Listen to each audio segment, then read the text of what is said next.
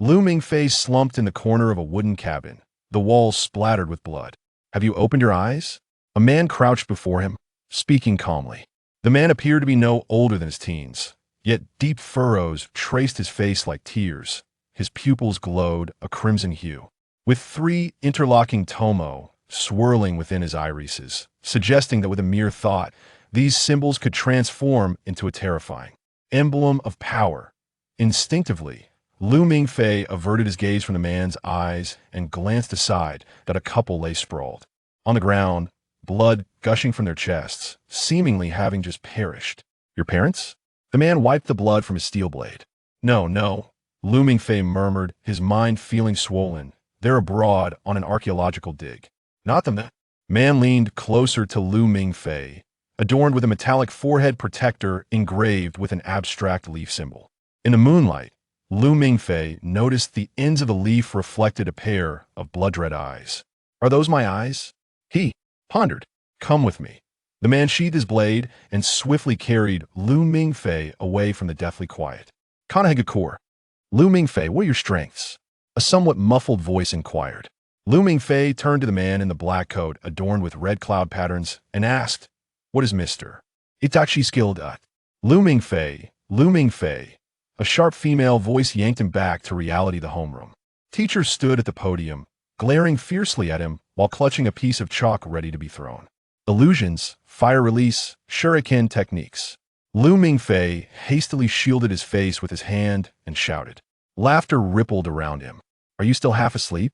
The chalk hit his palm, which he instinctively clenched tightly. "Well, that was quite accurate," the teacher added with a teasing tone, leaving it unclear whether she praised her throw or Lu Mingfei's catch. Embarrassed, Lu Mingfei raked his fingers through his hair, his other hand hanging limply. White powder sifted through his fingers, dusting the ground. Lu Mingfei, soon to turn 17, was a sophomore at Shirlan High School. Lately, he perpetually appeared as if he had just awakened, not due to late-night gaming, but because of a surge of memories that seemed foreign yet familiar. Strange yet endearing men, blood-red eyes, and enigmatic techniques that breathed fire. Yet, Lu Mingfei was acutely aware that these memories belonged to the body he inhabited, albeit not to this world. In that realm, powerful ninjas capable of spewing water and fire existed, each donning headbands of their respective nations, safeguarding their homelands and loved ones from the shadows that in that world. Lu Mingfei was awakened by a formidable ninja named Uchiha, at least. He perceived Itachi as formidable savage yet taciturn, always completing missions with ruthless efficiency and speed, embodying the essence of a true ninja. He had spent 8 years alongside Itachi, who seemed to conceal his existence from their comrades, save for a peculiar figure wielding an oddly shaped sword. Lu Mingfei recalled that individuals' distinctive laughter, often engaging Itachi in discussions about philosophies of life that eluded his understanding. His last memory in that world lingered on a stormy afternoon, where a giant of crimson cleaved the 8 heads of a white serpent, and Lu Mingfei witnessed Itachi collapse in a pool of blood, smiling at his younger brother Sasuke's feet, whom he frequently mentioned. Something seemed to trickle down Lu Mingfei's cheek, perhaps a tear, perhaps blood. "Lu Mingfei, are you feeling unwell? You seem dazed," a familiar voice softly queried beside him. Turning, Lu Mingfei saw Chun Wenwen. Today, she wore a white cotton dress, sneakers, and white ankle socks, reminiscent of her attire when she invited him to join the literary club. Lu Mingfei paused for a moment before replying, "I'm fine, just didn't sleep well last night." "Oh, as long as you're okay." The bell rang, and Chun Wenwen offered him a faint smile before returning to her seat. "Why is there no fluttering in my heart?" Lu Mingfei mused, rubbing his chest, his expression somber. Chun Wenwen was the girl he liked, or perhaps the girl he once liked? He recalled the first day of school when the boys in class cast sideways glances at the corner by the window, where Chun Wenwen sat, engrossed in Marguerite Duras the lover. Sunlight illuminating her cotton dress and skin, creating a moment of still beauty. For Lu Mingfei, the greatest happiness once seemed to be marrying Chun Wenwen. But now it was different. Upon receiving her greeting, he should have felt like a joyful, wriggling maggot. Yet he remained as tranquil as a still pond, even feigning his daze. As the Mediterranean-haired math teacher entered the classroom, Lu Mingfei opened his math textbook and retrieved a bottle of eye drops from his pocket, administering 2 drops into his eyes. His eyes often felt gritty, a symptom that had arisen since returning from that world, in that realm. Lu Mingfei belonged to the Uchiha clan, with blood-red Sharingan eyes, a unique bloodline limit of his lineage. Itachi possessed Sharingan, and those of his kin whom he had slain on the night of the massacre bore the same eyes. Lu Mingfei had once ended the lives of several nameless adversaries with kunai and shuriken, vividly recalling the aftermath where he scrubbed the bloodstains from his clothes. Haunted by nightmares of vengeful spirits, for 8 years, he had been the shadow of Itachi, a mere echo of the shadow that in his possession were 2 4-pointed shuriken, and upon returning to this world, aside from his blood-red eyes, he retained only these intertwined weapons and a protective talisman. The talisman, shaped like a fragrant pouch, was a gift from Itachi. "Brother, such a dangerous toy. Be careful not to cut yourself." A teasing whisper echoed from behind him. Lu Mingfei occupied the last row, and though there were empty seats behind him, class was still in session. As a ninja, no one could stealthily ambush him, not even in a brotherly manner. With an unusual twist of his wrist, Lu Mingfei exerted sudden force, and with a whoosh, the sound cleaved the air, not the noise of a shuriken piercing flesh. He turned to see a child perched on the storage cabinet against the classroom wall. The child swung his legs, clad in white, square-toed shoes, dressed in a black suit, adorned with a white silk scarf, holding a copy of the latest weekly shonen Jump in front of his face, the covers embedded with shuriken. "Who are you?" Lu Mingfei's eyes glimmered with a crimson light as a Sharingan focused intently on the boy, poised for action. "My name is Lu Mingze," the boy replied, setting down his book and smiling, his pale golden eyes meeting Lu Mingfei's gaze. "Lu Mingze?" Lu Mingfei found it hard to believe. He was all too familiar with Lu Mingze, his cousin with whom he shared a roof, now standing at a height of 159 centimeters and weighing the same, bearing no resemblance to the charming little boy before him. Suddenly, Lu Mingfei recalled something and whipped around.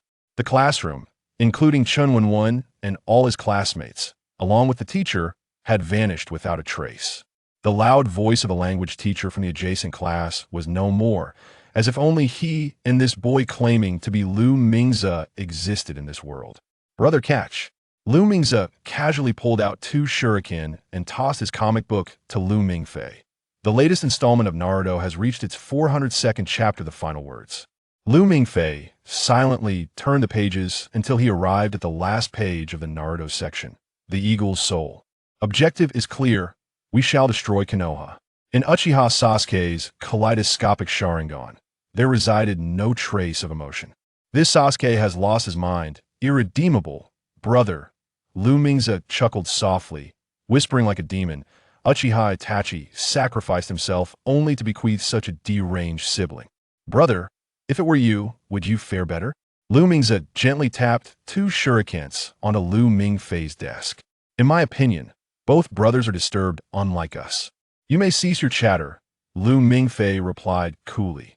"Silence it is." Then Lu Mingze wore a playful grin before adding, "Brother, because of you, the world has lost a comic to follow, and perhaps gained a disheartened comic artist wandering the streets. Do you not care?" "I care, yet what can be changed?" Lu Mingfei questioned. "You can, brother, as long as you desire." The boy's voice faded into nothingness, replaced by the mathematics teacher's lecture and the faint snoring of the chubby boy in the front row. Lu Mingfei gently covered the shurikens on the desk with his hand, his blood-colored pupils flickering with an indescribable emotion that surged like a tide. Outside the classroom of Class 1, a man in a mask, disguised as a janitor, held a garbage bag and gazed through the window at the bowed figure of Lu Mingfei, capturing a quiet click with a mini camera. In the third-floor corridor, he pulled out his phone and dialed a number belonging to a distant shore. "Hello, Professor." "Yes, it is I, the observer from the division.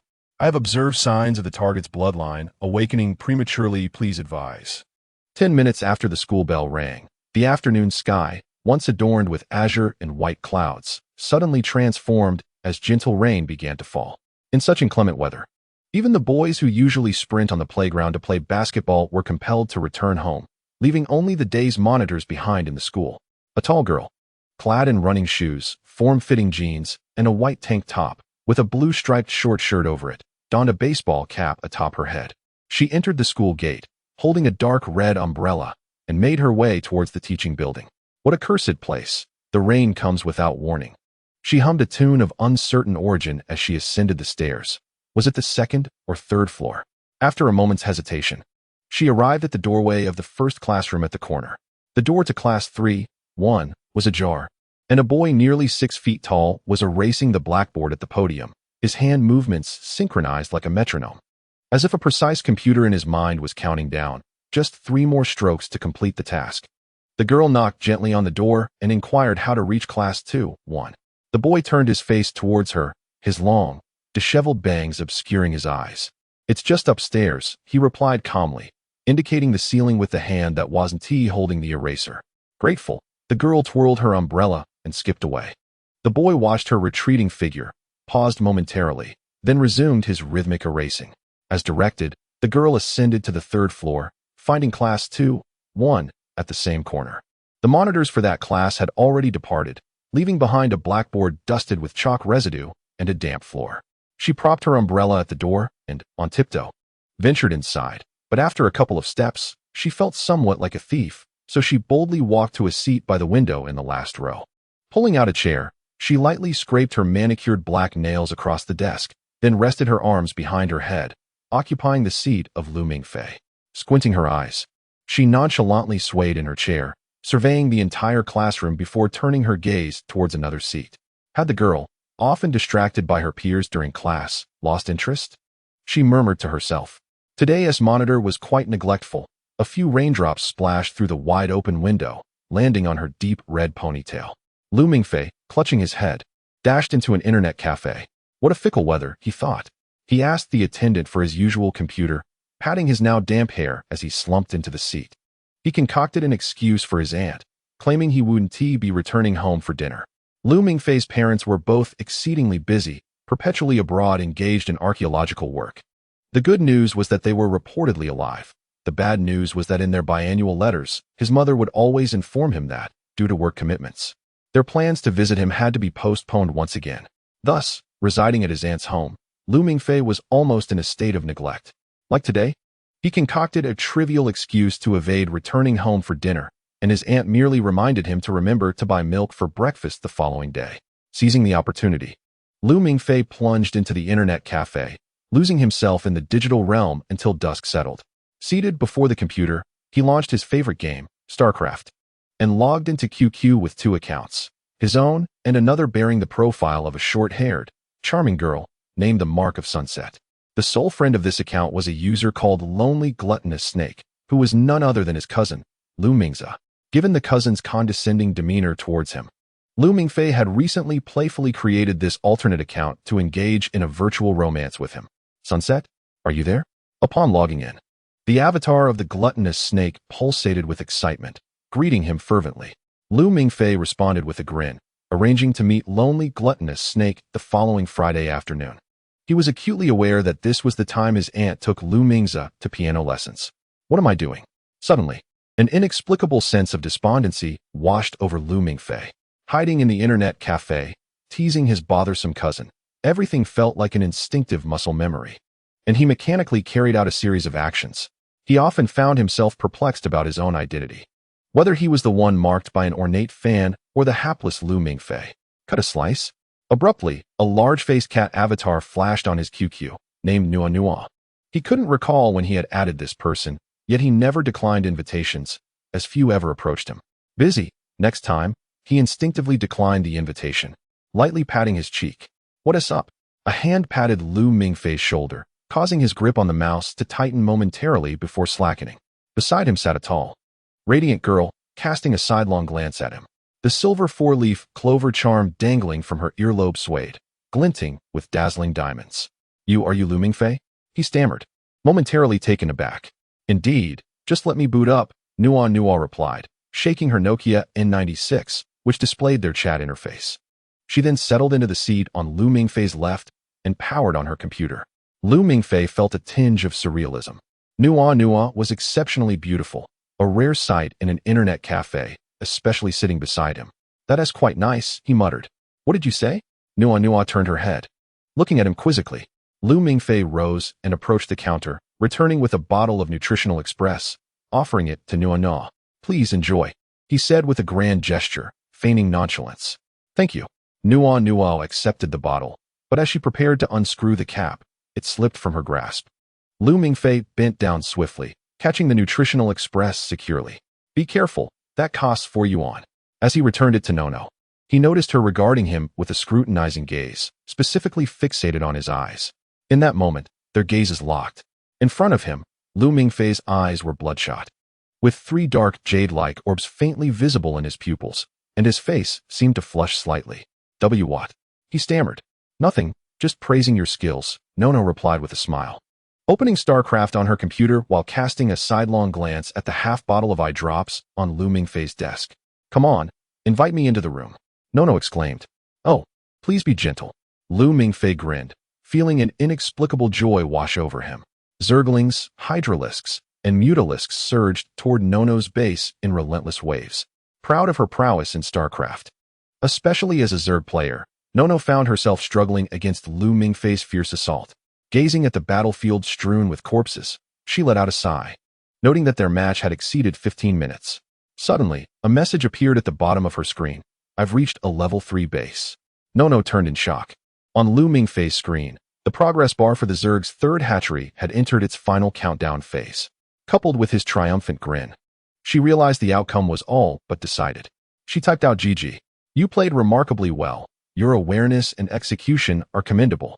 Shall we have another match? This time, I'll use Protoss. Lu Mingfei's words flowed more freely now, as he seldom encountered a worthy opponent like Nono in the internet cafe and was eager for another round. Sure, but let us discuss business first, Nono replied, exiting the game interface to rummage through her bag. Oh, Lu Mingfei said, also closing his game screen and squeezing a few drops of eye solution into his eyes. When did you become so skilled? Recently, Nono inquired, observing him as he applied the eye drops. I've always been fairly good, Lu Mingfei fibbed. Although his prowess in StarCraft had always been commendable, since awakening his Sharingan, his dynamic vision had significantly improved. Whenever he wished, the intense and intricate scenarios on screen unfolded like a slow-motion film, granting him ample time for contemplation and action. Despite experiencing dryness in his eyes and fatigue from rapid clicking, Lu Mingfei had indeed grown stronger before his return. It would have taken him over 20 minutes to defeat an opponent of Nono's caliber. I see, Nono said, not dwelling on the matter further, as she handed him a stack of documents. Upon receiving them, Lu Mingfei did not hastily peruse them, but instead studied Nono's face. What's wrong? She asked. I was wondering, you're not planning to trick students into summer jobs in the Middle East, are you? I heard something about that in the news recently. Lu Mingfei chuckled softly, lowering his gaze to the documents in hand. As he scanned through them, a look of astonishment crossed his face. Dear Mr. Lu Mingfei, we are delighted to inform you that your information has been included in the list of international exchange students for the second half of the academic year at Shirlan High School. We believe you meet the admission standards for Castle Academy and would like to extend an invitation for you to join as a preparatory student. Allow me to introduce myself. Castle College is a private institution located in the outskirts of Chicago, Illinois. Lu Mingfei gazed at the document in his hand, which contained an introduction to Castle College alongside several photographs of horse racing and sailing events. He alternated between examining the text and glancing at the smiling Nua, his expression fluctuating between contemplation and uncertainty. Shun Madong, a preparatory student at Castle College, extends a formal invitation on behalf of the institution. You may simply call me elder sister, she said with a warm smile, extending her hand gracefully towards Lu Mingfei. Professor Gudrian, who oversees your admission matters, will be taking a red-eye flight shortly, and I trust you will meet soon. Are you also a preparatory student? Lu Mingfei asked, wiping his palm on the edge of his clothing before gently taking her outstretched hand. Her fingers were slender, and he mused that if she were a tad thinner, they might resemble the delicate hands of the white-boned spirit from Journey to the West. I began my preparatory courses at Castle before you, and am also a year older than you. Therefore, it would not be a loss for you to address me as elder sister, Nua remarked. Oh, elder sister. I understand now what you want me to call you. Nua leaned in closer to Lu Mingfei, playfully tapping his face, her expression one of incredulity. She exuded a delightful fragrance, perhaps from an exquisite brand of perfume he had never encountered, a citrusy aroma that enveloped his senses and made his head feel somewhat light. Yet, in the face of Nua's invitation, he remained composed, for this was not a battlefield rife with peril, but merely an internet cafe he frequented. Seated before a charming girl he had just met. Just accept her invitation, Mingfei thought to himself. I am willing to join Castle College, elder sister. As he uttered these words, fragments of a past afternoon flickered through his mind.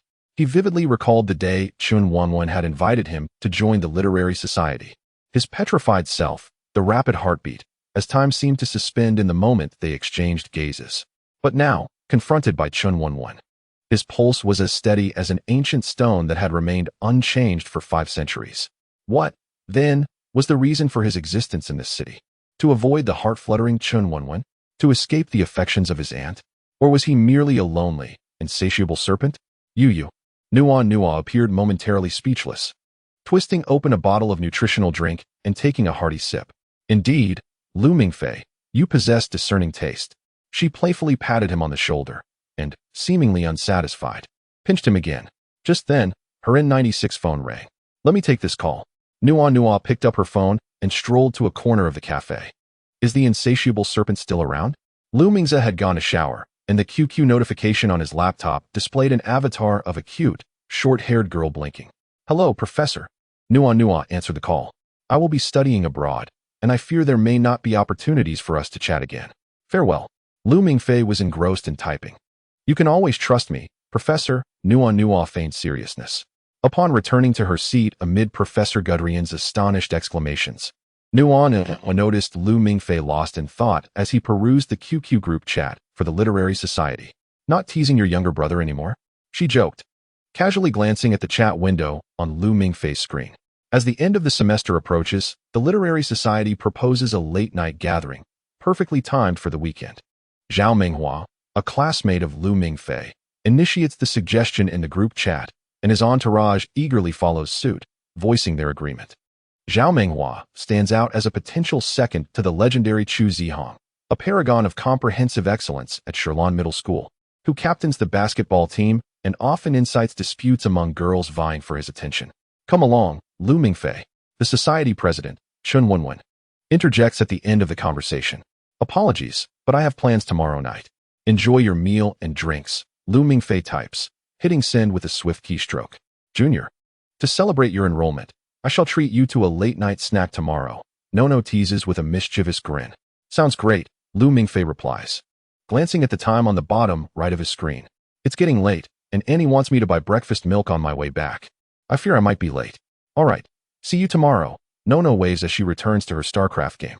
As Mingfei rises, he notices Nono's dark red umbrella propped casually against the table, adorned with the faded emblem of the World Tree from Castle Academy. Carrying the breakfast milk, he quietly steps into the corridor and unlocks the door. At this hour, Andy usually dances downstairs, but an inexplicable sense of foreboding grips him today. The living room lights are on, and Uncle, Auntie, and Mingfei sit on the sofa, their expressions grave as they engage in a serious discussion. Mingfei, Auntie calls out, halting his attempt to slip away unnoticed. I just received a package containing a mobile phone, which holds a contact from a foreign individual. Upon calling, he introduced himself as Professor Guderian from Castle Academy in America, wishing to recruit you for a preparatory program and inviting us to breakfast with him tomorrow morning at the Regent Hotel. Were you aware of this? I am aware. I just spoke with someone from the school, and I accepted, Mingfei responds calmly. Auntie gazes at him in disbelief, questioning when her nephew dared to make decisions without her consent. She feels her authority challenged, and just as she is about to raise her voice, she notices Mingfei's demeanor.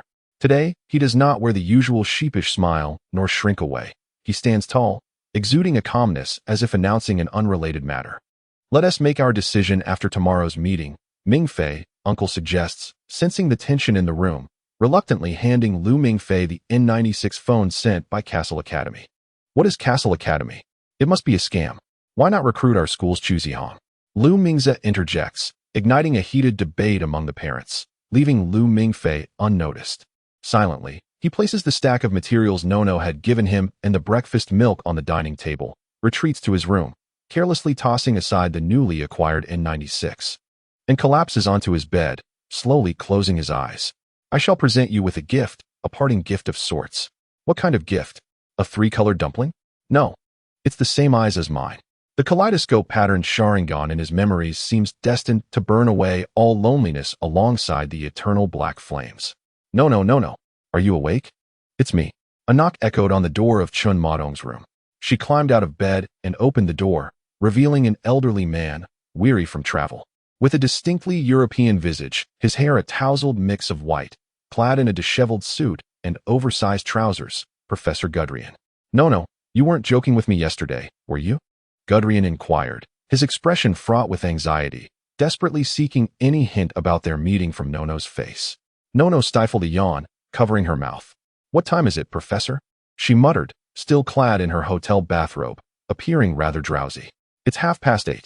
We have an hour before we meet Lu Mingfei's family, and you're still lazing about. Gudrian roared, pacing the corridor. The principal has given his rating, S rank, the only S rank in decades.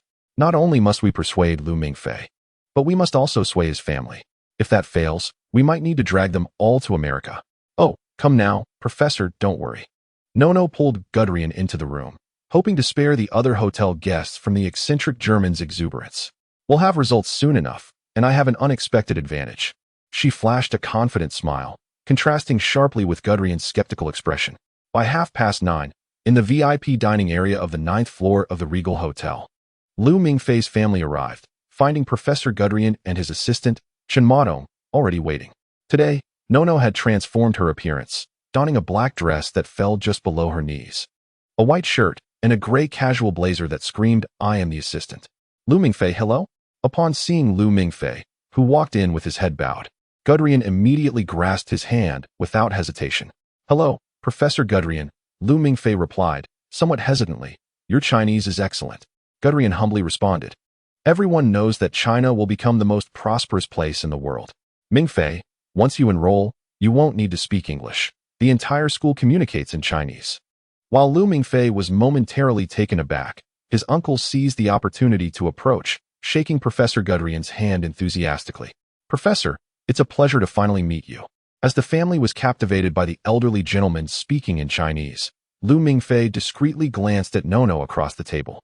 She merely cast him a fleeting look, maintaining her professional and businesslike smile. The Nono before him was a stark contrast to the whimsical little witch from the previous night. For a brief moment, Lu Mingfei questioned whether his decision to attend Castle Academy was akin to boarding a flight he believed would lead to America, only to discover upon landing that he was surrounded by Middle Eastern aristocrats in white robes, adorned with gold rings, offering him an appropriately sized orange oil worker's jumpsuit while cheerfully exclaiming, Lu Mingfei, welcome to the Middle East for your summer job. Now, everyone, let us enjoy breakfast. Professor Gudrian gestured for the family to take their seats. During the gathering, Nono presented the promotional brochure of Castle Academy to their family. Professor Gudrian repeatedly emphasized that Lu Mingfei was a significant talent, willing to allocate an annual scholarship of 36,000 until Lu graduated from university. Although Lu was only a sophomore, Gudrian stated that as long as he successfully completed the preparatory studies before the semester began, he could advance directly to the first year, officially enrolling in October as a proud freshman at Castle Academy. The breakfast was filled with joy, with Lu's uncle and aunt beaming, Lu Mingze devouring his food like a whirlwind, and Professor Gudrian casting a fervent gaze upon Lu. Mingfei, what do you think? Gudrian rubbed his hands together, looking somewhat anxious. Lu Mingfei raised his head, meeting the expectant eyes of his uncle and aunt, as well as Gudrian's gaze, reminiscent of someone eyeing a turkey on a Christmas table. Nono had completed her task and was now calmly enjoying her salmon roll, while her cousin, Lu Mingze, had finished his meal and was discreetly scanning Nono's face and chest area like a radar. Professor, why did you choose me? Lu Mingfei asked, gripping the materials in his hand as he looked at Professor Gudrian. Although he was prepared to join Castle Academy, he was still curious. His grades were not stellar, and he had not engaged in any exemplary acts like helping the elderly cross the street, let alone any artistic talents. Most importantly, his luck had never been particularly favorable. So why? Did I not just say? It is because you are exceptionally gifted, Lu Mingfei, Professor Gudrian replied with conviction. No, I mean, for other reasons. Other reasons? Oh, Gudrian slapped his forehead and produced a photograph from his pocket, handing it to Lu Mingfei. Your parents happen to be honorary alumni of our academy and have made donations. Therefore, in the presence of equally qualified candidates, we prioritize the children of alumni. The photograph depicted Castle Academy bathed in the glow of sunset, with a man and woman strolling hand in hand through a vine-covered wall. Lu Mingfei extended his finger, gently touching the faces of the two beautiful individuals. Perhaps they had long forgotten the fact that they once jointly brought forth a boy, yet Lu felt a pang of nostalgia in his nose. It is said that the awakening of the Sharingan is triggered by intense emotional stimuli. The couple who perished in that world were not Lu Mingfei's parents. Yet he still awakened. Sometimes he pondered whether he had already activated an invisible Sharingan long before traversing into that realm. I miss you both, Mom and Dad. Mingfei, though I have never met your parents. Gudrian rubbed his nose. I believe there are no parents who do not cherish their children, right? Lu Mingfei sniffed and asked softly, Can I keep this photograph, Professor? Of course, it was meant for you. Gudrian smiled, trying to present a tender demeanor, though his untidy hair rendered his smile somewhat comical. Thank you. Lu Mingfei carefully wrapped the photograph in a tissue and placed it in his shirt pocket, whispering, I have no further questions. Excellent. Professor Guderian nodded in satisfaction, then suddenly struck his forehead, exclaiming, Oh, I've forgotten one more thing. Please, may the family of Lu Mingfei excuse themselves for a moment. We need to conduct a brief interview with him. No need to worry, it's merely a formality. Professor Guderian personally rose to escort his aunt and her family to the elevator. Soon, only Lu Mingfei and Nono remained at the table, with Nono leisurely enjoying her breakfast, completely indifferent to Lu Mingfei's presence. As Lu Mingfei pondered whether to greet her, Professor Guderian returned at an opportune moment, handing him his own mobile phone. Aren't we supposed to be interviewing? Lu Mingfei observed the screen, which was displaying a contact named Norma. No, that was merely a jest. For a student as exceptional as you, what significance does an interview hold? Are we to inquire whether you believe in extraterrestrials? Ha.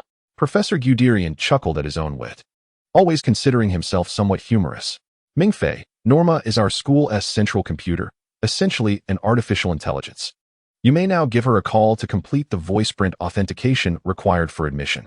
Professor Guderian took a large sip of lemonade, only to grimace slightly at its sourness. Is that so? Lu Mingfei thought little of it and dialed Norma's number directly. Lu Mingfei. Suddenly, Nono, who had been silent, spoke up. Think carefully. Nono looked at him, offering a reminder. Yes, I've thought it through, Lu Mingfei replied into the phone. Verification successful, process commencing. A calm female voice resonated from the receiver. Lu Mingfei, date of birth July 17, 1991, male, temporary ID 800013, Class S. Mingfei, welcome to Castle Academy. Professor Guderian extended his hand toward him. After watching Lu Mingfei leave, Nono glanced at her wristwatch and said, Professor, the next interviewee will arrive in 10 minutes. Guderian responded absent-mindedly, then widened his eyes at Nono. Upon exiting the elevator, Lu Mingfei found no sign of his aunt's family, which pleased him, and he returned home via the route that led him to the internet cafe from the previous day. As soon as he booted up the computer, his phone buzzed with a text message. As we agreed yesterday, let us meet for a late-night snack at the barbecue restaurant near your school at 8 tonight, table 3. Don't keep your senior sister waiting. No. Lu Mingfei sighed and logged into QQ. The Literature Club's group chat had been silent since his last message, as if the invitation for the previous night had never occurred. As a soon-to-be expatriate, he had not yet shared the news with his classmates. I passed the preparatory interview for a university in America and will be going abroad soon. Just thought I should let you know, Lu Mingfei contemplated, then deleted the message he had just typed. The teacher will likely announce it in class. He closed the chat window with Chun Wenwen. After some deliberation, he opened the chat box of a friend with a panda avatar, Lao Tang, a fellow stargazing enthusiast he had recently met and with whom he often played games. He is a Chinese-American currently residing in New York, affectionately referred to as Old Tang by everyone, despite his youth. It is said that Old Tang grew up in America, hence his less than fluent spoken Chinese, although he manages to type reasonably well online. Old Tang. I passed the interview at a university in Chicago and will be heading to the States soon. Shall we meet up then? Typed Lu Mingfei. Mingfei, aren't you still just a sophomore? Came the almost instantaneous reply, with the panda avatar bouncing animatedly. Mingfei is Lu Mingfei's ID in the interstellar group. He found it perplexing. Nonetheless, he had succeeded.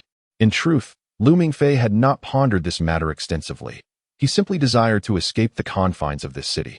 Perhaps due to a shift in his mindset after returning from that other world, or perhaps merely to leave behind a place that felt unwelcoming. What is the name of the school? Old Tang inquired eagerly. Castle College. Let me check. Wow, an elite institution.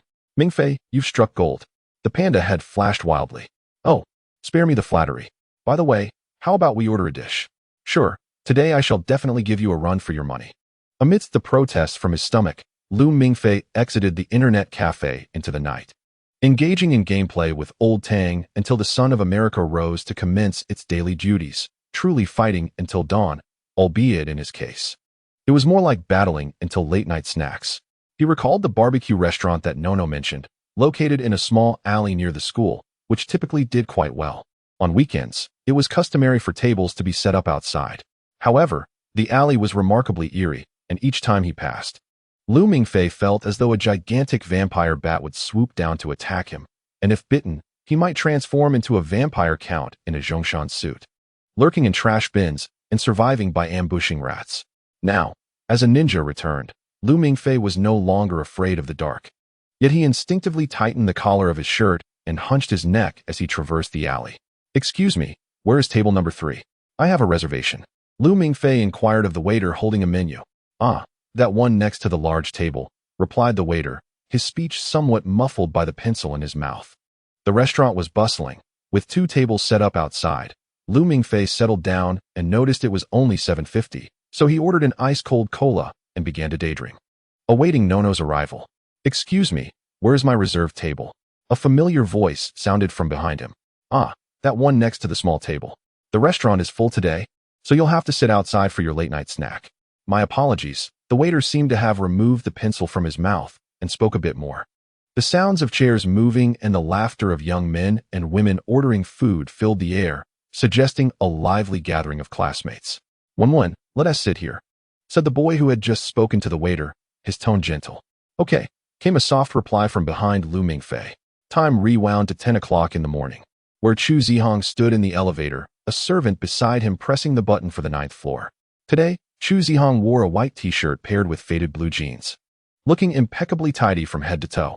This was not his first visit to the Regal Hotel. His stepfather occasionally took him and his mother here for dinner on weekends. His mother adored the ribeye steak offered by the establishment, while his stepfather favored the tuna sushi. Yesterday afternoon, while on duty in the classroom, he encountered a striking girl wearing a baseball cap who inquired about the way to class, one of the second year. As she departed, she flicked her umbrella, which was adorned with the motif of a half-decayed world tree. Once more, on a rainy day, Chu Zihong felt as if everything was predestined. It was on that stormy day, when Typhoon Dandelion swept in, that Odin, riding his 8-legged steed, took away his father. On that fateful day, Chu Zihong sensed he had pushed open a door to a new world. Strength, speed, reflexes. Ever since then, his physical prowess had rapidly transcended one limit after another. A fervent enthusiast of basketball, each time he dunked, his form would blur into an afterimage due to the velocity of his movements. At the 2004 Athens Olympics, American athlete Justin Gatlin clinched the gold medal in the men's 100 meters with a time of 9:85 seconds.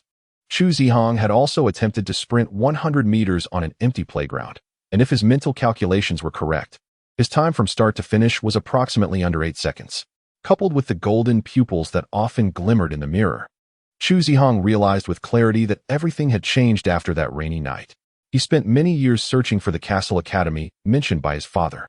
From the information available online, he learned that Castle Academy was a private university located in the outskirts of Chicago, Illinois, affiliated with the University of Chicago.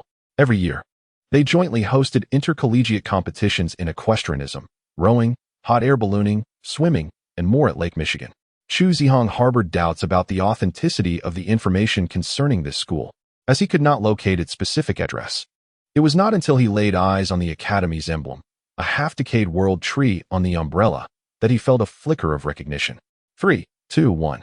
After swiftly completing his final task of erasing the blackboard, Chu Zihong exited the classroom. taking 2 steps at a time until he reached the door of Class 1 in the second year. The girl in the baseball cap, who had previously asked him for directions, was seated in the last row by the window.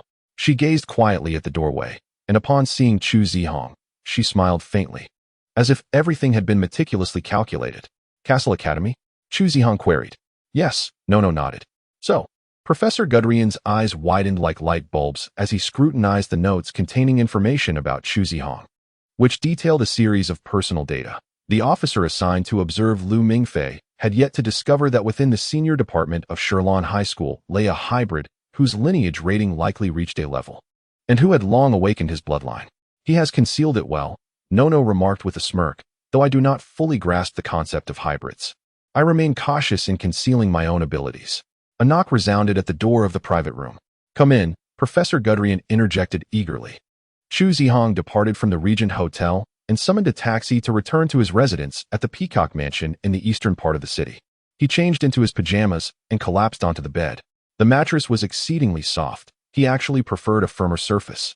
Yet this particular one was personally selected by his mother, who had spent a considerable amount of money on it. In her heart, Chu Zihong remained that tender child, cherishing the softest mattress and the gentlest quilt. That morning, he had undergone an interview with Professor Gudrian, who spoke fluent Chinese and posed a multitude of questions regarding physical changes, sprinting speed, feelings of loneliness, and even some rather tangential inquiries, such as whether he believed in extraterrestrials. Meanwhile, a girl named Nono diligently recorded notes beside him. Thus, with a hint of hesitation, Chu Zihong inquired, "So what about you?" Nono seized the moment to respond. Indeed, although the specifics will be clarified during the orientation session, we can arrange for you to directly enter the preparatory program. By the way, I am also a prep student. In the depths of Nono's pupils, he detected a similar light golden hue reflecting his own. After concluding what seemed to be a rather casual interview, Chu Zihong received a stack of materials pertaining to Castle Academy, which Professor Gudrian had instructed him to take home for his parents. The preparatory program at the school was rather lenient. One merely needed to attend for 3 months and pass an examination to officially enroll. For Chu Zihong, this arrangement seemed entirely unnecessary, as he was already a high school graduate and could seamlessly enter his freshman year in October. Nonetheless, he ultimately acquiesced, for he could no longer contain his eagerness to pursue the long-awaited truths of this world. In addition to the materials, he also received an invitation from Nono, who, with a beaming smile, informed him that to celebrate the upcoming enrollment, she would treat him to a barbecue that evening. Chu Zihong initially intended to decline, but Nono added that she would also introduce him to a junior who was about to attend Castle Academy. This prompted him to nod in agreement. It turned out there were others like him at the school. Faces from the basketball and track teams flashed through his mind, only to be swiftly dismissed. He had witnessed those individuals exhausted after training sessions, and their fatigue was undeniably genuine. Closing his eyes, visions of a speeding Maybach on a rain-soaked highway, shadowy figures, and the silhouette of a man wielding a katana resurfaced in his mind. An overwhelming sense of fatigue washed over him, and he longed to drift into a deep slumber. "Father," he murmured, his heartbeat gradually steadying. On the other hand, Luo Mingfei sat tensely, sipping his cola in small gulps. "Hey, what is going on?" he complained in a whisper only he could hear. Behind him, a large table filled with people evidently from the literature club gathered. He had just declined Chun Wenwen's invitation the previous day, yet here he was, unexpectedly sharing a late-night meal with them. Although it may seem trivial, Lu Mingfei could not help but feel a twinge of embarrassment. Seated behind him were Chun Wenwen and Zhao Menghua, their conversation flowing into his ears with an unmistakable clarity. The once clumsy Lu Mingfei finally grasped the reality that Zhao Menghua harbored affections for Chun Wenwen, and it seemed that Chun Wenwen was also eagerly anticipating the arrival of Nono. He was not alone in this endeavor. Perhaps, at that moment, he could also share the news of his imminent journey to America with the members of the literature club. Wouldn't that be quite impressive? Lu Mingfei mused. Suddenly, faint footsteps echoed from a nearby alley. With his keen sense of hearing, Lu Mingfei discerned that these were not the footsteps of a woman. Why was Nono still not here? He glanced at his phone. It had just passed 8 o'clock, indicating that Nono was indeed running late. Emerging from the alley was a young man who, for some inexplicable reason, struck Lu Mingfei as somewhat familiar. The boy approached the barbecue shop owner and quietly inquired about something. The owner casually gestured towards Lu Mingfei's table, and the young man nodded before making his way over. Chu Zihong arrived at the small table, contemplating that this must be the junior Nono had mentioned. Despite his usual stoic demeanor, he pondered whether to muster a smile to leave a good impression on his junior. Lu Mingfei? Chu Zihong called out, somewhat surprised to recognize him. Lu Mingfei was taken aback. Of course, he knew Chu Zihong. After all, he was the top scholar at Shilin High School. Who wouldn't he know him? However, Lu Mingfei was puzzled as to why Chu Zihong recognized him. Lu Mingfei, what brings you here? Before he could finish his greeting, Zhao Minghua, seated behind him, stood up, exclaiming, Chu Zihong. Chu Zihong furrowed his brow, feeling somewhat bewildered. The individuals at the large table were, to his recollection, Lu Mingfei's classmates. Yet why was Lu Mingfei sitting alone at the table Nono had pointed out? Could it be Chu Zihong? He ignored Zhao Minghua, extending his hand towards Lu Mingfei. Please take care of me, Junior. Oh, hello, Senior. Lu Mingfei disregarded the stunned Zhao Minghua and shook Chu Zihong's hand. Although he was equally confused, he noted that Chu Zihong had comfortably taken a seat opposite him and suspected that Nono was behind this unexpected turn of events. What on earth was happening? Why was Lu Mingfei here? Wasn't he supposed to have an appointment? The members of the literature club exchanged whispers, their curiosity piqued by the unusual pairing at the adjacent table. Did Lu Mingfei's appointment hold any significance? What truly mattered was why Chu Zihong was seated there. Could it be that the person who had arranged to meet Lu Mingfei was none other than Chu Zihong? The very thought that Chu Zihong referred to Lu Mingfei as Junior sent shockwaves of astonishment through the onlookers. Lu Mingfei, feeling somewhat helpless, glanced at Chu Zihong, who was nonchalantly discussing the menu with the shop owner. He cleared his throat, intending to turn to his classmates and clarify the situation. Just then, a loud roar of an engine erupted from the alley, followed shortly by the cessation of the noise, replaced by the distinctive sound of high heels echoing through the once dark passage, illuminating the surroundings like the dazzling light that frightens away bats. As Nono arrived, her attire was distinct from that of the previous night and the morning. The diamond-studded four-leaf clover swayed from her earlobes, while her dark red hair was styled into a ponytail. She donned a moon-white silk blouse, layered with a deep brown leather vest, paired with black shorts and stockings, completing her look with approximately 10-centimeter deep red high heels. Striding towards Lu Mingfei with a rhythmic patter, she approached the four-person square table, seated herself beside him, resting her elbow on his shoulder, and spoke in a volume just sufficient for everyone at the large table behind them to hear. Apologies, Ricardo, I am late. She showcased her flawless profile to the members of the literary society, her face adorned with a smile that could charm to the point of distraction. Ricardo? Lu Mingfei turned to glance at his silent classmates, quietly inquiring of Nono. Don't mind it. From now on, this will be your English name, Nono replied, clearly pleased with her classmates' reactions, arching an eyebrow at Lu Mingfei. Chu Zihong observed the two in silence, acutely aware that Nono's demeanor towards Lu Mingfei differed significantly from that towards him. Although she had jested with him during the morning interview, at this moment, she resembled a whimsical little witch more than ever, while Lu Mingfei appeared to be her most cherished plush rabbit. Despite Chu Zihong's inability to discern the necessary connection between the little witch and the rabbit, he decided to appreciate the performance that Nono had orchestrated in silence. Chen Wenwen's astonishment did not go unnoticed by Zhao Minghua, whose expression darkened. First, it was Chu Zihong, and now another unfamiliar girl had joined them, both sitting beside Lu Mingfei, affectionately addressing him as junior brother and Ricardo. The legendary Chu Zihong, who frequently represented their grade in school speeches and scored effortlessly in basketball games, was surprisingly seated directly opposite Lu Mingfei. Moreover, the girl beside Lu Mingfei not only eclipsed Chen Wenwen in appearance, but also in temperament. Zhao Minghua doubted that if he were to approach this girl on the street, she might bemusedly inquire, "Excuse me, I cannot quite distinguish the appearance of a goblin." Lu Mingfei, what is going on? He asked Lu Mingfei in a low voice.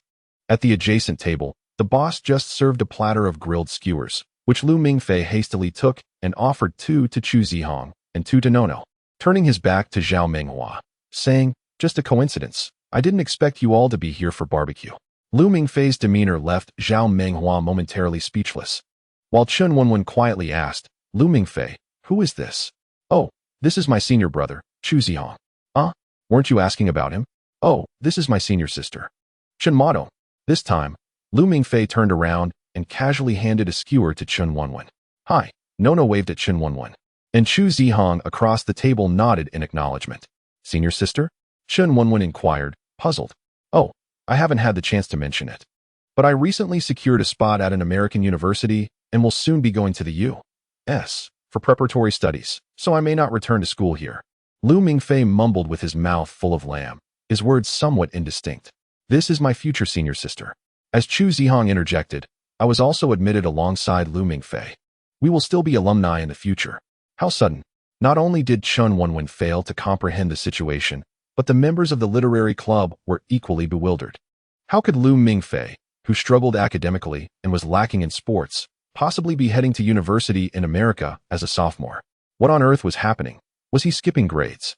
Most astonishingly, Chu Zihong was set to attend the same university as Lu Mingfei, despite consistently ranking among the top 3 in their year. Indeed, I too will miss everyone. Lu Mingfei concluded with a reflective statement. A few moments later, Zhao Minghua gestured for the bill, and the literary club members dispersed with a clamor. As they departed, only Chen Wenwen exchanged a brief greeting with Lu Mingfei. Once they were alone, Lu Mingfei turned to Nono and inquired, Senior, why?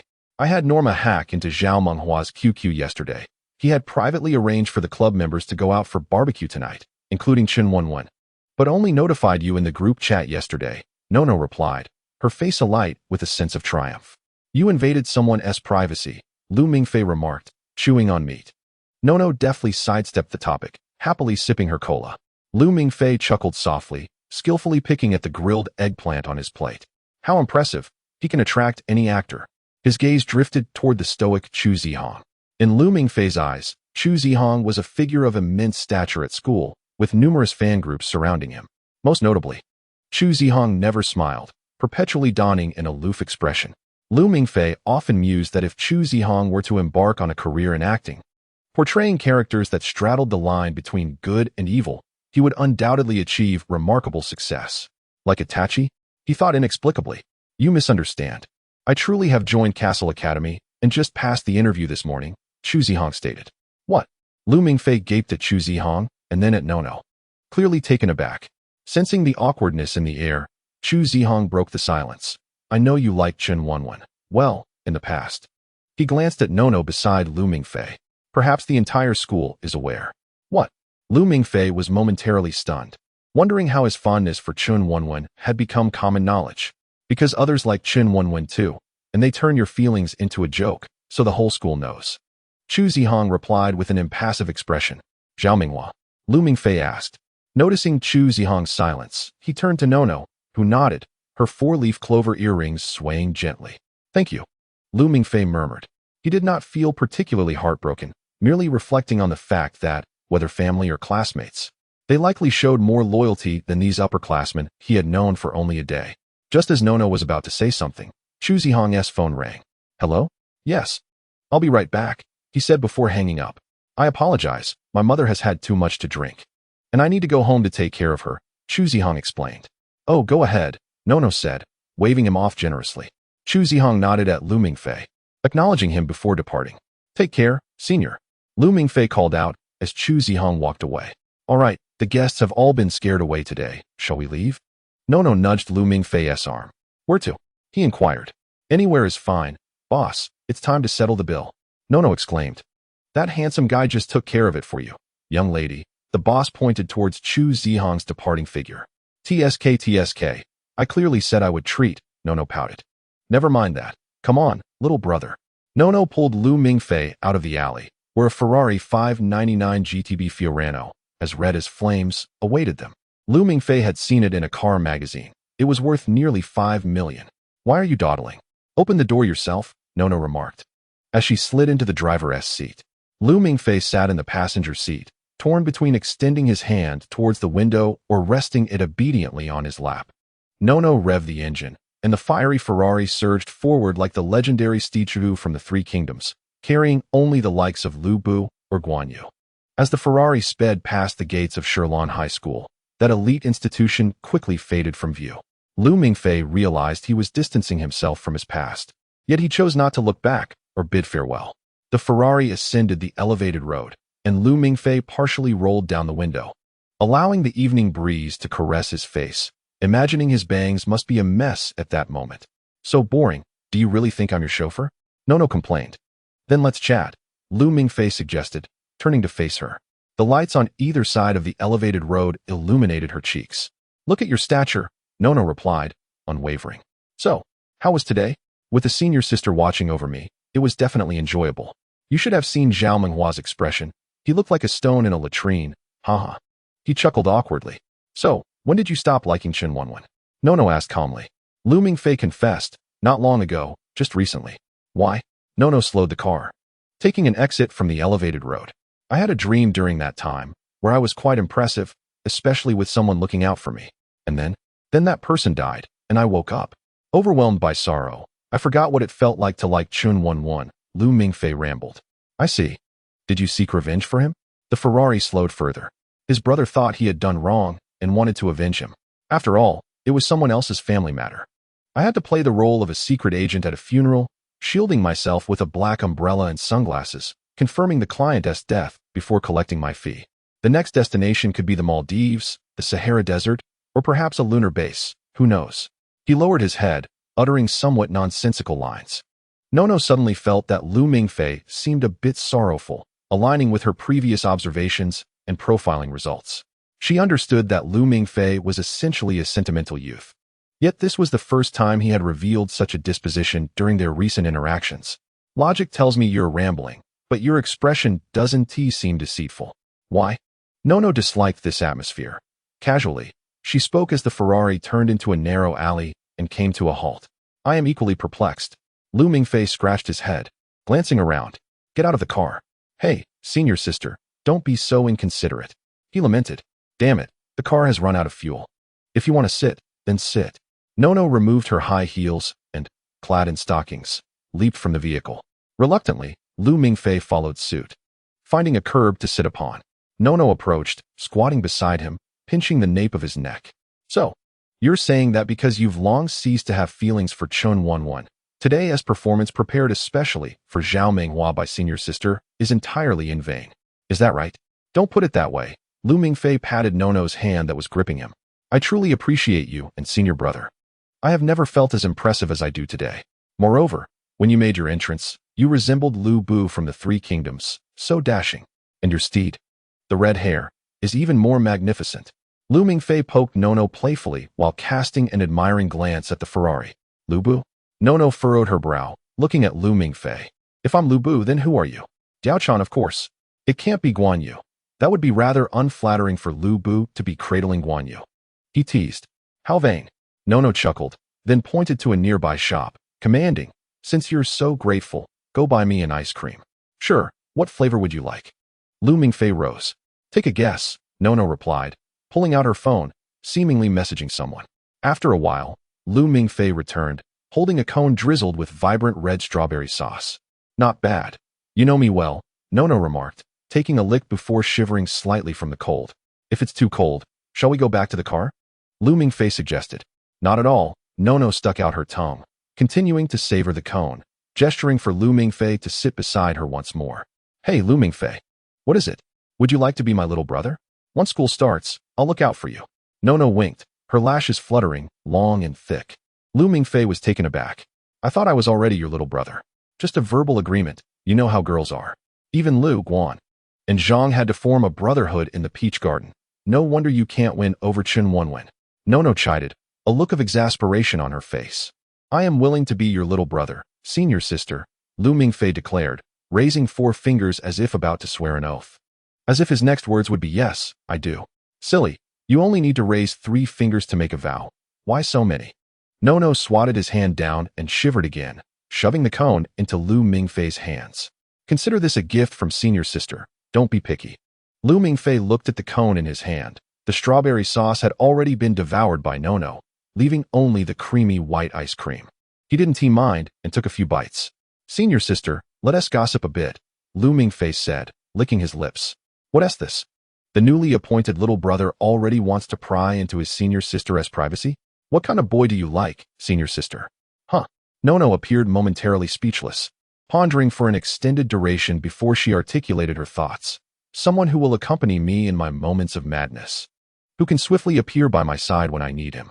I believe most girls would desire something similar. With a fleeting glance at Lu Mingfei, she observed him nodding earnestly, a look of profound agreement gracing his features. What expression is that? You look rather lecherous. Nono playfully smacked Lu Mingfei on the forehead. And what about you? When do you plan to seek a new crush?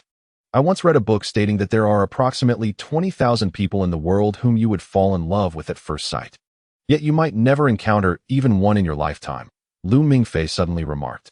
However, even as I prepare to go to America, I have yet to confess to Chun Won that I like her, or that I ever liked her. I find that rather cowardly, unmanly, don't you think? Nono, baffled, responded, and then what? Are you planning to rush back to Chun Won's building, holding a placard declaring your love for her? No, not at all. I haven't really thought it through. What would you do if you liked someone?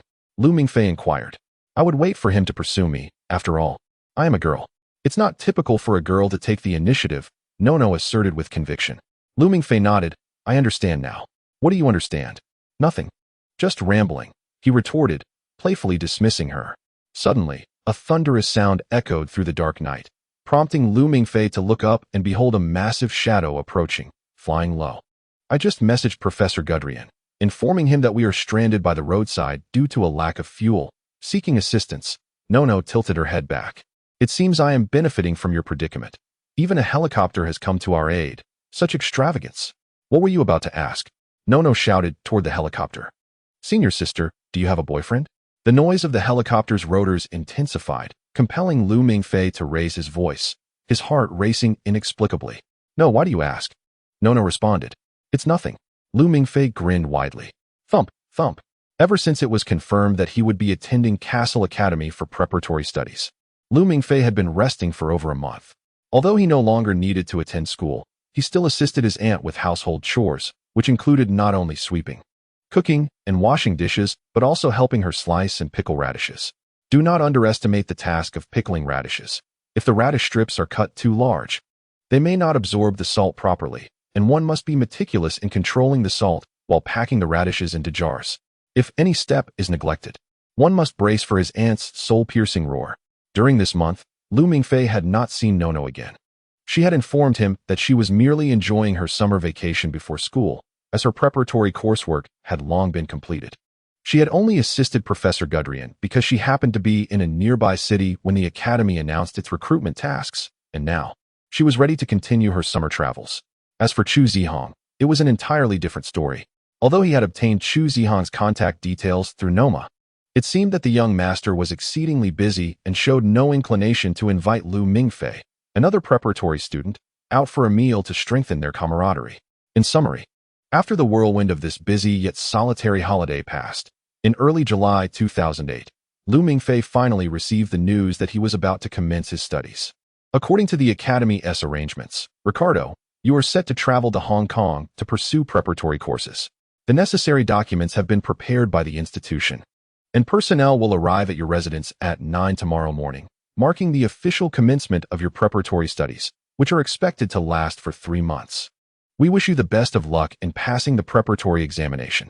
A minute later, Lu Mingfei's phone chimed, and he received another message. It was from Norma. I have just received the information that my preparatory study destination is Hong Kong. To his surprise, it was Chu Zihong who had contacted him first. I am also heading to Hong Kong. See you tomorrow, senior. Setting his phone down, Lu Mingfei called out to his aunt in the living room. Aunt, I'll be departing tomorrow. The next morning at 9, a black business car came to a stop outside Lu Mingfei's home.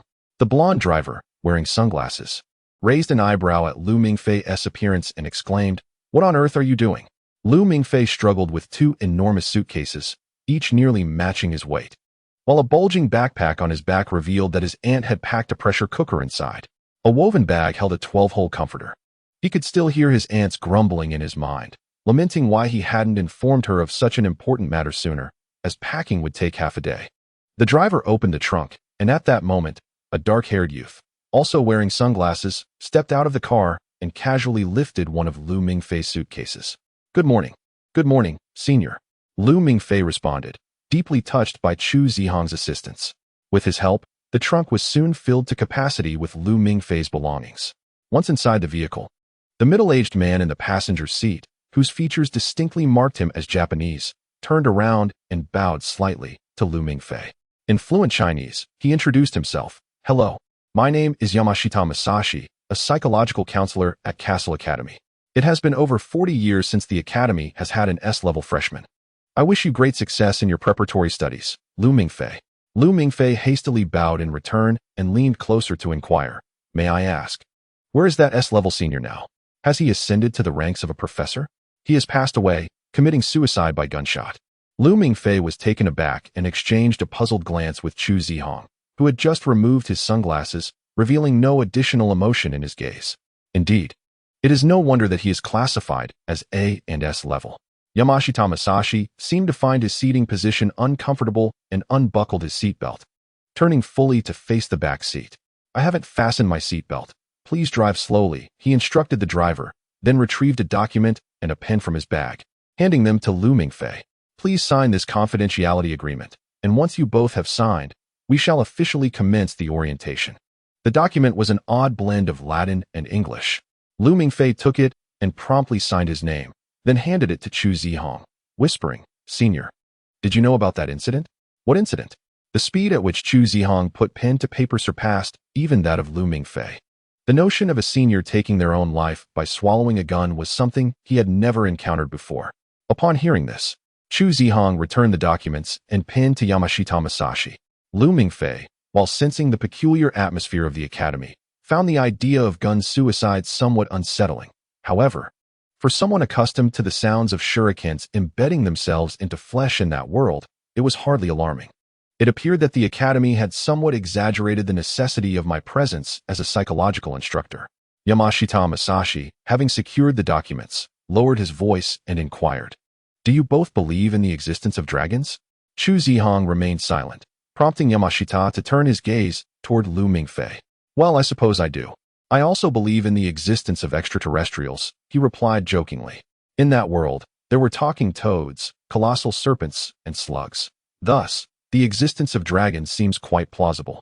"Excellent," Yamashita Masashi responded. "I appreciate students with unconventional thoughts, as it indicates a robust capacity for acceptance." He retrieved a canvas-covered painting from beside the door, tearing away a corner of the cloth to reveal the artwork before Lu Mingfei and Chu Zihong. In the dim light of the vehicle, the moment Lu Mingfei's gaze fell upon the painting, he felt an overwhelming force as if he were being thrust backward. Was it the oppressive power emanating from the artwork? The scene depicted a sky of iron blue intermingled with flames. A solitary, gigantic tree stood tall, its withered branches extending in all directions, forming a dense web that supported the cracked heavens. The desolate landscape was littered with bones, and a massive black beast emerged from the depths of the skeletal remains. Its wings adorned with skulls, exhaling black flames toward the sky from behind its vast membranous wings. Undoubtedly, this was a dragon. Even without the prior context provided by Yamashita Masashi, Lu Mingfei would have reached the same conclusion. He glanced sideways at Chu Zihong, who maintained an air of calmness. However, Lu Mingfei noticed a faint golden light igniting within his senior's pupils. This moment was also observed by Yamashita Masashi, who jotted down a note in his notebook before scrutinizing Lu Mingfei's own pupils, which remained unresponsive and dark. "This is Nidhogg, the Dragon King. According to Norse mythology, Nidhogg gnaws at the roots of the world tree and is the harbinger of the end of all things, the instigator of Ragnarok." Yamashita Masashi buried his face behind the painting and continued in a low tone, "We seek dragons, study them, and ultimately, we shall bring their reign to an end." "Dragon slaying?" Chu Zihong stared intently at the black dragon Nidhogg depicted in the painting. "Indeed, slaying dragons is our vocation and the noble pursuit of our lives." Yamashita Masashi carefully rewrapped the painting in the canvas. The history of humanity, in truth, is an extensive chronicle of dragon slaying, albeit unbeknownst to most. We combat these draconic entities, guarding this world from the shadows. He held up a book with a Latin cover, presenting it to Lu Mingfei and Chu Zihong. "This is a self-authored textbook by the Academy, titled The Genealogy of Dragons, authored by our principal, Hilbert Jean Ange. It is a historical text that meticulously chronicles the known origins and evolution of dragonkind, along with some obscure secrets." "Secrets?" Lu Mingfei's curiosity was piqued. "For instance, the first emperor of unified China, Qin Shi Huang Ingzheng, is, in fact, of dragon descent, as is Attila the Hun, known as the Scourge of God." "Huh." Lu Mingfei was taken aback. "But they are long gone, are they not?" both Qin Shi Huang and the king of the Huns, Chu Zihong, embodying the traits of a diligent student, posed a thoughtful question. No, perhaps they have not perished. These powerful first and second generation beings do not die. They weave themselves into cocoons, entering a deep slumber, awaiting the day of their resurgence to reclaim dominion over the world. You just said reclaim? Chu Zihong reminded. Indeed, reclaim. Fujiyama Masashi nodded. In truth, human history is a long tapestry of humanity's resistance against dragonkind, for during the chaotic and desolate days of the earth, it was the wise dragons who illuminated humanity, teaching us to kindle fire and forge tools. Simultaneously, the dragons exerted a prolonged reign of dominance and servitude over mankind. And it was under the tyrannical rule of the dragons that suffering humanity mounted a formidable counteroffensive. It is said that they vanquished the Black Dragon King Nidhogg, placing his lifeless form upon his vast throne, while humanity rejoiced, heralding that day as the dawn of a new era. The specifics will be covered once you formally enroll. I merely provide a cursory introduction. In any case, you must grasp one essential point. The vanguard in overthrowing the dragon kings of the past is you, or rather, us. Fujiyama Masashi is evidently a commendable teacher, adept at creating suspense for his students. Lu Mingfei pointed at Fujiyama Masashi, then at Chu Zihong, and finally poked himself. Us? Yes, us. We share a common identity, hybrids. Thus, Chu Zihong's breath quickened, as the shadows that had long lingered in his heart were finally poised to emerge. Indeed, we are the progeny of dragons and humans, destined to stand with humanity, with the objective of vanquishing all those dragon kings on the verge of revival. Fujiyama Masashi leaned in closer, patting Lu Mingfei and Chu Zihong on the shoulders. Castle Academy is a place where hybrids gather, united by the shared lament of their bloodline. The lament of blood? Lu Mingfei found this term quite grandiose. When one's lineage awakens, it serves as a constant reminder that one is no ordinary being. Only amidst kin does the sense of solitude dissipate. Hence, the descendants of dragonkind naturally congregate, as genes dictate destiny, and this is the lament of blood. Fujiyama Masashi patiently elucidated. So, does that mean Nono is also? Lu Mingfei inelegantly inquired again. Nono? Oh, you mean Shinmato, correct? Indeed. She is also a hybrid, and her lineage is of A grade. Fujiyama Masashi replied with a smile. Lu Mingfei let out a sigh of relief. At that moment, Lu Mingfei felt a flicker of fear. Although he was still uncertain about the true implications of being a hybrid, it appeared from Yamakita Masashi's words that everyone at Castle Academy was likely a hybrid, and in some respects, they might all be considered monsters. However, if everyone were indeed monsters, there would be no cause for concern, for the monsters would unite to vanquish those like Ultraman, who sought to eradicate them in the name of justice. Despite the extensive introduction, you are not yet official students of Castle Academy. A critical aspect of the preparatory exam is the 3E test, which determines the true level of your lineage. Many have faced demotion or even expulsion due to unsatisfactory exam results. If expelled, must one sign a confidentiality agreement? Lu Mingfei inquired. No, if expelled. I will erase your memories and send you back to China to participate in the Gaokao, Yamakita Masashi replied with a smile. Erase memories? How would that work? Lu Mingfei imagined his skull being opened with a scalpel, as Yamakita, gloved hands extended, pressed a button, and, ding, factory settings restored. By the power of my linguistic hypnosis, which is one of the special abilities of hybrids, this will generally awaken after the 3E exam. My hypnotic capacity can erase specific memories, such as our conversation today. Yamakita gestured, his left hand mimicking a delicate orchid, as he plucked a wisp of air from his right palm and made a throwing motion. Instructor, are there any linguistic powers that can slow the flow of time? A vision of a man standing in the rain surfaced in Chu Zihong's mind, his throat erupting in a piercing howl. Within the confines of the barrier, everything unfolded like a slow-motion film, save for the man's unimpeded sword strike. Speed-related linguistic powers. It seems likely you are referring to Time Zero, which is also Principal Anger's ability. If given the opportunity, you should seek his counsel. All right, Chu Zihong nodded, returning to his contemplative silence. Now, let us continue our discourse on hybrids. Yamakita clapped his hands. As I previously mentioned, there exists a hierarchy among hybrids, such as Chu Zihong's A grade and Lu Mingfei's S grade. Nevertheless, the proportion of dragon blood within you is below 50%. What happens if it exceeds 50? Does one become a super hybrid? Lu Mingfei asked. No. If the dragon blood surpasses 50%, its formidable power will forcibly rewrite human genes to those of a dragon, resulting in a mutation of the hybrid. This mutation not only manifests as physical traits, such as dragon scales, but also alters the psychological state. Once the lineage spirals out of control, hybrids become violent and murderous, turning into puppets for the dragon race. We refer to such individuals as death servants. Remember, the transformation into a death servant is irreversible, ultimately reducing one to a complete monster. Yamakita's expression turned grave. You just stated I am S-grade. Does that not make it easy for me to lose control? Lu Mingfei shrank further into his seat, aware that he possessed not only dragon blood but also chakra from that other world, a remarkable force that could awaken his Sharingan and enable various ninjutsu, his greatest secret. Long concealed, the factors determining the S rank are numerous, and it is not solely based on lineage. However, you are indeed among the few individuals in the school with the highest concentration of noble blood. Nonetheless, there is no need for undue anxiety. The principal himself is an S rank, and he has persevered for over 130 years, still striving on the front lines of dragon slaying. 130 years.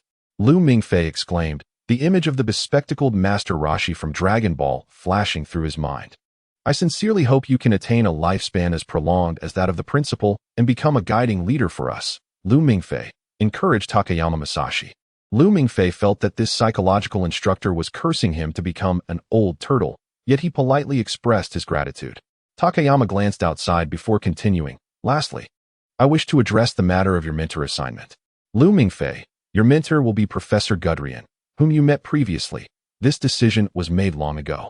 As for Chu Zihong, Takayama flipped through his notebook. If all goes as expected, your mentor will be Executive Minister Feng Schneider. It is said that Schneider himself proposed this. Prepare yourself, as he has not taken on students for many years. The Executive Department? Chu Zihong inquired. The Executive Department is akin to the Field Operations Division. Most graduates are assigned to work there. When you land, an officer from the Executive Department will be responsible for your welcome, and you may inquire further with him. Takayama Masashi seemed reluctant to delve deeper into this topic, but added, to be frank, the majority of patients I receive each year come from the Executive Department. They are an unequivocally violent group, resorting to any means necessary to fulfill their dragon-slaying endeavors. All right, prepare to disembark. Takayama clapped his hands. Newcomers, I wish you all the best. And Lu Mingfei, you need not take your luggage to Hong Kong. I will arrange for it to be airlifted directly to America. The plane will land in 2 hours, so rest well in the meantime and refrain from overthinking. Chu Zihong handed Lu Mingfei a small package, promptly inserting earplugs. Donning an eye mask, affixing a travel pillow, and covering himself with a blanket, entering sleep mode. Lu Mingfei opened the small package to find a matching set of gear, indicating that Chu Zihong had been well prepared. In truth, Lu Mingfei was not particularly tired. He had slept well the previous night and nearly overslept that morning. However, to not disappoint his senior's kindness, he equipped himself in kind. First class is indeed comfortable. Lu Mingfei mused as he soon succumbed to a deep slumber. Where's this? Lu Mingfei awoke in a dimly lit tunnel, glancing around. From a nearby room came the sound of pages turning. Following the noise, he discovered a man in a black trench coat adorned with red cloud patterns, engrossed in a tome. The room appeared to have once been a study, scattered with numerous books and scrolls on the floor. Itachi, what are you reading? These are all Orochimaru's research. The people from Konoha will find this place shortly. We must hurry, Uchiha Itachi replied, flipping through the pages of a palm-sized book with remarkable speed. Orochimaru? That pervert? Lu Mingfei's head throbbed slightly. Aren't we in Orochimaru's base? Did I sleep through it? Itachi cast a glance at him before reaching for another book. Oh, Lu Mingfei responded with a murmur, crouching down to grasp a book filled with research on the secrets of longevity. He scratched his head and inquired, what is your impression of Orochimaru, Mr. Itachi? Paranoid, dark, twisted, yet undeniably a genius. At least in the realm of ninjutsu, Orochimaru's talent surpasses that of Jiraiya, who is also one of the legendary 3 ninjas. Itachi did not lift his gaze. His tone revealed no emotion. In the adjacent rooms, there are samples from Orochimaru's human experiments. I suggest you refrain from visiting, lest you lose your appetite for dinner. All right. Lu Mingfei recoiled slightly, and after Itachi's remark, his mind began to conjure images of human bodies suspended in green liquid. perhaps still pulsating with life. Ultimately, he could not suppress a retch, exclaiming, "So he is a pervert, a twisted snake seeking immortality." "I do not dispute your characterization of him as a pervert," Itachi replied, a faint smile tugging at the corners of his lips, before continuing earnestly. "Orochimaru indeed harbors an almost obsessive fixation on the Uchiha size. He is no match for me, thus he has set his sights on Sasuke. He is unaware of your existence, but do remain cautious. With your current abilities, victory is not guaranteed." "Am I truly that weak?" Lu Mingfei retorted, discontented. "I said it is not guaranteed, not that you will certainly lose."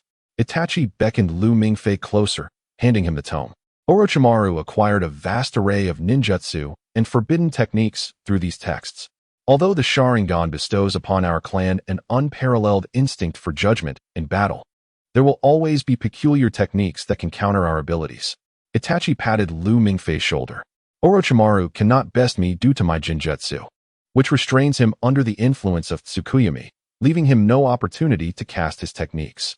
However, you are not particularly adept at jinjutsu, are you?" "Not really." Lu Mingfei replied absently as he flipped through the book. "Do not be disheartened. Jinjutsu is merely one aspect of strategy. Compared to me, you resemble a sharp spear, much like Sasuke." Itachi's voice softened. "The hand signs for Chidori are tigress, serpent, dog, dragon. Why not take some time to practice?" Lu Mingfei, momentarily lost in thought while holding the tome, suddenly snapped back to reality. "Ah, it's nothing. I'll step outside for some fresh air." Itachi observed Lu Mingfei's retreating figure in silence. After leaving Orochimaru's study, Lu Mingfei leaned against the wall, his hand trembling slightly as he clutched the tome, whispering to himself. "Tiger, serpent, dog, dragon." He removed his eye mask and rubbed his face. Beneath the clouds outside the window, he could faintly discern the arrangement of buildings below. Turning, he called out, "Senior brother, wake up, we are almost there." To his surprise, Chu Zihong had vanished, replaced by a small boy in a suit seated in his place. "Lu Mingze? Wow, well done, brother. You haven't forgotten your dear brother's name." Lu Mingze applauded lightly, complimenting him. "The power system of this aircraft hasn't been shut down, correct?" Lu Mingfei inquired. "Of course. If the power system were turned off, wouldn't that lead to a crash?" Lu Mingze replied with an air of certainty. "Then why do you exist?" "I exist by nature. This joke is not amusing at all, brother." Lu Mingze continued. "Chu Zihong is sleeping while I engage in conversation with you. This is not contradictory, is it? Otherwise, you could give it a try," he said with a mischievous grin. "Give it a try?" Lu Mingfei mused, glancing down at his own hands, as if lost in thought. "Indeed, you are a ninja after all." His hands began to move, albeit at a painfully slow pace, as muscle memory urged him to quicken his actions, which he chose to ignore. Chou Mao Shun. The moment the hand seals were completed, the cabin erupted with a cacophony akin to 1,000 birds taking flight, accompanied by blinding flashes of lightning.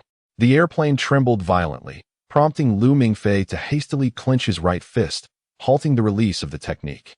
The sensation of pain in his palm from the lightning release jolted his nerves, and he took a deep breath, channeling chakra into his eyes, focusing intently on the young boy beside him.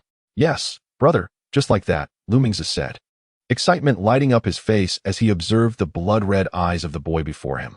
Yet, a shadow of disappointment crossed his features as he lamented. "But you haven't used these eyes in a long time. Why is that? Do you need the Sharingan to help Auntie slice the radishes?" Lu Mingfei shut his eyes. "You know very well I am not referring to that. You still enjoy playing the fool," Lu Mingze replied, shaking his head. "What are you truly worried about? Are you afraid that the newly acquainted seniors will view you as a monster? But there's no need for concern now, is there? That Japanese individual has already stated that your senior brother and sister are both mixed bloods, and your future classmates will all be mixed bloods as well. You need not hide your abilities any longer. If you wish, I can assist you in vanquishing all the Dragon Kings," Lu Mingze declared, growing increasingly animated as he spoke. However, when he glanced at Lu Mingfei, who still had his eyes closed, he sighed deeply. "Brother, were you just pondering what reason you have to slay the Dragon Kings?" Lu Mingze queried. "Even after returning from that perilous world, you still find yourself yearning to depend on others, all the while knowing you are not weak at all." Lu Mingfei remained silent, appearing as if he had drifted off to sleep. "I understand," Lu Mingze said, his head drooping as he spoke weakly. "Brother, if you are willing to pay the price, I can send you back to that world, as long as you are mistaken." Lu Mingfei calmly opened his eyes, his pupils reverting to their original black. Uchiha Itachi is dead. I have no reason to return. Even if I were to reveal the truth to Sasuke, he would probably not believe me. He is as stubborn as his brother. Lu Mingfei smiled softly. You know, I was quite touched when Nono and Chu Zihong stood up for me because my family in this world doesn't care much for me, nor do my classmates. Yet, it was two people I had just met who came to my defense. When I first returned, I struggled to adapt to this change. Losing those I could rely on so suddenly made it easy for me to self-doubt and feel worthless. People are like that. Even though I was just informed today that I am, in fact, a mixed blood, with a portion of dragon blood flowing through my veins, which is quite remarkable. I do not particularly care about being a ninja mixed blood, Lu Mingfei said, patting Lu Mingze on the shoulder, leaving the latter somewhat taken aback. Brother, have you come to terms with it? Lu Mingze asked, his eyes wide with surprise. I have indeed. Lu Mingfei nodded thoughtfully. I indeed harbor no grand aspirations. But should I ever become someone upon whom others depend, I shall strive not to disappoint them. After all, who doesn't enjoy the sensation of being relied upon? However, my senior brothers and sisters seem exceptionally driven. I fear I may not stand a chance. With a smile, Lu Mingfei gazed out the window, observing as the plane entered its descent phase. Though my enthusiasm may be lacking, it is certainly better to have some than none at all. I look forward to our inaugural collaboration, dear brother. Lu Mingze, with one hand resting upon his chest, bowed slightly, offering Lu Mingfei a gesture of sincere hospitality. Awake? Are we? Came the voice of Chu Zihong beside him. Yes, I've awakened, and it's quite delightful, Lu Mingfei replied with a smile, standing amidst the throng. Lu Mingfei and Chu Zihong pulled their small carry-on suitcases, surrounded by individuals conversing in Cantonese, English, and Mandarin. Senior brother, do you think the officers dispatched by the executive department will resort to corporal punishment? Lu Mingfei inquired, peering around curiously. Why would they? Chu Zihong responded, taken aback. Didn't Instructor Fujiyama just mention that the executive department is comprised of violent individuals? We are likely in for a rough time. A vivid image flashed through Lu Mingfei's mind, reminiscent of a muscular interrogator clad in a black mask, wielding a water-soaked whip. As he and Chu Zihong resembled two pitiful little rabbits trembling in fear, bound to a torture device, while the muscular man shouted, Why aren't you studying? Why aren't you studying? Hey, over here. Just as Lu Mingfei's thoughts spiraled further into absurdity, a voice called out in perfectly enunciated Mandarin. A tall foreigner dressed in a floral shirt, beach shorts, and flip-flops waved a flag that bore the words, Welcome to Hong Kong. Lu Mingfei and Chu Zihong of Castle Academy, scrawled in shaky marker. Upon seeing the phrase welcome, Lu Mingfei instinctively straightened his posture and walked towards the foreigner alongside Chu Zihong. You two must be the ones standing still in the crowd. I guessed as much, the tall foreigner said, casually draping an arm around Chu Zihong and Lu Mingfei's shoulders. I'm Raymond, a graduate of the Castle Academy class of 02 and a B-class officer in the executive department. Welcome to Hong Kong. Follow me. Under Raymond's guidance, the trio exited the terminal and approached a black right-hand drive Toyota Camry. Raymond opened the back door for the two, then settled into the driver's seat and started the engine. Raymond, may I see your credentials? Chu Zihong requested. Here, catch, Raymond said, pulling a black identification booklet from an unknown pocket of his trousers and tossing it to Chu Zihong in the back seat. Chu Zihong, right? He inquired, glancing at the rearview mirror with his pale blue eyes. Yes, came the reply. As the Camry merged onto the highway, traveling at a leisurely pace, Raymond remarked. I've heard through the grapevine that Minister Schneider will be your mentor? Yes, I just learned of this morning, Chu Zihong answered, handing the credentials back to Raymond. Raymond took the booklet, carelessly tucking it into the pocket of his floral shirt, and stated in a monotone voice, Since you are a student of Schneider, joining the executive department is an inevitability. As your senior, allow me to correct your improper behavior. At this, Lu Mingfei's eyes sparkled with anticipation, his thoughts racing. Here it comes, indeed, they are starting with a show of authority, truly fitting for the executive department. Chu Zihong stated calmly, I am all ears. First and foremost, you ought to verify my credentials before entering the vehicle, rather than after. Raymond cleared his throat. Secondly, with your limited experience as a preparatory student, you are incapable of discerning the authenticity of my documents. Thus, even if you were to glance at them, it would be futile and might even raise my suspicions. Lastly, You have simply boarded my vehicle, which could potentially be laden with explosives or some form of specialized weaponry. And the door may have been tampered with to hinder your escape. Have you considered these points? In a fitting response, Raymond pressed down hard on the accelerator, transforming the otherwise stable Camry into a vehicle brimming with power. Mingfei nodded vigorously, agreeing that his senior's decision to enter the car was rather hasty. Although he was also inside, he did not include himself in that assessment. If you were in my position, what would you do? Chu Zihong retorted. If it were me, Raymond grinned, I would undoubtedly make the same choice. You are indeed a favored individual of Minister Schneider, Chu Zihong. Huh. Mingfei's eyes widened as he glanced between Raymond and Chu Zihong. Outside the two-story building of Castle Academy, ensconced in greenery, a balding old gentleman with round gold-rimmed glasses knocked on the door. Come in. A male voice responded from within. The bald gentleman entered, and each visit to this office left him marveling at its ingenious design. The first and second floors of the building were interconnected, with a grand skylight adorned with frosted glass illuminating the interior with moonlight, making it sufficiently bright for navigation even without the lights on. The room was adorned with exquisite oil paintings and dominated by towering bookshelves filled with complete sets of books, arranged around a staircase for ease of movement within the space. Manstein, I presume you have something to report, but first, let us enjoy a cup of tea. This is the recently arrived Darjeeling No. 2, simply splendid. Anjali, dressed in a casual suit, sat at his expansive desk preparing tea.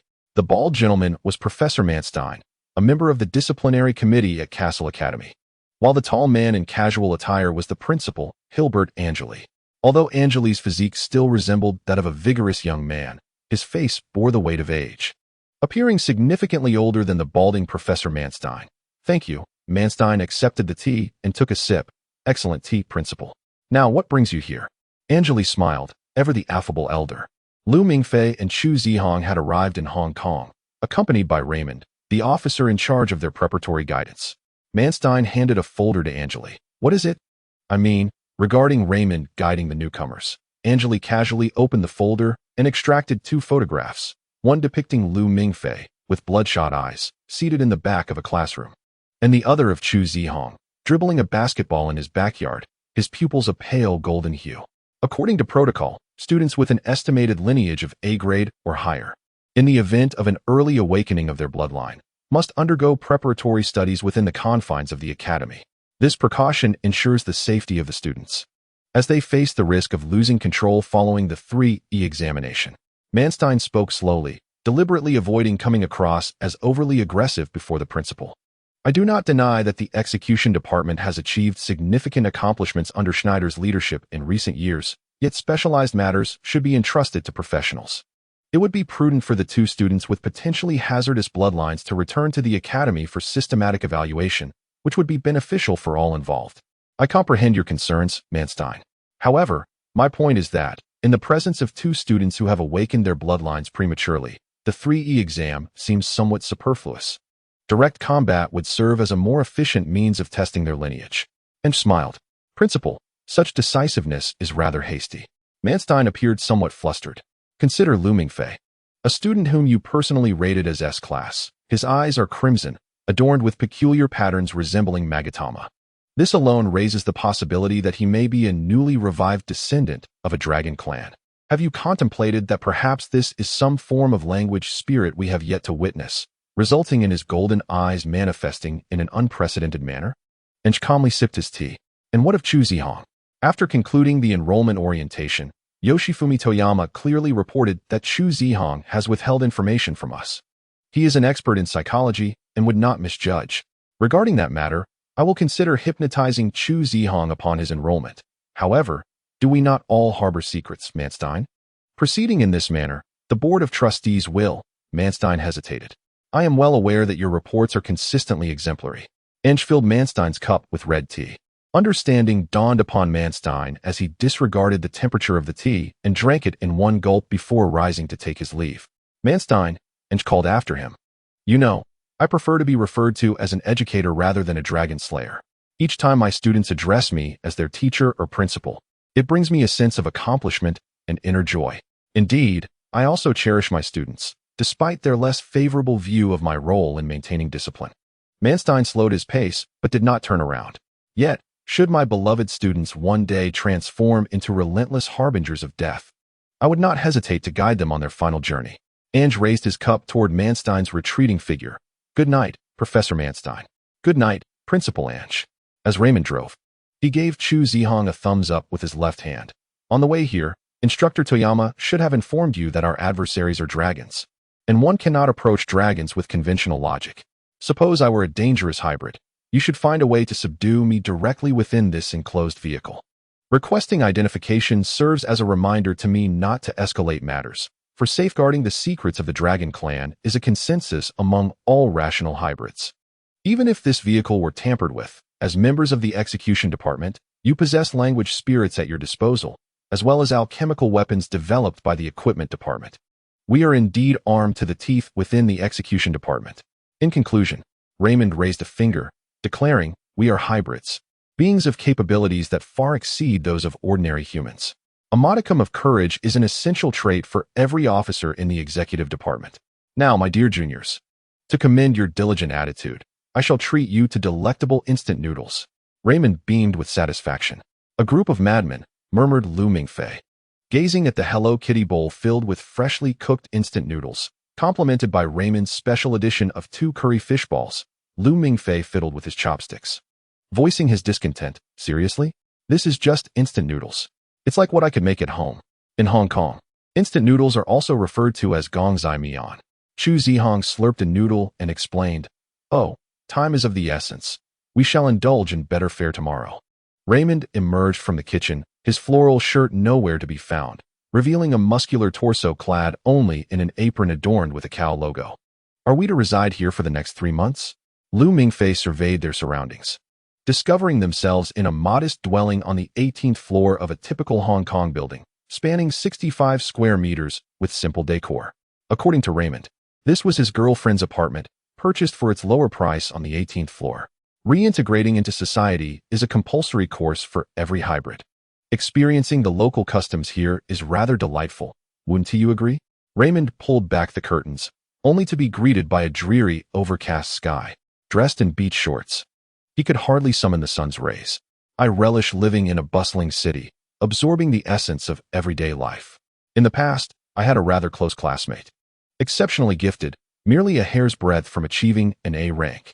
Yet, perhaps due to the sorrow of his bloodline, he only wished to associate with hybrids, severing ties with many childhood friends. Raymond retrieved a cigarette from his pack and placed it between his lips. During our senior internship, we all entered the executive department. Not long after, I received a text from Norma, urging me to return to the school for his funeral. Lying in a crystal casket, his face appeared deathly pale. And that was after makeup. A colleague informed me that he had ventured alone to intervene in an illegal transaction among hybrids, displaying his school identification in an attempt to halt it. Ultimately, he was drained of his blood, and by the time the academy found him, he was nearly a corpse. Raymond fished out a silver Zippo lighter from his pocket, igniting his cigarette and inhaling deeply. He had drawn too close to those hybrids, believing them to be kindred spirits, all sharing the same solitude. Yet, when they drained his blood, they did not consider this. Leaning against the window's railing, cigarette in mouth, Raymond imparted, "This is the first lesson for you as officers of the executive department. Do not trust any unofficial hybrids. Consider all beings that share dragon blood as hypothetical adversaries. You may forge friendships, but only under the condition that your safety is ensured. Do you understand? Officer, is your girlfriend also a hybrid?" Lu Mingfei inquired, his gaze fixed on a framed photograph adorning the wall, showcasing multiple images of Raymond with a Chinese girl, both radiant with smiles. "No, she is an ordinary person. We have been together for a year and a half, and perhaps we will marry in about 2 years." Raymond's expression transformed from gloom to brightness as a radiant smile graced his face. "All right, my dear disciples, that was merely an appetizer. After relishing this delightful instant noodles, let us turn to our textbooks and officially embark on today's learning journey." Observing Raymond's peculiar appearance, Lu Mingfei felt a sense of disillusionment in his mind. The elite of the execution department ought not to present themselves in such a manner. Raymond donned a pair of rimless glasses, wore beach shorts adorned with sun and sea motifs, and sported a kitchen apron emblazoned with a cow logo, all while chewing gum as he brought forth a stack of textbooks and a metallic briefcase. The covers of these textbooks were inscribed with a blend of English and Latin. As Raymond laid them out on the dining table, he remarked, "Though I am European, my Latin is so abysmal that, to put it in your Chinese vernacular, it is akin to being worse than a pig or a dog. But fret not. The contents within these textbooks have been thoughtfully translated into Chinese for the benefit of students. I must admit, with my proficiency in Chinese since graduating from the academy, I could easily earn a little extra by teaching Confucius to foreigners." As Raymond jested at his own expense, he also lifted the metallic box onto the table. "Let me first introduce you to this box, the sole specimen currently possessed by the execution department. It is bulletproof, and its metallic surface can withstand temperatures exceeding 1,000 degrees. This is the latest achievement from the equipment department. Furthermore, each box is equipped with a bomb that can be detonated remotely, with a power equivalent to 50 grams of TNT. But do not worry. As long as you do not press the detonation button, the box will not self-destruct for any reason." Raymond tapped the box's exterior. "The primary function of our school's equipment department is to develop various alchemical weapons for slaying dragonkind. They are fervently dedicated to transforming everything that can be used as a weapon, and even those that cannot, into formidable explosives. It is utterly insane," Mingfei mused. "Indeed, if the execution department is populated by violent maniacs, then every individual in the equipment department is a lunatic, each and every one of them. I once witnessed them convert an electric toothbrush handle into what?" Mingfei clenched his fist, envisioning the spectacular explosion of a toothbrush transformed into an MP3 player. By pressing the different settings on the toothbrush, one could control song selection and adjust the volume. Most astonishingly, the toothbrush could still function for its original purpose. Raymond exclaimed animatedly, as if the MP3 toothbrush had left a significant mark on him. At that moment, Mingfei longed for a companion adept in sarcasm, glancing at Chu Zihong, only to find him earnestly jotting down notes on explosive toothbrushes. Raymond opened the briefcase to reveal a Walther PPK handgun and a small package wrapped in foam. The PPK handgun, a favorite of 007, he whistled, tearing away the foam to unveil a glimmering array of black scales. "Gather around, classmates, and circulate this. It is a dragon scale from the ancient city of Lulan. Be cautious not to cut yourself on the edges." He passed the scale into the hands of Chu Zihong. Chu Zihong weighed it briefly before handing it to the nearby Mingfei. "It feels quite light, akin to plastic." Mingfei took the dragon scale, confirming that, indeed, it was as light as Chu Zihong had described, yet it possessed a texture reminiscent of steel, cold and resilient. "Now, let us place the scale upon the box and experiment with the new device from the equipment department." Raymond rubbed his hands together, closed the box, and laid the scale flat on the metallic surface, gripping the PPK as he spoke. "I have reviewed your military training records from high school. Mingfei scored 10 shots with a total of 100 rings, while Chu Zihong achieved 10 shots with 95 rings. So, who among you will take the shot?" "What shot?" Mingfei inquired. "To shoot the scale with the gun, of course. This weapon has been modified by the equipment department, and we shall ascertain just how durable this scale truly is." Raymond shook the PPK in his hand. "I shall take the shot," Chu Zihong declared, rising to grasp the PPK and aiming at the scale. Mingfei stepped back cautiously, warning, "Be careful of stray bullets." "Chu Zihong, aim precisely. My girlfriend's mortgage has yet to be settled." No sooner had Raymond finished speaking than a thunderous bang erupted as Chu Zihong pulled the trigger. Mingfei's eardrums throbbed painfully, while Chu Zihong staggered back 2 steps to counter the recoil of the handgun. Goodness, what a bunch of lunatics. A bullet from this gun to a person's head would likely leave nothing but half a skull, splattering brains everywhere. Raymond bellowed as he approached the table, whereupon he beheld the scale embedded partially into the metallic casing of the box. "Incredible, it truly is bulletproof." Mingfei stared at the dented suitcase, prying the scale free with his hand. A weapon as formidable as a battleship gun had failed to penetrate the scale. It must have absorbed the force, otherwise, the box would undoubtedly have been perforated. Chu Zihong shook his tingling right hand and leaned in to admire his handiwork. "What are you doing, constructing a nuclear bomb?" The door was forcefully knocked upon, accompanied by a Mandarin accent tinged with Cantonese inflection. "I apologize, Changgu. The dumbbell just fell to the floor." Raymond did not open the door, but shouted back to the voice outside. "What a madman, that foolish foreigner is here." The voice outside cursed softly, yet the 3 in the living room heard it distinctly. Chu Zihong had taken a step toward the door when Raymond pulled him back, patting his shoulder and saying, "Never mind. We were in the wrong first. We shall be neighbors after all." A cough alleviated the tension, and Raymond continued. "The owner of this scale is likely a second-generation or third-generation dragon, or perhaps even a first-generation one. Otherwise, with the power of this gun, leaving any mark on a fourth or fifth generation would not be a challenge." The expressions of Lu Mingfei and Chu Zihong soured. Merely one scale was so formidable. Could slaying a dragon be anything but a fanciful dream? Observing their disquiet, Raymond chuckled and explained, "Why do your faces resemble that of someone constipated? Do not be so tense." He rewrapped the scale and placed it, along with the PPK, back into the suitcase. To slay a pure-blood dragon, a meticulously devised plan must be executed. One cannot simply charge in with a gun. The alchemical weapons and highly skilled specialists are integral components of the dragon-slaying project. Due to limited circumstances today, we were unable to procure the alchemical weapons. However, upon returning to the school, there will be specialized courses where the instructors shall provide demonstrations.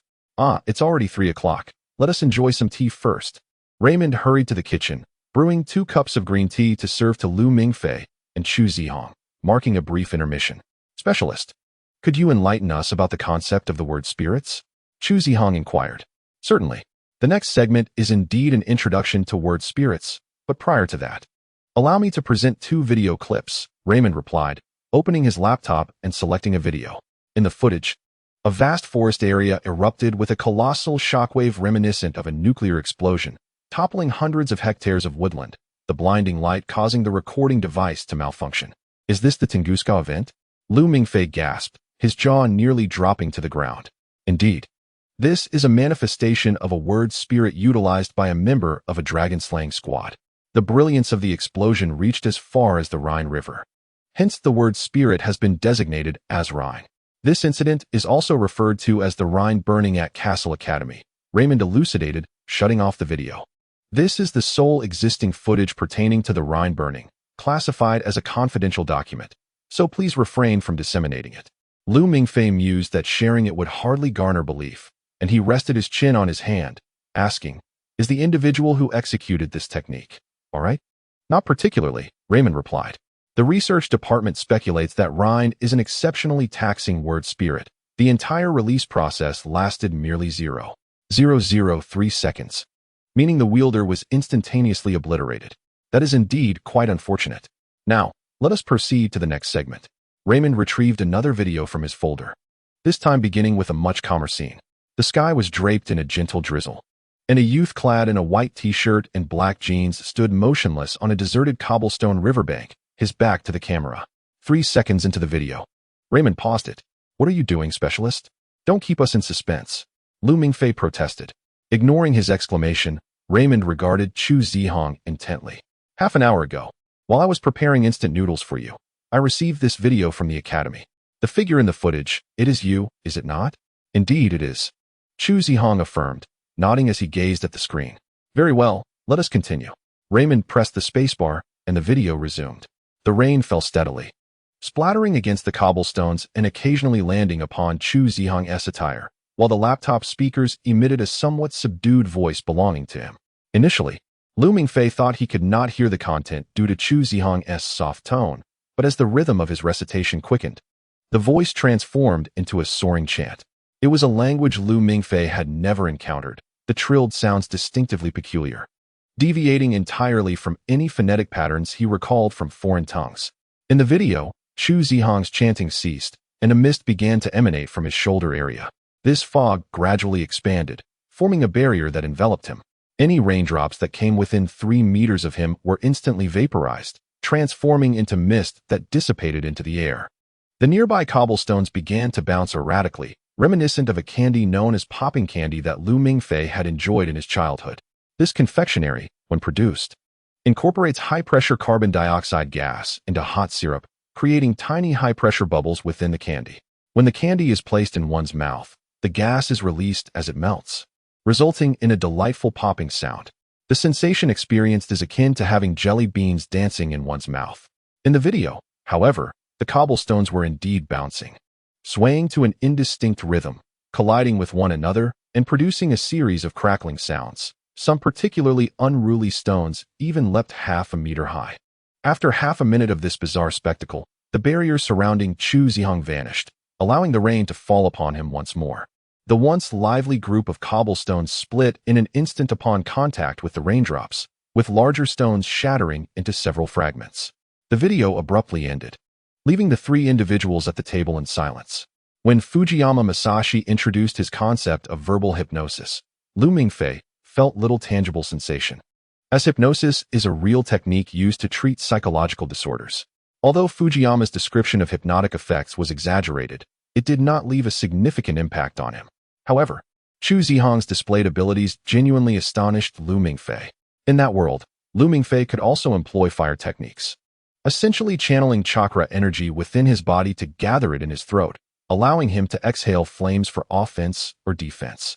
Characterized by a concluding hand sign typically ending with the tiger's seal, Chu Zihong's technique, however, resembled a form of a volatile fire elemental domain. In the video, Chu Zihong remained stationary, and it was difficult to fathom the implications if he could maintain this state while in motion. The advantages in close combat would be amplified to an extreme, likely rendering opponents incapacitated due to the intense heat or explosions. Verbal Spirit, Flame, serial number 89. When did you awaken? Raymond broke the silence, directing his gaze at Chu Zihong. One afternoon a year ago.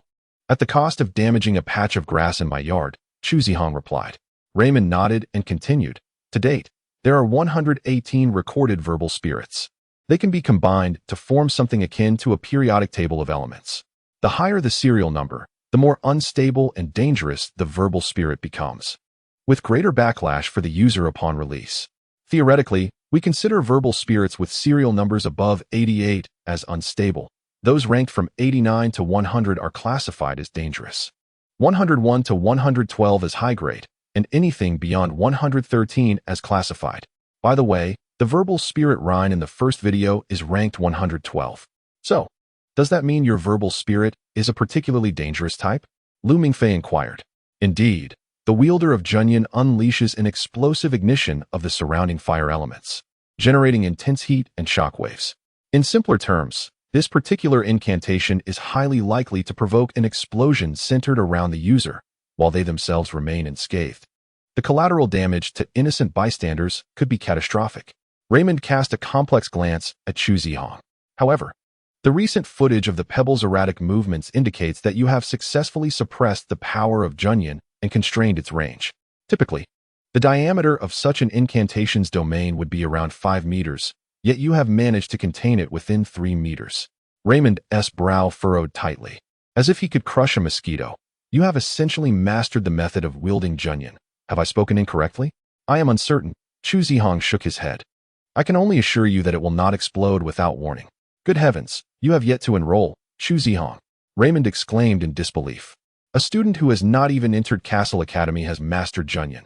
It is akin to a primary school child secretly riding their father's motorcycle and winning a MotoGP race. Thank you, Chu Zihong replied. The atmosphere fell silent once more, as Lu Mingfei held a cup of green tea, glancing between Chu Zihong and Raymond, before retrieving a bottle of fishskin peanuts from the cupboard and crunching away. Lu Mingfei, Raymond's voice broke the stillness, prompting Lu Mingfei to hastily swallow the peanuts in his mouth and extend the can towards Raymond with both hands. No worries, enjoy them. I am not that stingy. Raymond waved his hand in exasperation and pulled out a photograph from his pocket, silently placing it on the table, facing himself. What is depicted in the photograph? Lu Mingfei inquired. Without responding, Raymond slid the photo across the dining table to Lu Mingfei. The image featured Lu Mingfei himself, seated in the last row of his sophomore class, his eyes glowing red, staring vacantly at his desk. It is said that the golden eyes of certain next-generation breeds manifest a sanguine hue. Raymond looked at Lu Mingfei. However, you are clearly not a Dragon King, for both your parents are registered hybrids within the academy. The faint blue of Raymond's eyes ignited with golden light. Tell me, Lu Mingfei, what is the nature of your eyes? Commissioner, before that, I would like to pose a question. Lu Mingfei raised his hand. Please proceed. Do all incantations require the recitation of that peculiar language for release? The strange language you refer to is known as dragon script, a tongue belonging to the dragon kin. However, Not all incantations necessitate the recitation of dragon script, as different incantations have varying methods of release. That is reassuring. Mingfei exhaled in relief. He gazed into the golden eyes of Raymond, as his originally black pupils were suddenly replaced with a blood-red hue, 3 small black tomo emerging simultaneously. Although he had seen the photograph before, Raymond still trembled slightly. I believe this is my incantation, Commissioner.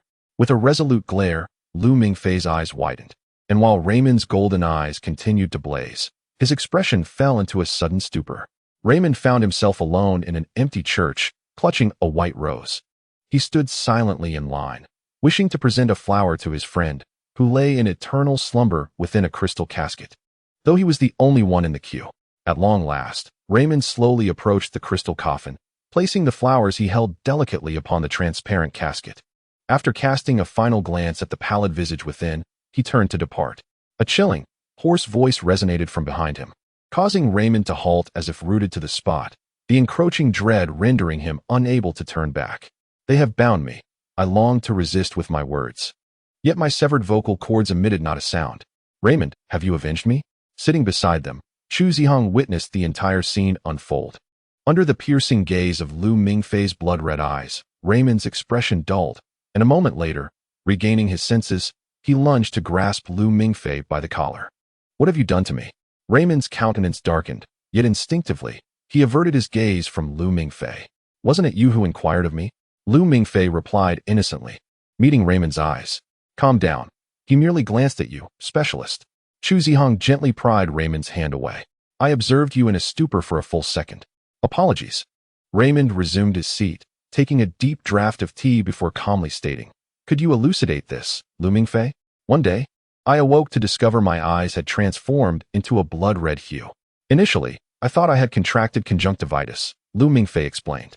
At first, there was only one magatama. After a while, it evolved into 2, and ultimately 3.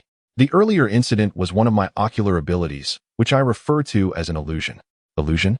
Raymond noted the word in his notebook. Indeed, an illusion.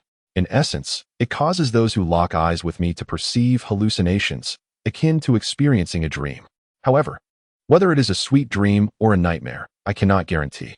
To be frank, I do not wield this ability with great proficiency just now. It was due to your carelessness, specialist. Otherwise, you would have surely broken free instantaneously. As Mingfei observed the shifting expression on Raymond's face, he pondered his choice of words. Wait, you mentioned that your magatama evolved from 1 to 3. Could this signify an evolution of your abilities? Have you sensed an increase in your strength? Raymond inquired. Oh, so it's evolution. No wonder I've felt increasingly formidable lately, Mingfei rambled. Retrieving a handful of fish skin peanuts from a jar, half of which he offered to Raymond, saying, Specialist, try throwing a peanut at me with all your might. The moment Mingfei finished speaking, Raymond leaned back and hurled the fish skin peanuts, which landed with a series of thuds, creating a rain of peanuts across the dining table. Raymond gazed in astonishment at the rolling peanuts, having witnessed only a flick of Mingfei's wrist before his own thrown peanuts were all deflected. Did you strike the peanuts thrown by the specialist with those hidden in your hand? Chu Zihong observed Mingfei's hands. Yes. It felt as though the incoming peanuts were in slow motion, and I intercepted them mid-air. Mingfei showcased his empty hands to the 2. Thus, your abilities encompass both illusions and enhanced dynamic vision, correct? Raymond rhythmically tapped his notebook with a pen. Well, it's more than that. Mingfei subsequently showcased the applications of lightning release and fire release, albeit discreetly performing the hand seals beneath the table. After watching Chu Zihong's video demonstrating Junyan, he had contemplated employing the concept of word spirits to elucidate the skills he had acquired in that world. Although he concealed a significant portion of his abilities, it was sufficient to leave Raymond utterly astonished. During his studies, he attained an A in the advanced course on word spirits. Raymond closed the notebook filled with his own annotations, remarking, clearly, the abilities you have exhibited do not align with any known category of word spirits. This suggests it may well be a new discovery. The capabilities displayed by your eyes defy description. It resembles a kaleidoscope, where various distinct abilities converge, Chu Zihong interjected. Indeed, as you rightly pointed out, I shall report this to the Academy and provisionally designate your word spirit as kaleidoscope. Do you have any objections? Raymond inquired. Directing his gaze towards Mingfei, whose eye color had reverted to a normal shade of black. No objections. I rather fancy the name, Lu Mingfei replied. Oh, the newcomers today are astonishingly formidable. I am quite impressed, Raymond mused. Commissioner, take a look at yours, Lu Mingfei said, rubbing his hands together. Raymond paused, and upon noticing Lu Mingfei's lecherous gaze, he was further startled to see Chu Zihong also observing him, prompting him to raise his apron defensively, donning a wary expression. Oh, I meant your word spirit, Lu Mingfei clarified. Ah, you wish to know about that? Raymond chuckled awkwardly, embarrassed by his earlier thoughts.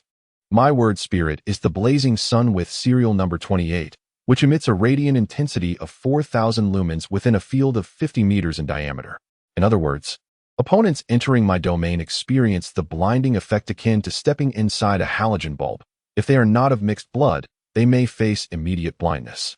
50 meters is rather extravagant, Lu Mingfei remarked, recalling that Chu Zihong's Junyan had a mere 5-meter range, yet Raymond's word spirit could extend to 50 meters. Though the range is extensive, my word spirit lacks direct lethality, which is why it is ranked 28th. Different word spirits possess a variety of capabilities, and the numbering solely reflects their inherent danger level. Despite his humble words, Raymond's demeanor while sipping tea betrayed a hint of pride. Nonetheless, a powerful light bulb capable of illuminating a 50-meter radius is indeed impressive. Commissioner, you must be an elite within the execution department, Lu Mingfei flattered. Of course, I am an elite. Otherwise, how could I be entrusted with leading you all? Raymond retorted. Are you serious, Lu Mingfei? Have you always perceived me as merely a castaway assigned to oversee preparatory students? Raymond glared at Lu Mingfei. The truth is, guiding new students hardly requires an elite. It's simply about introducing the academy's regulations and distributing examination papers, Lu Mingfei stated. No, you have misunderstood. Raymond paused, casting a gaze imbued with a hint of sympathy toward Lu Mingfei and Chu Zihong. Accompanying the video featuring Chu Zihong was a document personally sanctioned by the principal, indicating that the two of you are exempt from the 3E examination process. Consequently, the content of your preparatory exam has been transformed into participation in a practical activity. Practical? Lu Mingfei turned his head, noticing a trace of astonishment on Chu Zihong's face as well. When the instructor Masashi Fujiyama provided you with enrollment guidance, he must have mentioned that preparatory students are required to pass the 3E examination for admission, correct? After receiving nods from Lu Mingfei and Chu Zihong, Raymond continued. The purpose of the 3E examination is to awaken the dormant dragon lineage within hybrid beings through the manifestation of spiritual visions. However, the Academy believes that for two individuals like you, whose word spirits have already awakened, undergoing the 3E examination holds little significance, hence the alteration of your examination content. Officer, what exactly does the practical activity entail? Are we to slay dragons? Lu Mingfei inquired. Dream on. Slaying dragons is no small feat, Raymond chuckled lightly. Then endeavored to adopt a more serious demeanor. The Academy stipulates that every freshman must partake in an internship course, which involves completing an external assignment. The credits for the internship course carry substantial weight. Failing to complete it could jeopardize graduation. As for the content of the internship course, it is diverse and contingent upon circumstances. If a dragon awakens, you may be assigned to a related operation, or you might explore dragon relics around the world. Yet, most of the time, students accompany the officers from the execution department to participate in operations targeting rogue hybrids, as our department primarily focuses on combat against hybrids. Of course, there is another scenario. If no urgent incidents arise, one might end up volunteering at the Chicago Zoo, caring for the crocodile exhibit, while also studying the evolutionary history of reptiles, culminating in the submission of a research paper. That sounds feasible. Officer, have you ever fed crocodiles? Lu Mingfei remarked. Please mind your phrasing. I am aware that the Chinese language is rich and profound. Listen carefully. I fed the crocodiles meat as a volunteer, not that I offered myself to their jaws.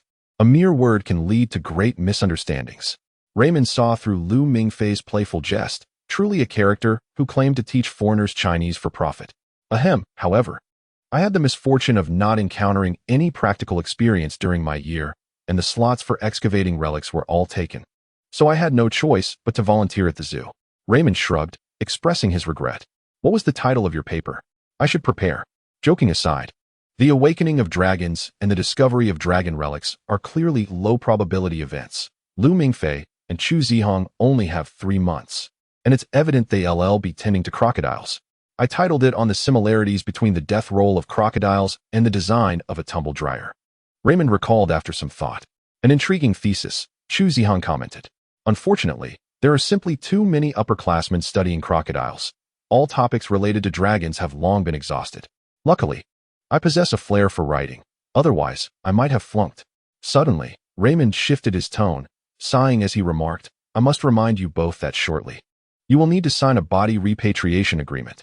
In the unfortunate event of an accident, the Academy will assist in transporting your remains back to your homeland at no cost. That's fine. I can fill out the form with my senior brother. We both reside in the same city, saving you the shipping fees, Mingfei jested. Mingfei, I am not jesting, Raymond replied earnestly. Every year, there are instances of student casualties during the internship course, and the casualty rate in the execution department is even more alarming. When confronting dragons, or even hybrids, a single misstep could cast us into an abyss from which there is no return. Do not take your lives lightly. Seeing Raymond's seriousness, Mingfei had no choice but to remain silent. In truth, I believe it is fortunate that the internship course did not coincide with any incidents.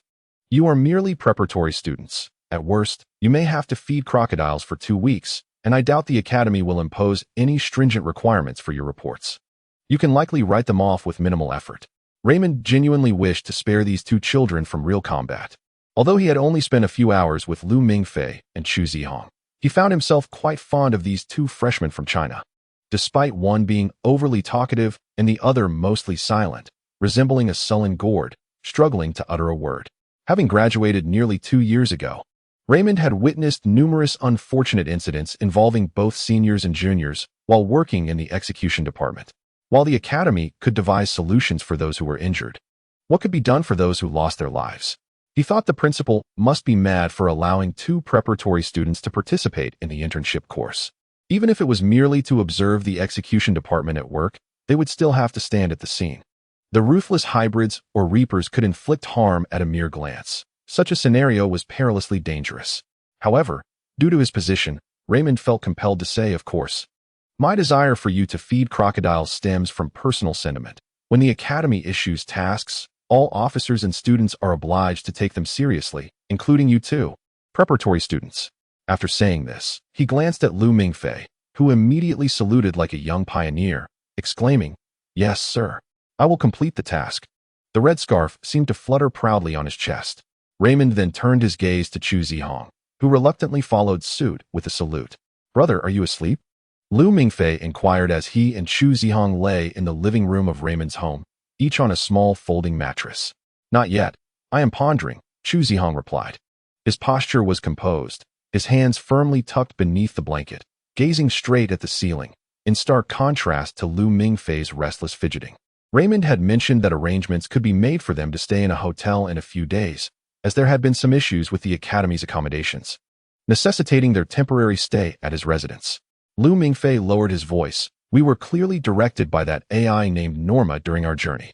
How could a school with such an artificial intelligence managing operations encounter problems? I suspect foul play, brother. Perhaps it is to observe the stability of our lineage.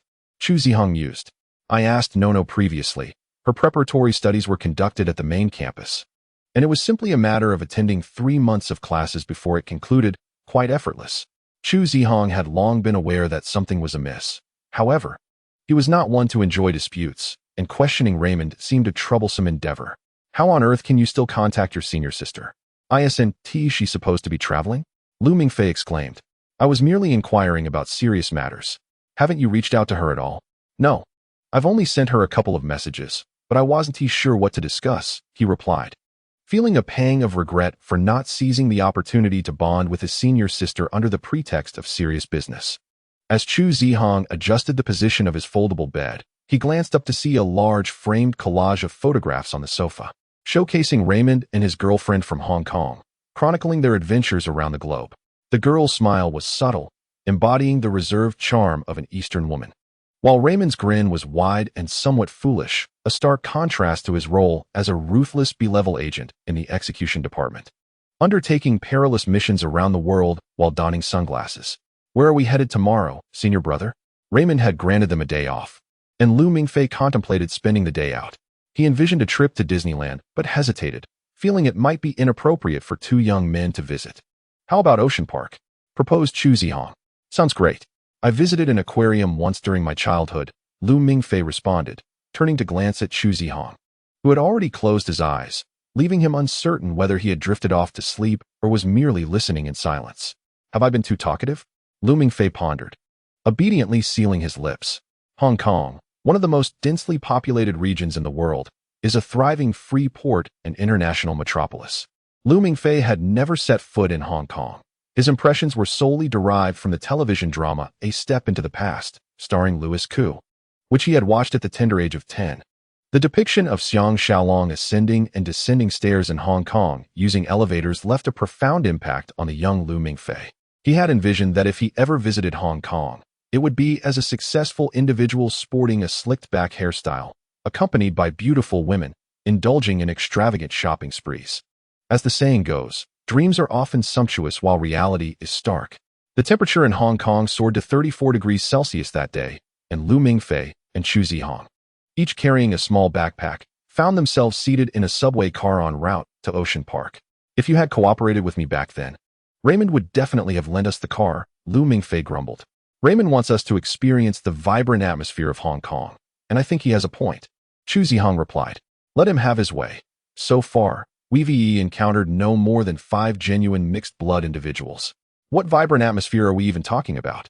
They're not celestial beings descending from the heavens, Lu Mingfei retorted, recalling the morning he had shamelessly attempted to borrow Raymond's Camry, only to find himself unable to drive, while Chu Zihong, who could, was unwilling to lend the vehicle, leaving them with no choice but to rely on the subway for their travels. Today, he rose early to conduct research on the Ocean Park. The essence of Ocean Park is, in fact, a colossal amusement park, replete with a Ferris wheel and roller coasters. However, it felt peculiar for two grown men to ride the Ferris wheel, and he was too timid to try the roller coaster. Thus, he sought the thoughts of Chu Zihong, who revealed that his true desire was to explore the zoo section of Ocean Park. Consequently, the two aspiring elites from Castle Academy, after navigating the subway, bus, and cable car, finally stood before the zoo area of Hong Kong Ocean Park. Please take a photo for me, Chu Zihong said, handing his phone to Lu Mingfei as he stood upright in front of the aquarium. Give a smile, senior smile. After a click, Lu Mingfei returned the phone to Chu Zihong, and they stepped through the grand entrance of the aquarium. Since it was a weekday, the visitor count was relatively low, allowing them to stroll leisurely through the vast oceanarium, with various schools of fish swimming around them. Lu Mingfei shook his head as he walked and observed. Have you never been to an aquarium before, senior? I have frequented amusement parks more often. I've only visited an aquarium twice, once with my family and once with a female classmate, he responded, displaying his curiosity. Oh, really? Do tell. Who is this remarkable lady? Lu Mingfei nudged Chu Zihong with his shoulder. The head of the dance troupe at Sherlon. Do you know her? Chu Zihong paused before two seahorses gliding gracefully, focusing intently on them. I don't know her, Lu Mingfei mused, tilting his head as he thought. Sherlon High School indeed had a dance troupe, and it was filled with stunning young women. After all, it's often said that art students possess great beauty. Yet, he could not recall the name of the troupe leader. I needed to collaborate with her on an extracurricular paper centered around marine animals. So I invited her to the aquarium. How romantic. Did you hold hands? No. I merely explained how male seahorses nurture their young in their brood pouch. Pointing through the glass at the two seahorses before them, Chu Zihong noted how one had a notably large belly, indicating it was breeding season. This seahorse father likely carries around 2,000 little seahorses in its pouch. Did you keep in touch afterward? No, why do you ask? Just curious, Lu Mingfei replied, aware that he was not in a position to tease Chu Zihong. In his own pursuit of Chun Wenwen, he had neither invited her to a movie nor presented her with flowers.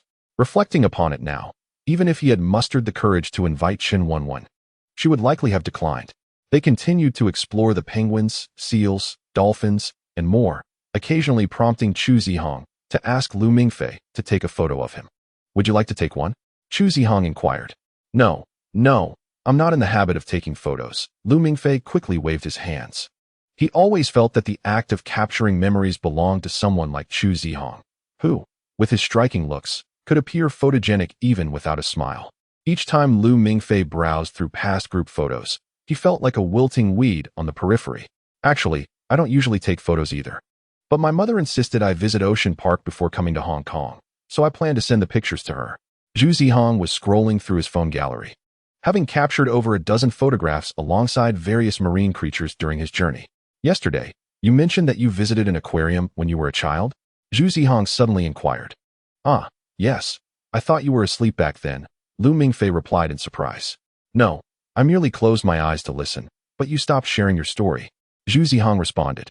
I was brought here by my parents when I was young. They were usually quite busy and seldom took me out for leisure, Lu Mingfei reminisced. I still recall a tank filled entirely with sharks behind glass. I felt weak in the knees from afar and resolutely refused to approach. Why was that? Zhu Zihong, a commendable listener, posed timely questions despite not being overly engaging. Out of fear, of course.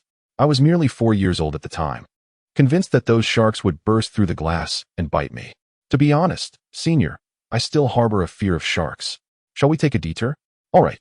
Zhu Zihong acquiesced, and the two fell silent, continuing their exploration. Lu Mingfei found this excursion to the aquarium quite extraordinary. He was wandering through it with Zhu Zihong, a star athlete from Shirlan High School, engaging in lighthearted banter. Would the news of their outing reach the school and provoke the wrath of the seniors fan club? Their lives were initially like two parallel lines that never intersected, yet everything changed the moment that little witch named Nono entered his life.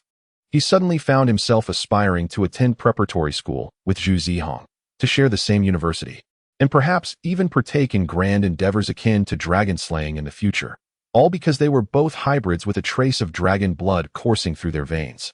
Possibly even kin from 5 centuries ago. Lu Mingfei perceived Zhu Zihong as a commendable individual, although he appeared aloof. He stood up for the newly acquainted Lu Mingfei before their classmates and willingly assisted with his luggage. Lu Mingfei believed that his senior embodied the archetype of a seemingly cold yet warm-hearted young man, a common trait among such individuals being their striking good looks, with secondary traits often including substantial wealth. It seemed that divine favor was particularly bestowed upon certain individuals. After all, God could be considered human, and thus, bias was inevitable. The two advanced through a somewhat silent atmosphere until they finally reached the climax of their marine park adventure, the Crocodile Ecological Zone. Previously, Lu Mingfei had seldom paid attention to crocodiles during his visits to the zoo, as they typically lounged lazily on the grass, mouths agape under the sun. The interactive experience of throwing fruit at monkeys was far more engaging than watching crocodiles doze. However, ever since Raymond mentioned that they might be assigned to care for crocodiles, Lu Mingfei felt compelled to observe this distant cousin of theirs more closely while contemplating his thesis topic. The waters of the crocodile enclosure were remarkably clear, allowing a crisp view of a formidable head peeking above the surface, while the crocodile adopted a comically awkward stance below the water.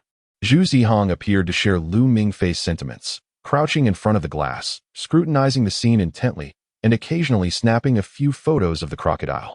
Senior, do you think Raymond is pulling our leg, deliberately spouting a plethora of ominous information while secretly having arranged for us to tend to these crocodiles? Lu Mingfei found crocodiles to be utterly unremarkable and began to utter nonsensical remarks. If you had to choose between battling hybrids and doing volunteer work, which would you prefer? Asked Zhu Zihong, snapping photographs. I don't know. I think they're quite similar, Lu replied. Didn't T. Raymond say that even when on a mission, we merely stand by? How about you, senior brother? This question seemed directed at Zhu Zihong, who pondered for a long moment before shaking his head and saying, I shall comply with the arrangements. Just then, both Lu Mingfei's and Zhu Zihong's phones chimed with incoming messages simultaneously. Leave cancelled. Return to Raymond urgently.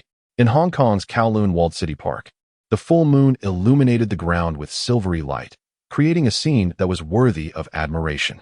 However, the oppressive heat of the summer night, coupled with the incessant chirping of cicadas, was exceedingly vexatious. Several police cars, their engines silent, were parked at the entrance of the park. Over 50 officers, paired off, cordoned off all possible exits with police tape. Officer Su, the lockdown is complete. Please provide instructions. A young officer saluted. Stand by, came the response.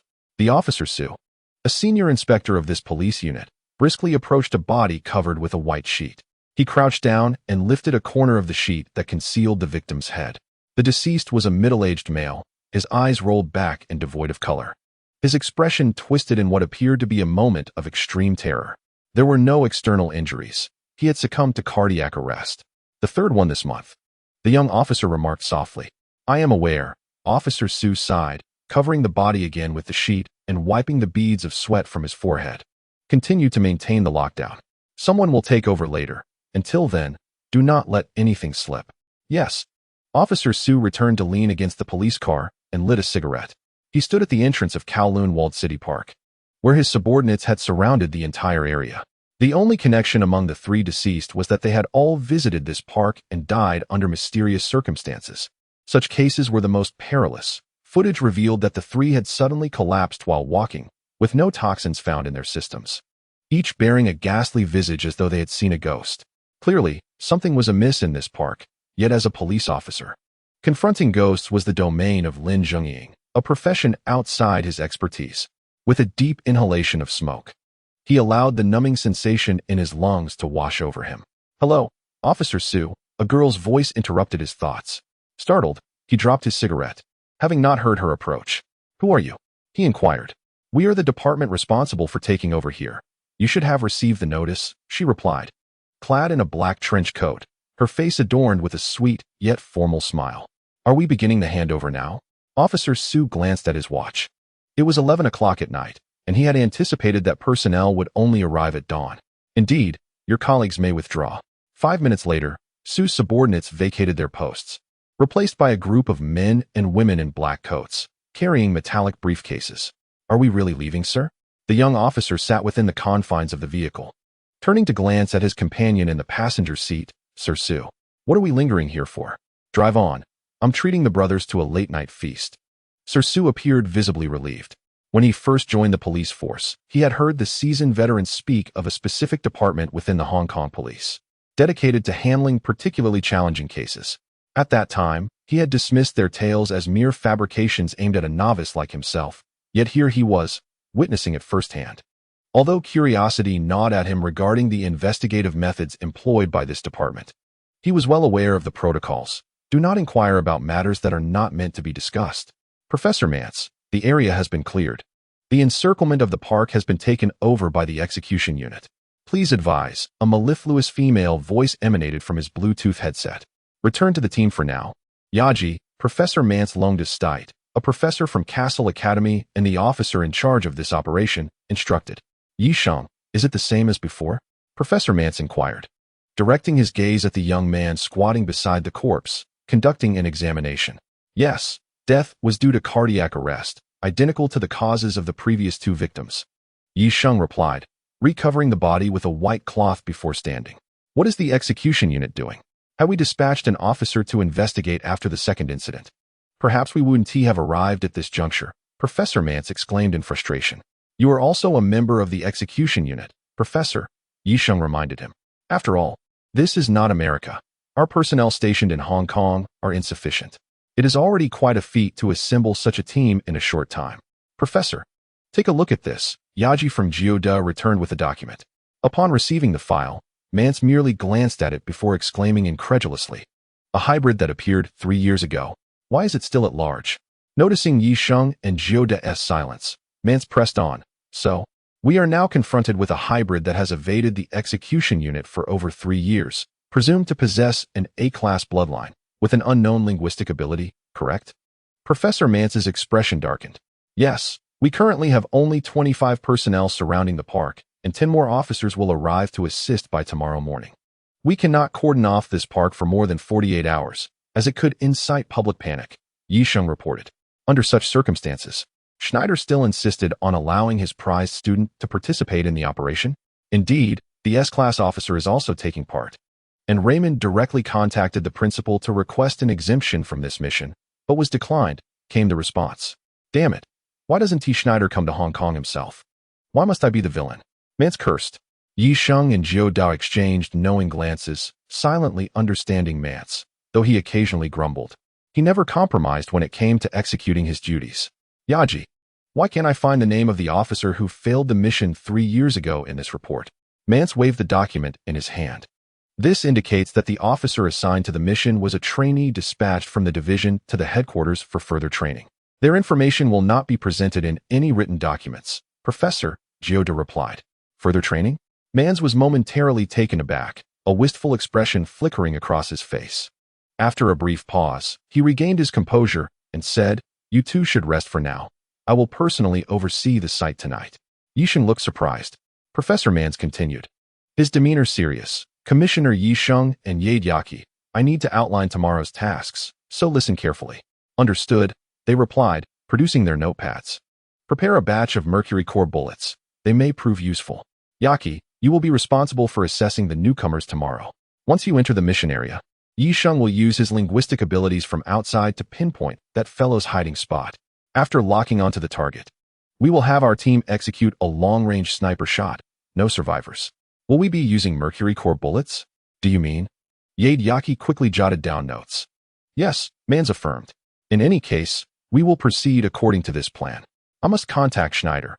I have substantial reason to suspect that the target may now be Deadpool." He added, "Have Nono take the earliest flight tomorrow, and inform them it is my personal request." When Lu Mingfei and Chu Zihong returned to their residence, Raymond was seated at the table, engrossed in his laptop, the ashtray overflowing with cigarette butts. "Apologies, there has been a situation," Raymond greeted. "What happened, Commissioner?" Lu Mingfei approached to open a window, hoping to dispel the lingering smoke, a foreboding sense gnawing at him. It seemed he and Chu Zihong would not have the opportunity to become crocodile caretakers after all. "Your assessment has been moved up to tomorrow," Raymond announced. "Tomorrow?" Lu Mingfei's eyes widened. "We haven't even attended a proper class yet. How can we be tested? You might as well hand us the exam papers now. We're bound to fail anyway. It's the school's arrangement." "I was surprised too," Raymond replied, his expression one of resignation. "Since we are in this situation, we might as well accept it. I have just received the mission briefing. Let us go over it." Clearing his throat, Raymond continued. "The target for this mission is a mixed-blood individual who has fled from Japan to Hong Kong. 3 years ago, he was wanted by the execution department after committing a crime in Hong Kong, but the mission failed, allowing the suspect to escape. The suspect's name is Jiro Yamaguchi, and his linguistic abilities are speculated to be related to the realm of mental manipulation." "What is the basis for this speculation regarding his linguistic abilities?" Chu Zihong inquired. 3 years ago, the Tokyo Metropolitan Police Department received a report concerning a missing woman. A day later, with sufficient evidence, they surrounded the residence of the suspect, Jiro Yamaguchi. They forcibly entered the premises and found the victim, but no trace of Yamaguchi. Was she still alive? Alive, but when the victim was discovered, she was in a state of mental disarray, muttering to herself as if in a trance. On the way to the hospital, she suddenly widened her eyes in terror, as if greatly frightened, then began to foam at the mouth and lost consciousness, eventually succumbing despite rescue efforts. The hospital later diagnosed that the victim had no visible external injuries. The cause of death was confirmed as cardiac arrest. Raymond produced a photograph taken after the woman's death. In it, her bloodshot eyes were wide, pupils dilated, mouth agape in an expression of sheer terror. "This looks as if she was scared to death." Lu Mingfei took the photograph from Raymond's hand and scrutinized it closely. While indeed peculiar, this alone was insufficient to ascertain a mixed blood crime.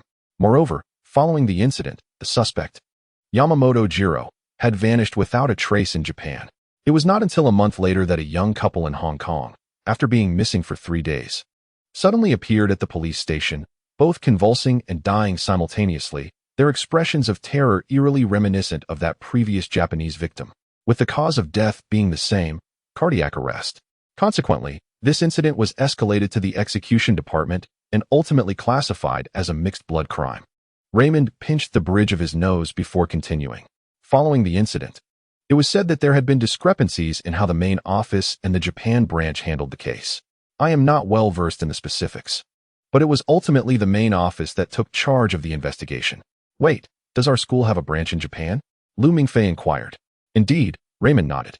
"Castle Academy has branches worldwide, though the Japan branch is somewhat unique." "Oh, in what way is it unique?" Lu Mingfei, intrigued by matters concerning Japan, had honed a distinctly Tokyo dialect of Japanese during his experiences in that world. Moreover, his favorite anime character was Asahina Mikuru from the Hirai Suzumiya series, and he had long dreamed of visiting Japan to acquire a limited edition figure of Asahina Mikuru. This topic delves into the history of certain academies. If I were to elaborate, it could easily extend into the evening. I can only provide a brief overview, and you may learn more upon your enrollment. Initially, Castle Academy originated from an organization known as the Secret Party, whose mission was to eradicate all pure-blood dragon clans. Conceptually, all faculty and students at Castle Academy are members of the Secret Party. Raymond indicated Lu Mingfei and Chu Zihong with 2 fingers, then pointed to himself. However, Castle Academy is not the sole haven for mixed-blood individuals. For instance, I hail from France, while you and Chu Zihong come from China. And that fugitive mixed blood originates from Japan. Mixed bloods are distributed across various regions globally, and only a small fraction are selected to join Castle Academy. While it is indisputable that pure-blood dragon clans are a common enemy of humanity, not all mixed bloods share our ideology. Consequently, there exist numerous families of varying compositions among mixed bloods. The families established by Japanese mixed bloods are collectively known as the 8 serpent families, as the name suggests, formed by the amalgamation of 8 mixed blood families.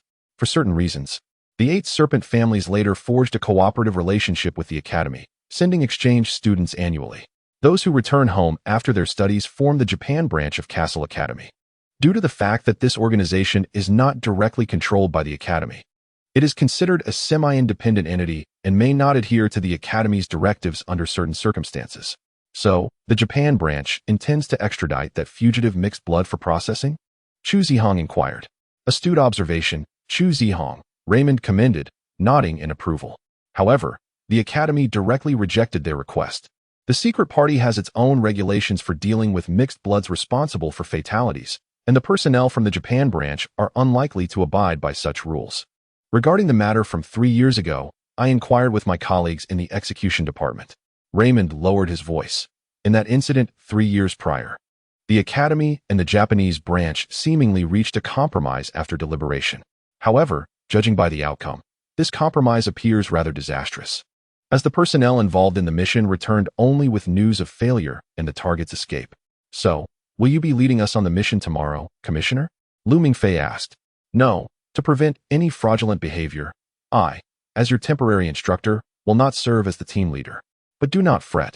The leader of this operation will be Professor Mans from the Academy. Although he is quite stern, he will undoubtedly prioritize the safety of the students. The mission site is Kowloon Walled City Park, where the Academy's dispatched commissioner previously engaged in battle with Yamamoto Jiro. Now, after 3 years of evasion, the fugitive has reappeared there, having killed 3 innocent passers-by in a matter of days, employing methods consistent with several prior homicides. In summary, remember what I said. Your task tomorrow is to safeguard your own safety. There is no need to worry about anything else. Although Raymond spoke reassuringly, his expression suggested that this European man was far from at ease. Here's some water, Lu Mingfei offered, handing a canteen to Itachi. Uchiha Itachi accepted the canteen, swallowed a few pills, coughed violently a few times, and silently wiped the corners of his mouth with his sleeve. Lu Mingfei, lacking medical knowledge and any healing ninjutsu, understood nonetheless that Itachi's life had entered a countdown that could not be reversed. The medicine was purchased earlier together. The old man had mentioned that the quality of the medicine could be categorized into 3 tiers: high, medium, and low.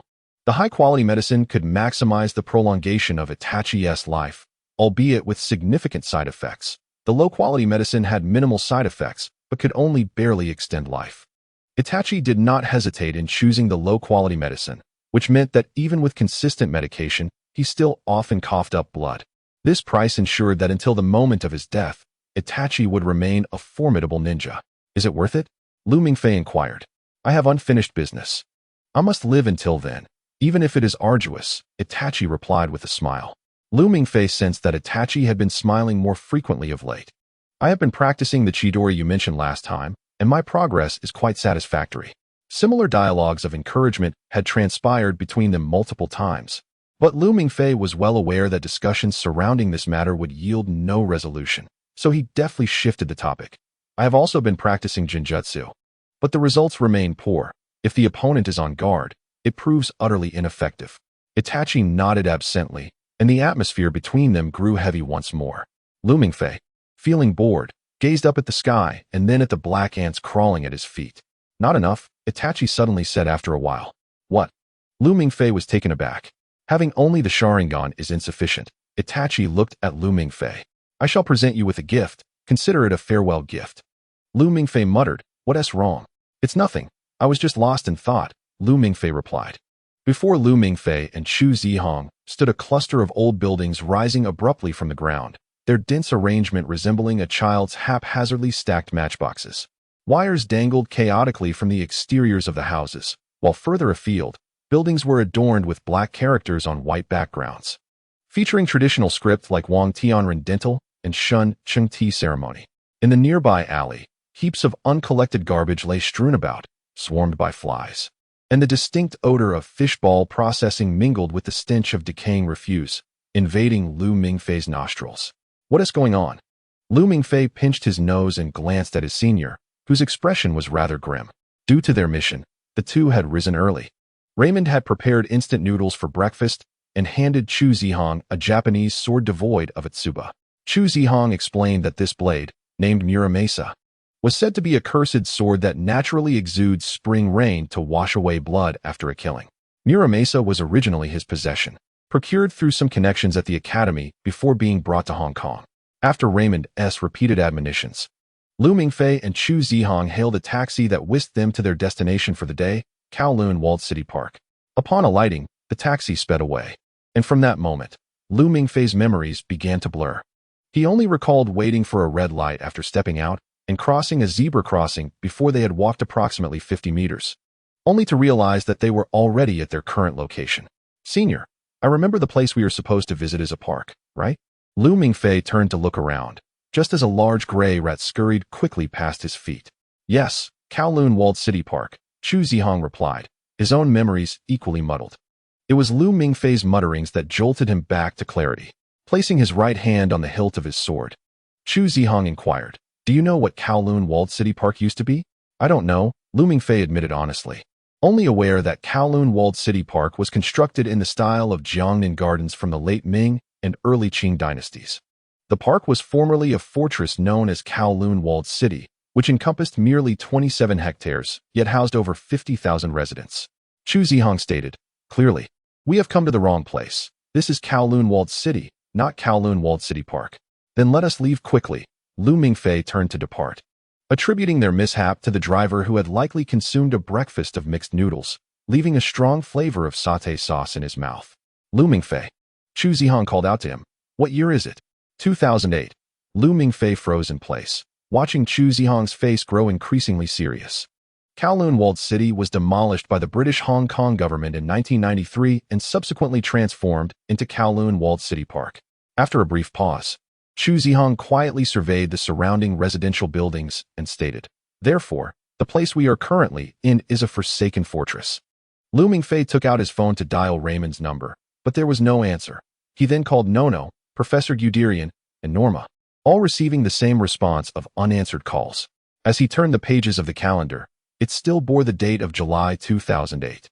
Yet this could not alter the current state of Lu Mingfei's Nokia N96, which had become nothing more than a lifeless brick. Two possibilities emerged. Lu Mingfei calmed himself and gestured with two fingers towards Chu Zihong. First, we have traversed time.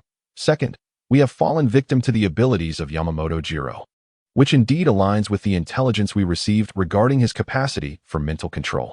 Chu Zihong nodded, indicating his agreement with Lu Mingfei's thoughts. Should it be the latter? We must devise a means to break free from this control. Otherwise, our fate may mirror that of the deceased in previous incidents, succumbing to sudden cardiac arrest. If it is the former, brother, do you recall who the captain of our mission is, as Raymond mentioned? Lu Mingfei interjected. Chu Zihong shook his head, his memories currently muddled, only vaguely recalling that the captain was perhaps of Japanese descent. Could it be him? Lu Mingfei placed a hand on Chu Zihong's shoulder and pointed towards a dimly lit alley not far off. From the alley emerged a man clad in an impeccably tailored black long coat, his fair skin starkly contrasting with the surrounding dilapidation. His handsome, upright visage bore a hint of androgyny. Lu Mingfei surmised that the man was likely not much older than himself or Chu Zihong. Despite his unexpressive demeanor, a trace of youthful exuberance lingered on his face. He stepped over the puddles on the ground and approached the two, presenting a newspaper titled Tonight's News, which bore the headline, Kowloon Walled City is finished. Decrepit and filthy, regarded as a cancer to Hong Kong. It will be demolished in 3 phases to develop into a park. Above the headline, a smaller line read, July 9th, 1987, Thursday. Lu Mingfei and Chu Zihong exchanged glances and returned the newspaper to the man. He casually tucked it into his pocket and spoke. My phone inbox received a message from Norma, stating that two preparatory students named Lu Mingfei and Chu Zihong would be joining my team. It appears you are the ones, correct? Does your phone still have signal? Lu Mingfei asked, intrigued. Once we entered here, it became a brick. However, I did receive that message. The man smiled and introduced himself. I am the leader of this operation, Yuan Sheng, from the 2003 advanced class of Castle Academy. Unlike his fellow countrymen, instructor Toyama Masashi, who bowed to Lu Mingfei and Chu Zihong, the man, claiming to be Yuan Sheng, merely regarded his two team members in silence, his presence overshadowing both Lu Mingfei and Chu Zihong. Despite their similar heights, he emanated an air of superiority. Castle Academy preparatory student, Lu Mingfei. Lu Mingfei found the tense atmosphere somewhat unbearable and took the initiative to speak. Chu Zihong. Chu Zihong also nodded in acknowledgement. Yuan Sheng nodded with satisfaction. This is my first time serving as a leader.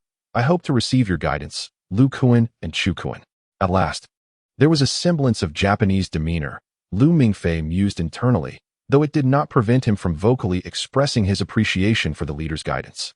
Alas, his elder brother was rather stoic, leaving the task of social interaction squarely upon Lu Mingfei's shoulders.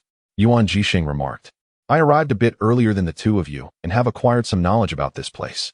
However, before we proceed, I would like to confirm whether you, as preparatory students, have yet to undertake the close combat and shooting courses at the academy. As he spoke, his gaze fell upon the Muramasa dagger secured at Chu Zihang's waist. Chu Zihang also noticed the dark red sheathed long sword at Yuan Sheng's side and replied, Today marks the third day of our formal preparatory studies, but I am proficient with a blade. The third day? Yuan Sheng paused, then hesitantly produced a black Glock pistol from his waist and handed it to Lu Mingfei. Do you know how to shoot? Yes, indeed. Lu Mingfei quickly accepted the pistol. His understanding of firearms stemmed solely from military training in high school. Nevertheless, he could at least wield the Glock as a throwing weapon. Unlike his two companions who each possessed a Japanese sword for protection, now that his teammates were armed, Yuan Sheng resolved to proceed. Let me introduce you to the situation here. We can discuss as we walk. With that, he led them into a narrow alley. Despite it being daytime, the dense cluster of buildings obscured any sunlight from reaching the damp and chilly passageways. That newspaper was just published this morning, which indicates that we are indeed in the Kowloon-walled city of 1987, Yuan Sheng stated calmly. Wait a moment, if this is 1987, doesn't that mean I could warn Huang Jiaju not to pursue his career in Japan? Lu Mingfei interjected. Huang Jiaju, the lead singer of the band Beyond, tragically passed away in 1993 due to an accident while participating in a variety show in Japan, an everlasting sorrow for the Hong Kong music scene. Beyond only rose to prominence in 1988, and even if you searched, you might not find Huang Jiaju himself. Yuan Sheng replied to Lu Mingfei's absurd question before continuing. Furthermore, I have already surveyed the outer perimeter of this walled city, which is shrouded in dense fog. Venturing outside the confines of the walled city could lead to peril. Are we not experiencing some sort of time travel? Chu Zihang inquired. Certainly, you must have heard of the grandmother paradox. Such phenomena as time travel are impossible unless one traverses to a parallel universe. However, given the fog surrounding the outer area, it is evident that this is not a normal world.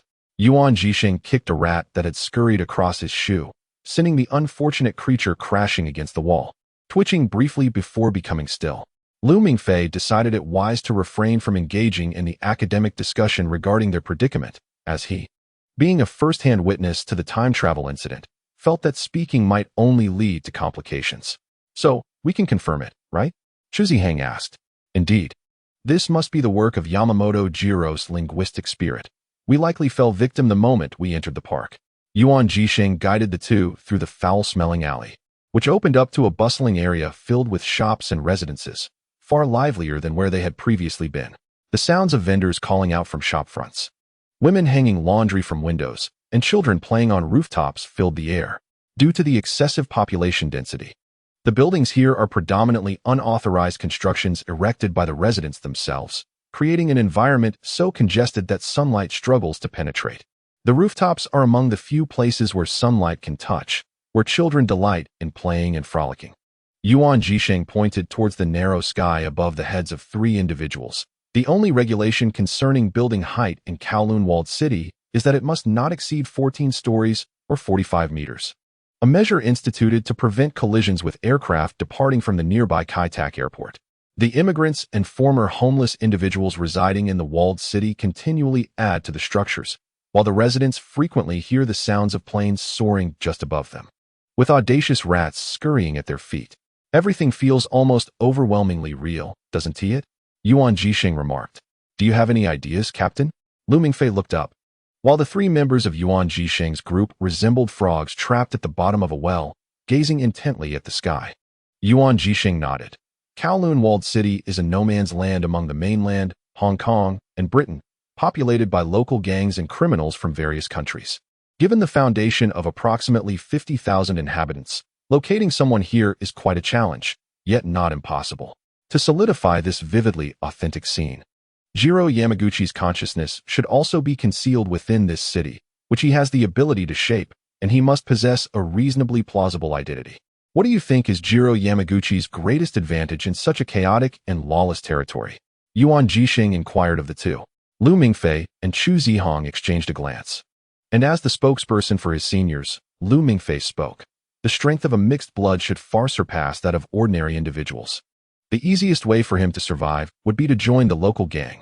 Indeed, since we cannot find a way to leave this place, we should compel Yamaguchi to reveal his powers, or, Yuan Jisheng paused, we could simply eliminate him.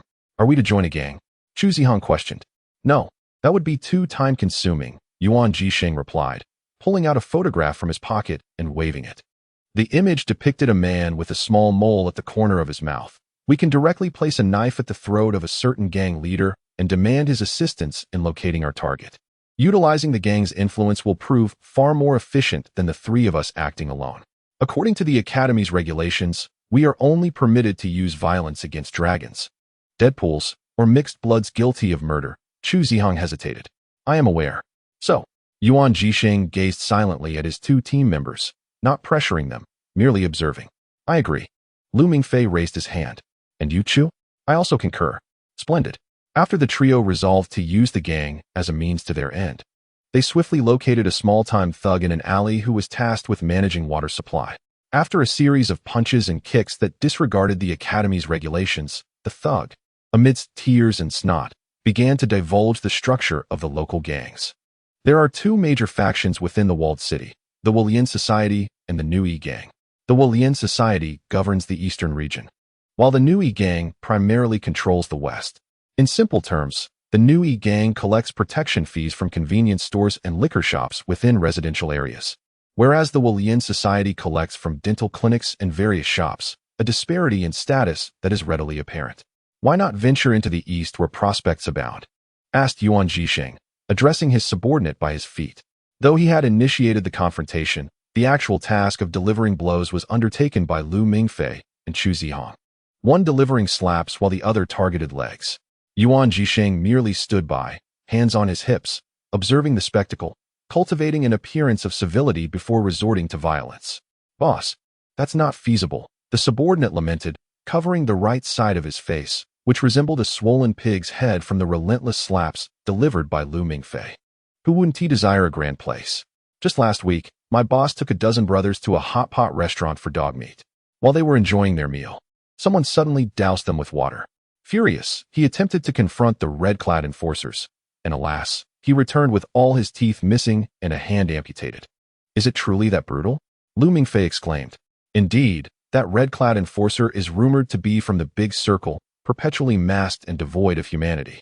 The subordinate spat angrily on the ground, as if Mingfei and his companions were not the ones who had assaulted him, but rather that enforcer.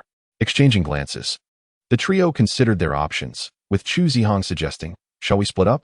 He cast an impassive glance at the subordinate cowering in the corner, causing him to tremble in fear. Among the three, the one he feared most was this expressionless young man, who remained silent during the confrontation, yet bore an expression that hinted at imminent violence should he respond poorly. The one in the black trench coat, while the initial aggressor, had not struck him much, and the one delivering slaps merely acted as a bully, taunting, see, this is what happens when you misbehave. You think you can dabble in the underworld? Now you understand your folly. Be gone, Yuan Jisheng said, nudging the subordinate with his shoe. As the subordinate scurried away, Yuan Jisheng remarked, "Are you feeling confident?" "Absolutely," Lu Mingfei replied, invigorated by the earlier altercation. "Very well, here's the plan." Around midday, Lu Mingfei followed Yuan Jisheng to a street on the eastern side of the city, and to his surprise, this impoverished area boasted a respectable shopping street. It featured dental clinics flaunting the names of renowned dentists, pawn shops adorned with traditional decor, public bathhouses, and several dog meat eateries and restaurants. Everything one would expect from a commercial street. The city mandates that ordinary residents reside on the west side, while the gangs occupy the east, which naturally leads to better infrastructure in this area, explained Yuan Jisheng. Dogs are humanity's faithful friends. I do not consume dog meat, Lu Mingfei remarked, surveying the surroundings, his stomach grumbling slightly. Do not worry, I share your sentiments, Yuan Jisheng reassured him, patting Lu Mingfei on the shoulder and gesturing towards a noodle shop across the street that spanned 3 standard storefronts, with a yellow sign reading, Shunxing Beef Brisket Noodle Shop. 2 bowls of beef brisket noodles and a plate of sliced beef, Yuan Jisheng instructed the waiter as they settled down at a window-side table. We shall have our lunch here while you proceed alone. Is that acceptable? Lu Mingfei voiced his concerns. He had assumed that splitting up meant he and Chu Zihong would partner while Yuan Jisheng would act alone, yet he found himself accompanying Yuan Jisheng. Why do you refer to him as your senior? Yuan Jisheng inquired. We graduated from the same high school. He is 1 year my senior. Oh, so you are still a minor? Yuan Jisheng expressed a hint of astonishment. What's wrong with being underage? Lu Mingfei straightened his back. I thought minors couldn't attend university. This is quite surprising. Yuan Jisheng chuckled, picked up a slice of beef, dipped it in the vinegar dish, and savored it. How does it taste? Lu Mingfei promptly followed suit, relishing a piece of beef that was wonderfully marinated. Though brined, it was far from bland, perfectly complemented by the tangy vinegar. I haven't had this kind of marinated beef before. In Japan, it's more common to grill or stir-fry the beef in an iron pot before boiling it, much like hot pot, and then dip it in raw egg. Yuan Jisheng set down his chopsticks and took a sip of the tea served by the waiter. The tea was delicate, with a few stray tea leaves floating in the cup. I know sukiyaki, right? Sukiyaki is a convenient dish invented by farmers in ancient Japan. However, over time, modern sukiyaki has evolved into an expensive dish where a variety of high-quality ingredients are cooked together in an iron pot. I had the fortune to try it once, but the iron pot then contained frozen fatty beef rolls, which were rather mediocre. Do you understand Japanese? Yuan Jisheng observed as Lu Mingfei popped 2 more slices of beef into his mouth. Yes, I was in the Japanese language club in high school. Basic conversation is no problem. Anyway, with Chu Zihong, who knows his background, absent, Lu Mingfei felt no fear of being exposed. At that moment, 2 bowls of steaming beef brisket noodles were placed on the table. Lu Mingfei poured in some vinegar and added a spoonful of chili. Beef noodles must be spicy to be delicious. Would you like to add some, Captain? No, thank you. Oh, okay. Lu Mingfei then added a spoonful of minced garlic to his noodles. The beef brisket pieces varied in size, tender and delicious, and the noodles were perfectly cooked. Lu Mingfei was quite happy. After days of eating instant noodles prepared by Raymond, he truly missed the flavors of a noodle shop. People are like that. Though home-cooked meals are delightful, nothing beats the joy of dining out occasionally, especially when Raymond only deigns to toss a couple of frozen curry fish balls into his instant noodles. Burp. Lu Mingfei let out a satisfied belch, having finished not only the noodles, but also half a bowl of broth. Would you like another bowl? Yuan Jisheng inquired. I'm full, Lu Mingfei replied, patting his stomach and adding with great bravado, as the host, this meal is on me. Please don't hesitate. Waiter, the bill. Though he wasn't a local, hospitality is a commendable trait of the Chinese. Yuan Jisheng showed no inclination to take the bill. He simply smiled as Lu Mingfei retrieved a red $100 Hong Kong note from his pocket and handed it to the waiter. Observing the waiter's hesitant expression as he walked away, Lu Mingfei wondered, why does he look as if he has never seen money before? 100 Hong Kong dollars isn't that much, is it? A bowl of beef noodles on the street costs over $40 now.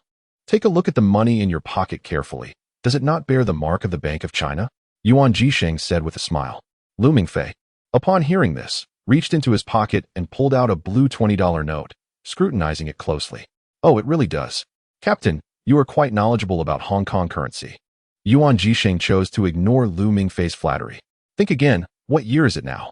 In 1987, before Hong Kong's return. You presented a banknote issued in 2003 to a server. What expression do you believe the server would wear?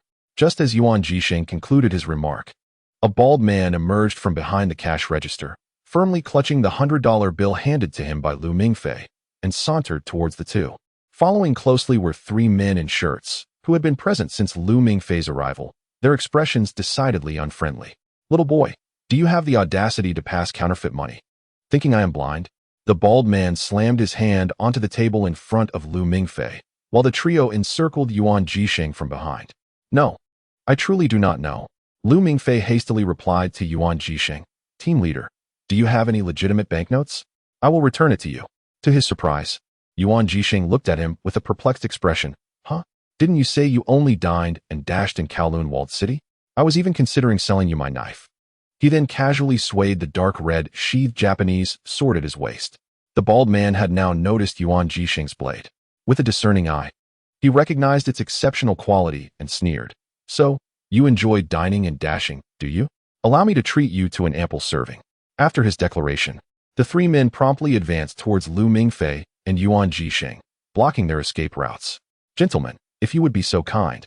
The bald man gestured towards a small room behind the cash register, smiling at Yuan Jisheng. I apologize, but we will need to temporarily secure your knife. We will return it to you once our conversation concludes. How does that sound?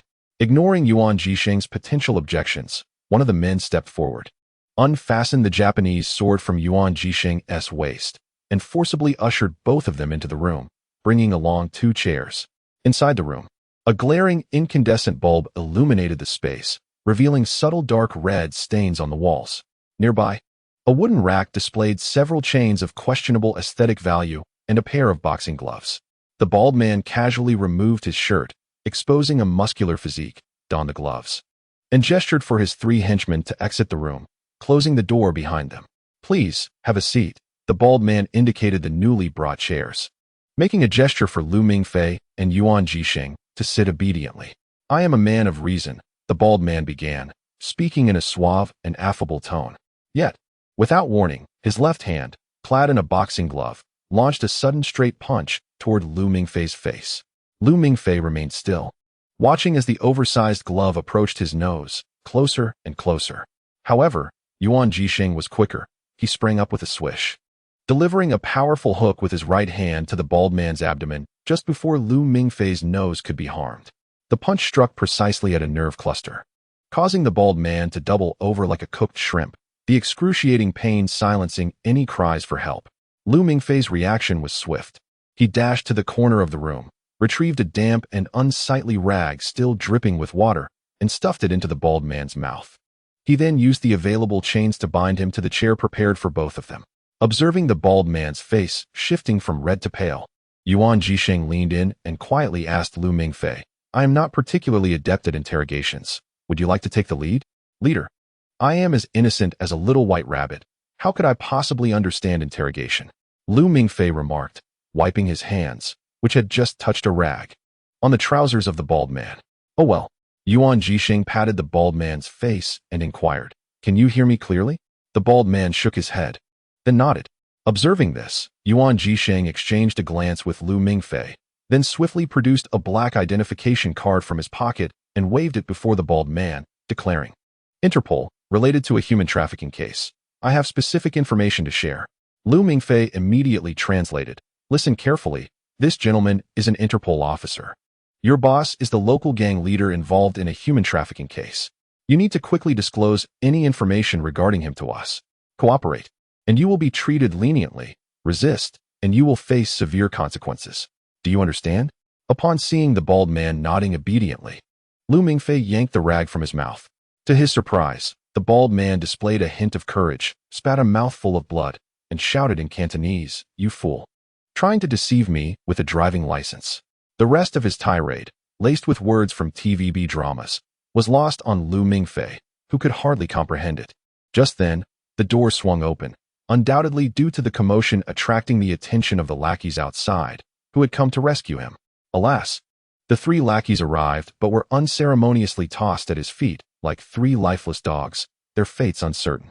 Following their arrival was Chu Zihong, who tossed a dark red-handled Japanese knife to Yuan Jisheng, urging, "Hurry, there are many gangs on this street." "Well done, Chu," Yuan Jisheng nodded, then pointed at the pallid-faced bald man and asked Lu Mingfei, "What did he just say?"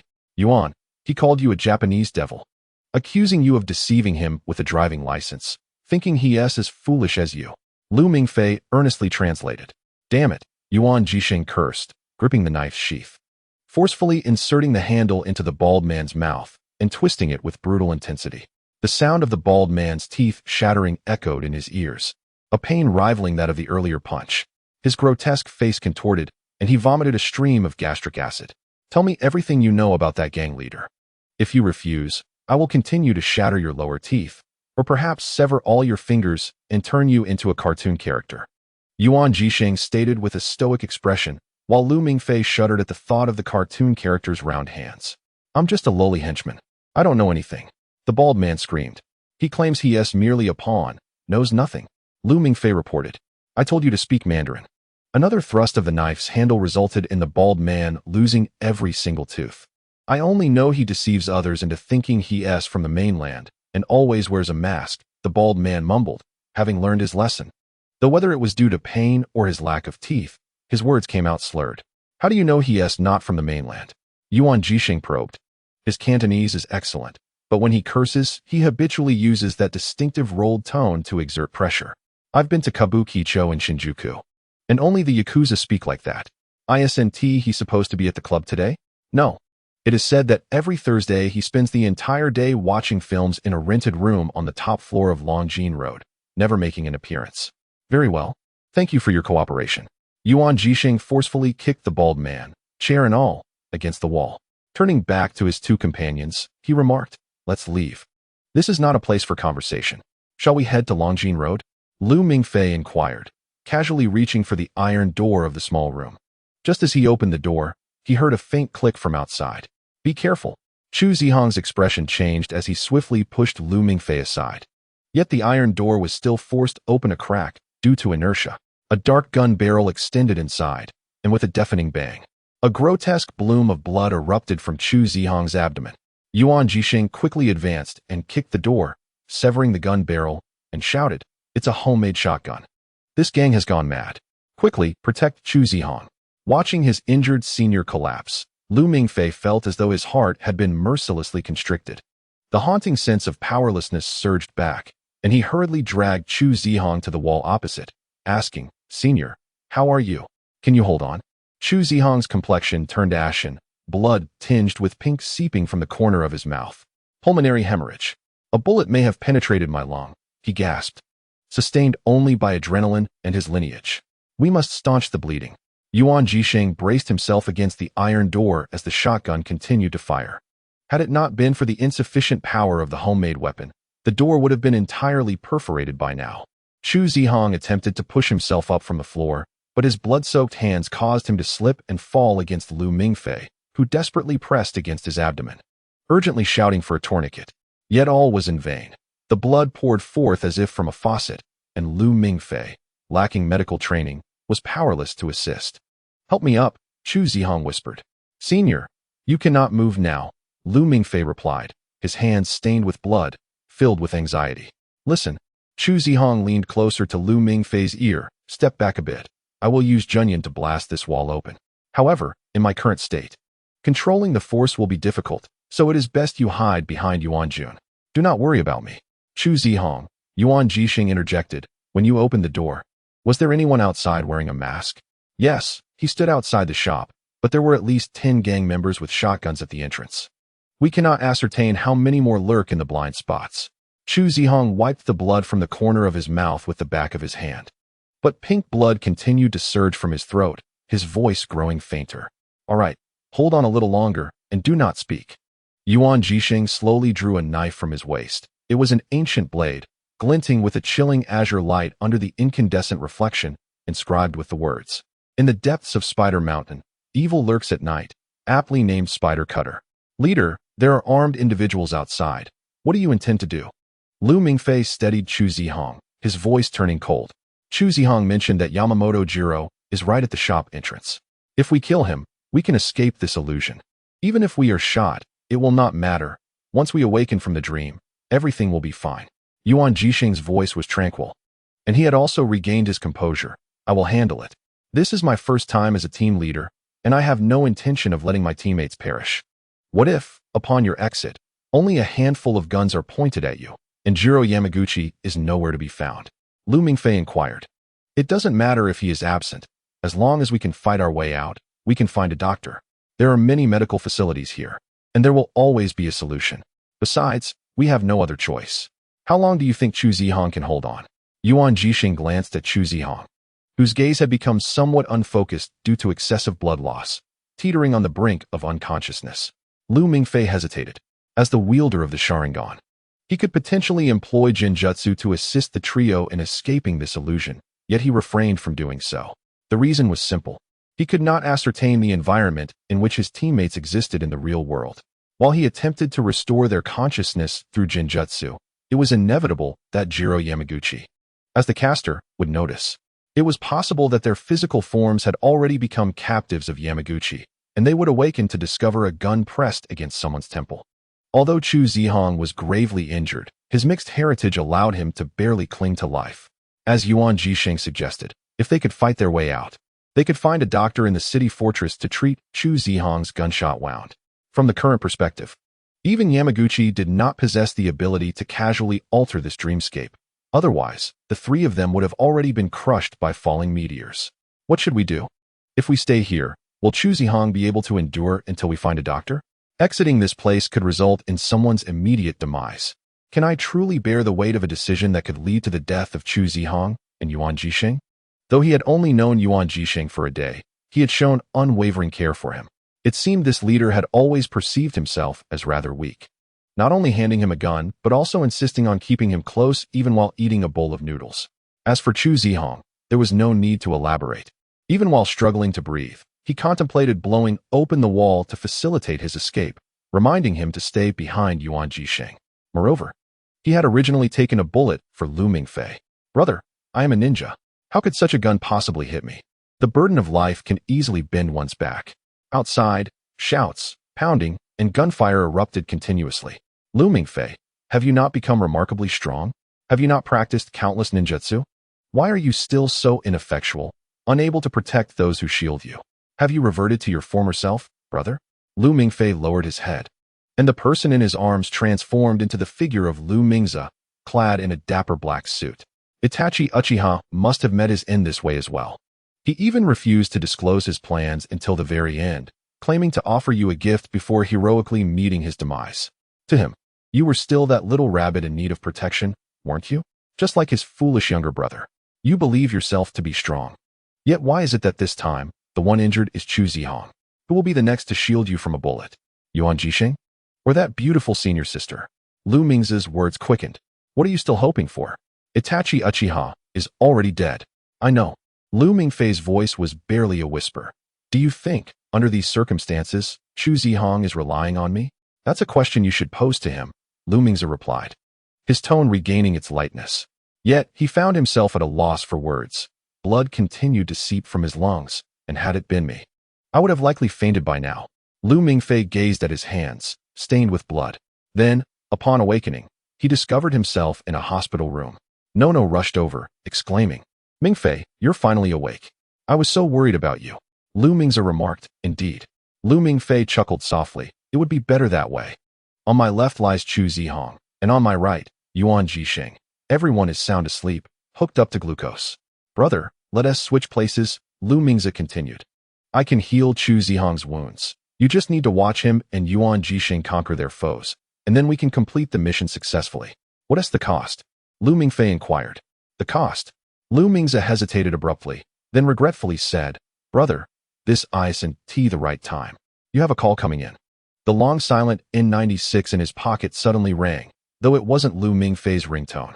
Yuan Jixing turned back, first glancing at the unconscious bald quartet, before noticing the bloodied black phone in Lu Mingfei's hand. Captain, will you answer? A heavy knocking resounded from outside the iron door, as the gangsters appeared to have acquired new tools for breaking in. Answer it. Yuan Jixing braced himself against the iron door, his right hand poised with the spider knife ready. Lu Mingfei pressed the answer button. Hello? Peninsula Hotel, Hong Kong, 23rd floor. Nono, clad in a white hotel robe, leaned against the window, holding a glass of iced water, quietly gazing at the vibrant night view of Victoria Harbor, her dark red hair still slightly damp from her recent shower. Nono was not merely a wild spirit who relished speeding down deserted roads in a sports car. She also possessed a contemplative side, delighting in chasing fireflies in the mountains and, on occasions like this, appreciating the splendid nightscape of a city from her window. She felt as though the city had come alive. The gardeners, who toiled during the day, transformed into dazzling little sprites by night. This was the essence of Hong Kong after dark. The phone lying on the bed vibrated. Hello? Nono answered the call. Nono? This is Yi Sheng. Is this a good time to talk? The voice on the other end was somewhat noisy. I'm still on vacation. Nono replied with a hint of irritation. There's no choice. Professor Mans has requested you to take tomorrow's flight to Hong Kong. He has a personal favor to ask of you. Please help out. Yi Sheng was well aware of Nono's temperament. Considering she had been interviewed by Professor Mans for her admission and had completed projects alongside Yaji. In truth, Nono was quite agreeable. But one had to be mindful of the tone and manner in which one spoke to her. The softer the attitude, the more willing she would be to oblige. Thus, Yaji was particularly adept at communicating with Nono. After all, requests presented by Yaji, with her gentle and sweet demeanor, made it difficult for anyone to refuse. Unfortunately, Yi Sheng had lost a game of rock, paper, scissors before making the call. Is Yaji with you? Nono inquired. How did you know? Yi Sheng was taken aback. Just a wild guess, but perhaps it's because you two are always so close together. I can only assume your phone is on speaker. And the two of you are huddled in the dimly lit tent of the execution department, staring blankly at a small screen. Nono remarked mischievously. Good evening, Nono, came Ayaki's resigned voice from the other end. Indeed, she was crouched in the tent alongside Yi Sheng, conversing with Nono. Good evening. What does Professor Mans want from me? Well, we just received an urgent assignment from the execution department in Hong Kong, Ayaki said, nudging Yi Sheng aside to explain the situation to Nono. I understand. But can't the execution department handle this kind of task without me? What use is a preparatory student like me? Nono questioned. The primary issue is that this incident is fraught with uncertainties. Professor Mans wishes to leverage your profiling skills to uncover what exactly transpired 3 years ago, Yi Sheng interjected. Moreover, there are familiar faces involved. Familiar faces? You mean the 2 preparatory students newly recruited in China? I heard one of them is an S-level. Surely, you remember? S-level? Nono paused, incredulous. Have all the execution department personnel been dispatched to the Middle East for oil drilling? Why would they involve 3 preparatory students in such operations? They are different. The school has modified their 3E exams into practical activities, and as luck would have it, they coincide with the pursuit of the fugitive hybrid. Yi Sheng's tone grew somber. To be frank, I have an unsettling premonition about this operation, and I hope it proves unfounded. Understood. What time should I arrive? By the way, I happen to be in Hong Kong at the moment. Nono drew the curtains and powered on her laptop. How fortuitous. Let's say 10 o'clock at Kowloon Walled City Park. Don't get lost, Yi Sheng replied, somewhat surprised. All right. Nono ended the call and typed Kowloon Walled City Park into the search engine, her earlier teasing demeanor replaced by seriousness as she meticulously perused various entries online, occasionally jotting down notes on her phone. I truly regret taking you on as my junior, Nono sighed, sipping her icy water. At 10 in the morning, Kowloon Walled City Park. As Nono stepped out of the taxi, she spotted Yi Sheng and Ayaki waiting at the entrance. A perfect match. Why haven't you two registered your marriage yet? Nono quipped, but soon noticed their expressions were rather grave. Nono, something has happened, Yi Sheng said, his face impassive. What? Nono's gaze shifted away from Yi Sheng, landing on a rectangular object made of silver metal resting in the park, a sight reminiscent of a coffin. Come inside, Yi Sheng urged, leading her around the rectangular object to a deep blue tent, the temporary command center established by the execution department. A group of elite operatives clad in black coats crowded within, with Professor Mans Lawnstite seated among them, overseeing the operation. At that moment, Professor Mans was intently focused on a monitor, repeatedly rewinding the video footage, his expression grave. Professor, Nono squeezed her way in. Nono, come sit here. Mans gestured to the vacant seat beside him, dragging the video progress bar back to the beginning. What is this? Nono gazed at the screen, where a camera positioned in the park revealed a live feed of Uchiha accompanied by 2 young men. After advancing approximately 50 meters, The trio came to a halt, following the entry of the action team into the park. We instructed Yi Sheng to utilize his serpent to probe the internal conditions before proceeding, ensuring the safety of the two novices, as Mans elaborated. The serpent served as Yi Sheng's familiar. To the conjurer, it felt as if they were releasing a radiant serpent from the depths of their mind, acting as a messenger to explore their surroundings. In truth, it possessed an acute sensitivity to electrical signals, adeptly detecting changes in the electric field from a distance.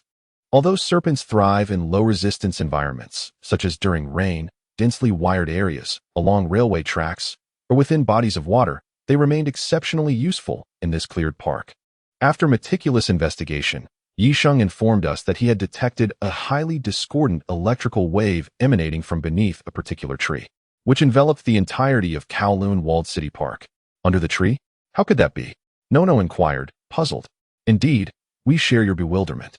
We have never heard of any hybrid species surviving in the soil. They're not groundhogs, Mans remarked. Thus, I suspect that Yi Sheng's findings may be erroneous. I dispatched someone to deliver shovels to the team, preparing for immediate excavation.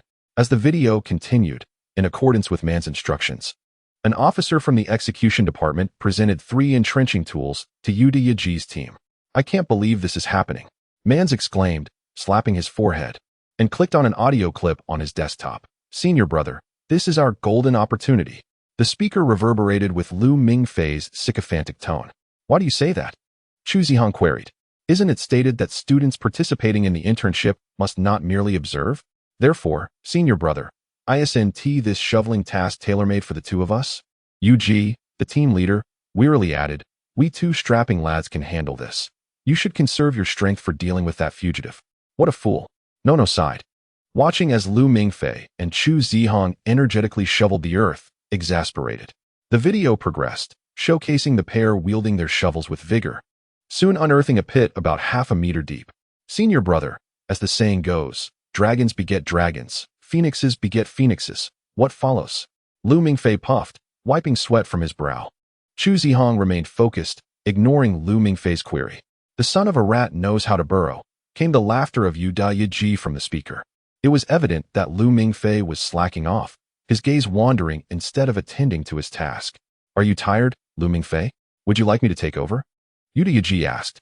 Oh no, I'm not tired at all. Senior brother, are you feeling fatigued? What is this? With Chu Zihong's incredulous voice. Nono leaned closer to the screen. Let me see, let me see. Lu Mingfei bent down, gently brushing aside the soil with the shovel, only to exclaim in astonishment. What on earth? Immediately following, both Lu Mingfei and Chu Zihong collapsed simultaneously in the video. Jide Yaji swiftly drew her handgun and leaped into the pit. Moments later, her voice resonated over the communication channel. Command center, 2 freshmen have unexpectedly lost consciousness, requesting assistance. Yaji, exit the area first and inform me of what is inside the pit. Professor Mans' voice echoed. It's a leg bone. After Yaji emerged from the pit, a dozen specialists from the execution department rushed into the park, swiftly lifting the mud-covered Lu Mingfei and Chu Zihong from the pit and hastening towards the command center. A leg bone. Nono glanced at the rectangular object lying quietly outside. Mans nodded. It seems that the exposure to this leg bone has rendered Lu Mingfei and Chu Zihong still in a state of unconsciousness.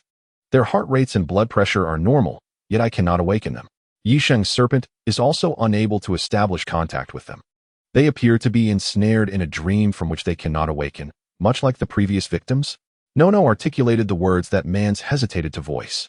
Indeed, the prior victims likely experienced a similar phase, first plunging into a deep slumber, then being completely manipulated by the Dreamweaver's powers, descending into an inescapable nightmare, ultimately leading to their demise. Mans rose and began to exit. Nono, follow me. Under Professor Mans' guidance, the 2 approached the side of the metallic rectangular box. Nono's prior speculation proved correct. It was indeed a coffin. The coffin was enveloped in silver metal on 5 sides, while the top was replaced with a transparent material, allowing a clear view of the humanoid skeleton lying within. Nono observed that the shape of the skeleton's knee joint appeared quite peculiar, seemingly bent backward. This is an invention of the equipment department. They once suspected that the remains of certain draconic or Deadpool entities might emit radioactive substances, hence the creation of this coffin, which unexpectedly proved useful. Professor Mans tapped the coffin with the tip of his shoe, producing a distinctive metallic echo from within. So what exactly is this? Bones of a Deadpool with radiation? Nono inquired. No, I believe this skeleton currently does not contain radioactive material. For both Yaji and I have touched it after the freshman fell unconscious, and as you can see, we have not experienced any mental disturbances. Mans paused, his tone becoming somewhat conflicted. I do not think this is the skeleton of an ordinary hybrid. Are you referring to its knee joint? I noticed that as well, Nono remarked. Not just that, look closely. Following the direction of Mans' finger, Nono finally discerned that a pair of small bony wings was curled up on the back of the skeleton. She gazed in astonishment at Professor Mans. Even hybrids, upon becoming Deadpools, would lose their corresponding draconic features upon death, be it scales or claws, they would all shed. This is an inevitable result of the conflict between human and draconic genes, without exception. Professor Mans lightly tapped on the transparent cover. This skeleton transcends our understanding of hybrids. Perhaps it is precisely for this reason that, even in death, it retains a certain influence, luring visitors to the park into inescapable nightmares. I even suspect that this may not be a hybrid. Nono lowered her gaze to the completely skeletal remains, her eyes scanning the hollow eye sockets and the ribcage. After a moment, she spoke. Professor, please take me to the scene. Very well, follow me. The Jiulong Zhaiqing Park indeed lives up to its reputation as a garden constructed in the style of Jiangnan gardens. The verdant grass, lush plant clusters, and meticulously cared for trees create an exquisitely harmonious landscape. Regrettably, a massive pit now disrupts the lawn, accompanied by several figures in black from the enforcement team, wielding shovels and various metal instruments, probing the surrounding soil for clues. What have you found? Mans inquired. Aside from a cigarette, but there are no other discoveries. And there are no signs of radioactive materials ever having existed nearby. It seems, as Yisheng mentioned, that the strange electromagnetic waves vanished immediately after the two newcomers fainted. One of the black-clad men replied with resignation. Nono disregarded their conversation and slowly approached the tree by the edge of the pit, gently caressing the trunk with her palm.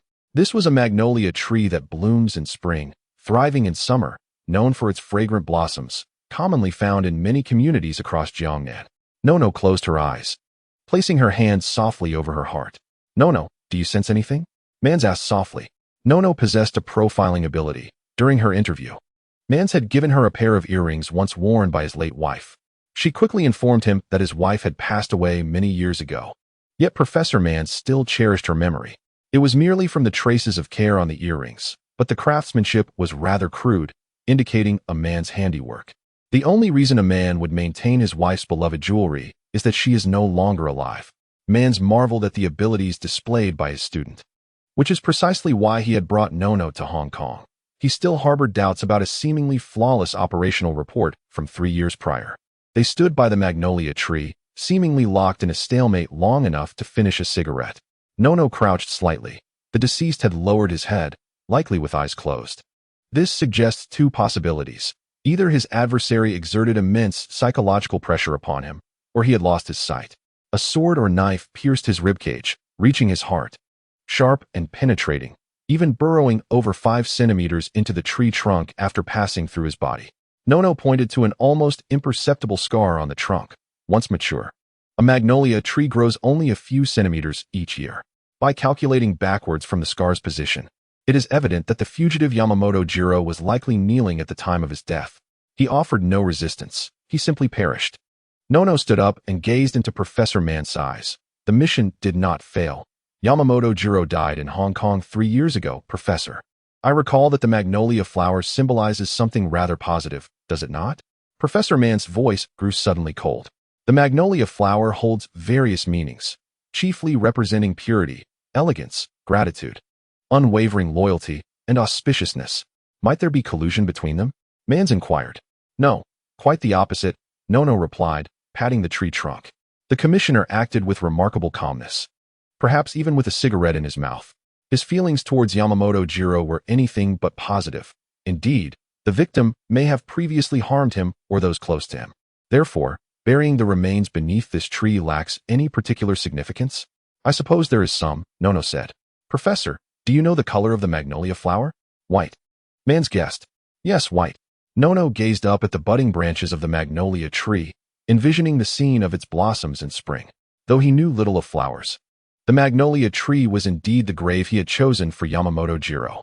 In spring, it would be adorned with a cascade of white petals. For white flowers are always offered to the deceased, are they not? I confess I find it hard to comprehend. Man shook his head. He believed in his students' deductions.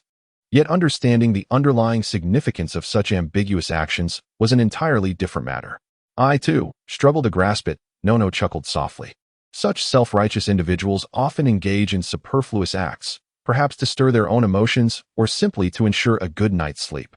Nono clapped her hands and addressed Mans. Professor, it seems we have been deceived. The report authored by that commissioner 3 years ago is utterly fabricated. In this case, will the school still protect his personal information? Mans retrieved his mobile phone. I will call the principal immediately. Regardless of which department the continuing education student belongs to, I must know his name and hold him accountable. Hello, principal. Yes, this is Mans.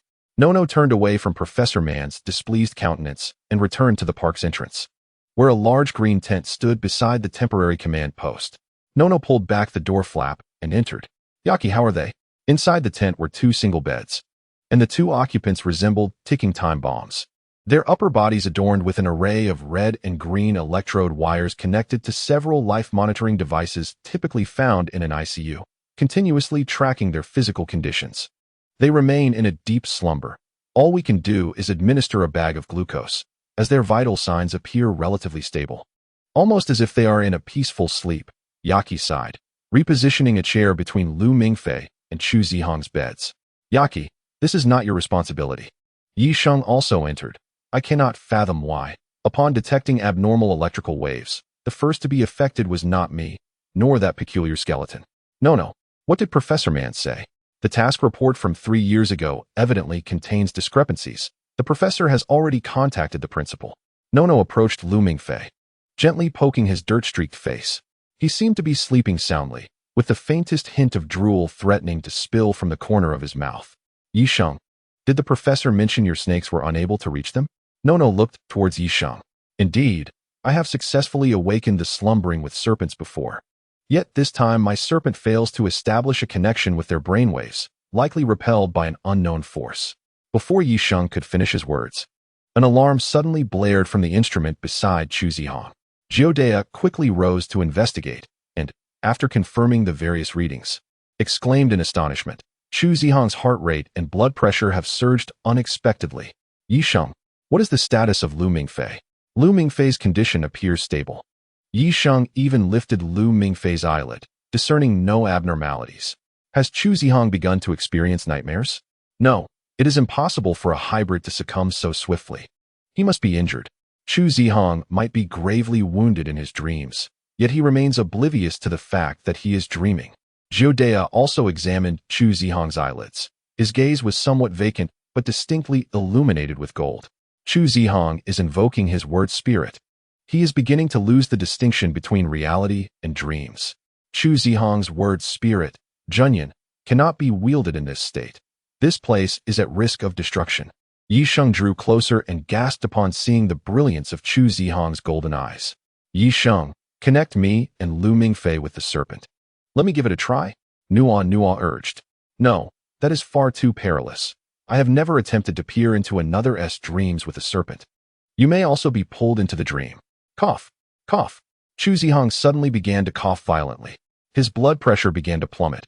He was truly injured, and the color of his golden eyes faded. Jiodea had already retrieved the defibrillator, for at any moment, Chu Zihong's heart could cease to beat, despite his outward appearance of being unharmed. Yi Sheng, all right, I understand, but you must be exceedingly careful, Nua. Yi Sheng settled onto the floor, leaning sideways against Lu Mingfei's bedside. When Yi Sheng commanded the serpent, his state was as fragile as an infant's. During underwater operations, whenever he released his word spirit, Jiodea would embrace him from behind, preventing him from being swept away by the currents. I apologize, Yi Sheng, Jiodea said, checking Chu Zihong's vital signs. It's all right, Nua. Are you ready? Yi Sheng smiled at Jiodea. Let us begin.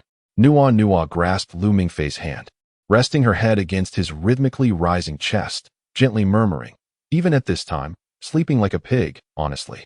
Soon, the serpents were liberated from the depths of Yi Sheng's mind, flowing through his limbs and veins, surging towards Lu Mingfei and Nua behind him, intent on constructing a bridge for their souls to touch.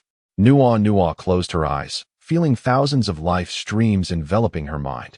In her pitch-black vision, stars began to emerge like fireflies in the mountains, and her consciousness raced forth, striving to grasp a faint star within reach.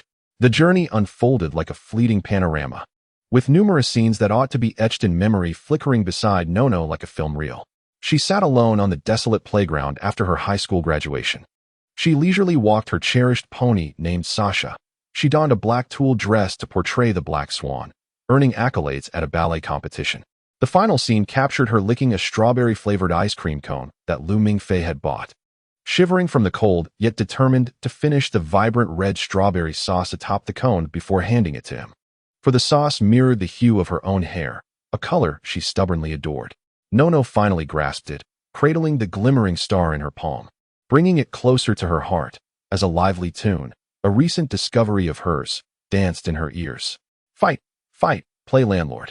As the melody ceased, a familiar voice emerged in Nono's mind, though it consisted of a single word, a blend of helplessness, astonishment, and a hint of tears. It felt achingly familiar. Hello? Lu Mingfei?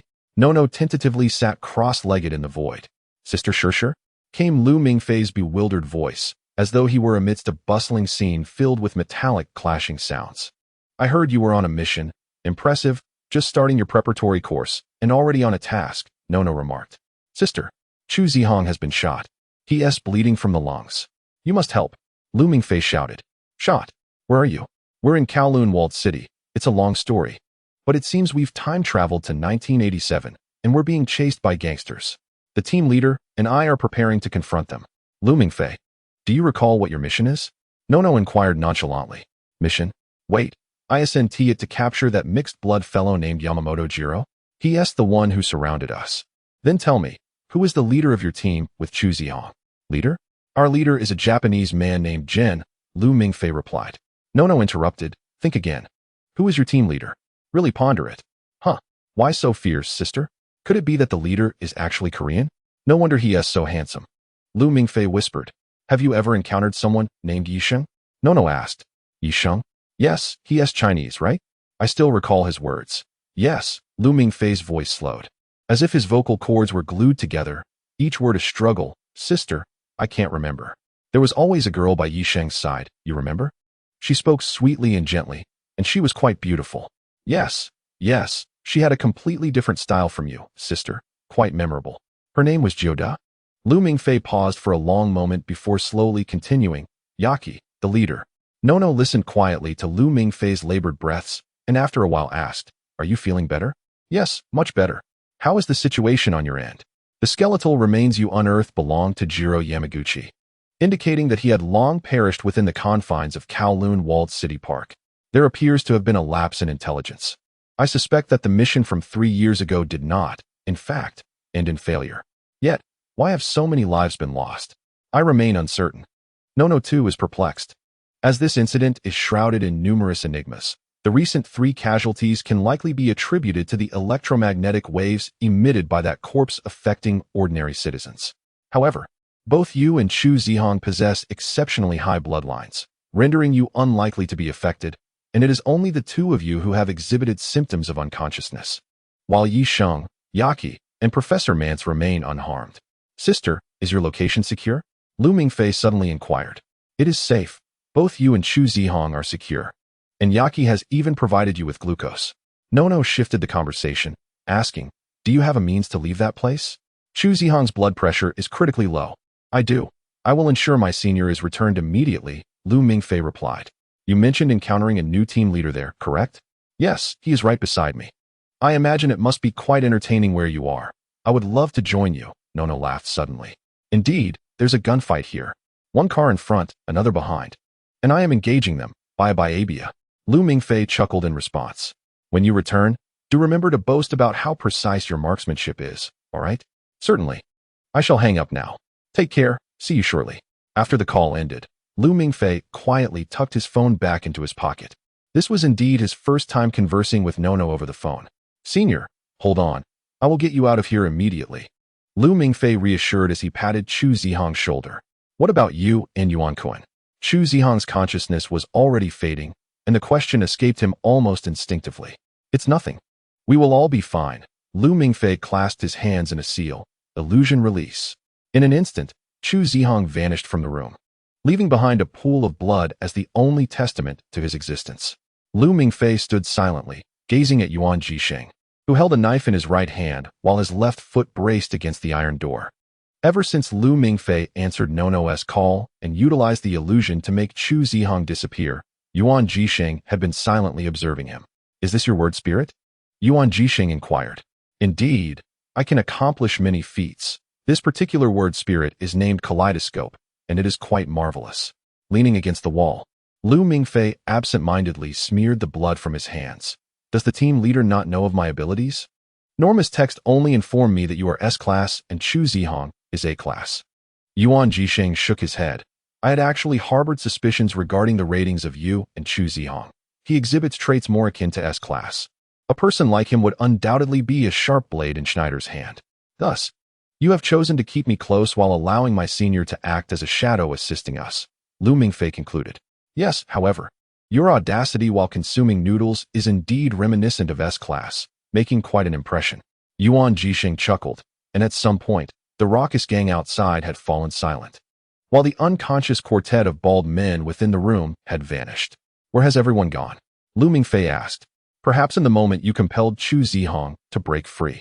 You were shaking the very foundations of this illusion. Those who ought never to have existed here are departing, and I suspect that soon this city will vanish as well. Yuan Jisheng sheathed his sword, leaning against the iron door while inhaling a gentle Japanese 7-star cigarette.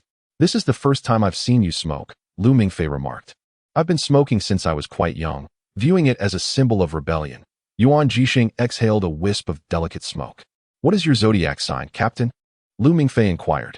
Leo, Yuan Jisheng replied, though he was uncertain of his own birthday, naively believing he ought to embody the fierce nature of a Leo. What about you?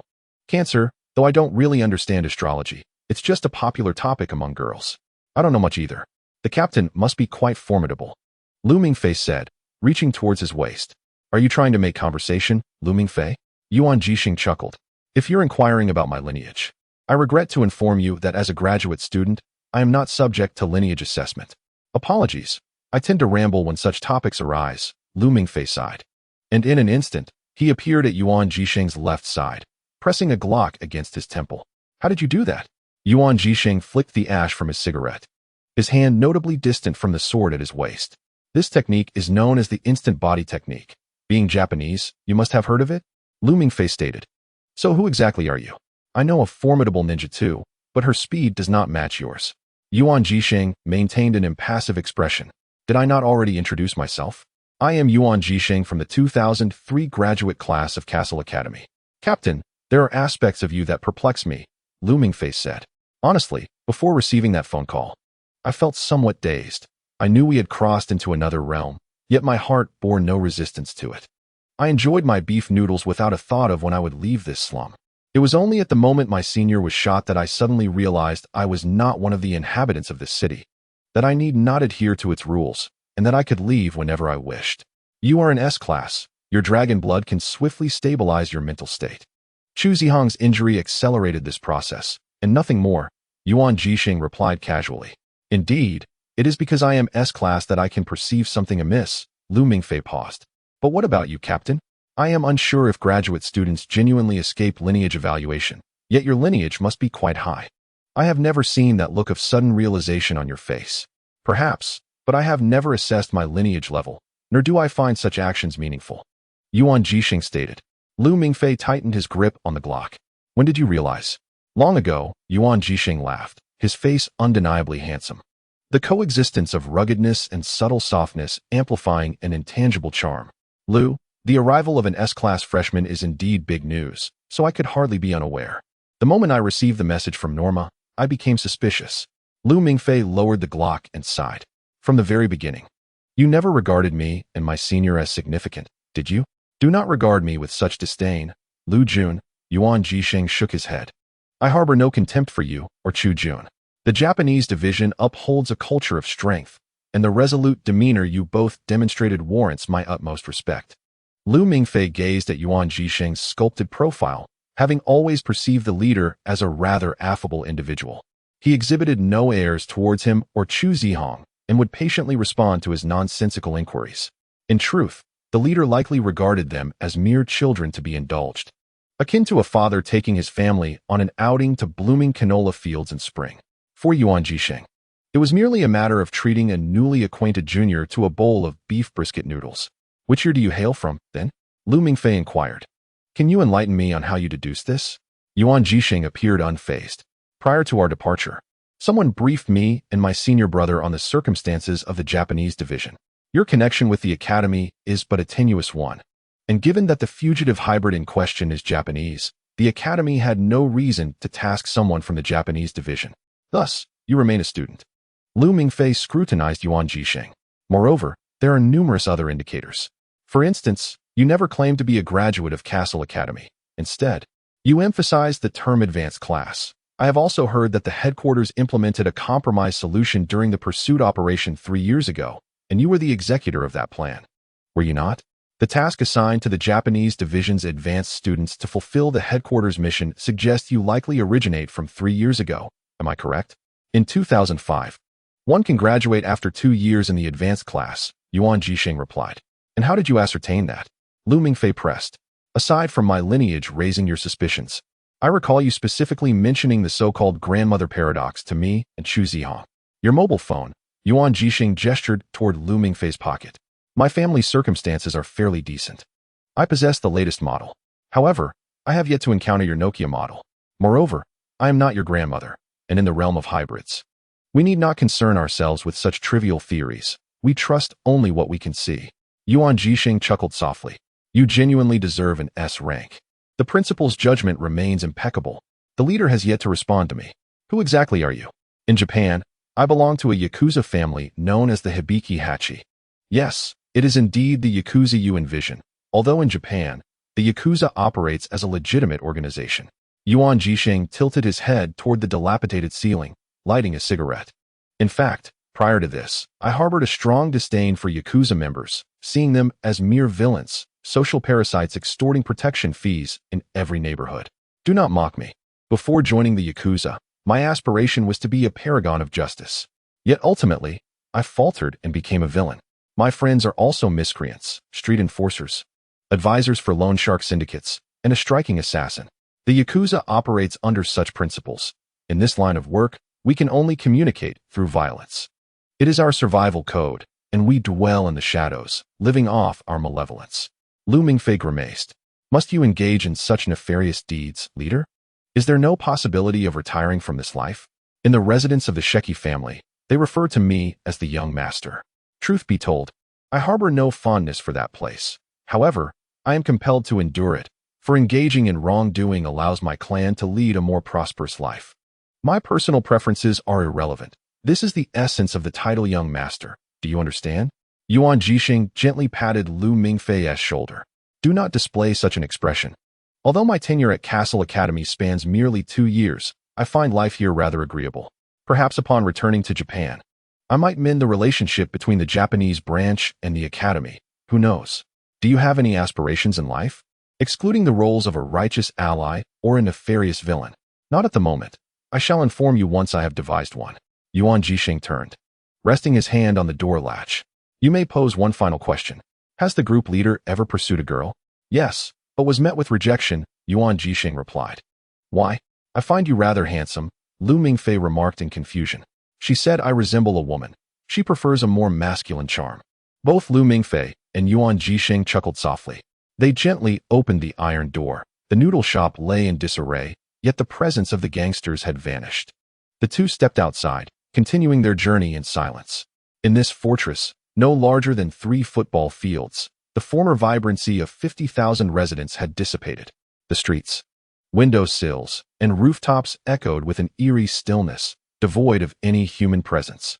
All had vanished, leaving only Lu Mingfei, Yuan Jisheng, and Jiro Yamaguchi within the stronghold. Will he truly wait for us there? Lu Mingfei tilted his head upward. The blue sky had not expanded in light of the residents' disappearance. It remained as constricted as a well. Indeed, for this is his territory, with no escape. They arrived at Longjindo, a street bustling with shops, mahjong parlors, card houses, dog meat canteens, and smoking dens, along with the second-floor establishments of ill repute, once among the most prosperous areas of the fortress. They ascended the creaking stairs to the top floor, the highest building on Longjindo, cluttered with clotheslines, children's toys, and tattered sofas. More aptly described as a rooftop than a top floor. To the east of the rooftop stood a low, windowless hut, with only a small red wooden door providing access to the outside. A familiar tune played softly, clear enough to discern. Yuan Jisheng and Lu Mingfei stood side by side, quietly listening to the theme song of Astro Boy. "It's my first time hearing the Japanese version of Astro Boy," Lu Mingfei remarked. "How nostalgic." "I used to adore this song," Yuan Jisheng replied, his left hand gripping a dark red scabbard while his right rested lightly on the hilt of his blade. His gaze fixed on the slowly opening red wooden door. "Are you satisfied with life in the fortress, gentlemen?" A man clad in a black t-shirt and wearing a mask emerged from the door. "Afraid to show your face, Jiro Yamaguchi?" Yuan Jisheng inquired. "Not at all," Yamaguchi stated as he removed his mask, revealing a small black mole at the corner of his mouth. Lu Mingfei found his appearance rivaled that of Chu Zihong and Yuan Jisheng. "Damn, are mixed bloods all this handsome? Why are only the two of you here? Where's Chu?" Although Jiro Yamaguchi wore a smile, the golden gleam in his eyes betrayed the insincerity of his demeanor. Chu Zihong, feeling unwell, had retreated home to rest. As stated by Lu Mingfei, his expression devoid of emotion. I was similarly disoriented upon my arrival here," Yamaguchi acknowledged. "After all, both Lord Chu and Lord Lu are uninvited guests, which is quite understandable. So, are you two here to escort me away? Those individuals, did you take their lives?" asked Minazuki. "That is highly probable," Yamaguchi nodded. "To be honest, my memory of that moment is rather hazy. I had just awakened, feeling disoriented, perhaps still haunted by a nightmare. Thus, it is likely that I did indeed slay a few." "Minazuki, a student of the advanced class at Castle Academy, this is our first and final encounter, for you are about to be obliterated. There is no need for defense, as no one will heed your pleas." With a swift flash of azure light, Minazuki unsheathed his spider cutter, the chilling aura sweeping through the air as he surged towards Yamaguchi with remarkable speed. Simultaneously, it seemed as though a golden sun enveloped Minazuki. And within that radiant circle, he advanced with the ferocity of a celestial warrior, the arc of his blade delineating the sun's edge. The clash of metal resonated as Yamaguchi, his arm mysteriously adorned with layers of ash-gray scales, intercepted the strike with claws that had emerged from his hand, sustaining only a superficial wound on the back of his hand.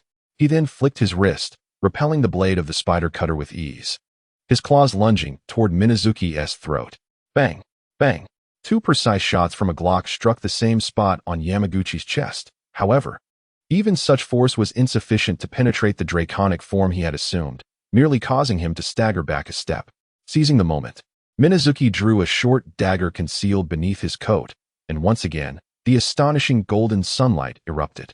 The dagger pierced the palm, where the scales were thinner, eliciting a pained cry from Yamaguchi, who then lunged fiercely at Minazuki. Lu Mingfei's support arrived once more, firing 6 rounds in rapid succession.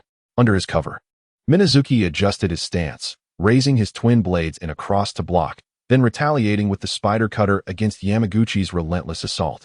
Employing a technique known as the sword art of the mirrored heart, Minazuki moved gracefully, his steps as light as a gentle breeze. Despite Yamaguchi's increasingly rapid strikes, Minazuki's elegant footwork and continuous blows from the spider cutter prevented any harm from befalling him. Yamaguchi, opting to restrain his offensive, halted abruptly, as if devoid of inertia. In that instant, Minazuki transitioned from defense to offense, his blade clashing against Yamaguchi's forearm, this time leaving no trace of injury. As the next gunshot rang out, Minazuki retreated swiftly to Lu Mingfei's side. "This is unusual. He is continuously transforming into a dragon. A Deadpool should not possess such rapid evolution," Minazuki observed. Gazing at Yamaguchi's visage, now unrecognizable as human, his ash-gray countenance betraying a sinister transformation. The jagged bones protruded from his forehead and jaw, piercing through his clothing, while his knees had inexplicably twisted backward. Such a grotesque physique would bestow Yamamoto Jiro with a velocity far surpassing that of moments ago. A few years ago, When I was still entangled in the underworld of Kabukicho, I had heard whispers of your name, Jinkun. Yamamoto Jiro remained immobile. Yet his voice began to take on a raspy tone. They say the family has produced a young master akin to Amaterasu. They also say Amaterasu allows everyone to bask in sunlight. How splendid, young master, to shine so brightly at such a tender age. Yamamoto Jiro chuckled hollowly. Unlike me, who has lived in this eternally rancid fortress, back in Kabukicho, I often pondered whether one day, serving by your side, your radiance could dispel the stench that has seeped into my very bones. You just referred to me as a death servant, did you not? Yamamoto Jiro's expression darkened gradually, more so than when a dagger had pierced his palm moments prior. Jinkun, why do you resort to such a derogatory name for me? Would you be pleased if I called you by the name of a servant who brings you tea? What did you just say? Jinwaki looked at Yamamoto Jiro in disbelief. Did I speak incorrectly? You wretched half-breed. Yamamoto Jiro leaned forward slightly, as if poised to charge at Jinwaki and his companion. Leader, lend me the knife. Lu Mingfei seized the short blade from Jinwaki. Sensing that Yamamoto Jiro's momentum in battle surged rapidly, nearly reaching a level capable of overpowering Jinwaki. Against such an adversary, it was evident that Glock would be of no use. Lu Mingfei, listen closely, Jinwaki spoke rapidly. The academy has misjudged. Yamamoto Jiro is neither a death servant nor even a half-breed. He is likely a pure-blood dragon that has recently awakened. I will engage him with all my might. Your sole responsibility is to ensure your own safety, understand? Once again, Lu Mingfei murmured. What? My senior spoke to me in the same manner, which is why he withdrew. Leader. Lu Mingfei glanced at the knife in his hand. This blade resembles one for seppuku, ominous indeed. Well, I shall make do. What are you discussing? Came a hoarse growl, as Yamamoto Jiro, propelled by his terrifying acceleration, nearly instantaneously lunged toward Jinwaki. He lunged with a powerful grasp, his ash-gray claws slicing through the air with a sharp, piercing sound. Jinwaki's bones crackled ominously, having been momentarily distracted by Lu Mingfei's words. Yet in that moment, his speed in wielding the blade remained unwavering. With a force that could numb the wrist, he successfully parried Yamamoto Jiro's aerial strike. Just as Jinwaki prepared to deflect the dragon claw with the tip of his blade, he suddenly noticed Yamamoto Jiro twisting his waist with the core strength of his grotesque form, a dark shadow behind him barreling toward Lu Mingfei. His formidable combat instinct allowed Jinwaki to deduce in an instant that the shadow was Yamamoto Jiro's tail. His prior stillness had been a ruse to stealthily evolve his dragon tail. His target was never Yuan Jisheng, but rather the lurking Lu Mingfei, who had been shooting from the shadows all along. Even if he had made a judgment, it was too late. He could still strike. Yet that sweeping dragon tail would shatter Lu Mingfei's spine in the next instant, sending him flying along with it. A thunderous crash resounded as the dragon tail struck Lu Mingfei, but Yamamoto Jiro was propelled backward by the recoil, landing gracefully thanks to the strength of his bones and muscles, though a flicker of astonishment flashed in his golden eyes. As the dust settled, a pitch-black skeletal frame loomed over Lu Mingfei and Yuan Jisheng. Standing within the shadowy apparition of bones, Lu Mingfei gazed expressionlessly at the distant Yamamoto Jiro. The crimson blaze in his eyes flared. The three tomo of his Sharingan dissolved, transforming into three elliptical shapes, each adorned with a fragmented black cherry blossom petal pattern along the veins. The kaleidoscope Sharingan. Is this the power of the kaleidoscope? Yuan Jisheng surveyed the dark skeletal structure enveloping them, perceiving it more as a manifestation of some energy entity than as dragon bones born of the Death Reaper transformation. Indeed, not bad at all. Lu Mingfei raised an eyebrow at Yuan Jisheng, shifting his gaze to the perplexed Yamamoto Jiro. The kaleidoscope Sharingan is immensely powerful, yet it comes with tremendous risks. The more it is used, the sooner the day of blindness approaches. Itachi was nearly at the brink of blindness before his demise. This battle must be resolved swiftly. He clearly recognized that Yamamoto Jiro had morphed into a being beyond his comprehension. Had he not activated Susanoo in time to deflect that deviously angled sweep, he would have been severed in two. However, it truly hurt, Lu Mingfei thought. Susanoo is the ultimate ocular technique that combines offense and defense, but in this state, every cell in his body screamed in agony, continuously splitting and dying, making it impossible to maintain this skeletal form for long. Lu Mingfei dispelled the protection of Susanoo, gripping his short blade with one hand to form hand seals. Under the transformation of lightning chakra, blinding electric light instantly enveloped the blade. He glanced at Yuan Jixing. Though I'm unsure of Amaterasu's true nature. It must be quite formidable, right?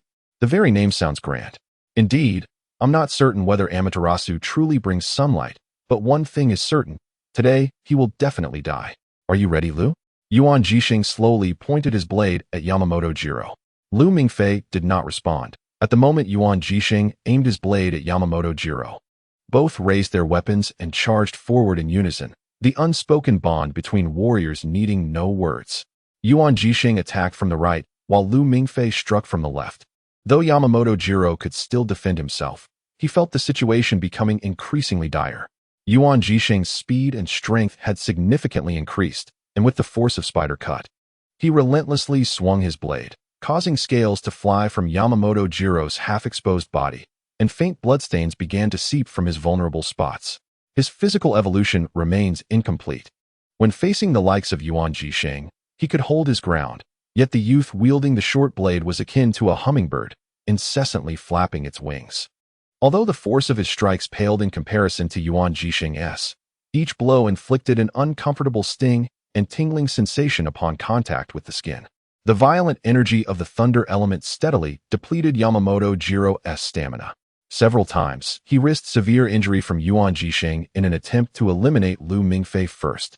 But he could only strike the afterimages left by the latter's swift movements. Yuan Jixing seized every opportunity, delivering deep, conspicuous wounds upon Yamamoto Jiro with his long blade. Yamamoto Jiro had once encountered a next-generation kin with crimson eyes, yet those eyes were nothing like Lu Mingfei's blood-red gaze. Nor did any of his kin possess the ability to summon the astonishingly defensive black skeletal phantom. What are you looking at?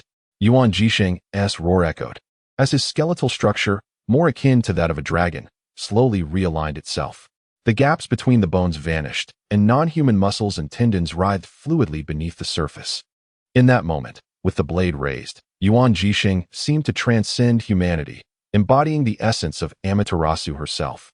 Yuan Jixing's speed in wielding the blade continued to ascend. He gracefully adjusted his slicing posture, transforming into an elusive specter. The chilling aura emanating from his renowned blade relentlessly shattered Yamamoto Jiro's solid, bluish-gray dragon scales. At this moment, Yuan Jixing finally unleashed the long-suppressed tide of murderous intent, his swordsmanship crystallizing into a lethal art, a path for slaying dragons. Heart-shaped blade style, for variations. This strike concealed for distinct offensive routes, Chien, Shura, Resetsu, and Yomi, all manifesting simultaneously. Anything that dared obstruct his onslaught would be obliterated by the blade's edge. Yuan Jixing would not retreat, even if his impending landing was in the depths of hell. The blade, with its tremendous power, grazed Yamamoto Jiro's skin, layered with dragon scales, and a grotesque, severed arm soared away. The spider cut then slashed toward his abdomen, and moments later, the sound of flesh tearing echoed from Yamamoto Jiro's lower belly, dragon blood splattering forth. In a fit of rage, Yamamoto Jiro disregarded Lu Mingfei beside him and raised his other dragon claw to strike at Yuan Jixing, a sharp sound slicing through the air once more, aimed at the young master's head. Suddenly, a cacophony erupted, like 1,000 thunderbirds singing in unison, piercing Yamamoto Jiro's eardrums. Out of the corner of his eye, he saw Lu Mingfei's right hand ablaze with blinding thunder, delivering an uppercut unlike the previous blade's mere sting. All the electric currents converged into a single point, rapidly surging toward his raised elbow. 1,000 birds. The sensations of paralysis and stinging surged together, causing Yamamoto Jiro's elevated dragon hand to falter. A faint crack echoed from his elbow, a reminder that his proud dragon bones had begun to splinter under the onslaught of the electric light. In a moment of desperation, he resorted to his old tactics, sweeping the dragon's tail towards Lu Mingfei. As expected, it was met by the fleeting silhouette of a black skeletal figure. However, Yamamoto Jiro seized this opportunity to distance himself from Lu Mingfei and his companion. This time, his landing was far from the calm demeanor he previously exhibited. The clothesline left by the housewife on the rooftop and many worn-out iron toys shattered beneath his retreating form. He was no longer the polite and hypocritical Japanese gentleman of yore. The golden pupils ignited with the loathsome flame only pure-blood dragons could possess.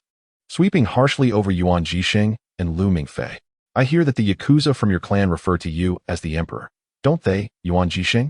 The powerful bloodline has already begun to mend Yamamoto Jiro's wounds. The severed limb no longer dripped blood, and the injury to his abdomen began to heal slowly. Indeed, is it not ironic? A pure-blood dragon is to be slain in its own dreams by a lowly half-breed. The spider cutter in Yuan Jisheng's hand naturally hung by his side, as if taking a brief respite after exertion. Empowered by the dragon bone state, Yuan Jisheng exuded an unparalleled nonchalance. Even after a fierce battle, he remained the captivating young master of the underworld, his long blade rising and falling, adjudicating the lives of those bound by fate. Such confidence! You even grant me the opportunity to regain my strength. Yamamoto Jiro bellowed with a voice that resonated far beyond the ordinary. Your formidable spirit allows you to transcend the threshold of your bloodline and maintain your composure. So, you believe this tedious dream is your domain, do you? But Yuan-kun, this is my dream. The golden flames in Yamamoto Jiro's eyes blazed ever brighter as a deep roar erupted from his throat. In Lu Mingfei's kaleidoscopic gaze, a pink mist surged forth from Yamamoto Jiro, enveloping both him and Yuan Jisheng. Captain, be careful. That seems to be some sort of word spirit. His mental energy is on the verge of materialization, Lu Mingfei urgently warned, but it seemed he was too late. Beside him, Yuan Jisheng's eyes momentarily glazed over, his hand trembling slightly as he stared at Yamamoto Jiro's golden pupils with disbelief. Sister? Yuan Jisheng murmured. The menacing dragon before him vanished, and an eerie silence descended. He recalled someone nearby had been warning him to be cautious. Was it merely an illusion? Surely it must be a figment of his imagination. For before him danced a girl clad in red and white shrine maiden attire, her figure elegantly swaying, exuding an allure that left him momentarily spellbound. As the dance concluded, the girl revealed her face, and in a moment of astonishment, Yuan Jisheng discovered she bore an uncanny resemblance to him. Long brows, crimson-tinged eyes, and a cherry blossom motif adorning her forehead, as if she were a female version of himself. Indeed, they looked identical because the girl before him was his twin sister. Yuan Jinu, the malevolent spirit he had cast into the cesspool 2 years prior, now returned to confront him. Brother, you're back, Yuan Jinu exclaimed, seemingly just noticing his presence with delight. I have returned, Jinu. I bought a game console in Akihabara. Life in the town is too dull. I brought it for you to pass the time, Yuan Jisheng replied with a smile, retrieving the game console from his coat pocket. How could this possibly be a dream? This year, they are merely 17 years old. This marks the first holiday for Yuan Jisheng since he joined the execution bureau. He has purchased a gift for his younger brother and hurried back to the town of Takatori, eager to surprise him. He also wishes to share with Jinu the news of his ascension to the youngest cadre of the bureau, a promising future ahead. Once he saves some money, he can bring his brother to Tokyo, where they can rent a small sunlit apartment, spending their holidays sprawled on a cozy sofa, gaming together and sipping ice-cold cola from the refrigerator. Brother, why are you crying? Jinu exclaimed in alarm, noticing the tears welling in his brother's eyes, hastily attempting to wipe them away with his sleeve.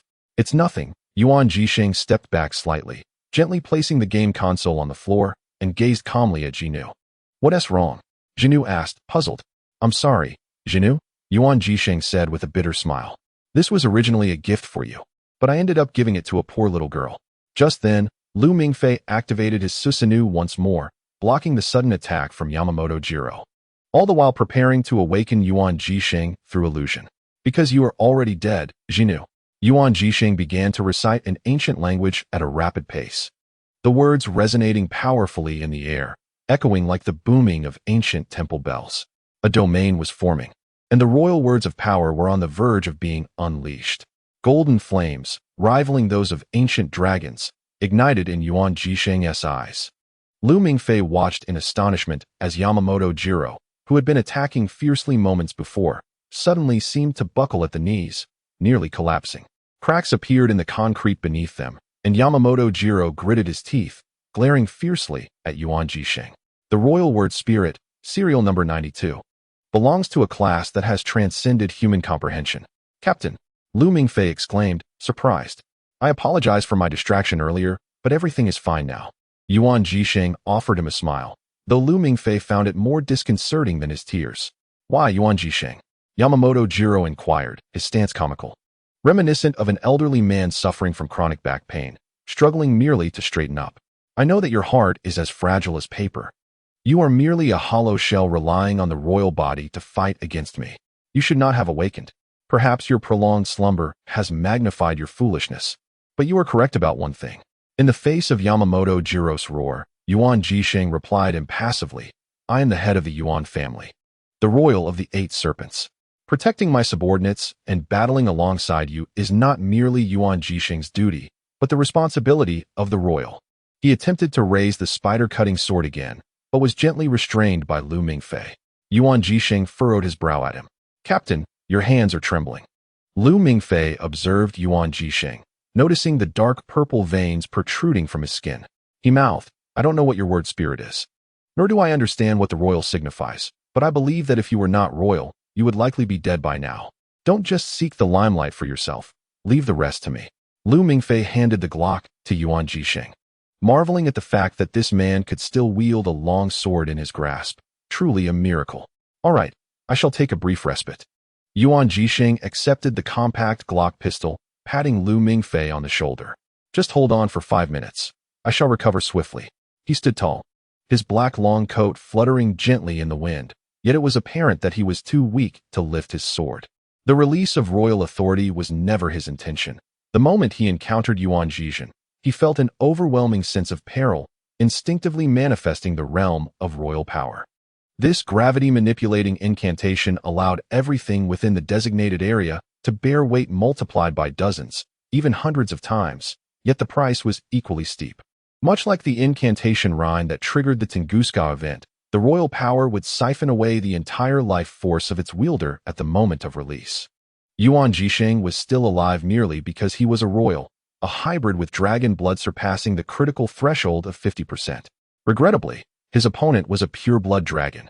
No matter how formidable a royal might be, they would always be overshadowed by the bloodline of a pure-blood dragon. The power of his incantation could not shatter Yamamoto Jiro's spine, compelling him to bow in submission. He could discern Lu Mingfei's discomfort in maintaining that skeletal black form. It must have been painful for him. Possessing such immense power invariably demanded a price, much like his own experience. Yet, as the specters of his past pursued him, Lu Mingfei still shielded him, which left Yuan Jisheng feeling uneasy. He was a man of stature, yet he found himself protected by a younger subordinate whom he had once teased for being underage. After all, he was the leader of Yuan Jisheng's team. If only he could be granted another 5 minutes, he could once again enter his draconic state, firmly grasp his sword, and reclaim the battlefield. Lu Mingfei, just a little longer, 5 minutes will suffice. I shall personally drive this blade into the heart of the vile dragon, for that is my duty. Yuan Jisheng's thoughts drifted with the wind, recalling that fateful afternoon before his departure. The helicopter to Chicago was about to take off, and he hurried to the principal's office, where anger poured them both a glass of whiskey with ice. Yuan Jisheng mused that this would likely be his last opportunity to share a drink with the principal. He was on the brink of graduation, soon to return to the Japan branch, an entity at odds with the headquarters, his true domain. In his eyes, the Japan branch resembled a rebellious child, harboring its own thoughts and secrets. As an educator, he understood the necessity of adaptability, tailoring his approach to the individual.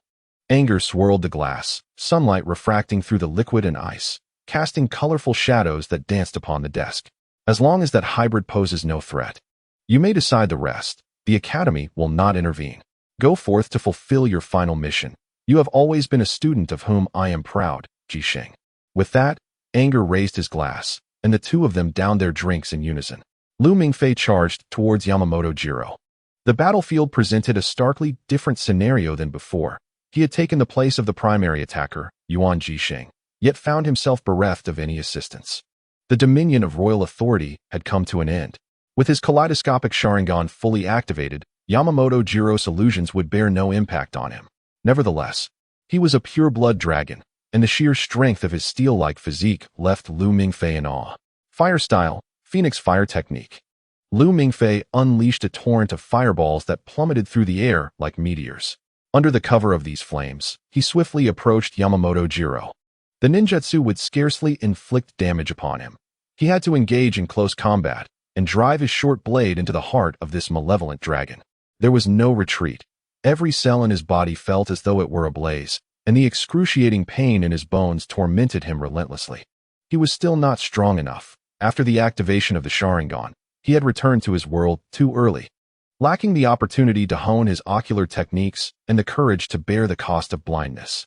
Susanoo could only be summoned once more. He must employ unceasing assaults to safeguard his fragile mortal form. He was not Yuan Jisheng, lacking the monstrous draconic physique and regenerative abilities that came with royal lineage. The clash of blade against claw sparked a frenzy of adrenaline in both Lu Mingfei and Yamamoto Jiro, their attacks accelerating as they awaited that singular moment for a decisive strike. The short blade relentlessly sliced across Yamamoto Jiro's chest and back, blood beginning to seep from the wounds. Yet, he remained unperturbed. Such minor injuries were trivial, something he could withstand 100 times over. For Lu Mingfei, however, a single hit would spell his demise. The Dragon Clan were born warriors. Injury and bloodshed merely ignited their inner ferocity. Soon, it would be done. Once he eliminated Lu Mingfei, even Yuan Jisheng would be powerless against his onslaught. After that, Yamamoto Jiro could retreat to a place where no one could find him, cocoon himself anew, and complete his path of evolution, emerging as a full dragon rather than this half-human, half-dragon form to reign over the world. Time flew by.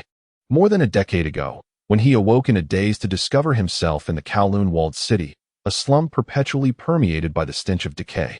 He had yet to realize his true nature as a dragon, living under a name he could no longer recall. He joined a gang within the Enclave, starting from the lowest rung before ascending to the position of a red stick, guarding several hot pot restaurants and casinos. During his weekly respite, he would retreat to his cramped rental room, where the DVD player would ceaselessly replay episode after episode of Japanese anime.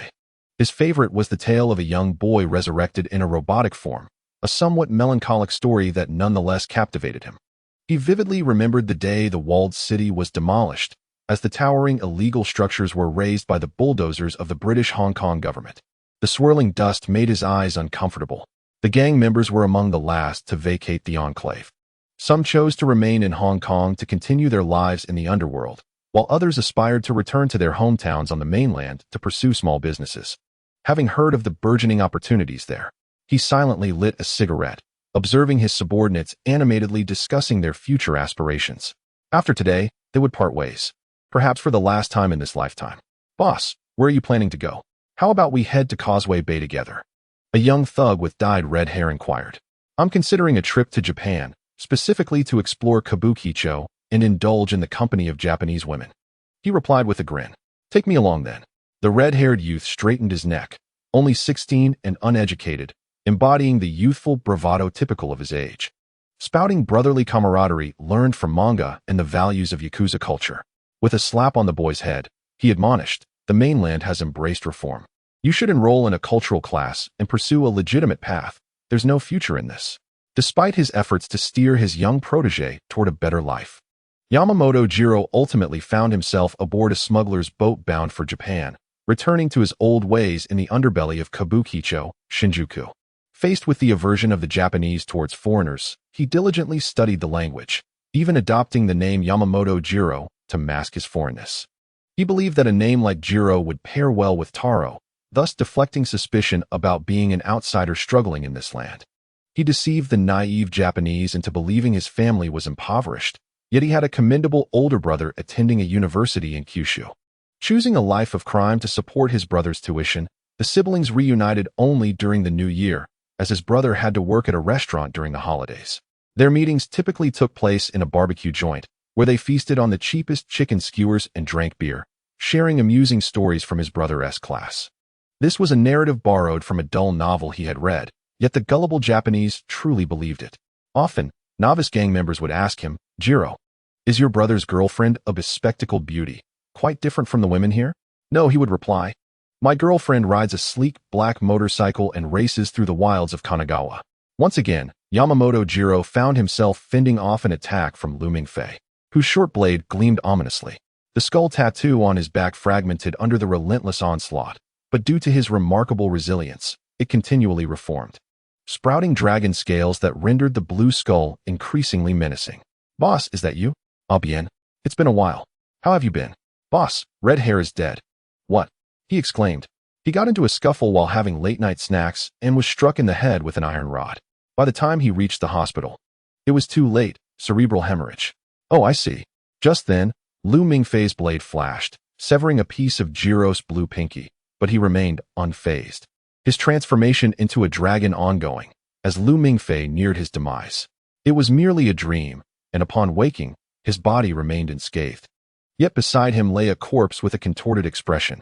Years passed after Red Hair's death, and Yamamoto Jiro felt as if he had been living in a haze until one fateful morning, he awoke to find an unfamiliar girl in his rented room, along with the remnants of his past memories.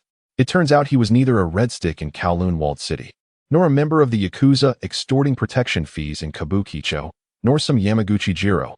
He was a dragon, a pure-blood dragon. Everything from the past was merely a dream. Though upon awakening, he always found himself bewildered, unable to discern what was real and what was illusion. Yamaguchi Jiro sat on the lawn of Kowloon Walled City Park, awaiting the young man in a black trench coat who had been trailing him. Some fates are truly inexplicable. During his days in the underworld of Japan, he never anticipated encountering that lofty young master. He had dragged Yuan Qixing into his dream, a realm that was both his domain and an innate gift. In that tumultuous era of human-dragon conflict, he was the nightmare that stirred the fears of hybrids. To die within his dream meant succumbing to an eternal, unawakening abyss of terror until one's heart ceased to beat. Alas, he could not hypnotize this little fellow with red eyes, but it mattered little. Soon enough, the dragon wings on his back would break free from flesh and blood, reaching the limits of this body, sufficient to vanquish this bothersome fly. Once he had dealt with him, it would be Yuan Qixing's turn. He would mockingly whisper into the arrogant young master's ear, "What does it matter to be a super hybrid? I am a dragon," and then crush that youthful heart underfoot. He cast a smug glance toward Yuan Qixing's position, only to discover that the once feeble young man had vanished without a trace. Where could he be? In the next heartbeat, a katana plunged into Yamaguchi Jiro's heart from behind, and he looked down in disbelief at the blade protruding from his chest, glinting coldly. In the subsequent moment, he found himself blinded. 2 shurikens pierced his eye sockets, and dark blood began to trickle from the corners of his eyes. It was over. Yuan Qixing twisted the handle of the katana with force, destroying the heart that, though pierced, still throbbed with vigor. Yamaguchi Jiro convulsed and collapsed to the ground, his dragon wings, still attached with flesh, curling like a newborn babe. Yuan Qixing did not withdraw the katana, instead silently observing Yamaguchi Jiro, who seemed to be whispering something with his mouth agape. Die? What? Lu Mingfei stepped back a half-pace, feigning curiosity. Die for me. The dying dragon surged forward, its bent knees propelling its lower legs with reckless abandon toward Lu Mingfei. Though Yamaguchi Jiro could no longer see, he still possessed the sense of smell. He knew Lu Mingfei stood defenseless before him at that moment. Even with his heart destroyed, it mattered not. He was a dragon, and such wounds would not bring a dragon to immediate death. Yuan Qixing did not draw the katana, which fortuitously kept the blood that should have gushed forth firmly contained within him. He was acutely aware that Yuan Qixing had not yet regained his strength. Otherwise, such a prideful man would not have attempted a sneak attack. He merely needed to eliminate Lu Mingfei, and with one last breath deal with Yuan Qixing, thus turning the tide of battle. Yuan Qixing must die within this dream. In the waking world, Yamaguchi Jiro's body was still slowly evolving.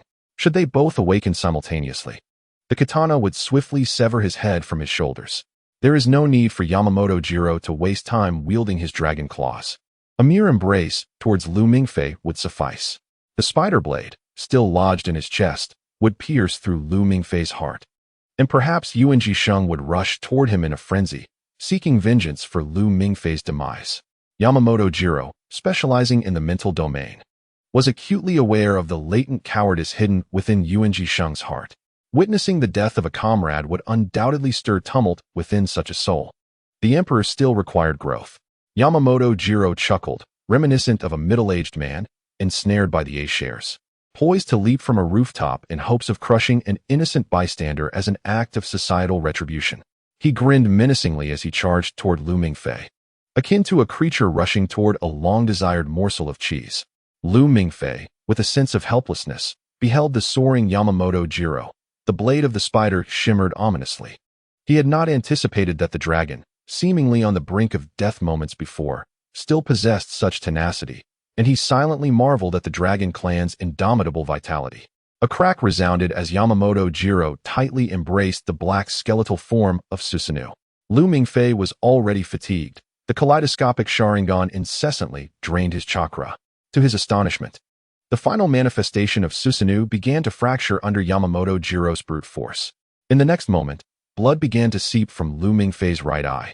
Crimson tears streaking down his face, as black flames ignited upon the splintering skeletal frame, swiftly engulfing Yamamoto Jiro's arm, chest, and ultimately, that twisted dragon visage stained with blood. Yamamoto Jiro howled in agony, collapsing weakly to the ground.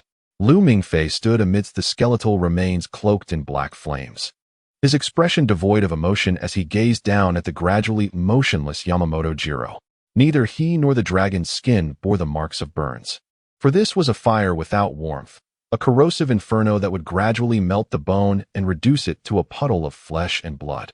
This was the ocular technique he had comprehended upon awakening his kaleidoscopic Sharingan, the flame of destruction. In myth, the flame of destruction was said to be born amidst raging fire.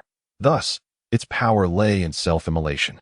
Even Lu Mingfei, as the wielder, would face self-immolation should he recklessly employ this technique without activating Susanoo. As the skeletal form and black flames dissipated, Lu Mingfei's vision began to blur, signaling excessive chakra depletion. Yet, it mattered not. The distant rumble of collapsing buildings indicated that the Hong Kong British government's bulldozers had entered Kowloon walled city, heralding the impending end of this dream. He extracted the spider blade from Yamamoto Jiro's corpse and handed it to the half-squatting Yuanji Sheng. Lu Mingfei understood that the leader was not simply trying to appear formidable by leaving the blade in place. The earlier consumption of words had evidently exceeded Yuanji Sheng's expectations. The ambush, the piercing of the heart, and the twisting of the blade had nearly drained Yuanji Sheng of his strength, rendering him incapable of withdrawing the spider blade amidst Yamamoto Jiro's blockade with the dragon bone. Lu Mingfei wished to assist Yuanji Sheng in rising, but he himself was too fatigued to summon the strength, and the two of them fell to the ground, nearly landing in a most undignified manner. If one is weary, there is no need for support. Yuan Jisheng brushed the dust off his trench coat and playfully patted Lu Mingfei's disheveled hair. "Well done, Lu," he remarked. "Oh, just doing my part, thanks to the leader's guidance," Lu Mingfei replied with a wink. Yuan Jisheng chuckled, surrendering to the moment as he reclined on the concrete rooftop, gazing up at the once vibrant blue sky that had now faded into history. In that instant, he truly comprehended why the children in the city often played on rooftops. "I still lack strength, Lu," he confided to Lu Mingfei, who lay beside him. "Leader, you are already a paragon of heroism, but one must distribute credit to those below. Otherwise, how can a leader truly lead?" Lu Mingfei grinned and asked, "Does the leader have a sister?" "No, that is my brother," Yuan Jisheng replied, closing his eyes. "It's a pity, leader. What exactly is Yamaguchi Jiro?" Lu Mingfei astutely interjected, "Probably a fourth or third generation breed. This is my first encounter with a pure-blood dragon. Its vitality exceeds my expectations and indeed presents a formidable challenge." Yuan Jisheng mused, "Dragons are peculiar creatures. They cocoon themselves like insects. After their physical bodies perish, their spirits retreat into the cocoon, awaiting rebirth. Each resurrection results in a temporary loss of their memories as dragons, leading them to live in a daze until they reclaim their identity. At that moment, their human hearts are replaced by a dragoness heart, transforming them into bloodthirsty tyrants." "I don't think Yamaguchi Jiro resembles a dragon, not in appearance," Lu Mingfei remarked. "Perhaps," Yuan Jisheng nodded. "He may have lingering affection for his past life as an ordinary human, but I am not a dragon, so I cannot fully grasp it." "How extraordinary. I encountered a dragon on my very first mission. Leader, do you think such a remarkable achievement will grant me special privileges upon entering school?" Lu Mingfei began to daydream. "As for academic credits, it's hard to say. After all, you are merely a preparatory student," Yuan Jisheng chuckled. "But perhaps the principal will invite you for afternoon tea?" "Ah, that sounds rather daunting. Have you ever been invited to tea, leader?" "Yes, I received the principal's scholarship, and afterward, I was invited to his office for afternoon tea. I remember we consumed 3 bottles of whiskey, and when I exited the office, I was quite inebriated, unable to recall the conversation." "Oh, so the so-called afternoon tea is just 2 old men drinking together?"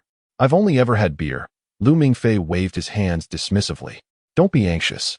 The principal isn't as terrifying as you imagine. Given your demeanor, He will likely prepare a pot of fine black tea and some cookies. That is reassuring. I adore cookies, sweet, fragrant treats. The distant rumble of collapsing structures drew closer. Lu, it's time to say goodbye, Yuan Jisheng softly said. All right, I will see you out. Lu Mingfei formed a gesture with his hands and turned to look at Yuan Jisheng's profile, but the leader had closed his eyes. Goodbye, leader. Illusion dispelled. Amidst the disquieting sensation of freefall, Chu Zihong beheld once more the dark shadow perched upon the back of a magnificent steed, as grand as a mountain. Clad in heavy, dark golden armor, the rain cascaded upon it, lending a faint luminescence. The man in the driver's seat slammed the accelerator, and the Maybach thundered towards Odin, only to be thwarted by the curtain of water formed by the surrounding rain. The immense kinetic energy of the Maybach dissipated completely within mere meters, triggering alarms and deploying airbags. Get out, the man softly beckoned Chu Zihong. Like a marionette pulled by strings, he mechanically descended from the vehicle, trembling as he clutched the man's hand tightly. How dare you crash into the throne of the gods? Odin's deep voice resonated through the ring. The man replied nonchalantly. I know what you desire. Very well, I shall relinquish it to you. He ruffled Chu Zihong's hair. Go, retrieve the black case from the trunk. It bears a silver emblem. Though Chu Zihong longed to resist, aware of the calamity that would ensue upon retrieving the case, he found himself powerless as a puppet.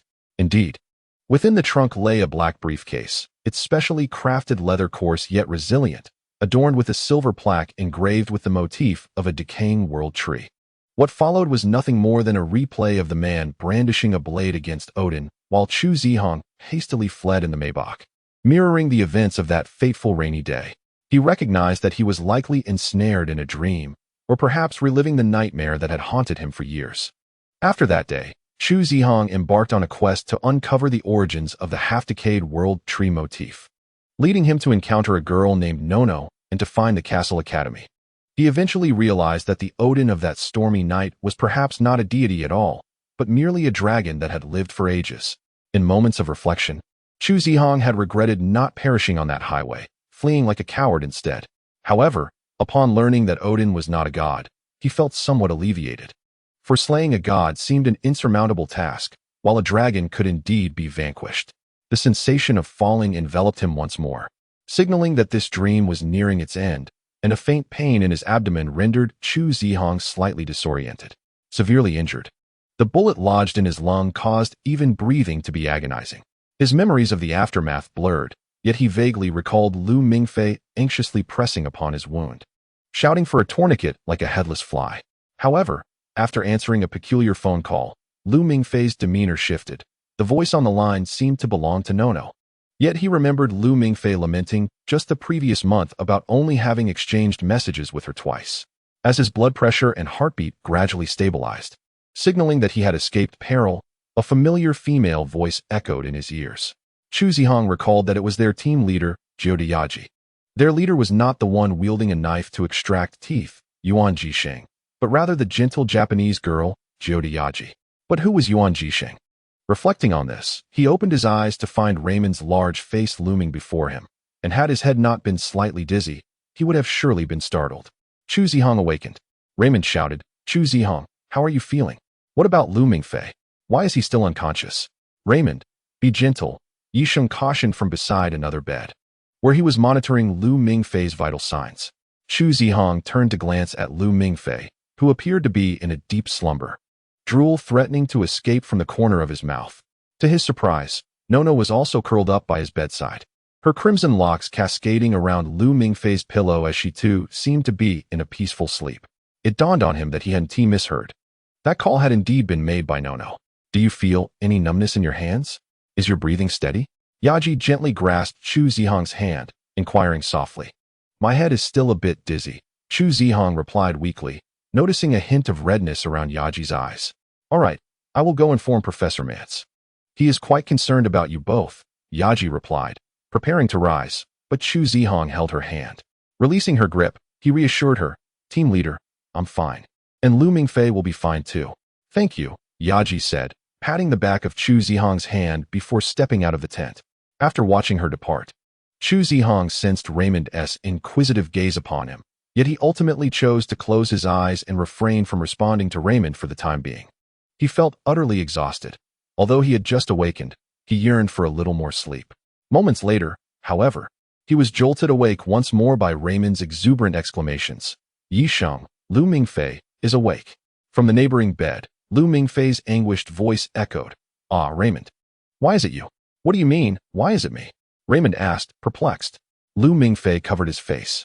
Having expected that the first person he would see upon waking would be his caring senior sister, Nono, who would surely leap into his arms, repeatedly asking, Mingfei, Mingfei, how are you? I'm so worried about you.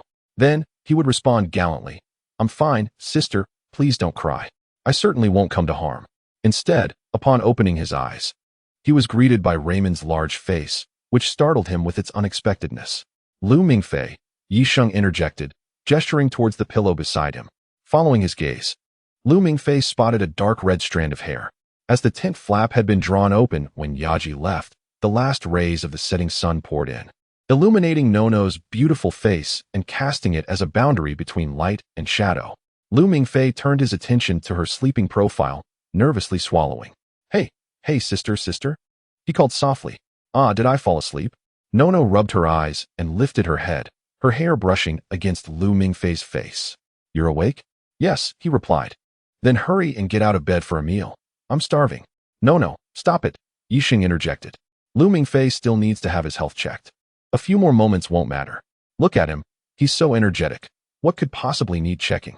Lu Mingfei listened to the playful banter between Nono and Yisheng, turning his head to the other side to see Chu Zihong, giving him a slight nod. Yaji returned with Professor Mance, and upon seeing the awakened Lu Mingfei, she quickly squeezed past Yisheng and approached him with excitement, asking, Lu Mingfei, how do you feel? Is there anywhere that feels uncomfortable? Oh, I'm fine, truly. No headaches, no aches anywhere. Lu Mingfei lay down obediently, intending to habitually scratch his head with his right hand. However, with Nua sitting beside him, he felt a twinge of hesitation. Chu Zihong, this incident is my responsibility. I apologize, Man said apologetically. It's all right, Professor. My senior brother and I are perfectly fine. And I haven't lost any limbs. Wait, you haven't amputated any of my legs while I was asleep, have you? Lu Mingfei exclaimed in panic, kicking his legs to confirm both were intact. Chu Zihong appeared rather weary and remained silent, which made Lu Mingfei feel the atmosphere was rather unpleasant. Perhaps after Man's apology, Yaki would feel obliged to apologize as well, and subsequently, Yisheng would follow suit. If Yisheng apologized, Raymond would undoubtedly do the same, leading to an endless cycle. Thus, he felt compelled to speak incessantly, fervently insisting that he was in excellent health and relishing every moment. How exhausting, he pondered. Suddenly a soft, warm flow enveloped him from the side. Lu Mingfei's throat tightened, rendering him speechless. There's no need to say so much, Nua whispered gently, her warm breath and subtle fragrance causing him to feel a bit lightheaded. All right, I won't say anything more, Lu Mingfei replied, burying his head lightly on Nua's shoulder. The room seemed to fall silent, and time appeared to stand still, as if the moment of embrace between two individuals easily led the heart to believe that such instances were eternal. How wonderful, Lu Mingfei mused again. At 6 in the evening, the white streetlights in Kowloon-walled City Park flickered on. Typically, the park would remain open until 11 at night, but at this moment, the cordon outside the park had yet to be lifted, with numerous staff members in black trench coats conducting the final cleanup. Tomorrow morning, Kowloon-walled City Park would resume normal operations. In recent days, rumors regarding the park had spread like wildfire, with whispers of a notorious killer lurking within, prompting the Hong Kong police to deploy sniper rifles, vowing to eliminate the threat. Several eager reporters had set up tents at the park entrance, hoping to capture first-hand reports upon its reopening the next morning. Unfortunately, they would be disappointed. The skeletal remains buried beneath a tree 3 years prior had already been stealthily removed through the back entrance. All that remained were a few hollowed dirt pits. But that was inconsequential. New grass had arrived, and in just an hour, the park's aesthetic enhancement would surpass that of its prior state before closure. The secrets of the dragon kind must never be revealed to the world. This had always been a steadfast principle upheld by the members of the secret society. Within a small pavilion adjacent to an artificial pond, an elderly man dressed in a black suit, his silver hair meticulously combed, stood with his back to the night. A lit cigar dangled from his lips as he maintained a rigid posture. Professor Mans entered the pavilion and whispered, "Principal, you arrived rather swiftly. This afternoon, I received your call while at the casino in Macau, Mans. I was poised to win significantly on a simple high-low bet, convinced it would be high. When your call interrupted me," Anger replied, placing a cigar into Mans' palm and lighting both cigars. The two elderly men stood in the picturesque pavilion, exhaling clouds of smoke. Ange smiled as he remarked, "I am aware that smoking is prohibited in the park. However, since the establishment is closed today, I trust that the administrator will not mind." Mans, in silence, tilted his head back, observing the smoke he exhaled dissipate into the night. Before speaking, "Principal, have you examined the skeleton that was recently transported?" "Indeed. The reversed knee joint, the bone wings at the back, and the tailbone that is almost imperceptibly fused to the vertebrae are all indicative of post-mortem evolution. Otherwise, it would not have so peacefully succumbed here," Inch replied. "That must not be the remains of an ordinary hybrid, am I correct?" Mans inquired. "It is likely a fourth or third generation specimen. I have never encountered a creature that continues to grow bones after death and can influence other beings through brainwaves, indicating that our understanding of them is still profoundly inadequate. The skeleton will be returned to the Academy tonight for a more thorough investigation," Inch stated, pausing momentarily. "Is there any follow-up on providing solace to the victims' families?" "Yes, I have coordinated with the police. Each bereaved family will receive a compensation package that should satisfy them." Mans sighed, refraining from further elaboration. "Yet the deceased shall not return," Inch said calmly. "You have prohibited me from inquiring about the awakened Chu Zihong and Lu Mingfei. And you refuse to reveal the truth behind the events from 3 years ago." Mans' golden eyes brightened as he gazed at Ange. "Have you considered what I should say to the families of the children if Chu Zihong and Lu Mingfei do not awaken from this operation? As far as I know, they are both only children, are they not? Should we then send Toyama Masashi to erase their family's memories? And what of Yaki, my student Yaki? This is her first time as a team leader, and her team members have perished in a dream over which she had no control. Do we also require Toyama Masashi to erase Yaki's memories? Principal, have you contemplated these matters?" Mans' voice escalated, his emotions surging as he spoke of Yaki. Unable to suppress the feelings he had long kept at bay. From the very beginning, he had sensed that this mission was amiss, yet Schneider insisted he was unaware. And the principal before him was equally reticent to divulge any information. Mans felt betrayed, a sentiment that was profoundly distressing. "I am sorry, Mans," Inch said, placing a reassuring hand on his shoulder. "There will not be a next time, I assure you." "Principal," Mans shouted angrily, "I am the commander of this operation and have the right to know the truth, especially now that the incident has concluded." "Very well." Inch maintained his hand on Mans' shoulder. "I will divulge the details to you. It is not as grave as you might think. Let us sit and discuss this. You know, the hybrid known as Yamaguchi Jiro fled from Japan to Hong Kong 3 years ago. The Academy confirmed his involvement in the crime, and an operational team was immediately established to proceed to Hong Kong.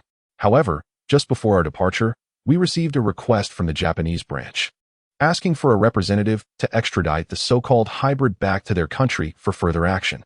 Yet, as you are aware, Schneider outright rejected their request. I comprehend that Schneider harbors a profound disdain for the personnel of the Japanese division, as each in turn he dispatches to Japan invariably succumbs to psychological torment at the hands of the Executive Bureau. Mans endeavored to suppress his emotions, taking a seat at the far end of the bench. Indeed, the individuals from the Executive Bureau exhibit an outrageous demeanor, acting submissively in my presence. Angeli chuckled lightly, stating, "Regardless of any personal motives, Schneider's judgment is sound. There has never been a precedent for the Japanese Executive Bureau sending personnel abroad for missions, and there will be none in the future.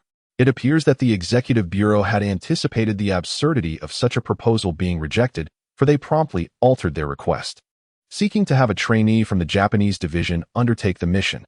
You are acquainted with that trainee. He enrolled in your course on magical dynamic mechanical design.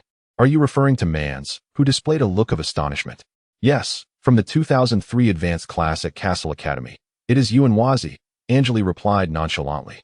What an outrageous request, Mans exclaimed. To assign a soon-to-graduate trainee to such a sensitive task is preposterous, especially considering that everyone knows once Yuan returns to Japan, he will inevitably become the new director of the Executive Bureau. His enrollment at the Academy is merely a formality. I often see him in the cafeteria drinking with several provocatively dressed girls in miniskirts. Anjali erupted in laughter. Ha! You are absolutely correct, Mans. The scholarship I awarded him hardly covers his drinking expenses in the cafeteria. However, we cannot deny that Wazi is an excellent student, can we? Indeed. I do not dispute that, whether in terms of GPA or the completion of various field tasks, Wazi was among the finest students at the academy. A nostalgic expression flickered across Man's face. I still recall that in the final design project for my course, he ingeniously created an alchemical warhead capable of simultaneously containing mercury and concentrated sulfuric acid, executing the separation design with remarkable finesse. I unhesitatingly awarded him full marks.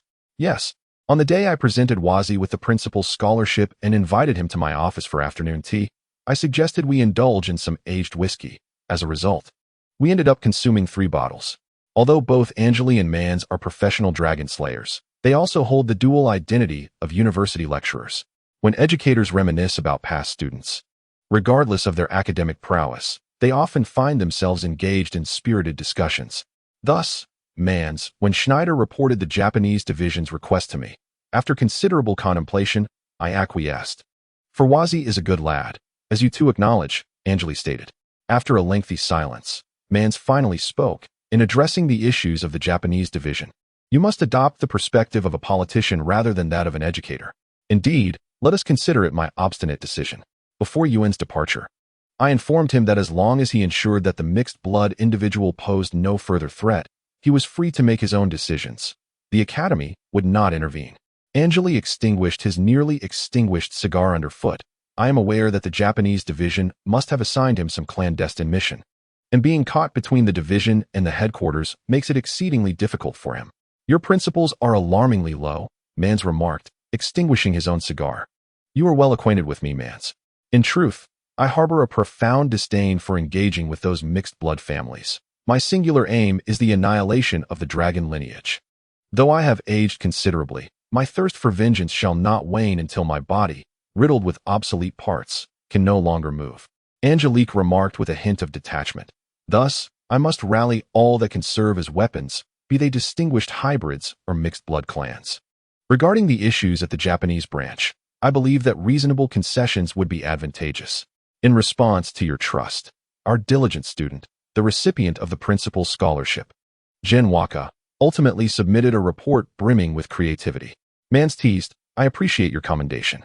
Angelique raised an eyebrow at Mans. Professor Mans was taken aback, casting a peculiar glance at Angelique. Indeed, that report was my handiwork. Angelique chuckled heartily.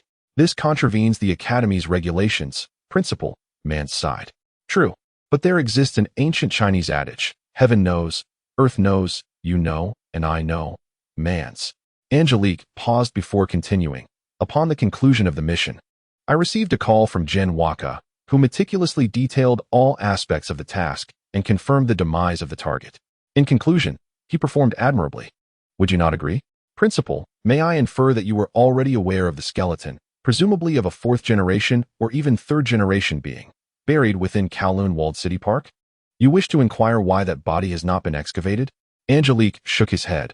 I am acutely aware of the value of pure-blood dragon remains. Yet this particular matter eludes my grasp. Why? Because Jin Waka informed me of something else. He claimed that during the mission, Norma had assigned him 2 team members via text, none other than Lu Mingfei and Chu Zihong from 2008. What did you say? Professor Mans' eyes widened in disbelief as he gazed at Angelique. At that moment, my eyes were as wide as yours, Mans, Angelique chuckled. Although I was unaware of who Chu Zihong was at the time, Lu Mingfei, as a descendant of hybrids, had appeared on our monitoring list quite early. His anticipated enrollment date was 2009, and upon Jin Waka mentioning Lu Mingfei's name, I found his words credible. Ultimately, I chose to let fate unfold, or, one might say, to respect destiny. I did not actively seek a boy named Chu Zihong, nor did I specifically instruct the observer to pay extra attention to Lu Mingfei. Yet, as you can see, Chu Zihong found his way to Castle Academy, and Lu Mingfei's bloodline awakened prematurely. Furthermore, the skeletal remains exhibit a bent knee joint, a dragon tail, and curled dragon wings, all features mentioned in Waka's report, traits retained by Jiro Yamaguchi upon dying in his dream. Are you suggesting that his evolution post-mortem was synchronized with the self he perished with in the dream? Mans exclaimed, astonished. I understand how implausible all of this sounds. Many matters presently appear incapable of yielding swift conclusions. Nonetheless, I still feel a sense of regret for the 3 innocent citizens who perished, Angelique sighed. Had we excavated that skeleton earlier, perhaps others would have met their demise instead, so you need not bear guilt. Mans gazed at Ange, recalling a principal who had never been known to sigh. Yet, you are not one to acquiesce to fate, should God dare to threaten you. You would merely brandish a pocket knife at his throat and proclaim hallelujah, compelling him to rewrite destiny, would you not? Ange nodded slightly.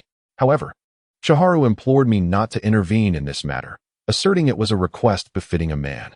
Thus, I acquiesced. It is as simple as that.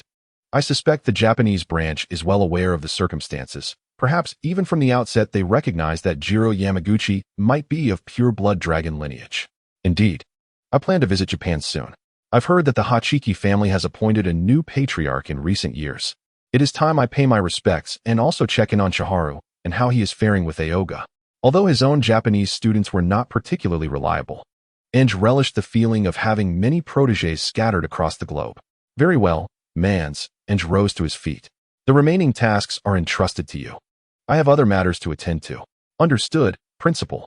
Ange exited Kowloon-walled City Park through the back gate, the moonlight cascading over his silvery hair as he ambled slowly, reminiscent of a worldly elder taking a leisurely stroll after a meal. In truth, Ange found little pleasure in traversing such secluded paths alone. A companion, particularly a captivating Latina, would have sufficed, yet walking alone made him feel like a weathered, bereaved elder, a sentiment he found particularly disconcerting as it underscored the passage of time. At last, upon crossing a crosswalk, Ange smiled as he stood before a young couple. The girl, adorned in a tailored suit and glasses, stepped back quietly, taking her place behind the young man. Chiharu, you've chosen a lovely girlfriend, Ange remarked, placing his hands on the man's shoulders with a smile. Not quite. This is my secretary, Sakura Yabuki, Chiharu replied, stepping back a pace and bowing respectfully. It has been a long time, Principal. Indeed, it has been 3 years. Has it not? Ange inquired. Yes, 3 years. Chiharu accepted a gift box from Sakura, presenting it to Ange with both hands. This is a small token to celebrate our reunion, a modest gift that is not meant to offend. Ange received the rectangular box, weighing it in his hands. As the executive director now, why do you only bring me a bottle of sake? I sincerely apologize, my schedule was quite rushed, and I could only manage this bottle of sake. I hope you will not take offense. Chiharu bowed again, with Sakura following suit in apology. Haha, I was merely jesting. How could I not appreciate your gift? Ange chuckled, then continued. Did you anticipate my arrival? I did not. Otherwise I would have brought more than just a bottle of sake. Chiharu shook his head. You still lack the art of deception, Chiharu, Ange noted. The responsibilities of the executive director are hardly less demanding than mine, and besides, we would both be unwilling to forego witnessing this day, would we not? At this, Chiharu paused, instinctively avoiding Ange's gaze as he murmured, Principal, this incident is my responsibility. Had I handled matters more maturely back then, perhaps the tragedy that claimed the lives of 3 innocent citizens would not have occurred. I implore you to share the victim's family information. I wish to offer what compensation I can. Lift your head, Chiharu. His silver-gray eyes locked onto Yuan Jisheng's, and at the moment their gazes met. Anger spoke. There is no need to lament the past. It is a shared error we crafted together. Moreover, you do not seem to care as much as you portray. Do you? Anger continued in a low voice. You have changed significantly. I can see it in your eyes. The work at the Executive Bureau must be arduous? Faced with Anger's probing question, Yuan Jisheng chose silence, this time willingly meeting the principal's gaze, his dark eyes reflecting nothing but tranquility. Very well. I hope that when I next visit Japan, you will graciously host me, whether as the head of the Executive Bureau or as a graduate. The choice is yours. Anger retrieved a key card for the Peninsula Hotel from his suit pocket and handed it to Yuan Jisheng. I know there is a bottle of sake in the trunk of your car. You did not come to Hong Kong merely to see me. Go on. With a wave to the two, Anger turned and departed. Yuan Jisheng and Sakura deeply bowed to Anger's retreating figure. Help! Help! Lu Mingfei frantically pounded his chest, his other hand reaching out towards Nono. You glutton reincarnated. Nono thrust a cup of iced lemon tea into Lu Mingfei's hand as they sat at a communal outdoor table, laden with an array of Hong Kong delicacies. Lu Mingfei alternated between bites of egg waffles and pineapple buns, deciding to balance the sweet with 2 curry fish balls, only to find himself choking. He gulped down half a cup of iced lemon tea, letting out a sigh of relief. I'm alive. I'm alive. I told you. Drinking iced lemon tea makes it hard to sleep at night. No teased with a mischievous smile. No, my digestive system is robust enough to handle caffeine as well. Lu Mingfei declared, waving his hand dismissively and downing another sweet egg waffle. In contrast to Lu Mingfei, Nono's eating was far more graceful as she savored her bowl of wonton noodles, occasionally stealing a piece of fried intestine from in front of Lu Mingfei. Though it was hardly ladle-like fare, she paid it no mind. They found themselves on Temple Street, a vibrant thoroughfare and the most renowned night market in Hong Kong. Frequently featured in films, Temple Street is celebrated for its affordable goods, earning it the moniker of Hong Kong's People's Nightclub. In the afternoon, Professor Mans granted Lu Mingfei and Chu Zihong a day off after they regained consciousness, but Chu Zihong required another day in the hospital for examinations. Yaji, worried, accompanied him to the hospital, and Yisheng naturally followed Yaji. Meanwhile, Raymond claimed he needed to pick up his girlfriend arriving in Hong Kong. Thus, the gathering dwindled to just the two of them. Lu Mingfei asked Nono what she wanted to eat, to which she replied nonchalantly, "In that case, senior sister, let us venture to the night market at Temple Street. I've heard it's the people's nightclub, and the mere mention excites me." Nono quipped, "I think it's the mention of nightclub that excites you. I assent it?" Regardless, they decided to enjoy dinner there. Nono was not concerned. Like Lu Mingfei, she had only eaten breakfast and was quite famished. After sipping her iced lemon tea, Nono inquired, "Where shall we go after eating?" "I'm not sure. It's my first time in Hong Kong." Lu Mingfei finished the last sip of his iced lemon tea, mirroring the act of others. "By the way, senior sister, what brings you to Hong Kong? Surely, you didn't come to rescue me from some predicament? Indeed, didn't you once liken me to Lu Bu? Jiao Chan requires a prince's kiss to awaken, hence my arrival," Nuo replied with a playful laugh. Pulling out her phone to show Lu Mingfei a picture of him sleeping, drool almost spilling from his lips. "What? Did you secretly kiss me? That was my first kiss." Lu Mingfei exclaimed, lamenting. "Uff, how dare you?" Nuo rolled her eyes dramatically. "Honestly, how about we go shopping first, and then catch a movie? I know of a private cinema that's quite delightful." "Sounds great." Lu Mingfei eagerly agreed, as he intended to buy some souvenirs for his uncle and aunt, hoping to avoid being labeled an ungrateful wolf upon returning home for the holidays. "How do I look?" Nuo asked, adjusting a camel-colored beret on her head and stepping in front of Lu Mingfei. "Stunning. Absolutely stunning," he praised, giving her a thumbs up. "A beautiful sword paired with a lovely maiden." Nuo shot him a disdainful glance. "Why do you seem so impatient? Is accompanying me shopping such a burden?" The two found themselves in Hong Kong's Times Square, having already perused shoe stores, clothing boutiques, and jewelry shops. Each time they entered a store, Lu Mingfei would engage in a competitive battle for the sofas with other male patrons. Whenever Nuo inquired about the aesthetics of an item, his responses were invariably, "Looks good, not bad, or it'll do." A nearby shop assistant chuckled, "Miss, that's just how boys are. Just wait until you marry him. It will only get worse. He won't accompany you shopping at all. Is it true that once we marry, you won't shop with me anymore?" Nuo smiled as she approached Lu Mingfei, leaning against the sofa with a gentle tone. Of course, he reiterated, raising his thumb once more. "Of course. My foot." Nuo exclaimed in anger, forcefully placing her beret over Lu Mingfei's face. At that moment, he happened to be nibbling on an egg roll, and yellow crumbs flew everywhere. "Please wrap this up for me," Nuo said, shaking off her hat before handing it to the shop assistant. "Hey, did you even hear my question?" Nuo playfully ruffled Lu Mingfei's hair into a messy state. "Weren't you asking if that hat looked good?" he replied sheepishly. Realizing he had been holding several bags, his mind momentarily blank. Get up, Nuo teased, tugging at his collar like a mother hen. "Are we not shopping anymore?" Lu Mingfei asked, accepting the handbag from the shop assistant, which contained the beret. "Who said we're done? You still need to buy gifts for your uncle and aunt, right? What do you plan to buy?" Nuo snatched the egg roll from him and bit into it. "I'm not sure. Maybe I'll just take 2 pounds of egg rolls home."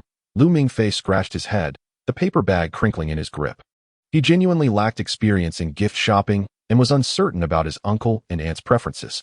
"Humph. In the end, you still have to rely on me," Nuo said, half linking her arm with Lu Mingfei's and nudging him forward. "Listen carefully. A belt for your uncle would suffice. His last one looked rather worn. As for your aunt, How about some perfume? No woman is devoid of a fondness for perfume. The senior sister continued to devise strategies for Lu Mingfei. Yet the manner in which she grasped his arm left him feeling somewhat apprehensive. Today felt surreal to Lu Mingfei, reminiscent of his childhood daydreams. He had envisioned that if he ever visited Hong Kong, it would be as a successful individual with slicked back hair, accompanied by glamorous women, indulging in extravagant shopping sprees. It seemed as if those dreams were materializing.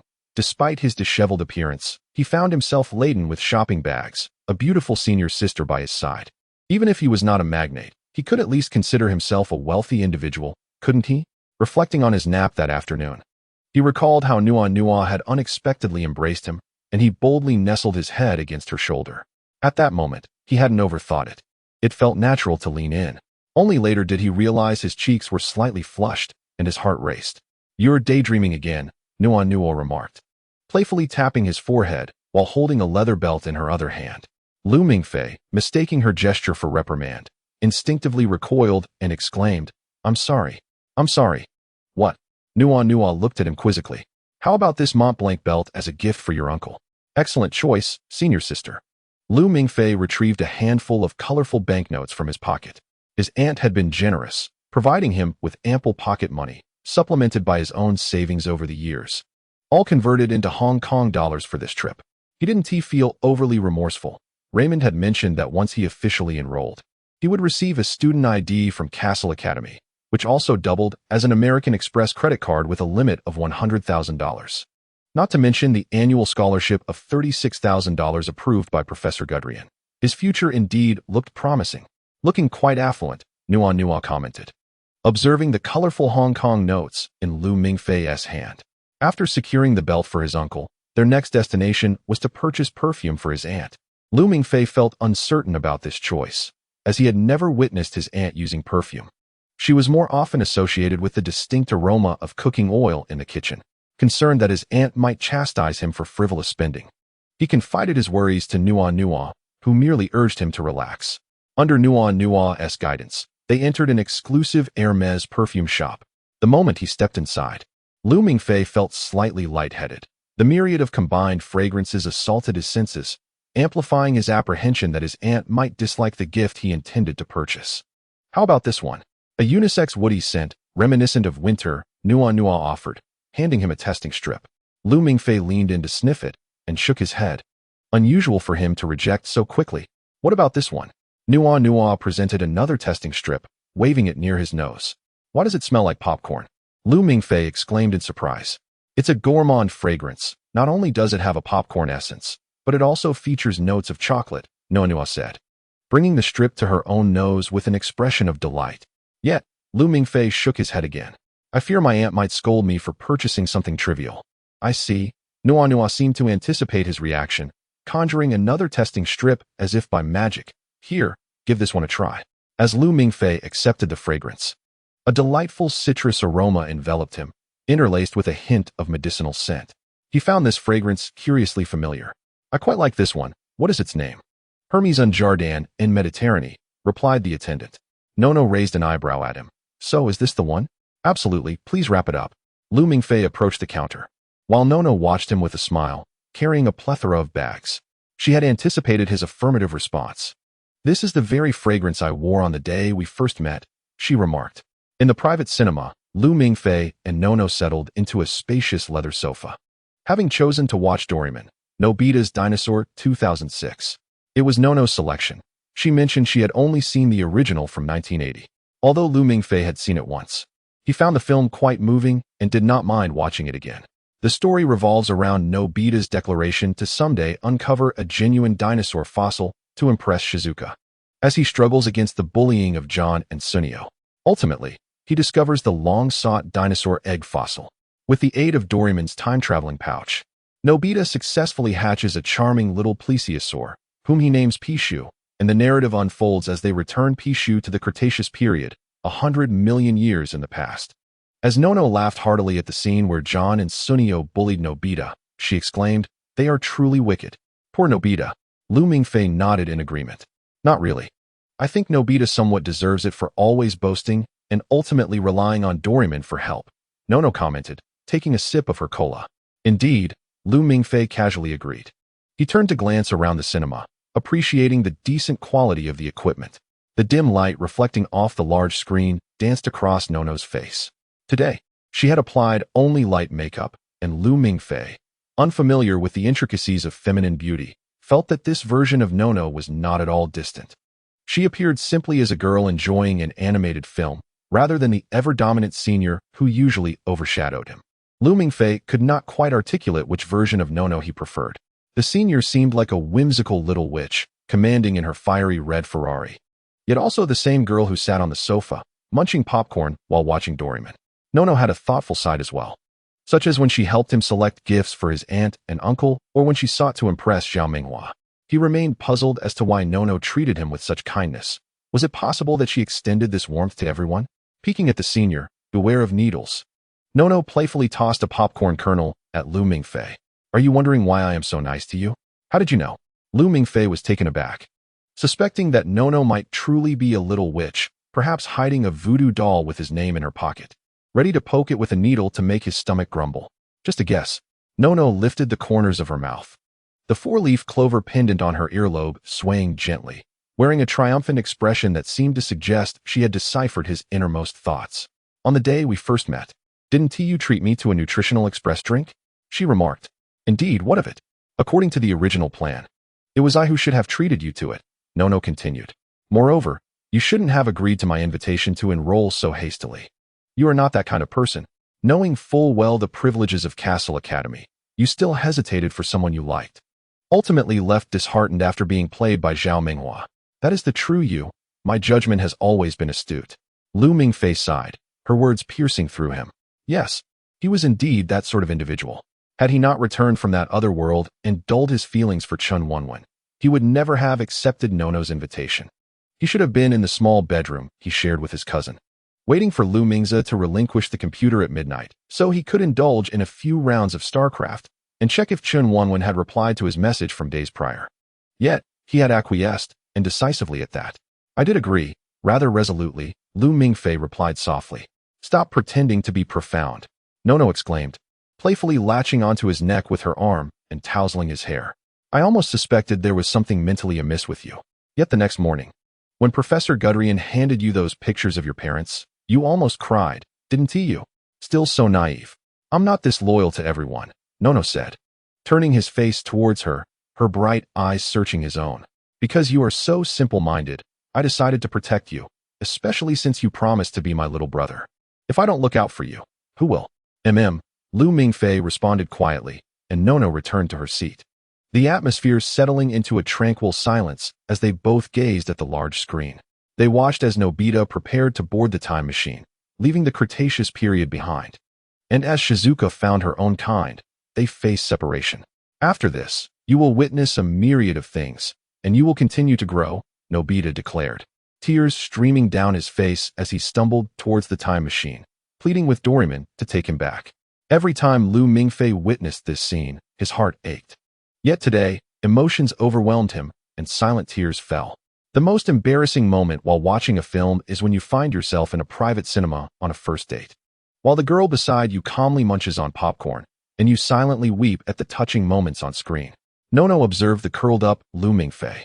In the previous version's ending, Nobita fell asleep hugging the ball he played with Shizuka, and in his dreams, he heard the title sounds from the Cretaceous period. I thought this version would bring Shizuka back to the pond in the park to raise her. Everyone loves a happy ending, don't they? But this ending is quite nice too. Shizuka is happy and has even found a girlfriend. Lu Mingfei wiped away his tears. Is there a kind of love that is called letting go? Nono gently patted the head of her uncooperative younger companion and said, All right, dry your tears and let us head home to sleep. As they entered the lobby of the Peninsula Hotel in Hong Kong, Nono was there because she had already booked a room, while Lu Mingfei was there due to Norma having arranged accommodations for him. He and Chu Zihong would likely be staying there during their upcoming preparatory studies. The conditions were quite splendid. Lu Mingfei glanced around, thinking to himself how his status had risen significantly after completing his tasks, finally freeing him from the days of sleeping on a folding bed. Thanks to Nono, the academy had graciously waived his room fees. Nono swiped her card to enter the elevator. Which floor are you on? 23rd, just like you. Leaning against the elevator handrail, Lu Mingfei observed Nono through the mirror-like reflections surrounding them. It appeared she shared the same playful spirit, making faces at him in the elevator door's reflection. As they exited the elevator and walked down the corridor, Lu Mingfei eagerly followed Nono, still carrying the various clothes, shoes, and jewelry she had purchased. "Come on in," Nono said as she unlocked the door. Lu Mingfei stealthily entered, noting the neatly arranged pillows and bedding in the room. He cast several furtive glances, unable to discern anything particularly special about a girl's room. "I called for housekeeping before I left," Nono remarked, taking the bag from Lu Mingfei and tossing it onto the couch by the window. "Look at you, all sneaky and shifty-eyed. Hurry up and go sleep." Without giving him a chance to protest, she pushed him out the door. "How long are you planning to stay in Hong Kong?" Lu Mingfei inquired, peering through the door crack. "I'm not quite sure. I was planning to leave tomorrow, but since Norma has paid for my room, I might stay a few more days." "Why?" "Oh, nothing. Just curious." Lu Mingfei chuckled awkwardly. "Well, good night." "Good night, good night. Go wash up and get to bed." Nono firmly closed the door, leaving Lu Mingfei with no opportunity to say "see you tomorrow." With a dismissive huff, Lu Mingfei whistled as he walked toward his own room. It was a twin bedroom, and as he entered, a refreshing coolness enveloped him, suggesting that the air conditioning had been prepped for his arrival. Since Chu Zihong needed to remain under observation, Lu Mingfei could enjoy the twin room all to himself today. He shed his clothes, humming a cheerful tune about enjoying a good bath, and stepped into the bathroom. Since arriving in Hong Kong, Lu Mingfei had noticeably slowed down his bathing routine. At his aunt's house, he would hastily complete his shower in 10 minutes, fearing reprimand for wasting hot water. Now, he leisurely squeezed a generous amount of shampoo into his hands, massaging it into his scalp for an extended period. Finally, rinsing with warm water, he felt significantly refreshed. As Lu Mingfei gazed at his hands, now free of suds, he repeatedly checked for any lingering traces of blood between his fingers. The steam in the bathroom dulled his senses. He was undeniably fatigued despite having merely collapsed onto the bed for a brief dream earlier that afternoon. The excessive depletion of his chakra, however, was a stark and undeniable reality. He felt immense gratitude for the invigorating iced lemon tea, as the sensation of weakness had consistently plagued him while accompanying Nono on their shopping excursion. "Brother, what are you daydreaming about?"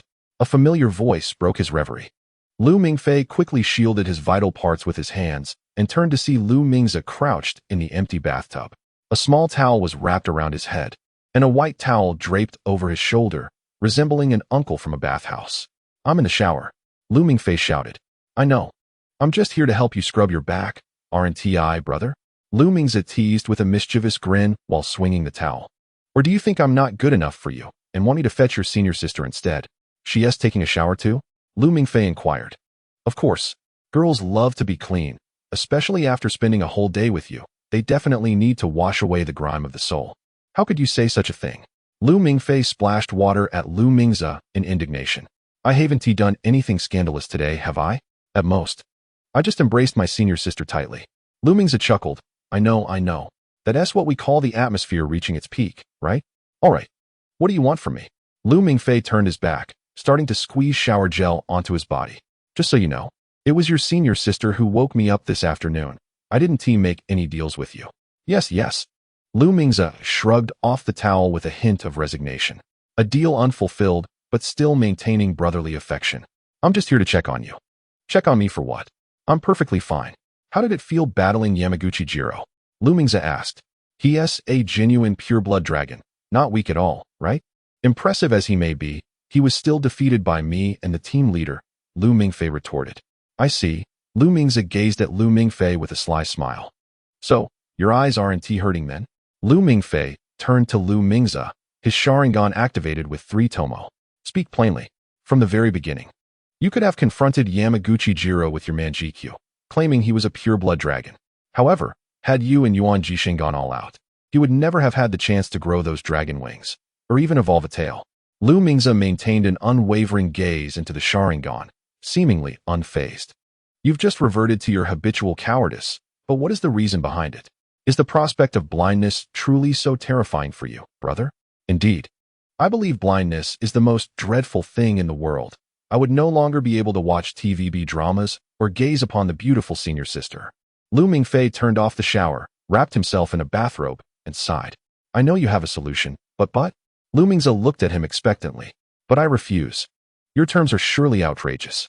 To be frank, I lack even the courage to listen.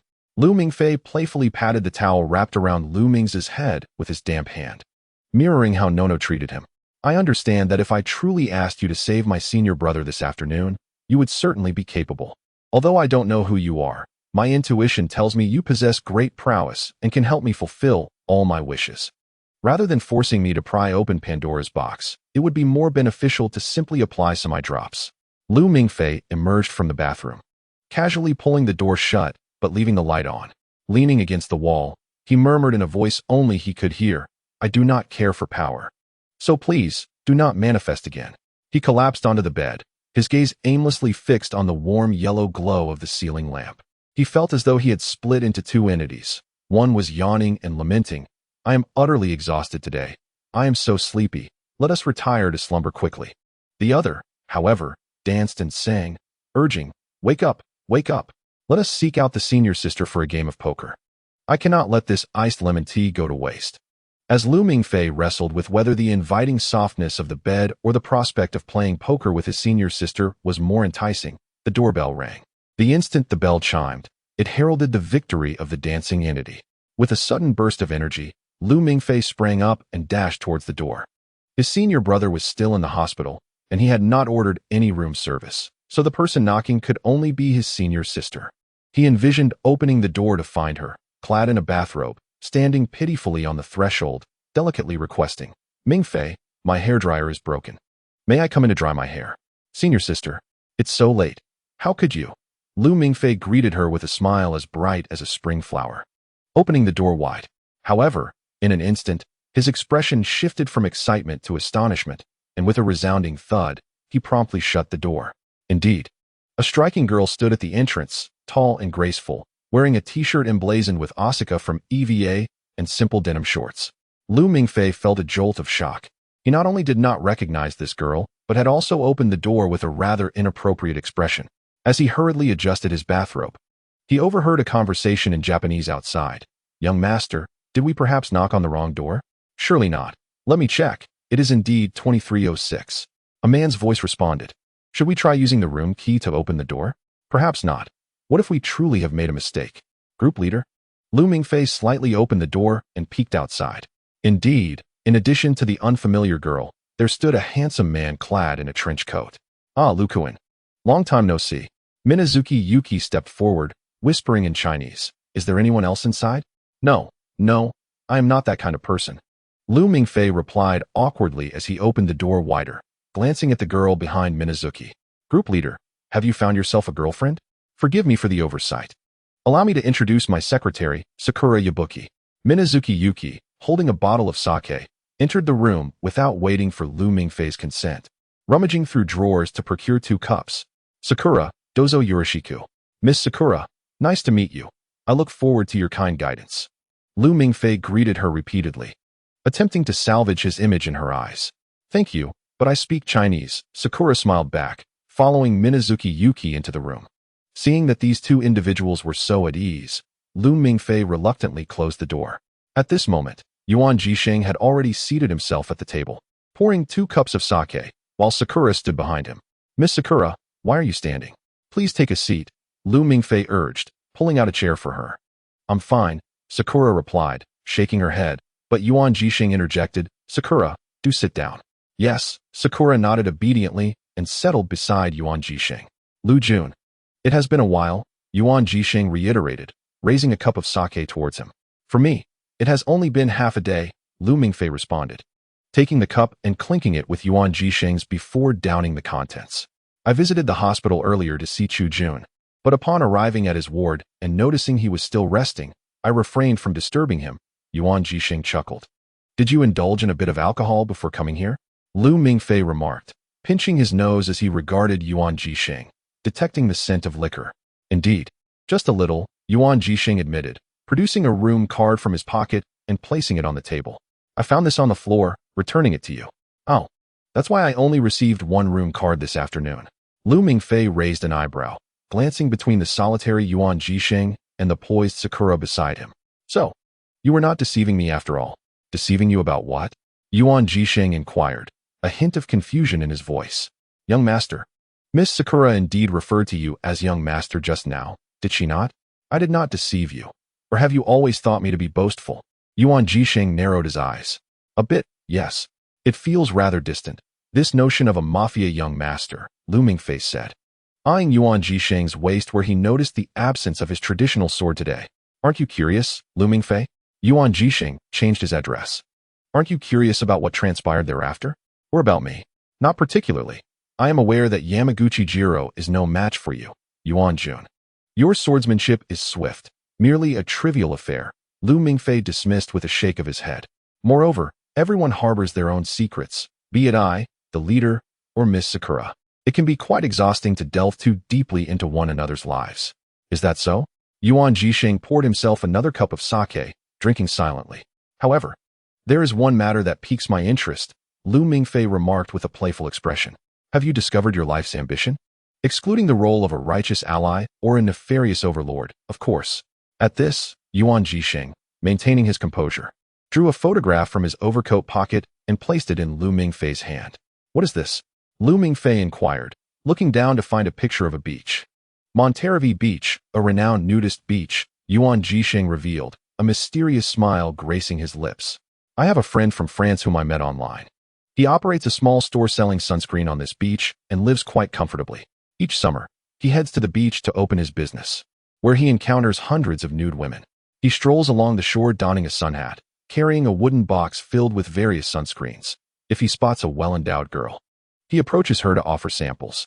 Once summer concludes and the beachgoers dwindle, he locks up his shop and returns to Paris to collect unemployment benefits, reopening the following year. I, too, wish to leave Tokyo and seek employment selling sunscreen there. Have you ever been to France? Lu Mingfei asked. No, I do wish to travel. But this year I have become the director of the executive bureau, and my free time has visibly diminished. Yuan Jisheng sighed, and Lu Mingfei sensed his seriousness. He genuinely seemed to desire a trip to France to sell sunscreen. Would you accompany me, missing? As Lu Mingfei posed this question, Yuan Jisheng had never contemplated bringing anyone along to France. Yet he suddenly felt that it might not be a bad idea. He did not speak French and thought it prudent to have a beautiful woman by his side. If it were he and Ing, they would likely sit by the sea for an eternity in silence, merely gazing at the ocean and applying sunscreen on each other. Ing was aware of Yuan Jisheng's inebriation, as he seldom spoke to her in such a tone, especially in the presence of others when he typically maintained a cold demeanor, despite his true nature beneath the surface. It would be an honor, Ing gently remarked while observing Yuan Jisheng, who had already slumped over the table in slumber. Goodness, Lu Mingfei said as he propped Yuan Jisheng up. How much has he consumed? 2.5 bottles of whiskey, plus this bottle of sake, Ing responded, moving to support her master from the other side as they assisted Yuan Jisheng into the elevator. I can manage. You should rest, Ing told Lu Mingfei. He shook his head. How can you, a girl, manage him? Did you drive here? Yes, it's parked downstairs. Upon exiting the lobby, they spotted a fiery red Ferrari stationed in the hotel parking lot. After helping Yuan Jisheng into the passenger seat, Ing bowed slightly to Lu Mingfei and said, Thank you. It's nothing. He is my former superior, after all. It's the least I could do, Lu Mingfei replied, a phrase he had learned from his uncle. Missing. That outfit is quite lovely, Lu Mingfei remarked as he watched her settle into the driver's seat. Thank you.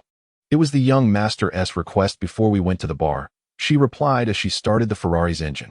Good night, Lu Mingfei waved. Groggy. Lu Mingfei rose from his bed, rubbing his eyes as he opened the door. On the floor lay a bouquet of pink carnations, accompanied by a small card bearing the words "Get well soon." Hello? He answered the phone, cradling the flowers as he returned to his room. Did you receive the flowers? It was Nono's voice on the line, sounding as if she had just awakened. Sister, you sent me flowers this early? Lu Mingfei flopped back onto his bed, intending to catch a bit more sleep. They were meant for Chu Zihong. I guess you were planning to go empty-handed, Nono said. God knows how early they arrived. I ordered them last night, and just received a call that woke me up. As Nono had surmised, today marked Chu Zihong's discharge from the hospital, and Lu Mingfei planned to retrieve his senior directly to the hotel. He hadn't given much thought to gifts. After all, their time apart had barely exceeded 24 hours. Aren't you coming along? Lu Mingfei inquired. No, I did not sleep well last night. Today I intend to cocoon myself in my room and indulge in a full day of slumber, perhaps even apply a face mask. So, you should diligently carry on with my share of the efforts. I certainly wish to avoid premature wrinkles. Nono yawned and declared, I am going to sleep now. Do not be lazy, hurry and get up to fetch Chu Zihong. Once the call ended, the boys and girls on the 23rd floor retreated into their blankets, resuming their peaceful slumber. Senior brother, Lu Mingfei exclaimed, clutching a carnation as he rushed into Chu Zihong's single hospital room. Oh, you remembered to bring flowers. Yisheng glanced at his watch. Didn't we agree you would come in the morning? It's already noon. To his surprise, Lu Mingfei approached the bedside, where Chu Zihong sat in his hospital gown, looking considerably better, engrossed in a newspaper. Chu Zihong nodded, accepted the carnation, examined it briefly, and placed it on the bedside table. Thank you. Where is team leader Yaji? Lu Mingfei inquired of Yisheng. Yaji went to Professor Mance to write the task report. Being a team leader is quite demanding, unlike you two. Yisheng fiddled with the card in the bouquet, wishing for a speedy recovery, and chuckled. It was Nono who bought it, right? Where is she? She has some matters to attend to today, so she sent me as her representative, Lu Mingfei replied, scratching his head in an effort to conceal Nono's lingering slumber. All right, Chu Zihong, you should change your clothes. I will head down to handle the discharge procedures. Yisheng closed the door, leaving only Lu Mingfei and Chu Zihong to exchange glances. Please help me with my clothes. They are in the bag by the door. Chu Zihong requested. Oh, certainly. Lu Mingfei handed the clothes to Chu Zihong. How is your recovery, senior brother? After a good night's sleep yesterday, I am perfectly fine now. Chu Zihong did not shy away from the topic, changing his clothes while Lu Mingfei felt a tad awkward. Glancing at the tightly drawn curtains and the carnation on the bedside, his gaze darting around. This morning, Yuan Jun came by. Chu Zihong suddenly remarked. Did he bring you sake? A particularly expensive bottle. The brand escapes my memory, Lu Mingfei inquired. No, he brought a traditional Japanese breakfast. Ah, I know. Is it one of those meals with various small dishes, accompanied by a bowl of miso soup with seaweed? How did it taste? It was acceptable. Chu Zihong swiftly changed from his blue and white striped hospital gown into a black t-shirt and jeans, tidying his hair in front of the mirror as he continued. Yuan Jun shared with me what transpired afterward. Did he speak of his heroic deeds in vanquishing the remnants of the Dragon Clan? Lu Mingfei asked. Not much about himself. Most of his recounting was about you. Chu Zihong finished grooming himself and turned to Lu Mingfei.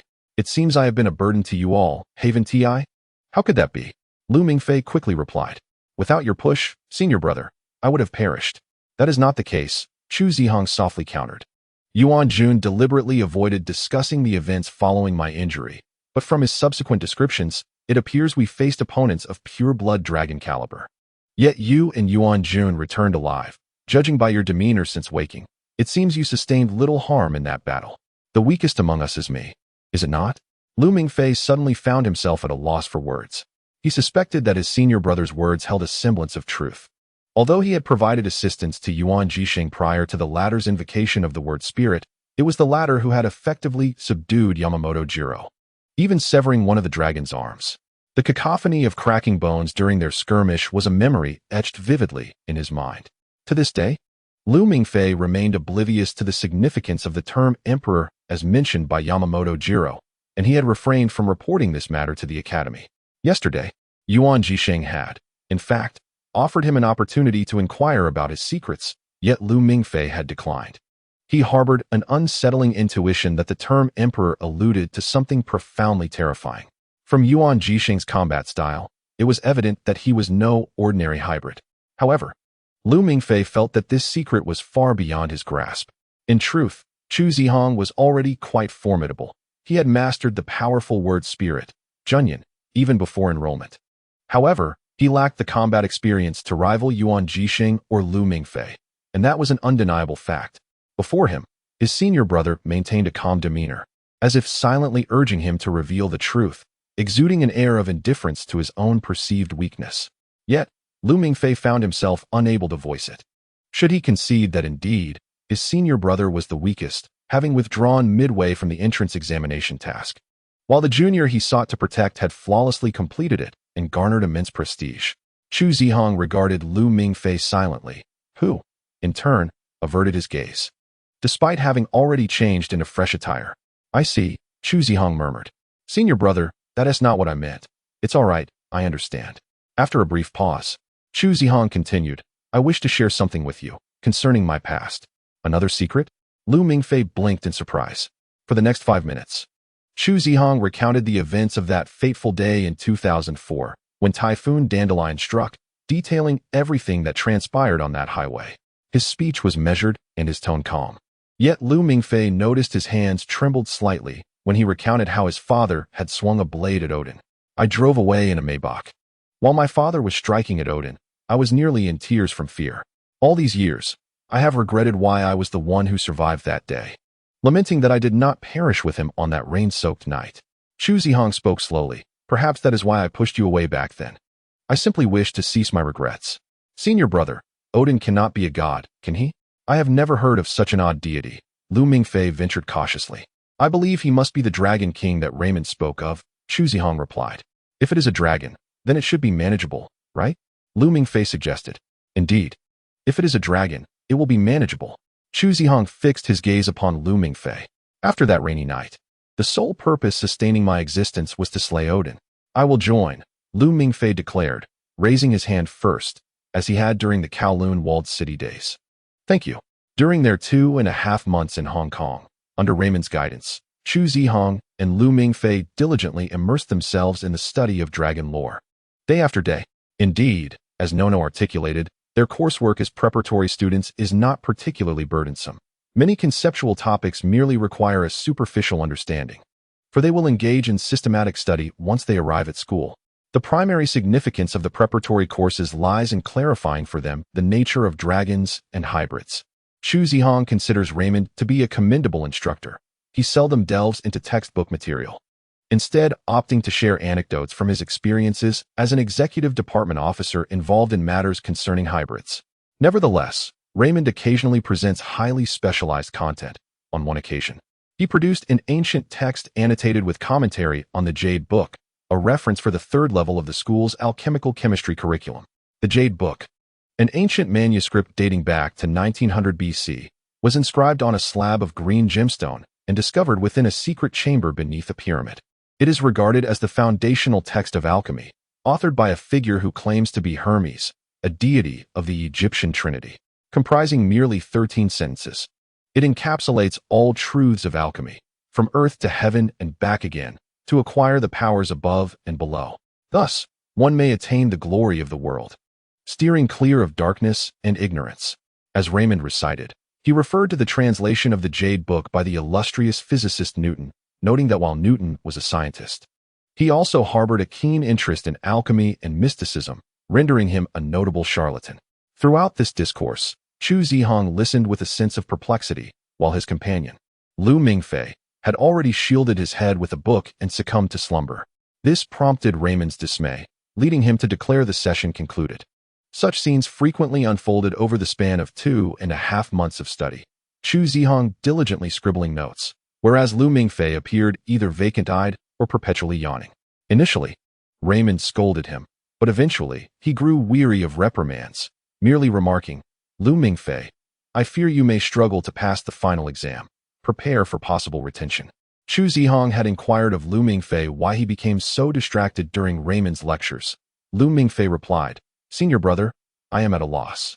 At first, I aimed to study diligently and become a pillar of the future dragon-slaying endeavor, but alas. Master Raymond's words are so profound that they leave one understanding the surface without grasping the essence, leading to confusion.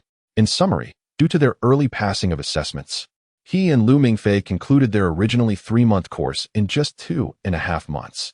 After completing his studies, Chu Zihong ventured alone to several major electronics stores in Hong Kong to purchase rice cookers and similar items to send home. Despite his family not lacking these appliances, his mother insisted he procure a set, having heard from her friends about the superior quality of electronics in Hong Kong. With a remaining fortnight before his return, Chu Zihong decided to go home. Before his departure, he asked Lu Mingfei if he wished to accompany him. But Lu Mingfei expressed concern that Raymond's girlfriend was away on business, and he feared the officer would feel lonely. Therefore, he resolved to spend the last 2 weeks at Raymond's home, indulging in food and drink. Raymond, however, was untroubled by this arrangement. Although he and Lu Mingfei were not particularly congenial during class, they enjoyed a rather amicable relationship outside of it. often meeting on weekends to play games at internet cafes, reveling in each other's company. The holiday always passes swiftly. Chu Zihong stood before the bathroom mirror, making final adjustments to his appearance. Soon, he would depart from his home, embarking on a journey to Castle College located in Chicago, USA. After ensuring the validity of his passport, he picked up his luggage and descended the stairs. His mother was still asleep on the living room sofa, tightly wrapped in a blanket. Chu Zihong gently placed a cushion into her embrace, while subtly pulling the blanket to cover her snugly, tucking in the corners carefully. The commotion did not rouse her. She clutched the cushion and breathed softly. In her youth, Chu Zihong's mother was the star of the city dance troupe, possessing a beauty that would make fish sink and flowers wilt. Her performance in Silk Road Flower Rain was akin to the celestial beings depicted in ancient murals. Regrettably, among her many suitors, it was his father, a man of charming eloquence, who won her heart.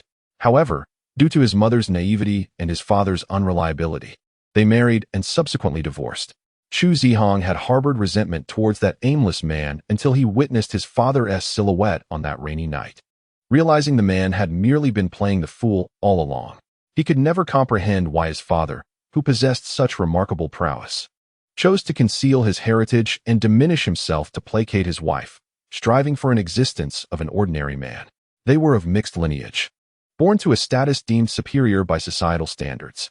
Nevertheless, his mother now led a joyful life, having found a father for him who owned 3 companies. His stepfather, during his proposal, fervently promised never to have more children, vowing to raise Chu Zihong as his own. "Zihong, are you heading out?" At that moment, Aunt Tong, the family's domestic worker, entered and noticed the suitcase by Chu Zihong's side. "Yes, I'm going to report to school," he nodded. "I'll be leaving shortly." "Oh dear, why not inform your father? The whole family could have dinner together, and let the driver take you," she suggested. "I mentioned it yesterday, but Dad has business engagements today." "It's all right, Aunt Tong, I can manage on my own." Chu Zihong knew his stepfather genuinely had matters to attend to. Otherwise, he would have certainly arranged a meal for him. His stepfather's success in business stemmed from his adeptness at socializing. Just as he excelled in his dealings with Chu Zihong, never lacking in gifts or etiquette, ensuring no faults could be found. "Aunt Tong, please remember to remind my mom to drink milk before bed every night." Insomnia was an old ailment of his mother, so she had developed the habit of drinking a cup of warm milk each night before sleeping. "Of course, just like before," Aunt Tong replied. Whenever Chu Zihong participated in summer camps or traveled for basketball tournaments, he always reminded her to prepare bedtime milk for his mother.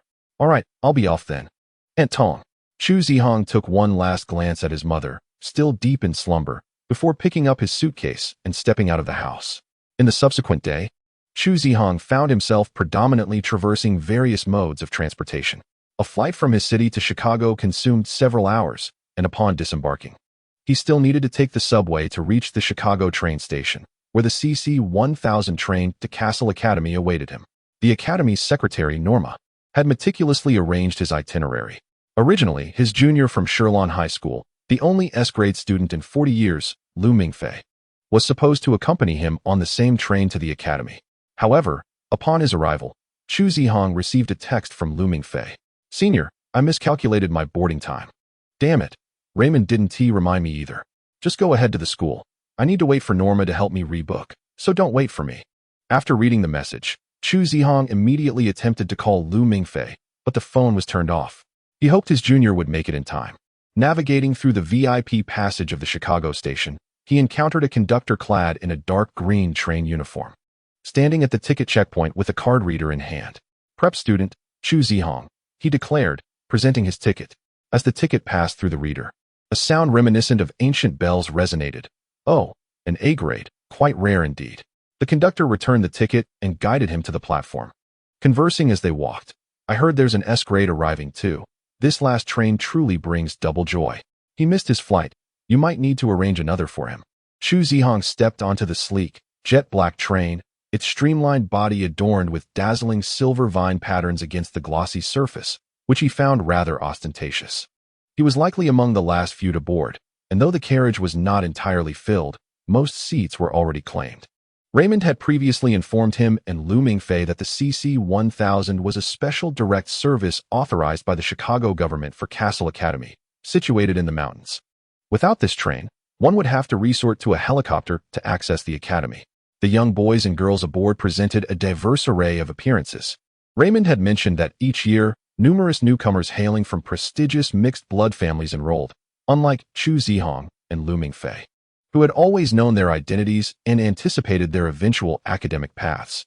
Such students typically sat composedly in their seats, summoning the attendant for a chilled beverage or a signature cocktail. Speaking various languages, the vibrant youths with kaleidoscopic eye colors exuded vitality. Chu Zihong quietly maneuvered through the aisles with his suitcase and a stack of enrollment forms, recalling Lu Mingfei's distinctive eyes. He felt a sense of incongruity in this dazzling kaleidoscope, as if it were not a fitting environment for him. At long last, at the rear of the third carriage, Chu Zihong spotted a girl with black hair and eyes akin to his own. She sat quietly by the window, her ponytail neatly arranged, wearing a pair of glasses, nervously clutching the hem of her skirt as if to wring it dry. She seemed utterly out of place among everything around her. Suddenly, Chu Zihong recalled that night when Lu Mingfei sat alone at a small table outside the barbecue restaurant, while behind him were his classmates from the literary society and the girl he once admired. Chu Zihong took a seat across from her and methodically began filling out various enrollment forms. Silence enveloped them until Chu Zihong looked up and asked, "Have you completed your enrollment form? Would you like to copy mine?" "Oh, right." The girl opposite him nodded eagerly, a hint of anxiety in her voice as she accepted the form he offered. "I just arrived in America, and my English isn't very good." "That's all right," Chu Zihong replied. Once more, silence fell between them. The girl lowered her head, comparing her form to Chu Zihong's. She swiftly completed her registration and cautiously handed the form back to him. "Thank you. My name is Su Qian. Nice to meet you." Chu Zihong nodded. His name was already inscribed on the form he had passed to Su Qian, so an introduction was unnecessary. He gazed into her dark eyes and remarked, "You seem quite nervous." "We're on a train filled with monsters, after all," Su Qian said, seemingly shy about maintaining eye contact, and forced a joke. "Isn't that wonderful? We are all monsters. When monsters meet, they become a family." Chu Zihong chuckled and turned his gaze to the flowing coniferous forest outside the window. His peripheral vision indicated that Su Qian was also looking out the window alongside him. The forests of Illinois displayed countless shades of green, appearing as a moving abstract painting through the train window. The boy and girl from China sat at either end of this artwork, akin to strangers in a museum drawn together by the same piece. Chu Zihong mused that this train would likely reach its destination in silence, thinking that the girl beside him was likely as reserved as he was. In the past, he would have chosen to acquiesce to such awkwardness, disembarking with a wave and a farewell. "Do you know about the Dragon Clan?" Chu Zihong asked, uttering what he knew to be a trivial question, confounded by his sudden urge to speak. "I do," Su Qian replied promptly. "I always thought I was just an ordinary person, but one day, a college admissions officer approached me and recounted a long story about dragons and their descendants, claiming that I am actually a half-blood with some dragon blood in me. I was terrified at first. I thought it was some sort of brainwashing fantasy." Su Qian sighed. "What about you? Did they tell you the same thing?" "No, I sought out the admissions officer myself. She is also a new student this year," Chu Zihong said. Were you attracted to her?" "I believe their essay saying about that. What is it called?" Su Qian, not being a preparatory student, was still somewhat unfamiliar with many specialized terms regarding half-bloods. "The melancholy of blood." Chu Zihong recounted what Toyama Masashi had once told him in Lu Mingfei. "Once your lineage awakens, you are constantly reminded that you are not an ordinary person. Only among your kind can the feeling of loneliness dissipate, which is why the bloodline of the Dragon Clan naturally gathers together. This is the melancholy of blood." "Yes, the melancholy of blood. You certainly know a lot."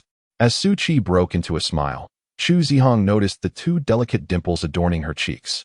They engaged in a light-hearted conversation, meandering from topics concerning the Dragon Clan to anecdotes about their respective high school teachers and classmates. The train sped swiftly, and before long, it was time to disembark. Su Qi followed closely behind Chu Zihong, the academy having designated different exits for various students. The offspring of mixed-blood aristocracy took one path, while those who had passed the 3E examination ventured another, and some already had their butlers awaiting them on the platform.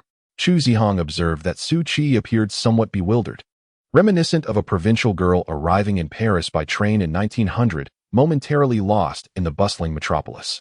"Do not fear, I am uncertain of the way as well," Chu Zihong reassured her.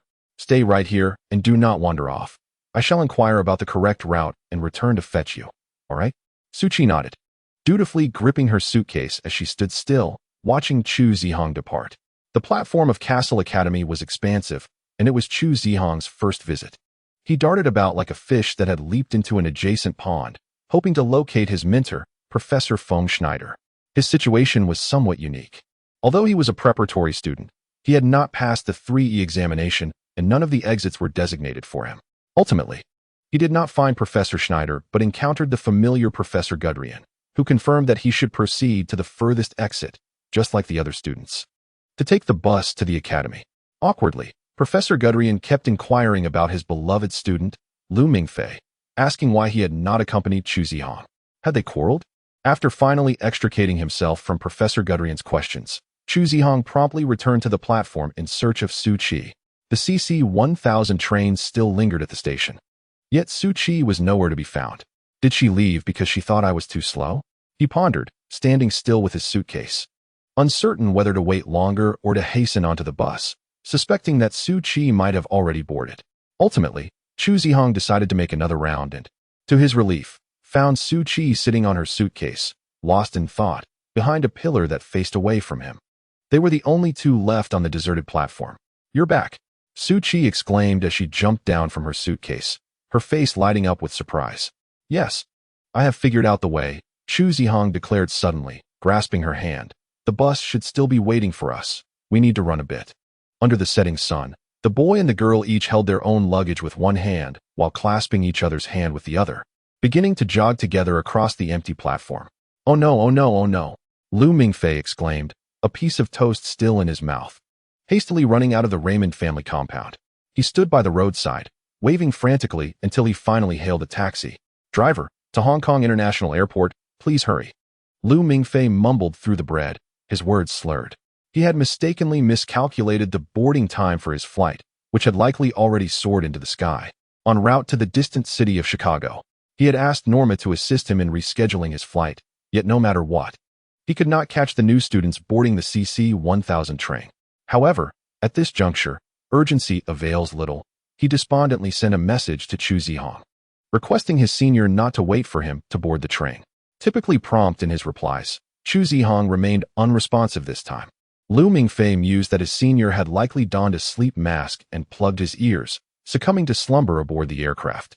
Ever since the incident at Kowloon Walled City, Lu Mingfei felt that misfortune had become his steadfast companion. Just yesterday, while in the restroom at Raymond's residence, the toilet unexpectedly gurgled and overflowed, nearly sending him tumbling off the seat in fright. Emerging from the restroom, he cheerfully texted Nono, inquiring when she would return to school, thinking that as freshers, they would surely be on the same train. To his dismay, Nono informed him that she had already arrived, having been among the first to complete her preparatory studies. Their enrollment times differed considerably. Then came today, when he, as an S-class fresher, missed his flight, thereby forfeiting what could have been a momentous entrance into the campus.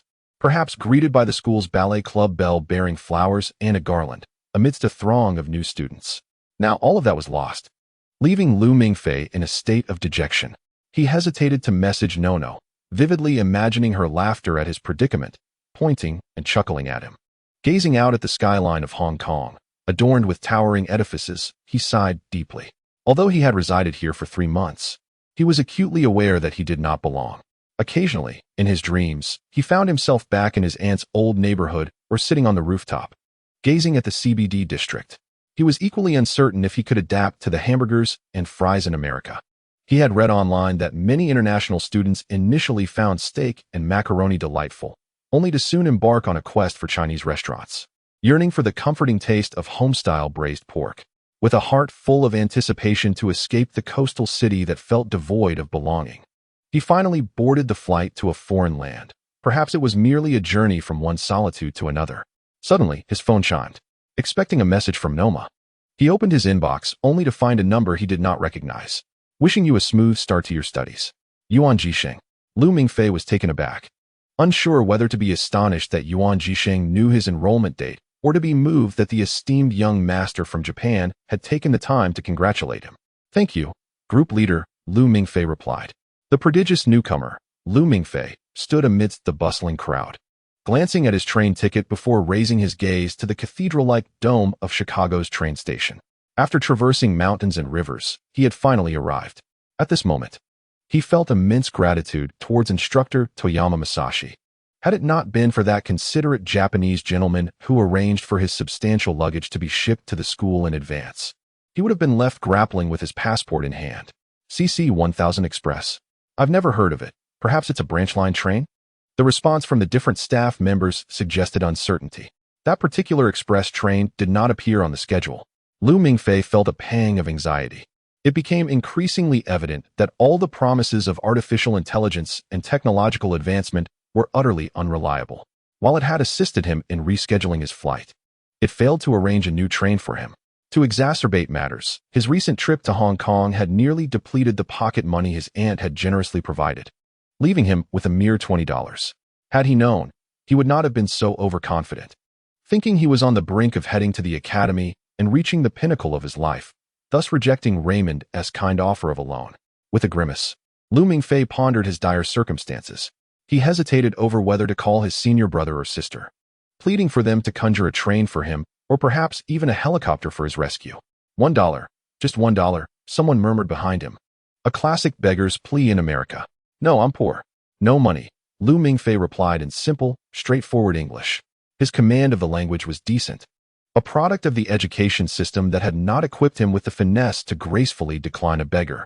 Turning around, he caught sight of a tall, burly young man behind him, his face framed by a rugged beard, yet undeniably handsome, with eyes sparkling with yearning. The young man's dark green checkered shirt and tattered pants suggested he had not changed in quite some time. Lu Mingfei mused that even in a capitalist society, such destitution was astonishing. How could there still be such a disheveled beggar at a train station in this day and age? The young man, noticing Lu Mingfei's accent and complexion, instantly switched to fluent Mandarin. Sir, spare some change for a cup of cola? I assure you, I am not a beggar. I was merely a victim of theft. Lu Mingfei was taken aback, marveling at the distinctiveness of America, where even beggars were multilingual to enhance their business. Fongel von Flins. I am not a beggar. I am a university student, the young man exclaimed as he rummaged through his bag and produced a crumpled, dictionary-sized textbook. Lu Mingfei's eyes widened in recognition. It was unmistakably a textbook from Castle Academy. Although he had often been lost in his thoughts during Raymond's lectures, he could not forget the distinctive design of the books, especially the blend of English and Latin that left a lasting impression on him. Are you also waiting for the CC 1000 Express? Lu Mingfei inquired. Both pulled out identical magnetic tickets from their pockets, dark surfaces adorned with a lavish silver tree of life pattern. I am a preparatory student. My name is Lu Mingfei. He extended his hand in a gesture of camaraderie. Family, Fengel exclaimed as he grasped Lu Mingfei's hand tightly. Quick, $1, $1. Brother, I appreciate you. The Chinese are always so loyal. Fengel sprawled across the bench, devouring a sandwich and sipping Lu Mingfei's cola. Given that they had a combined total of only $25, they decided to purchase just one cup of cola, as it allowed for unlimited refills regardless of how many straws were used, thus inadvertently leading to a small fortune for the two of them. He informed Finger that such behavior is referred to as shearing the sheep in China, a testament to the ingenuity of the working class. Finger, upon hearing this, clapped his thigh and nodded vigorously. Lu Mingfei gazed out through the large windows of Chicago's train station, observing the dark skyscrapers that loomed like giants standing shoulder to shoulder. As night descended upon the city, the elevated railway scattered bright sparks as trains passed, while pedestrians hurried by amidst the flickering neon lights. He and Finger had already been stranded at the station for over 2 hours, with the CC 1000 train that was supposed to pick him up still absent. Despairing, he turned to Finger, who, having just satisfied his hunger, appeared somewhat drowsy. Senior, why hasn't the train arrived yet? Finger, nonchalantly picking his teeth with a toothpick he had produced from seemingly nowhere, replied, This is how it always goes when I return to school. We can only blame our lowly status. Students of higher standing have dedicated transportation arranged for them. With a sigh, he continued, in my day, I was among the few A-grade students, and look at where I find myself now. Lu Mingfei, perplexed, asked, But you're not a freshman, right? Don't returning students start in September? I've been delayed for a few years, so there is not much for me to do at school. I had hoped to hitch a ride on the freshman S bus and perhaps charm a few junior girls, but alas, I only encountered you. Years.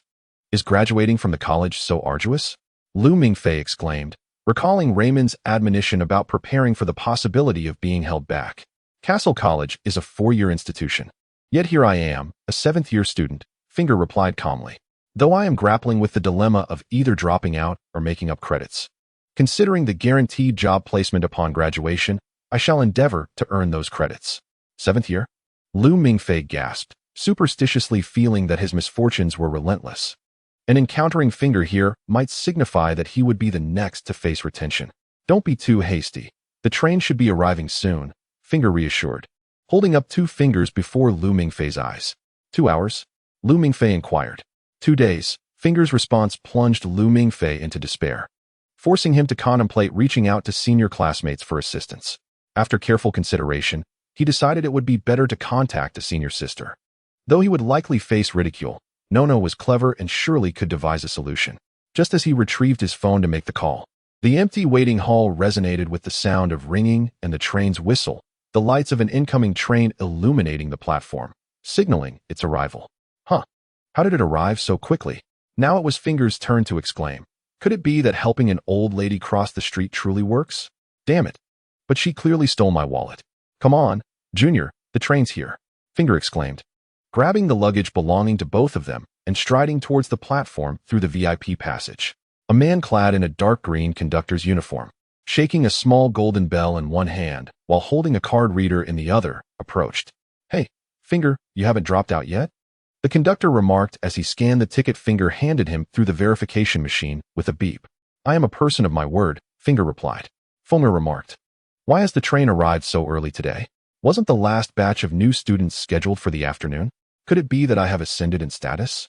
No, I have descended to E, a fall from grace akin to plunging from heaven to hell. The conductor, while taking the ticket handed over by Lu Mingfei, watched as it passed through the card reader. Unlike the monotonous beep that accompanied Finger, a cheerful melody resonated. Welcome, S-Class new student, Lu Mingfei. The conductor chuckled, patting Lu Mingfei on the shoulder, his demeanor markedly different from that towards Finger. An A-Class student mentioned you might be late, and it seems he was indeed correct. S-Class. Finger widened his eyes, glancing back at the conductor and then at Lu Mingfei. Good heavens, isn't only the principal S-Class? Not just him. Though there are no more than 10 individuals, the conductor replied. Now, hurry aboard. This train has been dispatched solely for you, while Finger is merely a fortunate coincidence. They followed the conductor onto the platform, where a high-speed train, adorned with a design matching their tickets, awaited them, its glaring headlamps illuminating the scene. Outside the uniquely flashing door stood a familiar figure, Professor Gudrian. Mingfei, why didn't you contact me sooner? If it weren't for Chu Zihong informing me that you missed your flight, you would have had to wait even longer. Gudrian looked at Lu Mingfei with a blend of concern and exasperation. The professor's enthusiastic demeanor made Lu Mingfei feel somewhat awkward. Both the conductor and the professor repeatedly emphasized his exceptional status, leaving him worried that Finger might feel uncomfortable. Perhaps Finger merely feigned indifference. Lu Mingfei believed that such seemingly carefree individuals often concealed a fragile heart, much like his own, outwardly nonchalant and prone to jest, yet inwardly sensitive and vulnerable. However, he soon recognized his misjudgment as Finger strolled forward, positioning himself between Lu Mingfei and Professor Gudrian. Professor, have you forgotten your favorite student, Finger? I am here too. Go on, go away, Finger. Gudrian waved him off dismissively. A sense of foreboding crept over Lu Mingfei. Professor, you are? I am his mentor, Gudrian replied, with a hint of resignation. Who would have thought we share such a fortunate bond? We are now true brothers in the same school. Younger brother, Finger laughed breezily, slinging an arm around Lu Mingfei's drooping shoulders. As the train sped through the inky darkness of the night, Lu Mingfei, Finger, and Gudrian sat across from one another at an oak table. The two brothers had donned the attire of Castle Academy, crisp white shirts, dark green suits trimmed with silver accents, and deep rose-red neckties, the emblem of the half-decayed world tree of Castle Academy embossed in gold on their breast pockets. As Lu Mingfei rolled up the sleeve of his impeccably fitting uniform, he glimpsed his name embroidered in dark green thread, Ricardo, MLU. Perhaps having spent too much time with the executive department, Lu Mingfei had envisioned the school uniform to be a somber black trench coat. making the students appear as if they were attending the funeral of their instructor as they entered the grand lecture hall. Upon boarding the train and donning his new attire, Mingfei suddenly felt as though he had elevated himself, embodying the essence of an exceptionally refined individual. Should he choose coffee or hot chocolate? Gudrian sensed that ever since Mingfei was recognized as a brother by Finger, the atmosphere had been somewhat peculiar. In truth, he need not have come on this journey, as Mingfei was merely a preparatory student, exempt from the orientation.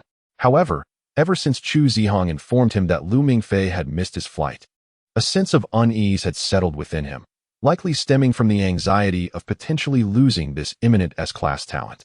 Thus, he resolved to personally escort Mingfei to the school gate to prevent any further complications. Hot chocolate, Finger raised his hand. Orange juice, then, Mingfei replied. Gazing out into the pitch-black night, his mind flooded with thoughts of numerous individuals, a multitude of memories. The much-anticipated S-class freshman, Mingfei, was on the cusp of embarking on his journey. At Castle Academy, in the student dormitory, room 303 of District 1, Finger lay on the upper bunk, tossing fish skin peanuts into his mouth, an offering from Mingfei, retrieved from his backpack as a token of their first encounter. He leaned over the edge, observing Mingfei below, who was sighing at the mountain of luggage that had been transported to the dormitory, filled with an overwhelming assortment of items, including blankets, pillows, and even a pressure cooker. Even with Finger's extensive academic experience, he had never encountered anyone bringing a pressure cooker to school. The night had deepened, yet the screen of Finger's notebook glowed with the bustling activity of a virtual forum, where posts surged and were swiftly overshadowed by newer contributions. The Night Watchman Forum, initially a mere internal platform for students of Castle Academy to engage in casual banter and inquire about schedules, had gradually gained popularity as the Academy's history unfolded. Each graduate retained their original ID, with some embarking on archaeological expeditions in remote locations to unearth dragon relics, while others undertook confidential missions pertaining to dragon secrets. Nevertheless, whenever they found leisure to connect online, they would eagerly log into the Night Watchman Forum's discussion group, relishing the warmth of camaraderie and the thrill of gossip. Today marked the final day of new student enrollments, naturally the most vibrant period of the forum each year, with familiar faces posting incessantly, while newcomers observed from the shadows. Upperclassmen engaged in discussions about the attractive new female students and whether the cafeteria's food had become even less palatable. Yet, a significant portion of the posts focused on the new recruit, S-class freshman Mingfei. I heard no one saw the S-class freshman at the welcome dinner. Can any underclassmen clarify? No, we scoured the entire dining hall and didn't T-spot the S-class. How do you even know what the S-class looks like? I heard he is still a minor. Didn't someone already dig up his information? I took a look. Describing him as unremarkable might be an overstatement. His academic performance couldn't secure admission to a top-tier university in China, and his athletic achievements are equally dismal. His only notable skill seems to be in competitive gaming. What a ridiculous specialty. I heard he is exempt from the 3 exam? Is this some kind of joke? The discussion forum was fervently refreshing when, all of a sudden, a post adorned with a red icon in the upper right corner surged to the forefront. The red symbol signified that it was posted with administrative authority. Ladies and gentlemen, I arrived at school a bit late today. Does anyone know if the Student Union and the Lionheart Society sent representatives to the cafeteria to recruit? Fingel's red administrative ID appeared. Fingel, you haven't graduated yet? Someone immediately replied. How can I graduate in peace before our news department elevates to a news society and becomes the first club of the academy? Fingel responded solemnly. The members of the Student Union did not come. Ever since Caesar became their new leader, it seems they have not made any significant moves. However, the Lionheart Society members did make an appearance, albeit only for symbolic promotion, as they seem to have predetermined targets. This year, the president of the Lionheart Society is a senior, and rumors suggest that they have entrusted the selection of the next president to this batch of freshmen. Among this year's newcomers, there are several A-level and even S-level students, all remarkably talented. The Lionheart Society, the oldest organization at Castle Academy, was originally led by Minnick Castle, after whom the academy is named.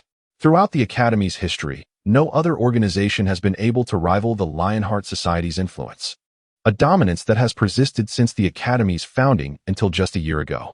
A year ago marked the entry point of the current student union president, Cesar Gattuso, who boldly proclaimed his intention to join the student union upon arrival. Hailing from an Italian mixed-blood aristocratic family, Caesar immediately exhibited his noble charm, mastering equestrianism, sailing, music, chess, and more. He is the epitome of masculinity, only indulging in high-end cigars named Cohiba, never shying away from any challengers. He is also the epitome of nobility, treating every lady and every challenger with utmost grace and courtesy.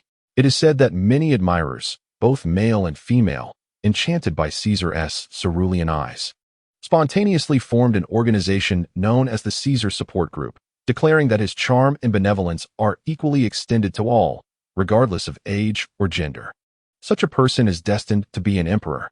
As the first academic year nears its conclusion, the entire student body is aware that Caesar's ascension to student union president is a foregone conclusion. Under Caesar's leadership, the student union has rapidly risen, nearly achieving parity with the Lionheart Society. Perhaps this is why the members of the Lionheart Society have decided to seek potential successors among this year's freshmen, hoping to discover a prodigy capable of standing shoulder to shoulder with Caesar and restoring the glory of the Lionheart Society. With that in mind, shall we open a betting pool? Let us wager whether our S-level newcomer, Lu Mingfei, will join the Lionheart Society or the Student Union. Fingel swiftly commented on the post, simultaneously utilizing his administrative privileges to establish a voting section. S-level newcomer Lu Mingfei will ultimately join either the Lionheart Society or the Student Union. Fingel, why isn't your new society an option? A well-meaning commenter inquired. The earlier remarks were in jest. Our news department is merely an after-school interest group, hardly comparable to the Lionheart Society and the Student Union, Fingel shamelessly replied. Thus, I shall commence with an auspicious start. As a steadfast supporter of the esteemed Caesar, I wager $100 on Lu Mingfei's admission to the Student Council. Fingel swiftly matched the wager, and his assertion was not unfounded. For he was indeed a member of the Student Council, albeit unbeknownst to Caesar himself, primarily due to Fingel's numerous academic setbacks, which rendered many of his records elusive, coupled with his perpetual absence from reporting duties, a true embodiment of a wayward spirit. As Fingel chewed on fish skin peanuts with a satisfying crunch, he calmly observed the back-end data of the voting system. He was a composed and astute gambling expert, possessing profound insights into game theory. Now, all he needed to do was await the outcome, for the fish would soon take the bait. Before long, he noticed several officials from the Lionheart Society commenting on his post, asserting confidently that the S-rank freshmen would undoubtedly join their ranks. Although their bets were modest, onlookers, upon witnessing the society's officials engage, naturally followed suit. The scales began to tip, and all that remained for him was to press the close betting button and personally persuade Lu Mingfei to join the student council, ensuring a substantial profit. At that moment, an ID named Dick Tue Duo commented, I bet $5,000 that Lu Mingfei will join the student council. In the brief instant that Fingel was caught off guard, a significant influx of funds simultaneously poured into the student council's prize pool, with all the IDs he recognized as members of the council. No, what is happening? Did I bite my tongue? Came the voice of Lu Mingfei from the lower bunk. Fingel, resigned, clicked the option to close betting. He was acutely aware that the student council members were a rowdy bunch, akin to their leader Caesar, and if he did not close the betting soon, it would inevitably be overwhelmed by Caesar's underlings. Once Lu Mingfei truly joined the council, Fingel's humble investment of $100 would yield only a few dollars in return. Wow, will our future meals consist of Northeast rice? Fingel closed his notebook and leaped from his bunk, pointing at the pressure cooker on the table. Let us not discuss that, senior brother. I'm hungry. Is the school cafeteria still open? Lu Mingfei had missed the welcoming banquet for new students. But Fingel dismissed the notion of regret, stating that the school's culinary offerings, much like the German surname Castle, were rather mundane, consisting merely of pork knuckles, sauerkraut, and mashed potatoes, which he had long grown weary of. Of course, the cafeteria operates 24 hours, and we can order takeout for delivery. Fingel suddenly brightened at the prospect, as it was indeed his late-night snack time. Fish skin peanuts were acceptable as a snack, but they hardly sufficed for a meal. Let me borrow your student ID. Lu Mingfei perked up instantly, producing his student ID and handing it to Fingel. How considerate. I want a hamburger and fries, and a large cola. What hamburger and fries? To celebrate our first day in the same dormitory, We must order a feast. Fingel dialed the number. Reciting Lu Mingfei's student ID. Please deliver 2 portions of truffle bread, 2 servings of pan-seared foie gras drizzled with lemon juice, a bottle of champagne. Yes. With an ice bucket and lemon peel. And let us not forget a roasted goose, as we are quite famished, along with 2 portions of salmon rolls with cheese. Lu Mingfei wiped the corner of his mouth, feeling a sense of joy as he realized that he need not fret about a monotonous diet of hamburgers and fries after going abroad. 20 minutes later, the waitstaff clad in white entered, pushing a dining cart and unveiling a silver cloche to reveal an exquisite feast prepared by finger. The servers set up a table in the dormitory, draping it with a pristine white tablecloth and arranging silver cutlery, an ice bucket filled with champagne, and crystal glasses between the two. The roasted goose was ceremoniously halved, each person receiving a portion, and finally, a candle was lit before the staff exited silently, leaving no trace of their presence. Seated at the table, the two clinked their goose legs together in a toast, then indulged heartily, Lu Mingfei's spirits soaring. Perhaps for the first time in a long while, Caesar reclined on the sofa in Norton Hall, a laptop resting upon his well-defined chest, his fingers gliding over the touchpad as the screen displayed a list of the new students. This list had been provided to him by the student council officers a few days prior. A month earlier, as the newly appointed president of the student council, he had triumphantly led his team to victory in the Lionheart Society competition, earning Norton Hall as the venue for student council activities for the year. Despite the exorbitant costs associated with heating, property taxes, and furniture repairs, Caesar bore no qualms about personally covering these expenses. For him, the honor far outweighed the financial burden, trivial in comparison to the legacy of the Gattuso family. Although he had achieved a historic milestone, Caesar felt the victory came too easily, as the Lionheart Society, led only by an acting president during the absence of their leader on an internship, proved to be no match for him. This was a leisurely triumph. Yet, Caesar never allowed such thoughts to surface. Instead, he delivered a speech in his capacity as president, proclaiming with utmost confidence to the faculty and students that the student council would inevitably usurp the Lionheart Society's position, establishing itself as the preeminent organization within the academy. He also proposed that the next Free Day event be postponed until after the arrival of the new students, allowing them to witness firsthand the student council's effortless victory. Though Caesar was undeniably proud, he never underestimated his adversaries. He had heard whispers of the Lionheart Society's plans to recruit successors from among the newcomers, and perhaps one of the names on the list would become his future rival. He meticulously retrieved 2 profiles from the document, one for the S-rank newcomer Lu Mingfei, on whom he had just placed a bet, and the other for the A-rank newcomer Chu Zihong, hailing from the same city as Lu Mingfei. Both his rational and emotional faculties cautioned him that Lu Mingfei was certainly not the individual the Lionheart Society sought. The photograph depicted Lu Mingfei standing at the periphery of a group shot, his gaze evasive, resembling a wilting foxtail grass. Furthermore, his past academic record was utterly dismal, casting doubt on the notion that he was indeed an S-rank newcomer, a lineage that had not graced the academy in 40 years. It is worth noting that even Caesar, the anticipated heir of the Gattuso family, had only attained an A rank in terms of lineage. In another document, Chu Zihong stands in stark contrast to Lu Mingfei. Whether in academic achievements or athletic prowess, he surpasses Lu by leaps and bounds. Most notably, Chu possesses a pair of eyes reminiscent of a lioness, and Caesar instinctively senses that this individual will be his most formidable rival in the future. Prior to the commencement of the school year, the student council officials had already identified potential candidates for pre-recruitment. Following the conclusion of the banquet, they discreetly approached several exceptionally talented students from the list, persuading them to join the student council's collective, with the S-level being their primary target. Regrettably, it appeared that the S-level student was absent from the evening's festivities due to unforeseen circumstances. The page of the Night Watchman forum flickered incessantly on the computer screen. Caesar was acutely aware that his ostentatious wager on the S-level joining the student council would inevitably stir such commotion. Meddlesome individuals would invariably interpret his every action as a reflection of the discord between the 2 major factions on campus. In truth, Caesar's betting was devoid of any profound implications, at least in his own estimation. When Finger first opened the betting lines, he received a text from a subordinate. Upon witnessing the members of the Lionheart Society take the stage, he did not hesitate to place his bet on the student council's side. With the pride of Chairman Caesar, He would not allow himself to become an inconsequential figure in such an engaging wager. He was indifferent to whom the $5,000 would ultimately benefit and remained unconcerned about the bookmaker's ulterior motives. He merely engaged in the gamble for the sheer enjoyment of it. Of course, Caesar could not claim to have gained nothing from this wager, at the very least. He had come to recognize the value of the S level.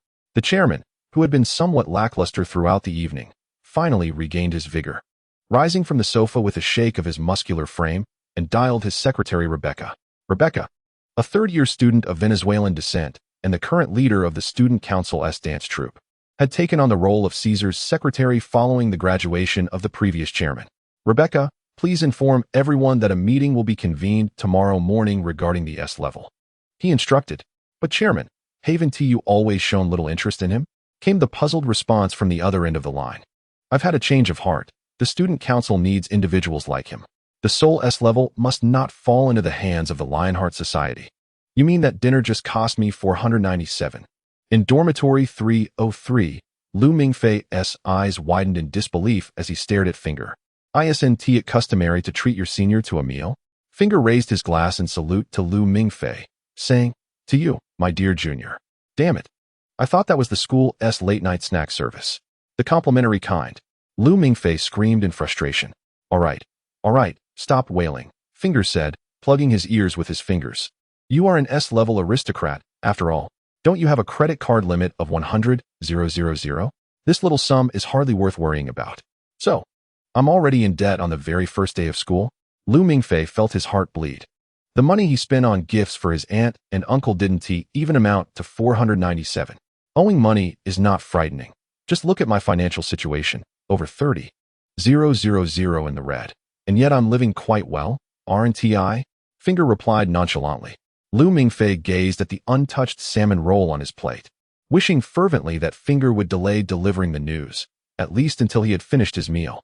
A persistent knocking at the door interrupted his thoughts, leading him to wonder how they could be collecting plates when he had yet to finish his food. Irritated, he called out, coming, and rose to open the door. I haven't finished yet, he exclaimed. To his surprise, the figure standing outside was not the restaurant server he had envisioned, but rather a girl with dark hair and eyes. Clad in a silk nightgown, she appeared startled by his outburst, momentarily frozen in place. I'm so sorry, she stammered. I thought it was someone from the restaurant. Lu Mingfei quickly apologized. Are you looking for Finger? In the dormitory, there were only 2 residents, and since he did not recognize her, it was evident she must be searching for Finger. No, she replied timidly. I'm from room 304 across the hall. My roommate and I were about to go to sleep, and we hoped you could keep it down a bit. Lu Mingfei was taken aback. He hadn't realized the dormitory housed both male and female residents. When he and Finger returned, the freshmen had still been indulging in their welcome dinner, and they had yet to encounter anyone else. Are you Chinese too? He asked, noting her slight discomfort at his dazed expression, regretting his impulsive approach. Yes. I'm sorry. My roommate and I were just joking around. We'll be more considerate in the future, he replied hastily. Despite lacking makeup and sporting glasses atop her nose, her delicate features were evident, reaffirming his belief that no one of mixed heritage could be unattractive. Since discovering his mixed-race background, Lu Mingfei had occasionally glanced at himself in the mirror, standing tall and proud, considering himself rather handsome. Realizing the importance of demeanor, he resolved to cultivate a more mature and composed presence around unfamiliar company, avoiding excessive surprise. Given their shared background as compatriots, he contemplated whether to foster a connection, as is customary among Chinese acquaintances, with questions like, have you eaten yet? Or how many are in your family?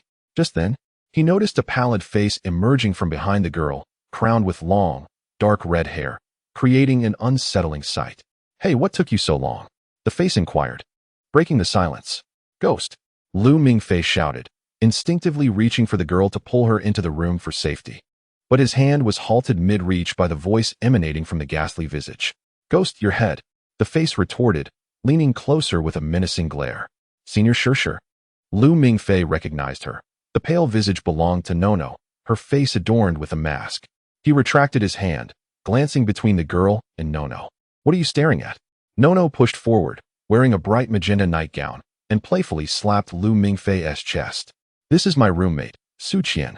Why does he call you senior? Sushi regarded Lu Mingfei, and her roommate Nono with a peculiar expression, for she too was merely a freshman. It's because he is a minor, Nono remarked with an air of assumption, peering behind Lu Mingfei to discover a table adorned with wine and candles. Oh, such splendid conditions. Lu Mingfei. Instead of dining in the cafeteria with pork knuckles, sauerkraut, and mashed potatoes, you hide away in your dorm indulging in a feast. Is he really Lu Mingfei? Sushi exclaimed in surprise, having heard the name mentioned by other freshmen at the banquet.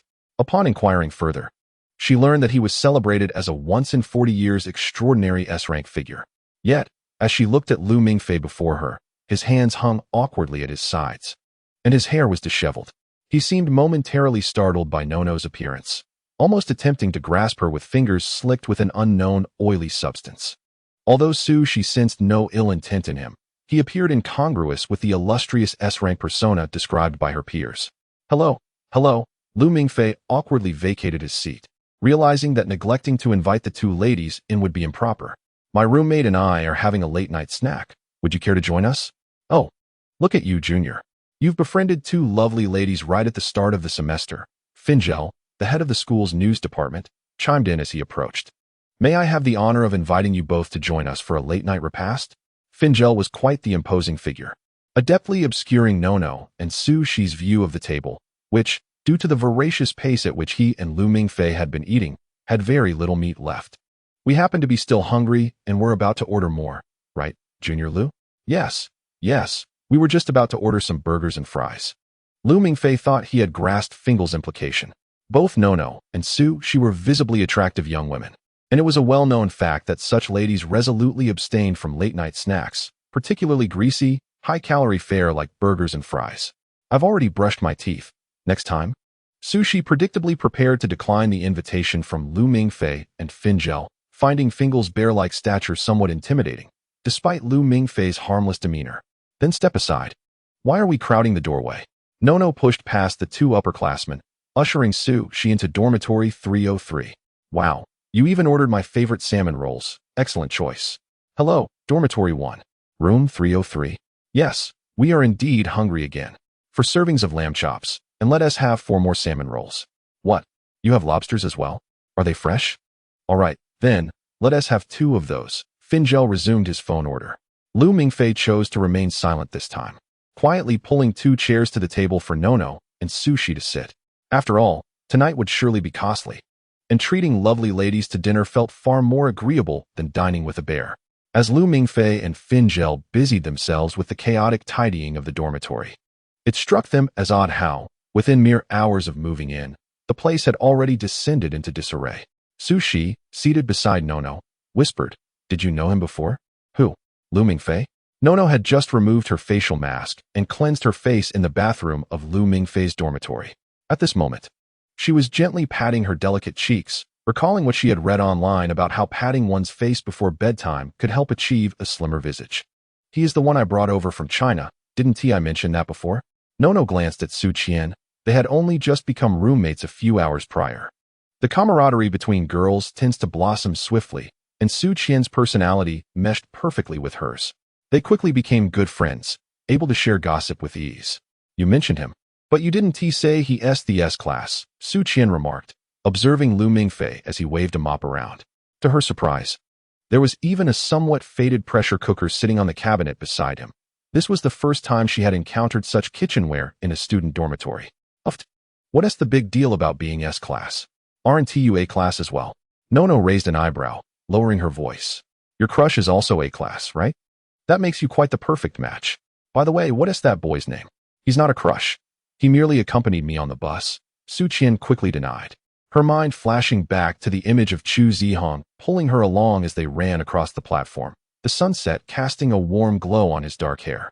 In that moment, the world seemed to quiet, leaving only the sound of their hurried footsteps and the rhythm of her own heartbeat. Your heart is racing, girl, Nono teased, placing her hand gently over Su Qian's chest with a mischievous smile. Stop teasing me. Su Qian swatted Nono's hand away, whispering, I feel like Lu Mingfei is quite different from my expectations. In what way? Nono inquired, puzzled. Well, I imagined an S-class would have a more imposing presence. Like the student council president back in high school. They would look down on us from the corridor of the teaching building. dressed in white while we exercised in the drizzle. Su Qian struggled to convey her analogy, likening it to a general surveying his troops. From what I know, Lu Mingfei may never reach such heights in this lifetime.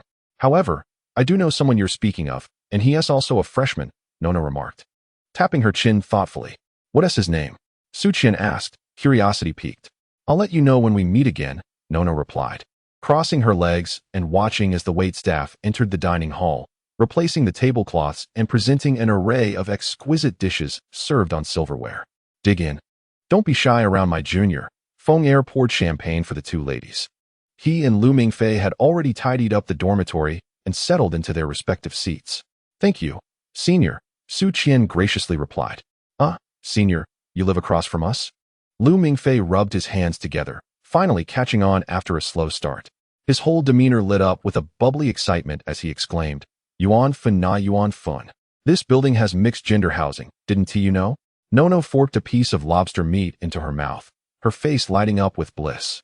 This is so much better than dinner last night.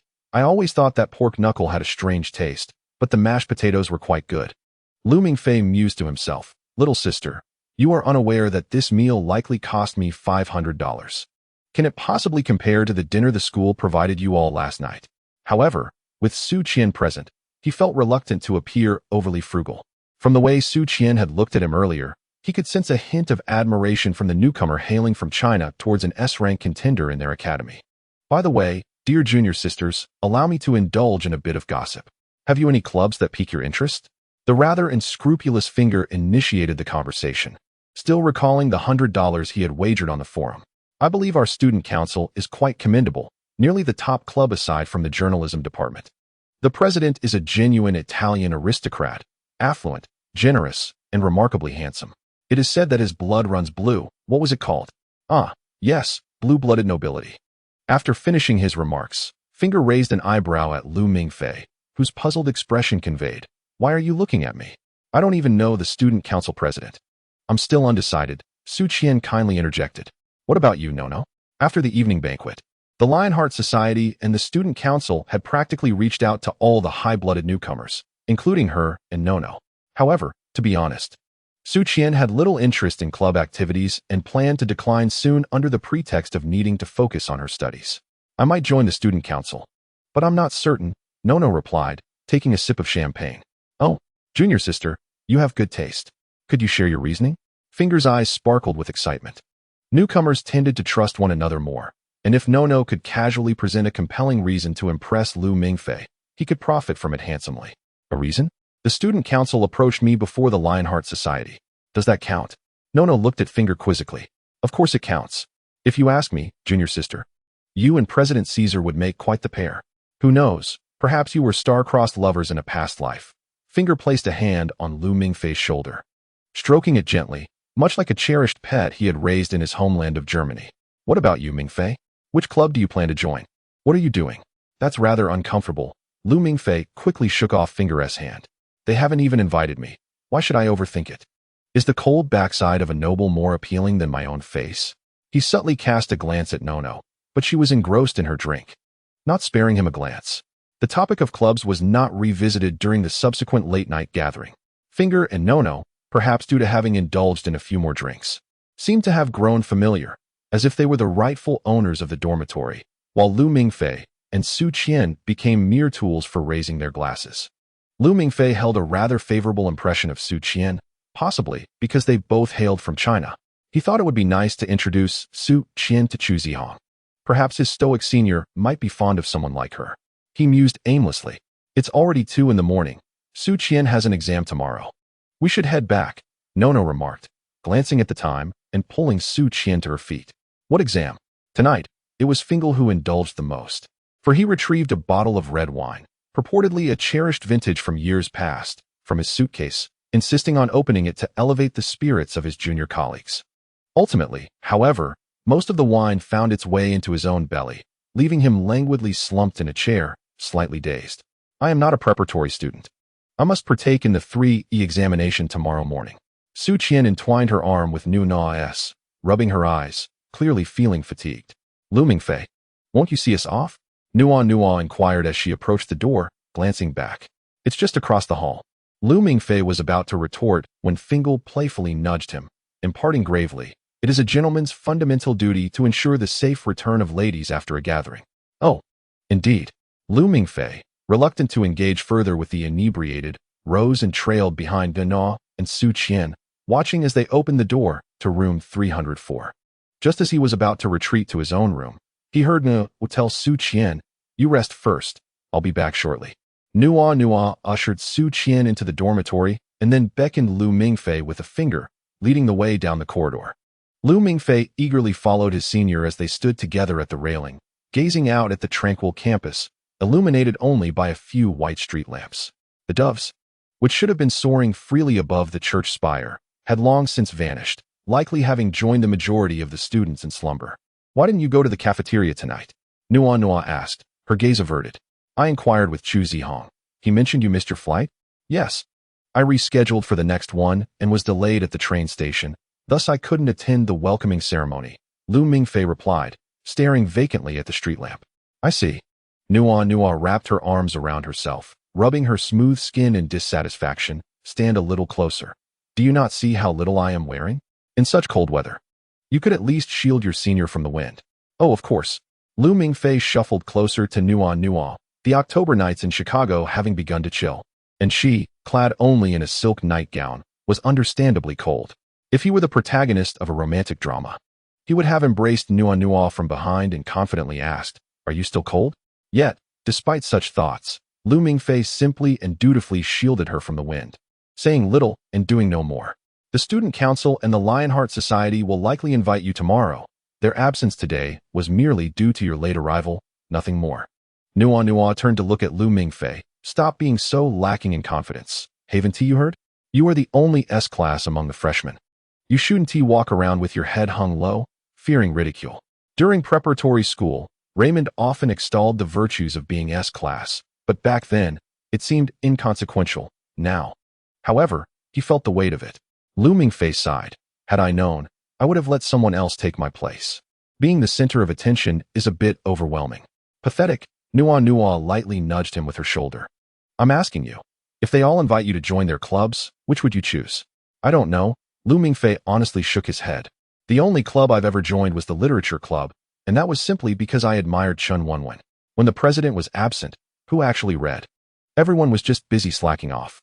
Then why not join the student council?"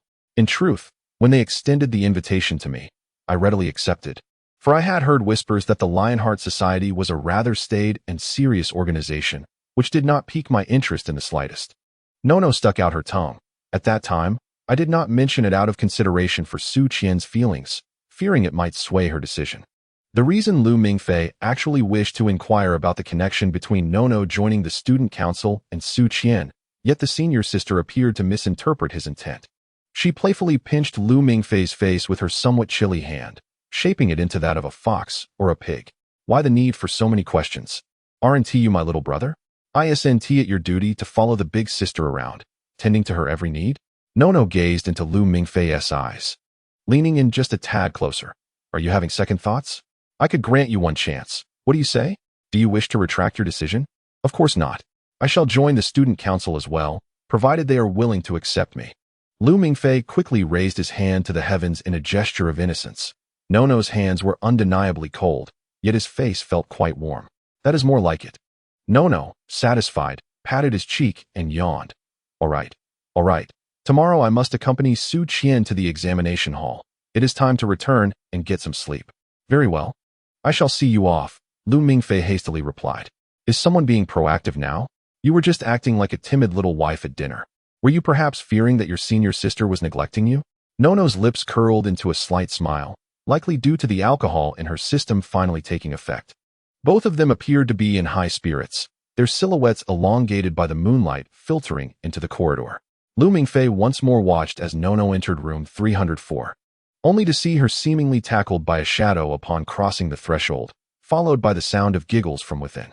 He vaguely heard Su Qian exclaiming, "Little girl, tell me, are you going out on a date with your boyfriend?" Nono chuckled. "Yes, I am indeed going on a date with the boy I shared a ride with." The door to 304 closed, and Lu Mingfei turned to return to his dormitory, collapsing onto his bed. From the upper bunk, Feng Ji's snores echoed through the room.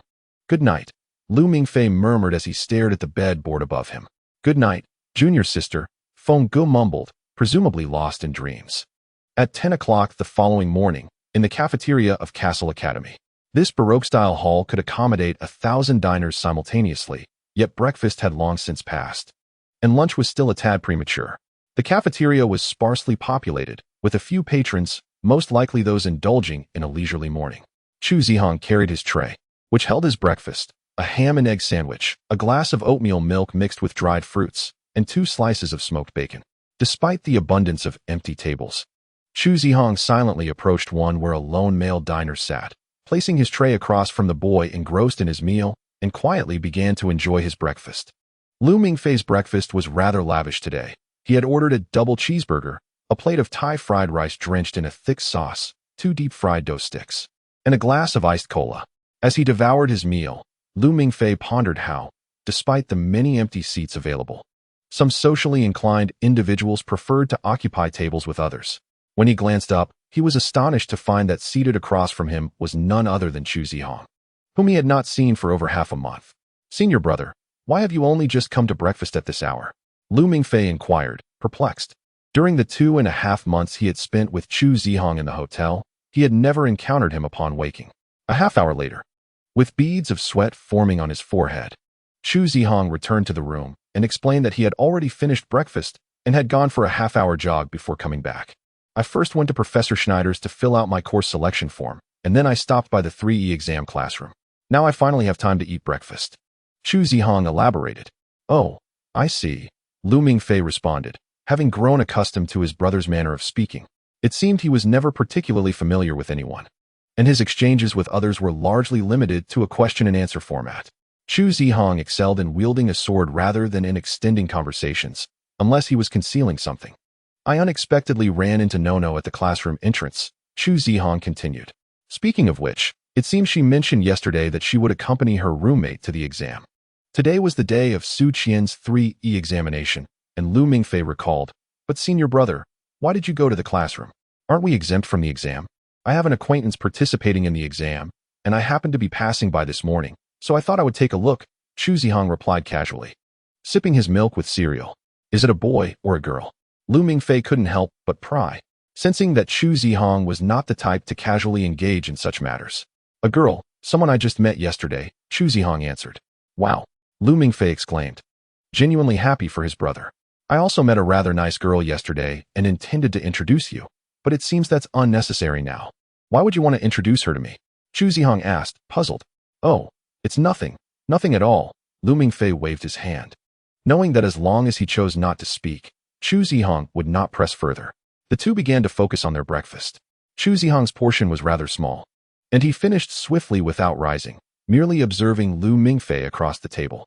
"Senior brother, if you keep staring at me, I won't be able to eat," Lu Mingfei complained, though he continued to shovel rice noodles into his mouth vigorously. "Yesterday, someone from the Lionheart Society approached me after the welcome dinner and invited me to join." Chu Zihong paused before adding, "I accepted.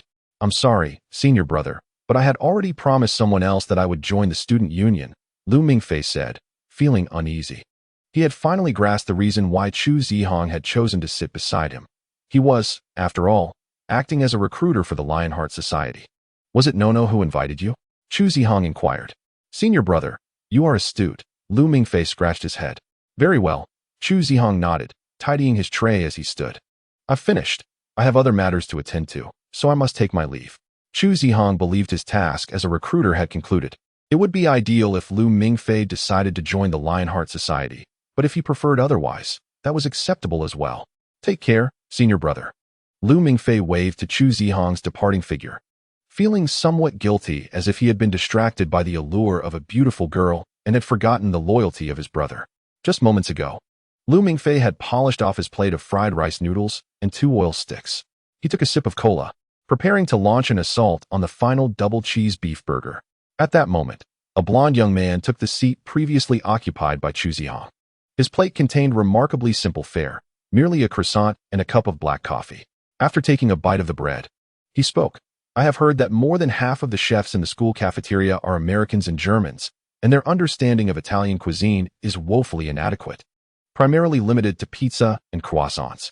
When I first entered the school, I truly believed that American food was appallingly tasteless. Mingfei, just about to take a bite of his hamburger, raised his head in curiosity to see who this newcomer was. The face before him resembled a meticulously carved sculpture from a Roman museum, with sharp angles and distinctly European features, accentuated by his golden hair, which lent an even paler hue to his complexion. Those sea-blue eyes were looking at Mingfei with a friendly demeanor. However, Mingfei did not recognize this somewhat shaggy-haired blonde lad. He chewed carefully, afraid that greeting the boy might cause him to inadvertently spew a mixture of beef and bread. Yet, the young man across from him seemed unconcerned about his eating habits and continued with a smile. One day, I suddenly discovered that the hamburgers at school are quite delightful, both in the succulent juices locked within the patty and the balanced assortment of vegetables. I proudly shared this revelation with my club members. Do you know what they told me? The blond boy glanced at Mingfei. Mingfei, somewhat bewildered, shook his head. Though he too found the hamburger delectable, at least the beef seemed authentic. They said that when a person can critique the quality of a hamburger, it signifies that he has acclimated to American life. The blond lad laughed heartily, and for reasons unknown, Mingfei was reminded of the sunlit grace of Amaterasu's air. Caesar Gattuso, as he wielded his sword. With a demeanor as warm as a spring day, the blond boy greeted, "Hello, Mingfei." "Ah, hello." Mingfei finally realized that sitting before him was none other than the Italian blue-blood noble mentioned by Fingal, the president of the student council, Caesar. "Are you adjusting well to life since your enrollment?" Caesar inquired, taking a bite of his croissant. Yes, Mingfei nodded vigorously, feeling as though he had stepped into a fanfiction of the romance of the Three Kingdoms, with both Zhou Yu and Cao Cao vying for his attention, eager to recruit him into their respective offices. "That's good to hear," Caesar replied, continuing, "At 6 o'clock tonight, the student council will host a party at Norton Hall, and I would like to extend an invitation to you, Mingfei." "All right, I will definitely attend." If he understood correctly, this invitation to the party was tantamount to an invitation to join the student council, which was fortuitous, as it would suffice for him to report back to Nono. "Then, let us not miss each other." Caesar finished his croissant with the last sip of coffee and extended his hand to Mingfei. Quickly, Mingfei wiped his oily fingertips with a napkin and grasped Caesar's firm hand. "Let us not miss each other." At 5 o'clock in the evening, with an hour remaining before the banquet commenced, Caesar, the proprietor of the mansion, stood in his chamber, meticulously adjusting his attire in front of the mirror. Earlier that day, he convened a meeting within the estate, attended by numerous members of the student council. This gathering was specifically organized to strategize the recruitment of S-level freshmen. However, a palpable tension permeated the atmosphere for several reasons.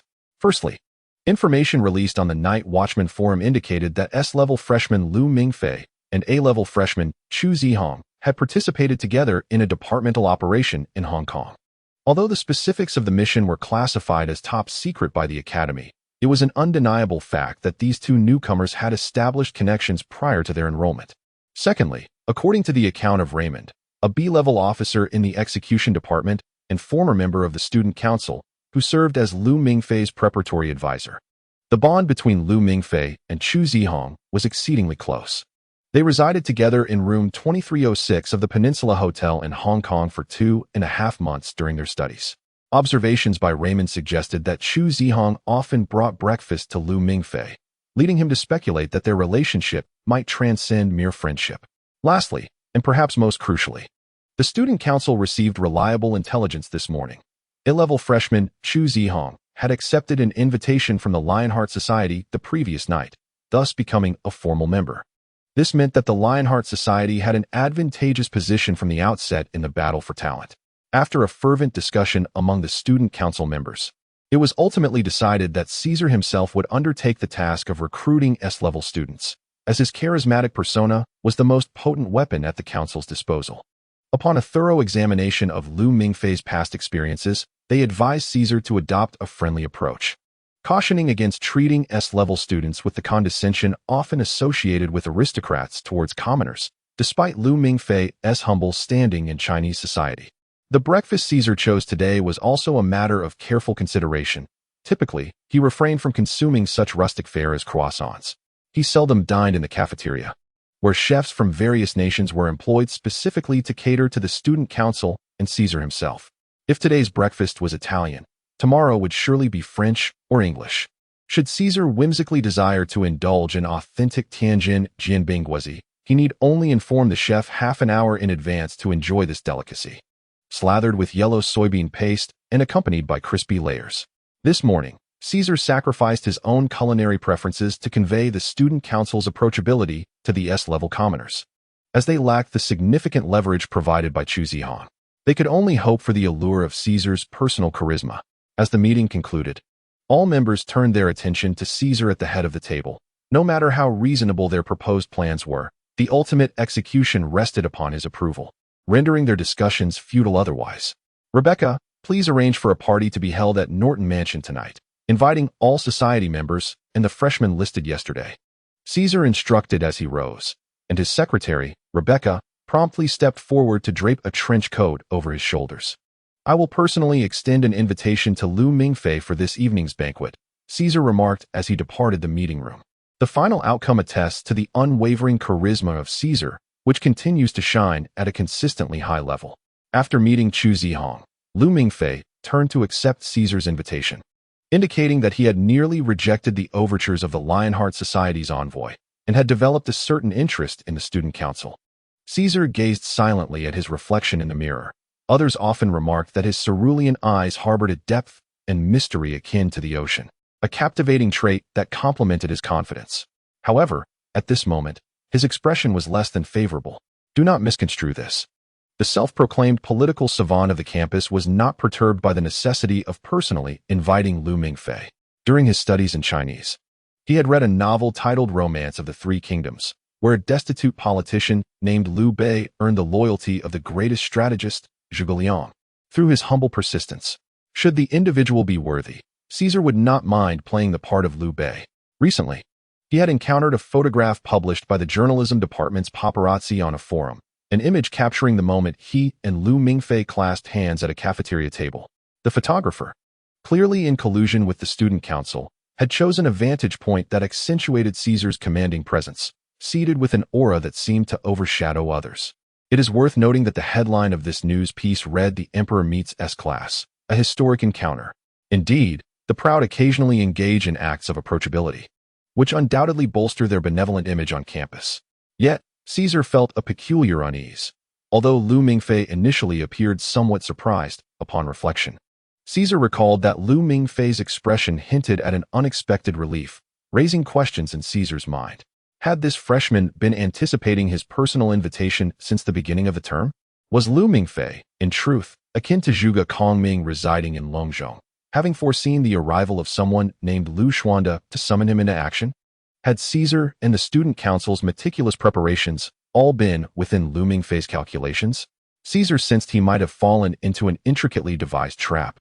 Often caught in a cycle of self-interrogation and contradiction, an aspect of himself he seldom revealed. Nevertheless, this did not conflict with his naturally commanding aura. He believed that this somewhat meticulous nature was a gift bestowed upon him by the surname Gerwig, and his love for his mother prevented him from denying his identity. Entering the restroom, he splashed his face with cold water and dried it with a towel before returning to the mirror, where the formidable student council president, Caesar Gattuso, re-emerged. How could a true emperor be concerned about being seen through by his subjects? Meanwhile, in dormitory 303 of Zone 1, Lu Mingfei questioned, "Senior, does this suit really look all right?" Looking at his reflection, it was his first time donning formal attire, albeit rented. "Oh, it's better than nothing. You can't possibly wear your school uniform, can you? Let me tell you, Caesar's banquet requires everyone to appear in formal wear." Fenger donned a similarly styled black suit, undeniably tall and handsome, though his demeanor betrayed a somewhat lewd essence. This attire accentuated his broad shoulders and long arms, and with his tousled hair tied back into a ponytail, he exuded a certain charm. While Lu Mingfei thought that Fenger's outfit had an air of a bodyguard about it, he dared not voice this opinion. It was his inaugural attendance at such a formal gathering, and his inexperience left him reliant on his senior's support. Indeed, one could say he appeared quite dapper, embodying the phrase "a man dressed as a beast." Fenger proudly showcased his command of the Chinese language, patting Lu Mingfei's shoulder in satisfaction. He leaned in closer, sniffing the air, and remarked, "In my esteemed opinion, dear Junior, you are merely lacking a touch of fragrance." Hurry and borrow some from the dorm across the hall. I caught a whiff of Su Qian's delightful woody-scented perfume yesterday. You should ask her. Knocking timidly on the door of dorm 304, Lu Mingfei pondered that if Su Qian answered, he would naturally request the perfume. However, if it were Nua who opened the door, he would settle for inquiring when his senior intended to depart that evening. Alas, he lacked the courage to ask another girl for perfume in front of Nua, though she may appear indifferent. The intricacies of a woman's heart are as unfathomable as the depths of the ocean. He feared that any perceived slight could lead to future retribution. Lu Mingfei, are you looking for Nua? She's doing her makeup, came Su Qian's voice upon opening the door, much to his fortune. No, I was actually looking for you. Su Qian, Lu Mingfei replied in a hushed tone. Today, Su Qian had removed her glasses, adorning herself in a black skirt suit, embellished with a silver bow adorned in sparkling jewels atop her head, and donned a pair of intricately patterned white lace gloves, radiating an aura akin to that of a Disney princess. You're looking for me? Su Qian remarked, observing Lu Mingfei's furtive demeanor with amusement. Yesterday, he had similarly burst into the room with great fervor, only to falter upon seeing an unfamiliar face. Well, you see, we're attending the student council party tonight, and Fenger mentioned that your perfume from yesterday smelled delightful, so he sent me to borrow some. Lu Mingfei's voice dwindled to a whisper. He had often borrowed soy sauce from neighbors for his aunt, but this was his first experience asking for perfume. All right, just a moment, Su Qian replied, a knowing smile gracing her features as she turned to fetch something from within the dorm. Lu Mingfei eagerly strained to listen. Su Qian, who's outside?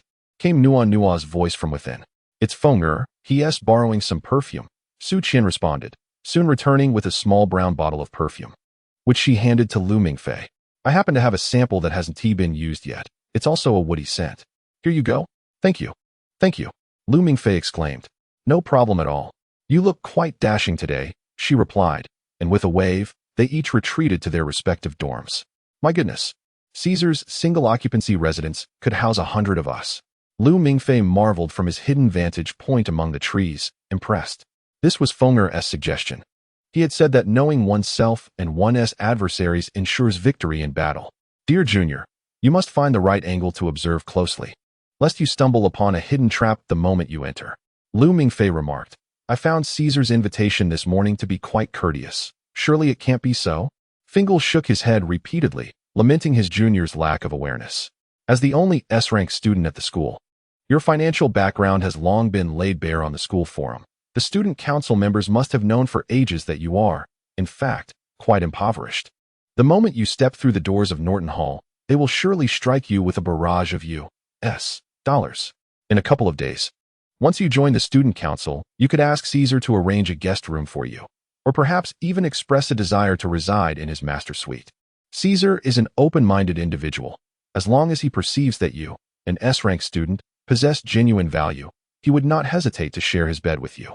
Fingal brushed the leaves from Lu Mingfei's head, having previously refrained from entering the thicket on account of his height.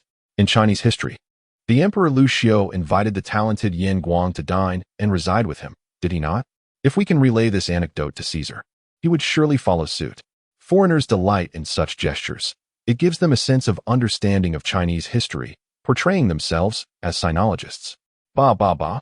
Lu Mingfei leapt from the thicket, disdainfully retorting, You, with your gray eyebrows and eyes. How is it that you behave as if your ancestors had crossed the pass with the Qing dynasty? Enough. As long as you have confidence, dear junior, and with me, your senior, standing by your side, what is Caesar to us? You are S rank and I am E rank. On average, we can still boast a C rank. Fingal, filled with enthusiasm, draped his arm around Lu Mingfei's shoulders, ready to charge ahead. Aston Martins, Ferraris, Lamborghinis, and a variety of luxury cars passed by them, and with each sight, Lu Mingfei felt increasingly disheartened. He couldn't quite fathom why he felt this way. After all, he was the highest-ranking mixed blood in the school, personally invited by Caesar. The host of this party, boys and girls in an array of formal attire walked past the red carpet at the entrance of Norton Hall. Soon, he too would tread the carpet. Soon he would transform into someone of exceptional status. Yet, he wore a suit rented from the Academy's theater and bore the scent of a trial perfume generously gifted by Su Qi from across the hall.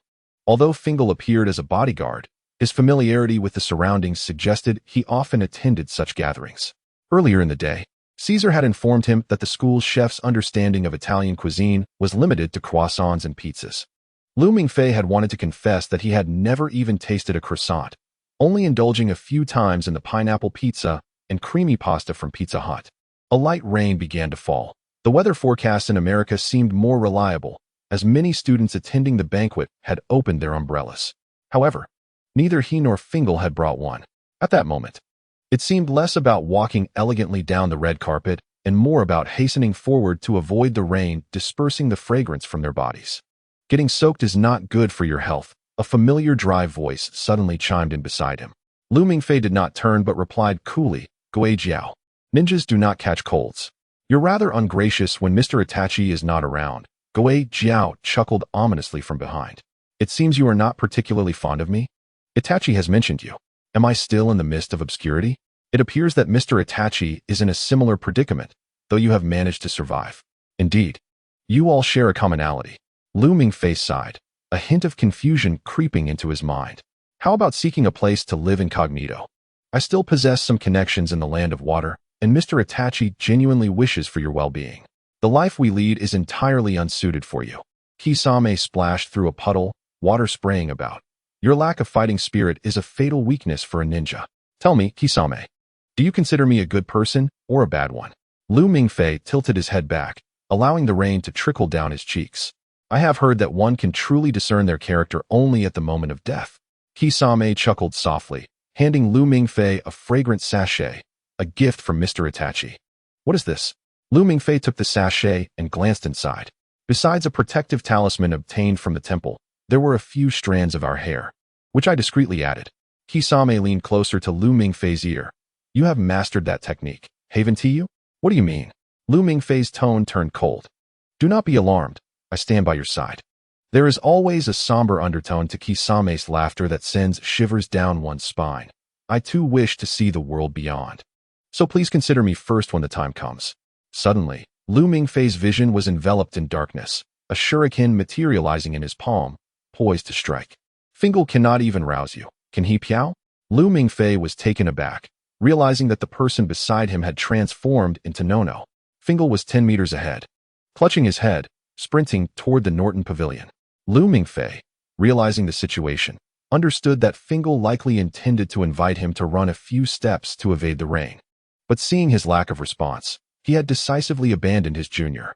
"What are you daydreaming about?" Nono extended a dark umbrella to Mingfei.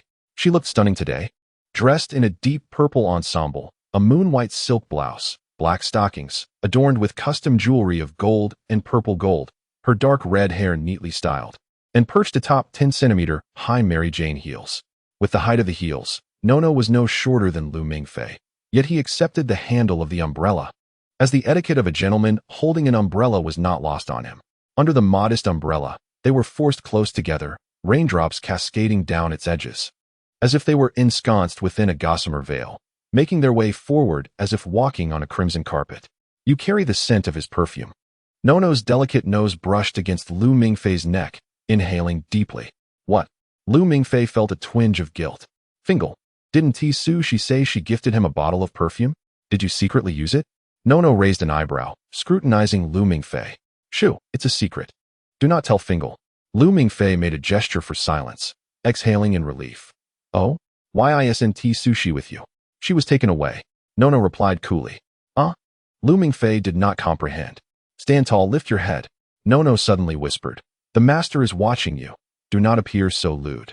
At the end of the corridor stood Caesar, impeccably attired in a white suit, his golden hair shimmering like the sun, adorned with a rhinestone-embedded lace scarf at his collar.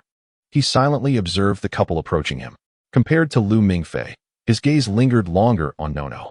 "Huang Yueying," Caesar murmured. "What?" Rebecca, standing behind him, was momentarily taken aback, thinking he had issued some command to her. "Nothing." Caesar stepped toward Mingfei and Nono, each stride perfectly timed, as he arrived with a warm smile just as the two entered the indoor area. "Mingfei, Shenmadong, welcome." He shook hands with Mingfei and offered a courteous kiss to Nono's hand, recalling the names of all student council members, even Nono, who had just joined. As Lu Mingfei prepared to exchange pleasantries with the esteemed president, he was suddenly poked sharply in the waist, prompting him to amend his words. Thank you. I really enjoy it here. After a brief exchange of pleasantries, the trio parted ways. As the host of the party, Caesar's duty was to stroll through the venue with a glass of champagne in hand. Today, many department heads who also served on the student council had arrived, gathering around Caesar, engaging in light conversation interspersed with discussions about club activities. In truth, Caesar was not fond of the practice of reporting work during parties, yet as president, he had long cultivated the patience to endure the diverse behaviors of his subordinates.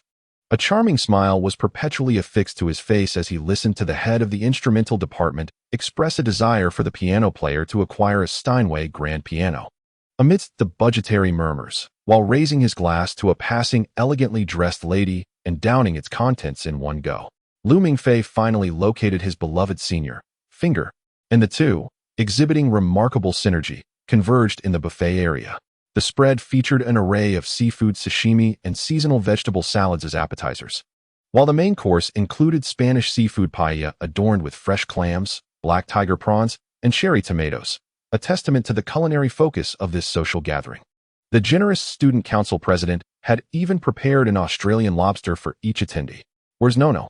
Finger, with his mouth full of bluefin tuna sashimi, inquired, his speech somewhat garbled. "What?" Lu Mingfei had just bitten into a piece of lobster meat dipped in a blend of wasabi and sweet soy sauce, the invigorating flavor surging through him. "I said, where's Nono?" Finger gestured with his knife and fork. "Oh, she's off greeting some acquaintances," Lu Mingfei replied, just as he prepared to indulge in another spoonful of the aromatic seafood risotto, only to be interrupted. Lu Mingfei, hello there. A tall boy, comparable in height to Finger, approached him, greeting him enthusiastically. "Oh, hello." Lu Mingfei looked up to see a pair of intertwining green and blue eyes, clad in a fitted black suit, resembling the English football star David Beckham, even sporting a mohawk hairstyle. "Do we know each other?" Lu Mingfei pondered, unsure if he recognized this young Beckham. "Upon our initial encounter, I am Green, the head of the equestrian department in the student council, a second-year student majoring in alchemical mechanics."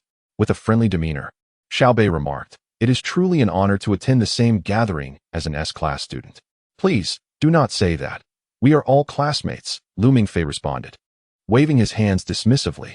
He had just managed to evade the persistent pursuits of the heads of the chess, swordsmanship, and sailing departments, cleverly retreating to the unsuspected buffet area to indulge himself, only to be discovered. "In truth, I came to extend an invitation for you to join our equestrian department. Our department boasts a rich history and a generous budget," Xiaobei stated, his Mandarin infused with a distinct London accent, rhythmically articulated. "Can our school even accommodate horses?" Lu Mingfei interjected, interrupting Xiaobei's eloquent discourse. He had ridden a horse before, but that was years ago during a family trip with his uncle, where he paid 30 yuan to ride a horse that was supposedly a descendant of racehorses for a photograph. Ultimately, they discovered that the horse was merely from a nearby ranch, primarily engaged in the production of mare's milk, with no lineage connecting it to racing.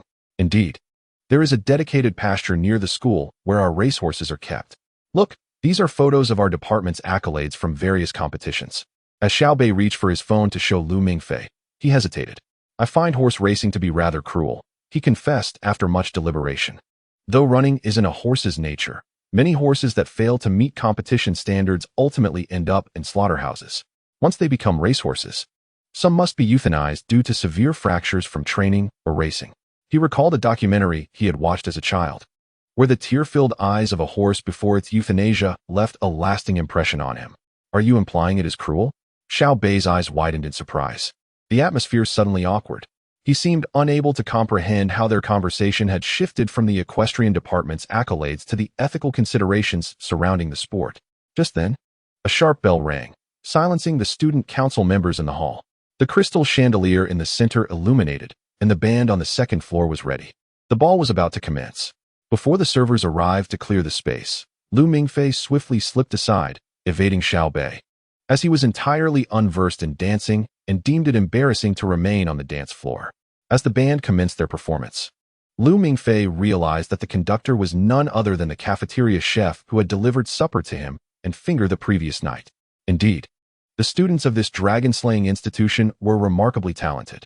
The crisis continued as Lu Mingfei maneuvered along the edge of the venue, surrounded by numerous wide-eyed girls who, like weasels spotting a roast chicken, lunged toward him. Everyone was aware that the other star of this party was none other than S-class freshman Lu Mingfei. This gathering was truly a feast where the inebriated had ulterior motives. Never had Lu Mingfei felt prouder of his past as a nimble ninja, as ultimately, all the girls who had approached him reluctantly chose other dance partners, awaiting the next opportunity to switch partners. The time for Lu Mingfei is limited.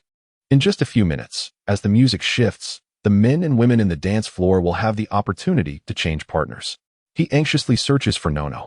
Yet she wears a smile that is both charming and mischievous, as if deliberately keeping her distance from him, maintaining a diagonal separation at all times. Unable to navigate through the crowd to reach Nono directly, he circles around the periphery, praying to endure the next wave of chaos. As the music changes, the chase between the weasel and the roasted chicken reignites. Lu Mingfei deftly maneuvers through a succession of elegant ladies, as the time for partner switching draws to a close, with victory favoring the S-class. At the crucial moment, a striking figure suddenly approaches him, and upon recognizing her, Lu Mingfei gasps in surprise. Finger had warned him before the meal to be cautious of a tall girl persistently following Caesar. She is not only the current president of the student council dance troupe, but also Caesar's personal secretary. Rejecting her invitation would be tantamount to insulting the host of the evening. Indeed, both Lu Mingfei and Finger had anticipated such an occurrence tonight. Their original plan stipulated that Lu Mingfei should find either Nono or Su Shi as his partner before the ball commenced, as both had benefited from his late-night snacks, making them allies in his eyes. However, the plan unraveled when Su Shi was whisked away, and Nono unexpectedly betrayed him, rendering the strategy devised for Captain Rebecca utterly obsolete. It appeared he had to resign himself to fate. The crowd parted for the beautiful secretary, who gracefully approached Lu Mingfei, closing the distance to 7, 5, and then 3 meters. Just as the audience braced themselves for the spectacle of a freshman seemingly afflicted with gynophobia, Lu Mingfei vanished. In an instant, he reappeared by Rebecca's side, gently wrapping his arm around her waist. The two seemed to execute a flawless finale of a pair's figure skating routine on the marble floor, with him supporting her waist while she arched her long leg into a backbend. The music abruptly ceased, and the lighting technician swiftly directed a spotlight upon them, eliciting gasps from the crowd.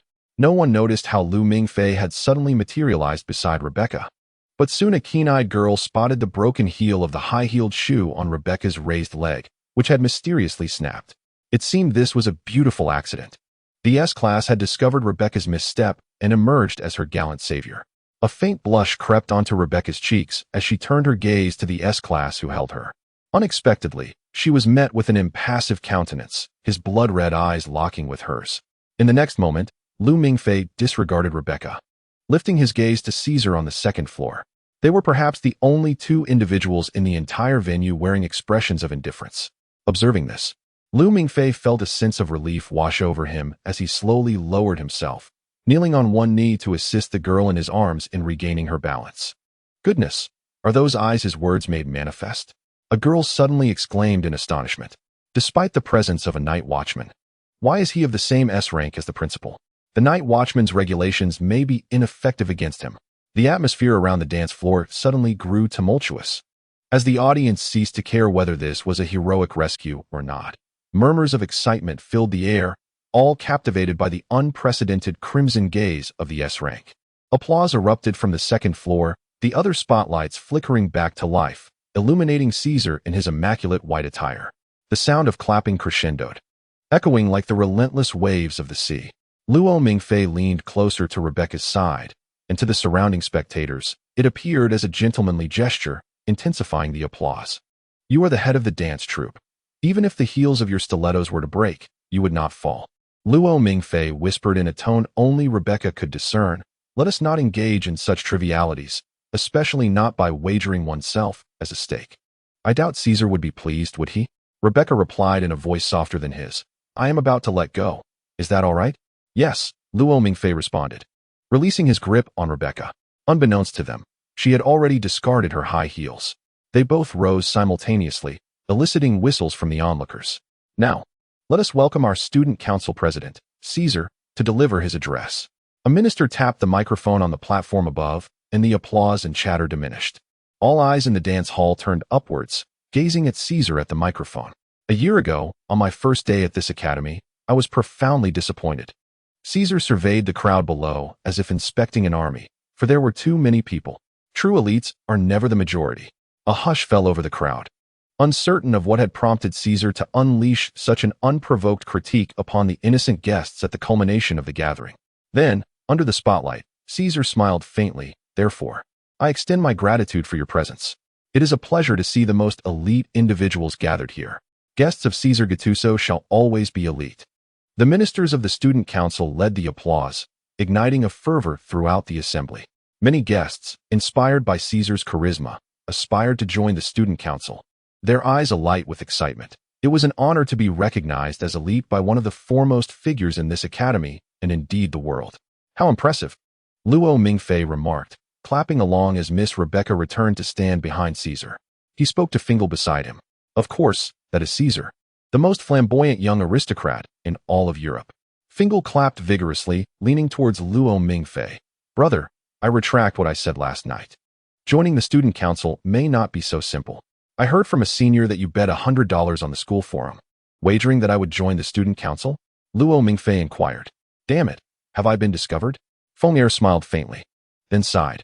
While I doubt the recent incident was orchestrated by Caesar, it is undeniable that such behavior is quite tedious. Perhaps you should reconsider your decision to join the student council. Lu Mingfei lifted his gaze. The spotlight illuminating Caesar's impassioned speech seemed to have concluded, and the gentlemen and ladies in the dance floor had forgotten the presence of this esteemed S-class individual. They erupted into fervent applause, followed by excited embraces, rendering Lu Mingfei and Feng'er somewhat out of place. Lu Mingfei. Caesar's voice resonated from above as he extended his hand towards him. Please come up and join me. The spotlight flickered on. The crowd parted once again, creating a pathway for Lu Mingfei to ascend the steps. As he climbed, all eyes were upon him. Remarkably, it was his first encounter with such a diverse assembly. Despite being of the same kind, they were still hierarchically categorized by the purity of their bloodlines. He stood beside Caesar, surveying the throng below, and suddenly noticed several individuals clad in black, wielding cameras around Feng'er, likely paparazzi from his news department. A mere nod to Caesar, accompanied by a declaration of his commitment or a flamboyant "yes, I do," would surely elicit thunderous applause and the clicking of cameras from below. This thought reminded him of that fateful night in the Crimson Ferrari when he found himself in close proximity to Nono, who had asked if he wished to be her little brother. He had acquiesced, wishing to utter a resounding "yes, I do." The Norton Hall fell silent, all awaiting Lu Mingfei's response. He too awaited, his searching gaze sweeping over the crowd, until at last a whiteboard emerged, inscribed with the crooked characters spelling out "Think it through." He recognized it as Nono's handwriting. She had mentioned her limited time in the country, which explained her almost illegible script. I will join the student council. Beneath the flash of cameras, Lu Mingfei grasped Caesar's hand. In the now empty Norton Hall, after the throngs had dispersed, Caesar stood in the center of the vacant dance floor, a glass of iced brandy in hand, with his secretary Rebecca, who had changed into flat shoes, standing behind him. This year's freshmen are quite intriguing, including some unfamiliar words of power, he murmured, while Rebecca remained silently attentive. Rebecca.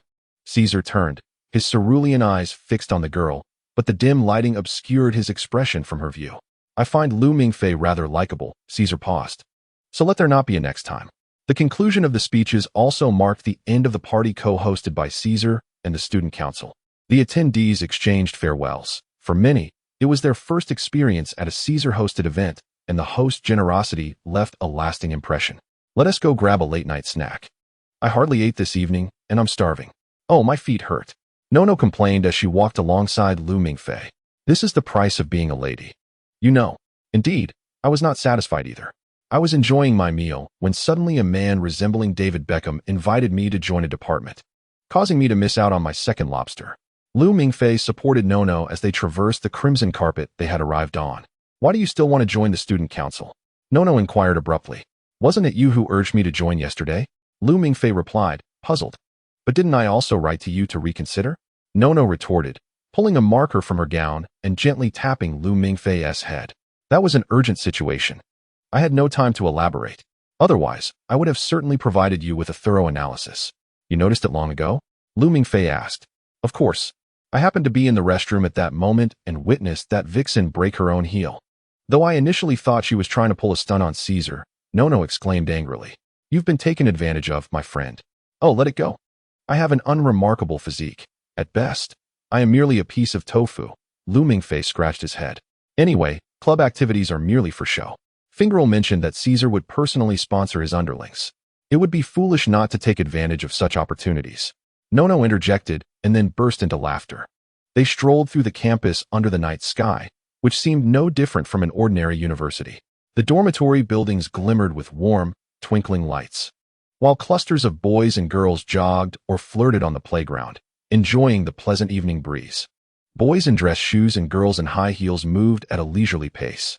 Goodness, why is this so unpalatable? Lu Mingfei lamented, nibbling on a croissant. I thought it would taste exquisite after seeing Caesar eat so gracefully this morning. You probably cannot fathom why you find fried dough sticks appetizing, Nono replied, sipping her bowl of egg drop soup. Girls tend to do this, exclaiming how famished they are before arriving at the cafeteria, only to declare their intent to diet once seated, content with a mere bowl of soup. By the way, you mentioned something about sushi being snatched away. What is that about? Lu Mingfei shamelessly dipped his bread into Nono's soup, unable to tolerate black coffee.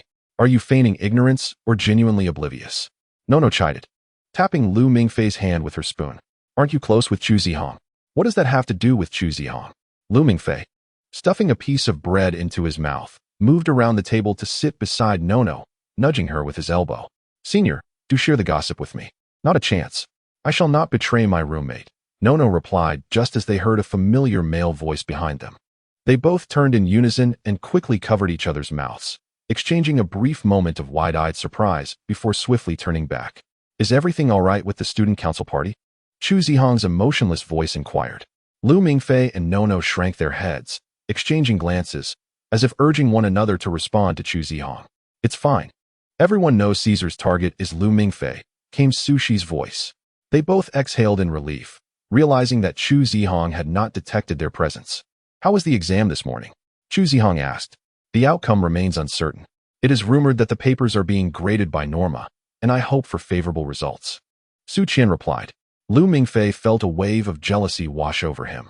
It turned out that the acquaintance Chu Zihong visited at the examination hall that morning was Su Qian. He had been foolishly engaging in banter with his senior, only to discover that the two had already formed an unspoken bond, akin to a pair of aesthetically matched individuals.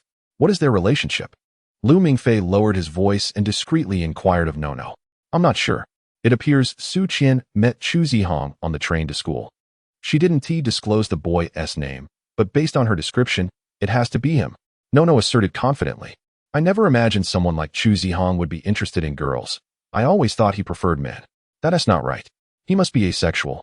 Lu Mingfei waved his hand dismissively, convinced he understood Chu Zihong better than Nono did. He would never approach a girl out of the blue. He hardly engages in conversation with me. Are you feeling jealous? Nono raised an eyebrow. Here's a chance for you. Rise up and disrupt their budding romance. That would show some courage. Meanwhile, Chu Zihong and Su Qian continued their conversation, exchanging idle remarks. At times, it was Chu Zihong steering the dialogue, while at others, it was Su Qian. To Lu Mingfei, their discussion seemed as bland as the croissant in his stomach, lacking any substance. Would you consider joining the Lionheart Society? 5 minutes later, Chu Zihong finally broached the subject.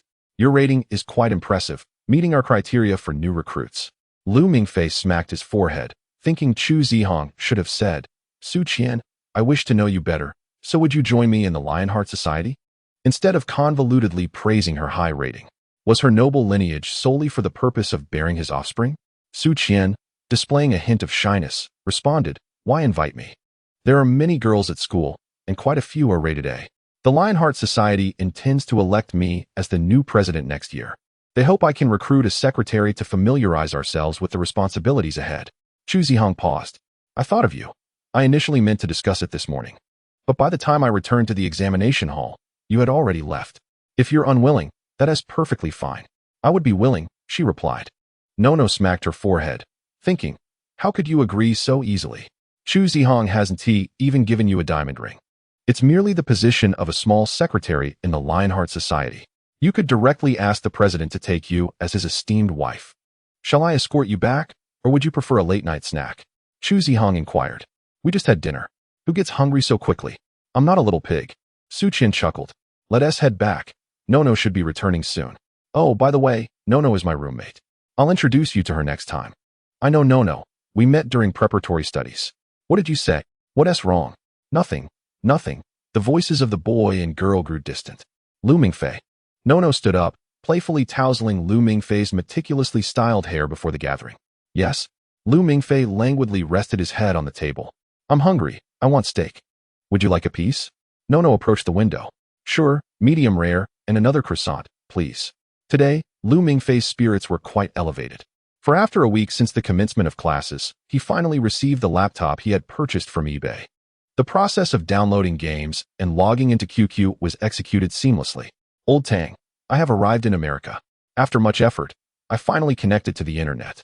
Lu Mingfei clicked on the panda icon in his QQ list and swiftly typed, Are you coming to find me?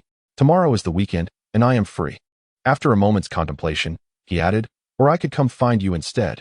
Prior to his departure, Old Tang had promised that once Lu Mingfei reached America, he would guide him on a Greyhound bus to explore the surroundings. The Greyhound bus is an intercity long-distance transportation option in the United States. They could travel together, disembarking at picturesque locations, singing off-key songs, purchasing local hot dogs, and sitting in the exhaust of cars while they awaited the next Greyhound to whisk them away to further adventures. It was now 9 o'clock on a Friday evening in the U.S., and Old Tang had yet to respond to his message. His roommate, Finger, had gone to a meeting at the news department, while the neighbors, Nono and Su Shi, were jogging on the playground to shed the excess weight gained from recent indulgences, leaving Lu Mingfei alone in the dormitory, wallowing in boredom. In his ennui, he rummaged through his suitcase and retrieved his rather mundane diary. The reason for its concealment in the suitcase was his keen awareness of his roommate, Finger. Had the diary been placed in a conspicuous location, the members of the news department would likely have dedicated an entire newspaper column to its contents. He opened the diary and took out a pen. 2008-10-10. Castle College. Overcast turning to sunny.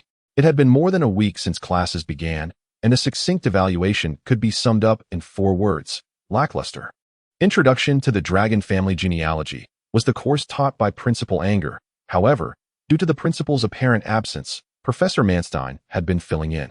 This course felt reminiscent of high school history, though it required dismantling all prior memories and understandings of history. The aftermath of this was that now, upon hearing the names of certain sages and philosophers, I found myself questioning whether they were indeed hybrids, or perhaps even pure-blooded dragons. Nono and Su Shi were also enrolled in this course, and they would reserve seats for me when I overslept.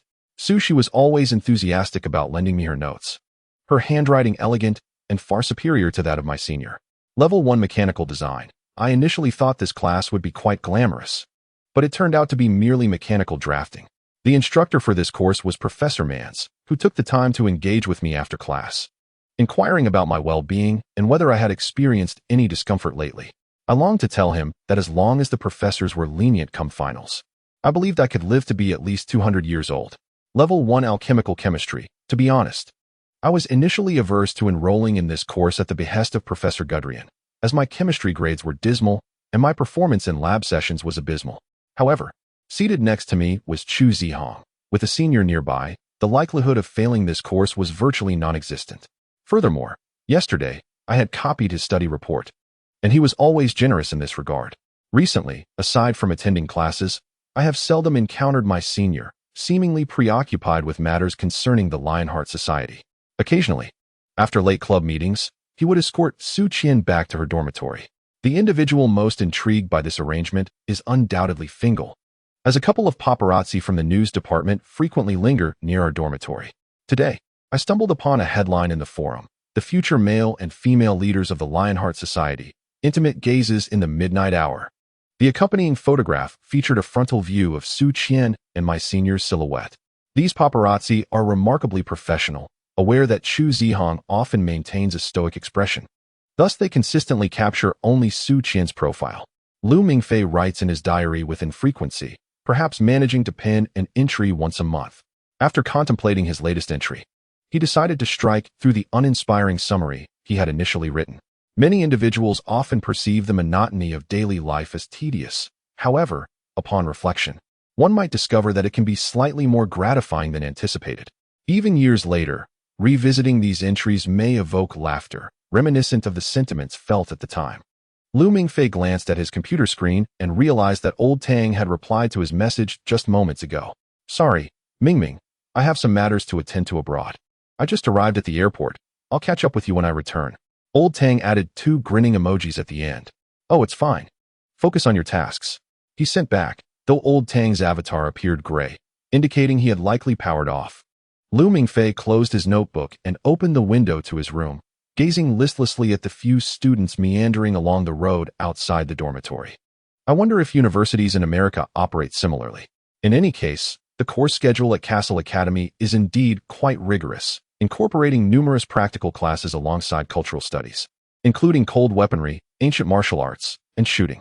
After all, the essence of Castle Academy lies in dragon slaying, and every individual must undergo extensive refinement before becoming a formidable blade. These sports-like courses are not particularly daunting for Mingfei. In fact, while sparring with classmates, he must be cautious not to overpower them, occasionally allowing them to score points. This serves as one of his few advantages as the sole S-rank student, as students frequently seek his guidance on how to conceal a shuriken within the shadow of another. The art of shuriken jutsu is a signature skill of Uchiha Itachi. He can simultaneously launch multiple shurikens, utilizing their collisions to strike enemies from virtually any angle. Naturally, as Itachi's protege, Mingfei has grasped the technique quite well. The school's equipment department even developed various types of shurikens for him, including explosive ones, those that emit water and fire, and others that play the piano piece castle in the sky upon impact. At this hour, most students downstairs have returned from training. Attending morning classes and engaging in evening practices has become a routine for many. Numerous C-rank students exhibit a work ethic that surpasses even that of their A-rank counterparts, prompting Mingfei to reflect on the irony of being mixed blood, yet still feeling the pressure of competition among peers. Isn't it exhausting? Moreover, it seems that the executive department has been particularly understaffed over the past 2 years. Students of high caliber, like Mingfei, have reportedly been assigned several external tasks by the academy, even as freshmen, although these tasks mainly involve menial errands, given the nature of the academy. Absolute safety cannot be guaranteed. He recalls that just yesterday or the day before, Su Qian mentioned that her mentor might take her abroad for a business trip in a few days. Nono inquired about the destination, and Su Qian replied that it was likely to Africa to retrieve a dragon-related artifact for the school. Mingfei interjected, advising her to be cautious of sun exposure, as the African sun could be quite harsh, and she might return a couple of shades darker. As a result, he earned disapproving glances from both Su Qian and Nono. As he idly contemplated, a breeze from the window sent a chill through him. Just as he was about to close the window and head to bed, he suddenly spotted a tall figure clad in a hoodie, swaggering down below with a massive takeout bag from the cafeteria. "Brother, what delicious treats have you brought me?" Mingfei called out from the window, recognizing the unmistakable silhouette of Finger. "Roast duck, pork knuckle, and beer from the cafeteria. Hurry and open the door for your brother. Tonight, we shall indulge." Finger tilted his head back, waving the takeout bag at Mingfei. "Coming right up." Mingfei closed the window and waited eagerly by the door for his brother's arrival. "I told you today wouldn't be a dull day," Mingfei mused to himself.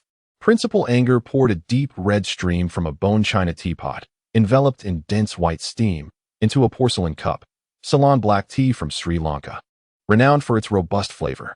He pushed the teacup toward Mingfei, asking, "Would you like some milk?" "No, thank you," Mingfei replied, taking small sips. "I'm not well versed in tea." In the principal's office at Castle Academy, Mingfei and Anger were enjoying afternoon tea across a large desk. Hilbert had invited Anger, the principal of Castle Academy, a philosopher, educator, and dragon slayer, who was also celebrated as the most formidable hybrid of the time.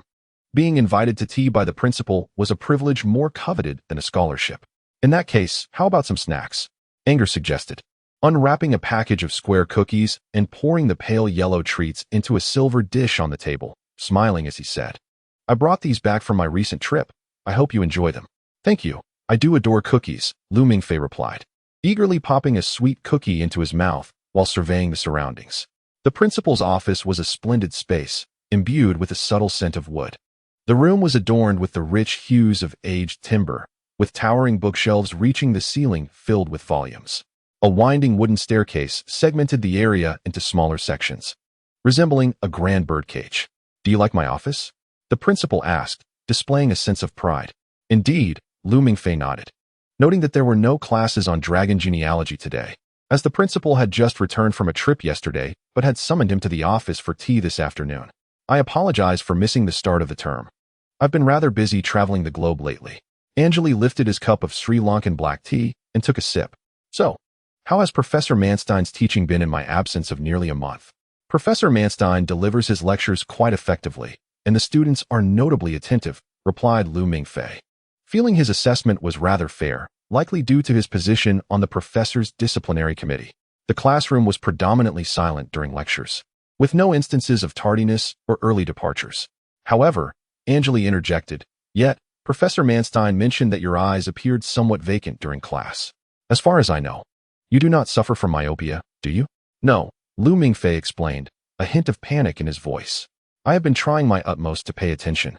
But Professor Manstein stated that the scope of the final examination encompasses over 4,000 historical figures. In conventional history texts, they are presented one way, while in the Dragon Clan Codex, they appear entirely different. Some are artists, some alchemists, and others scientists, with 3 or 4 individuals even holding the title of emperor, quietly bearing the weight of dragon-slaying responsibilities.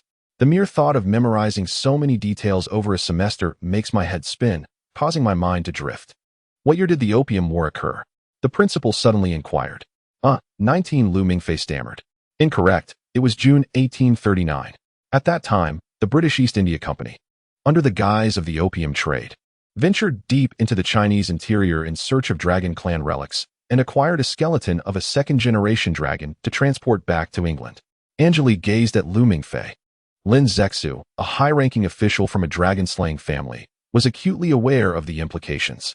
Had that dragon skeleton been taken back to England and publicly displayed, it would have destabilized global dynamics and altered public perception fundamentally. Therefore, he decisively enacted a stringent anti-opium edict and, in a coastal pond, mixed a large quantity of lime with narcotics to destroy the dragon bones. "I recall that Professor Manstein's lesson plan included references to the Opium War," Anjali remarked. "Yes, I think I must have zoned out and failed to remember," Mingfei admitted, scratching his head, somewhat apprehensive. "After all, you have just begun your studies. It is quite normal to confuse the intertwined aspects of human and hybrid histories," Anjali said with a gentle smile, refilling Mingfei's cup of tea. "Now, Mingfei, please answer me once more. In which year did the Opium War occur?" "June 1839, Mingfei replied, momentarily taken aback. "See, you've remembered." Anjali nodded in satisfaction. "If you perceive these historical events merely as exam material, they may seem tedious. However, if these stories are shared with you, revealing how the descendants of dragon-slaying families repeatedly thwarted the resurgence of the Dragon Clan in an era before humanity had harnessed scientific power, the associated dates, events, and names will indelibly imprint themselves in your memory." "Indeed, the principal makes a valid point," Mingfei applauded. "Enough with the flattery," Anjali chuckled lightly. "The reason I sought you out today was to discuss another matter. The situation in Hong Kong?" Mingfei felt a sudden jolt of surprise, realizing that the anticipated topic had finally arrived. He had initially planned to watch the rehearsal of the Nua Ballet Society that afternoon, but it seemed those plans would be dashed. "You have indeed performed admirably in your task regarding Hong Kong." In the midst of their conversation, Mingfei recalled that after the task had concluded, no one had inquired about the events that transpired in his dreams. Even the task report had been solely completed by Yaji. He pondered how the principal managed to accomplish this on his own. He gazed at Anger, awaiting the principal to finish his thoughts. "I wish to discuss matters concerning the campus clubs," Anger said slowly. "I have heard that you have joined the student council." "Indeed. Is there a problem?" Mingfei inquired. "Personally, I had hoped you would join the Lionheart Club, as I was among its earliest members." Anger paused. "However, it seems the youth of today prefer parties and dances. It appears the students are quite enamored with Caesar. I noticed in the school forum that he has significantly outpaced the second place in votes for the top 10 campus celebrities. Caesar is indeed charming. If I were a girl, I would certainly wish to marry him." One afternoon following the dance, Caesar made a special visit to Mingfei's dormitory. He sincerely explained that there had been some misunderstandings during the banquet that evening and brought along a bottle of exquisite red wine, equivalent in value to 20 bottles of dinner wine, as an apology. Mingfei found it hard to believe that the proud and illustrious Chairman Caesar would come to clarify such matters with him. Nevertheless, there had been no real conflict. Their relationship had been rapidly warming, with Caesar frequently inviting him for breakfast at Norton Hall. However, Mingfei, deterred by the distance, had only attended once, after which he declined further invitations following a meal of pancakes garnished with caviar. But I am curious, why did you decline your hometown compatriot Chu Zihang's invitation and instead join the rival student council? Anger asked. Isn't the bond of fellow countrymen something that Chinese people hold dear? There are other reasons, Mingfei admitted, a bit embarrassed. I see, the principal remarked, a knowing smile on his face. I shall not press further. I wish you success in your studies, Mingfei. Anger stood, placing a hand on Mingfei's shoulder. Oh, by the way, I need a small favor from you. Leave it to me, principal. Mingfei responded, patting his chest. He had expected the afternoon tea to be a tense affair, so he felt a wave of relief at how easily it had passed. I heard that the ballet club will be rehearsing this afternoon. Since you have no classes, it would be an excellent opportunity to watch the lovely girls dance. And, as you pass by Norton Hall, please call for Caesar. Excellent quality tea, Caesar remarked as he set down his cup, tossing a cookie into his mouth. He frowned and said, This cookie is excessively sweet. Do you usually enjoy such sugary treats? That was meant for Mingfei. I do not have such a high tolerance for sweets, Caesar, Anger shrugged. When you question my taste, it saddens me. Please allow me to express my apologies, principal. Caesar replied nonchalantly, aware that Anger had not summoned him merely to discuss the appropriate sugar content of a cookie. Yesterday, upon my return, I encountered your uncle, Frost. On the plane, Anger refilled the cups of red tea for the two of them. To be candid, I had intended to catch some sleep on the plane or perhaps organize my lesson plans for the Introduction to Dragon Family Lineage course. However, your uncle did not afford me that opportunity. He engaged me in discussions regarding you, his tone lacking in courtesy. Anger glanced at Caesar, and I could surmise the nature of his comments, most likely beginning with my less-than-stellar GPA from the last semester and subsequently questioning why the academy assigned me such perilous internship tasks. Caesar's expression was subdued, yet his slightly frosty gaze suggested that the chairman's mood was rather bleak. It seems you are quite familiar with Frost, Caesar. Anger nodded, nevertheless.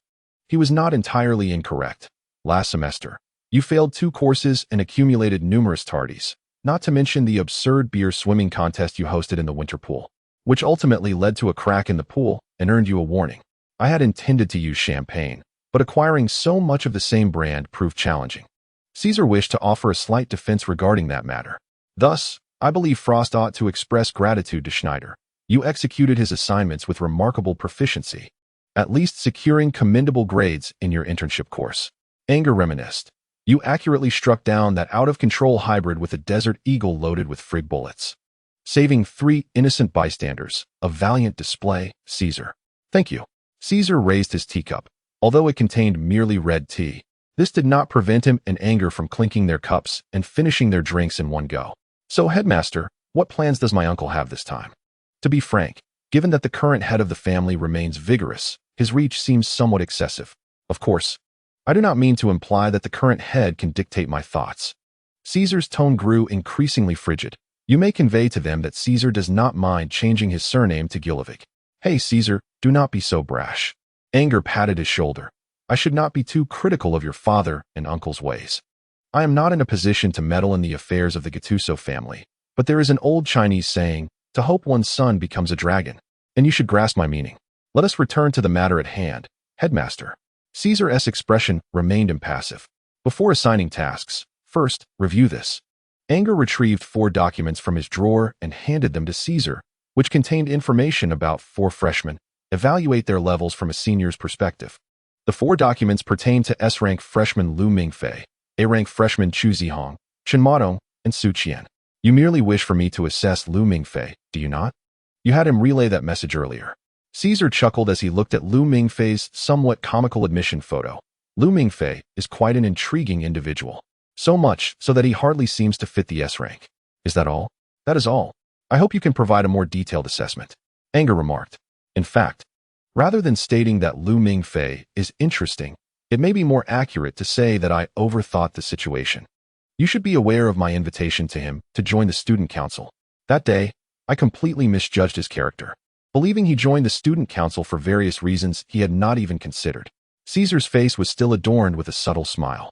Later, after becoming somewhat acquainted, I privately inquired why he declined Chu Zihong's invitation and instead joined the student council, which was the sworn rival of the Lionheart Society.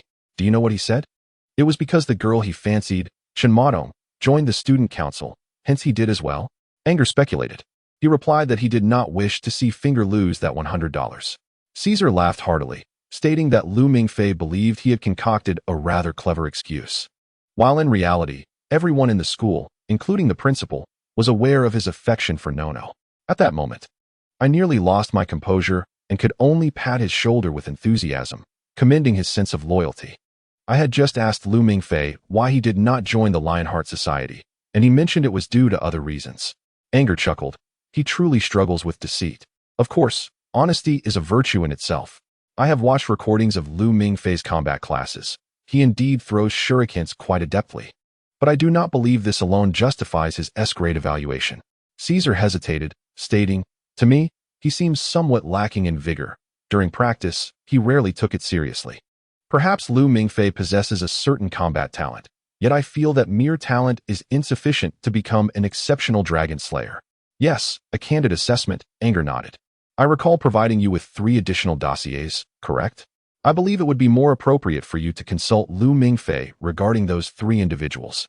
Although Caesar verbally expressed reluctance, he opened the files. My interactions with Nono have been somewhat limited. I merely find her character quite intriguing, which, in this regard, aligns well with Lu Mingfei, although I surmise that during their interactions, Lu Mingfei is likely the one who gets bullied. As for Chu Zihong, I once sparred with him privately in an empty gym at night. He wielded his Japanese sword, Miramesa, while I used my dick push. Neither of us exerted our full strength, but I found his skills commendable. As a newly enrolled mixed blood, his ability to control his muscles to such an extent is quite impressive. Caesar then shifted the subject. However, I find his demeanor exceedingly disagreeable. He perpetually carries an air of superiority. After that sparring session, I invited him to the cafeteria for a post-exercise supper, which he declined, citing that the journey from the gym to the cafeteria constituted an unnecessary detour, and he had already purchased a sandwich for his supper during dinner. He could have simply stated that he did not wish to dine at the same table as me. Principal, I truly believe his excuse-making skills are even more rudimentary than Lu Mingfei's. It appears you two shall become formidable rivals, akin to the fabled nemesis in comic books. Anger laughed heartily. I am beginning to wonder whether the Lionheart Society, under Chu Zihong's leadership, can reclaim its rightful stature, at least before my graduation. The Student Council shall remain the foremost organization on campus. Caesar was adamant in his opinions regarding campus politics, though Chu Zihong possesses a hint of leadership charisma. That is all there is to it. It seems campus politics may be more intriguing than I had anticipated, Caesar, Anger remarked, gesturing towards the last dossier on the table. There is yet another lady, though I suspect you are not well acquainted with her. Caesar nodded, stating, "All I know is that Sushi is Chu Zihong's secretary. As a gentleman, I prefer not to comment on their private relationship." Well then, take these documents back with you and ponder them well this evening, Anger suggested. Why? Caesar inquired, looking at the principal. These 4 individuals will comprise your team for this operation, Captain Caesar. In the theater of Castle Academy, Caesar mused. Can one truly discern the stage's nuances while wearing sunglasses? He sat beside Lu Mingfei, observing the members of the ballet club rehearsing in their tutus. They were preparing for the classic Russian ballet The Nutcracker, choreographed by Lev Ivanov, and set to Tchaikovsky's music, a staple of the Academy's annual Christmas performance. The ballet narrates the tale of Christmas, where a girl named Clara receives a nutcracker. That night, she dreams of the nutcracker transforming into a prince, leading her and a legion of toys into battle against an army of mice. Subsequently, he escorts her to the land of sweets, where she is welcomed by the sugar plum fairy, indulging in a delightful story of toys, dance, and feasting. Which one is Nono? Lu Mingfei, seated towards the back, found it challenging to discern the girls' faces. The one in the white dress, of course, the senior's role is Clara, the protagonist. Lu Mingfei whispered, "Boss, please be a bit more discreet like me. Your golden hair is far too conspicuous." I know you donned those sunglasses to avoid being recognized by Nono, Caesar remarked, casting a glance at Mingfei. But don't you realize? We are the only two male spectators in this entire theater. Nono could easily guess it's you. Is it that obvious? Mingfei removed his sunglasses, resting his arm on the back of his seat to peer at the stage, only to spot Nono making a face at him, scrunching her nose. Damn, had I known, I wouldn't have worn these sunglasses. It's so dark I can't even see my own face. Shall we dine together tonight? Caesar inquired. I've recently hired a chef from Sichuan, China. I would appreciate your input on whether his mapo tofu is authentic. Mingfei, salivating at the thought of mapo tofu, hesitated. The seniors are having a gathering tonight and have invited me and Finger to join them. Perhaps another day? Very well, there will be plenty of opportunities, Caesar nodded. I came to inform you that we have a mission. We depart the day after tomorrow, so please prepare in advance. Mingfei paused, incredulously staring at Caesar. Boss, you aren't punishing me for declining your invitation last time, are you? I truly cannot play golf. Am I such a petty person? Caesar shook his head. This mission's team includes you, Nono, Chu Zihong, and Sushi. Wait a moment. Wasn't Sushi taken to Africa by her mentor a week ago? Has she returned already? Mingfei questioned. Her mentor was temporarily assigned to the Two Rivers region for an excavation. It is said that a stone tablet dating back to the Babylonian dynasty, detailing alchemical techniques, was discovered there. Caesar presented Mingfei with an appointment document signed by the principal. Sushi is still in Africa. Our mission objective is to escort an alchemical weapon back to the academy, coinciding perfectly with Sushi's return journey. The Babylonian dynasty? I inscribed my love in the annals of history, deeply buried within the plains of Mesopotamia. Mingfei hummed a melodic Chinese song, one that Caesar had never encountered. As he received the appointment documents, I glanced at them, and to my astonishment, the team leader was none other than Caesar Gattuso. The assigned mission location left Mingfei wide-eyed in disbelief as he turned to Caesar. The mission site is Mogadishu, Chief. Am I seeing this correctly? Indeed. You are not mistaken. Mogadishu, the capital of the Federal Republic of Somalia, Caesar replied, pulling out a cigar to place between his lips, only to remember that they were indoors and promptly stowed it away. 4 A-level students and 1 S-level student, merely transporting a shipment. I reckon the academy is overestimating our capabilities. My goodness, do you even know what that place is like? Mingfei exclaimed, gesticulating wildly. It is one of the most chaotic regions in the world. Somalia has been in a state of anarchy for years, and their only specialty is piracy on the high seas. Calm down, Mingfei, Caesar said nonchalantly. We are merely retrieving Sushi and the cargo. This is not a military operation. Yes, a military operation. Have you seen that film Black Hawk Down? Mingfei's expression was exaggerated. That was a true event, with 19 American soldiers perishing. They say the skies were darkened by at least 100 RPGs flying about. Since you are aware that it was a real incident, do you know how many lives were lost on the Somali side? Caesar raised a finger. The casualties among Somali militia were approximately 1,000. 19 lives for 1,000. If we 5 perish, we could take nearly 200 Somalis down with us. He stated this with an unsettling calmness. That's not how this equation works. Mingfei retorted. If you're worried, we could acquire heavy firepower. In that place, money can buy anything. Although, due to humanitarian principles and school regulations, we can only load frigate ammunition. Caesar coaxed. I will pilot the helicopter, and you can man a Gatling gun, raining down chaos upon them.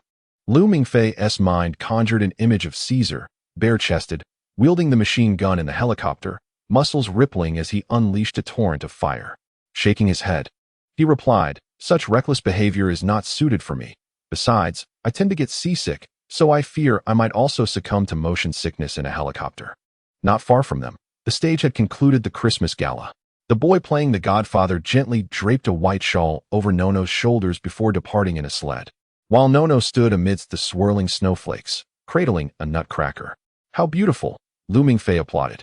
If they could make the artificial snowflakes more lifelike, I believe it would enhance the scene's presentation. Caesar joined in the applause. If you truly do not wish to go, I can request a replacement from the principal. Rest assured, I have yet to inform Nono and Chu Zihong about the mission details. I will certainly go. Both girls are attending, so how could I possibly decline? Mingfei puffed out his chest, exuding the demeanor of a revolutionary martyr facing execution. Damn it, they are just a few Somali pirates. Let us see if my rubber fists can knock them out. Excellent.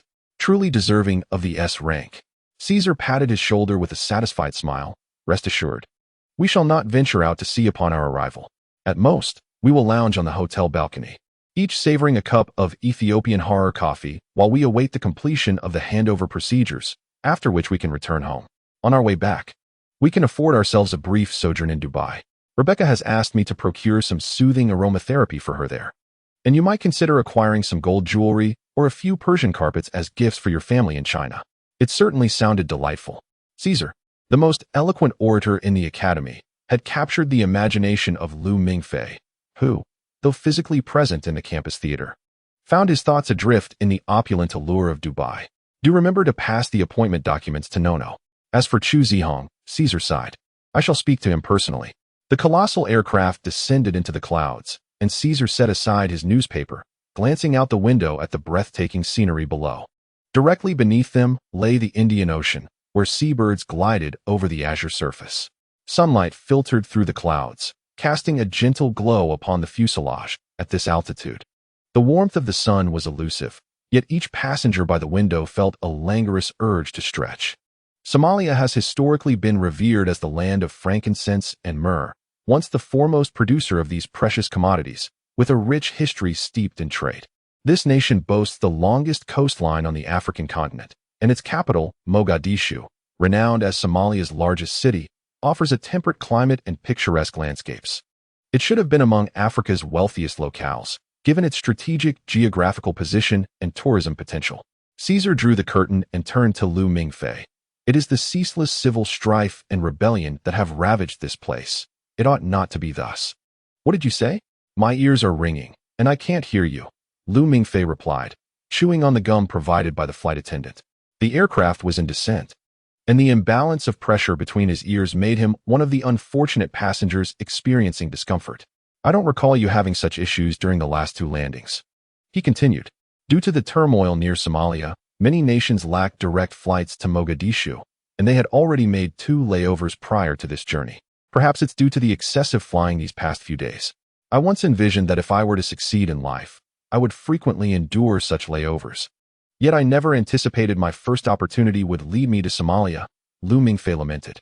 At that moment, the aircraft jolted violently, causing Mingfei to swallow his gum in shock and exclaim, "What is happening?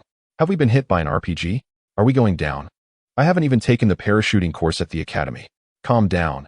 It's merely turbulence, and we will stabilize shortly, Caesar replied nonchalantly. Indeed, as his words fell away, the plane returned to a steady state. Among the members of Castle Academy aboard this flight, only Mingfei and Caesar remained. As Noma had arranged for Chu Zihong and Nono to part ways with them during their last layover, rebooking their tickets for a flight to Mogadishu the following day. I have good news and bad news. Which would you prefer to hear first? Caesar inquired, shaking the newspaper in his hand. Mingfei pondered for a moment and decided to hear the bad news first, as it might still offer a glimmer of hope.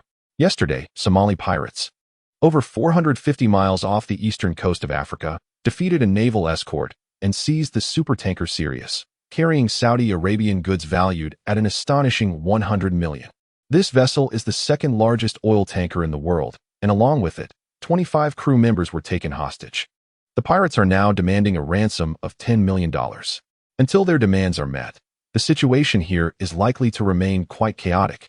With speculators and mercenaries from various countries flocking to Mogadishu, the more convoluted the situation becomes, the greater their potential profits. Caesar handed the newspaper to Mingfei, who took it and covered his face, lying back in a pose reminiscent of the deceased. So what is the good news? He asked. The good news is that we only need to stay here for 1 day, and then we can take Su Shi and the goods back. After a day, we will rendezvous with Chu Zihong and Nono, who will serve as our backup. At that point, we will depart Mogadishu and fly out of Somalia from Kismayo, which is significantly safer than the capital, Caesar replied, tossing his golden hair with a confident demeanor, unfortunately obscured from Mingfei's view by the newspaper. I feel a bit dizzy, perhaps due to the pressure in my ears. I seem unable to distinguish the difference between good news and bad news, Mingfei lamented. Don't be so anxious. Norma has already arranged for a guarantor for us. After disembarking, we will head straight to the hotel where Su Shi is staying to meet up with her. Ah, does this operation still involve bodyguards? Mingfei inquired. Not exactly bodyguards. The rule for foreigners here is that you require a local as your guarantor. Without a guarantor, you cannot venture onto the streets or even leave the hotel. Caesar replied with a frown. I prefer to view this as a rather shrewd revenue-generating tactic employed by the locals. Instead of simply robbing tourists of their money, they have instituted this so-called guarantor policy, with even the local police department taking on such roles, where they receive a larger share while the accompanying officer earns a little extra. Really? You can't even step outside? Does that mean there are gunfights happening every day? Lu Mingfei felt his ears throbbing with pain. In Mogadishu, the frequency of gunfire is akin to the sound of firecrackers during the Chinese New Year. I know you have a custom of setting off firecrackers there. Here, they treat the AK-47 as if it were a firecracker launcher, firing local specialty firecrackers, which are bullets. Caesar quipped. It's hard to fathom how a capital city can descend into such chaos. With sufficient funds, we could even establish a military government under the auspices of the Academy, as the Somalia branch of Castle Academy. If you're interested, I could recommend you for the position of branch leader here after you graduate. I believe in your capabilities, Lu Mingfei. The only reason I could become the Somalia branch leader is that there are no fools in the Academy willing to come here to make a living. Lu Mingfei retorted angrily. You underestimate the Academy. As a prestigious S-class institution, if you truly possess the ambition, the secret society could elevate you to the presidency of this country. The situation in Africa is indeed tumultuous, and talents like you are desperately needed. Akin to how Qin Shi Huang unified the 6 states. Caesar took a sip of his whiskey on the rocks, chuckling as he remarked, however, this country is still in a state of anarchy. On your very first day in office, you might find yourself with a bullet in your head from an unknown source. I have no interest in power. The highest position I have ever held was as an officer in my high school literary society, where my primary duty was to collect activity fees from members. A financial officer, how splendid. Perhaps you would be interested in managing the student council's finances? Upon hearing this, Lu Mingfei peeled off the newspaper stuck to his face and explained, it was merely because every event required a venue reservation. And nobody else was willing to take on that task, so I had to do it. Collecting money was merely an afterthought. This does not sound particularly appealing, Caesar commented. Then why not resign from the society? I suspect high school clubs are rather mundane.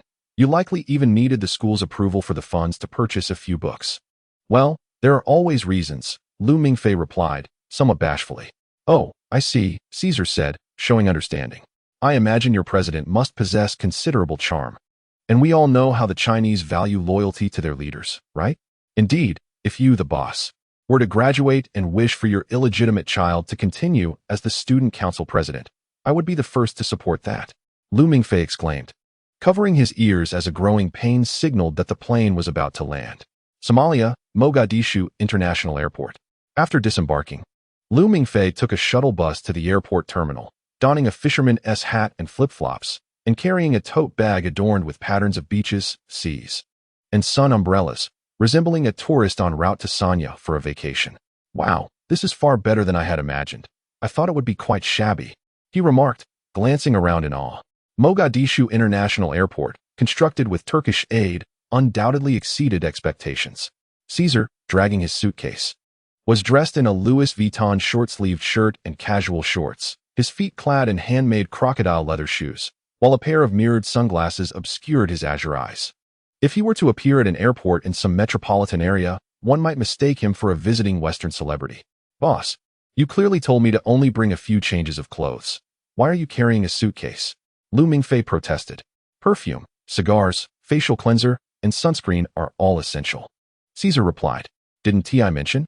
We must stay in a hotel within the city, a place where they might not even have a buffet. And the provided facial cleanser could cause your skin to break out. Goodness.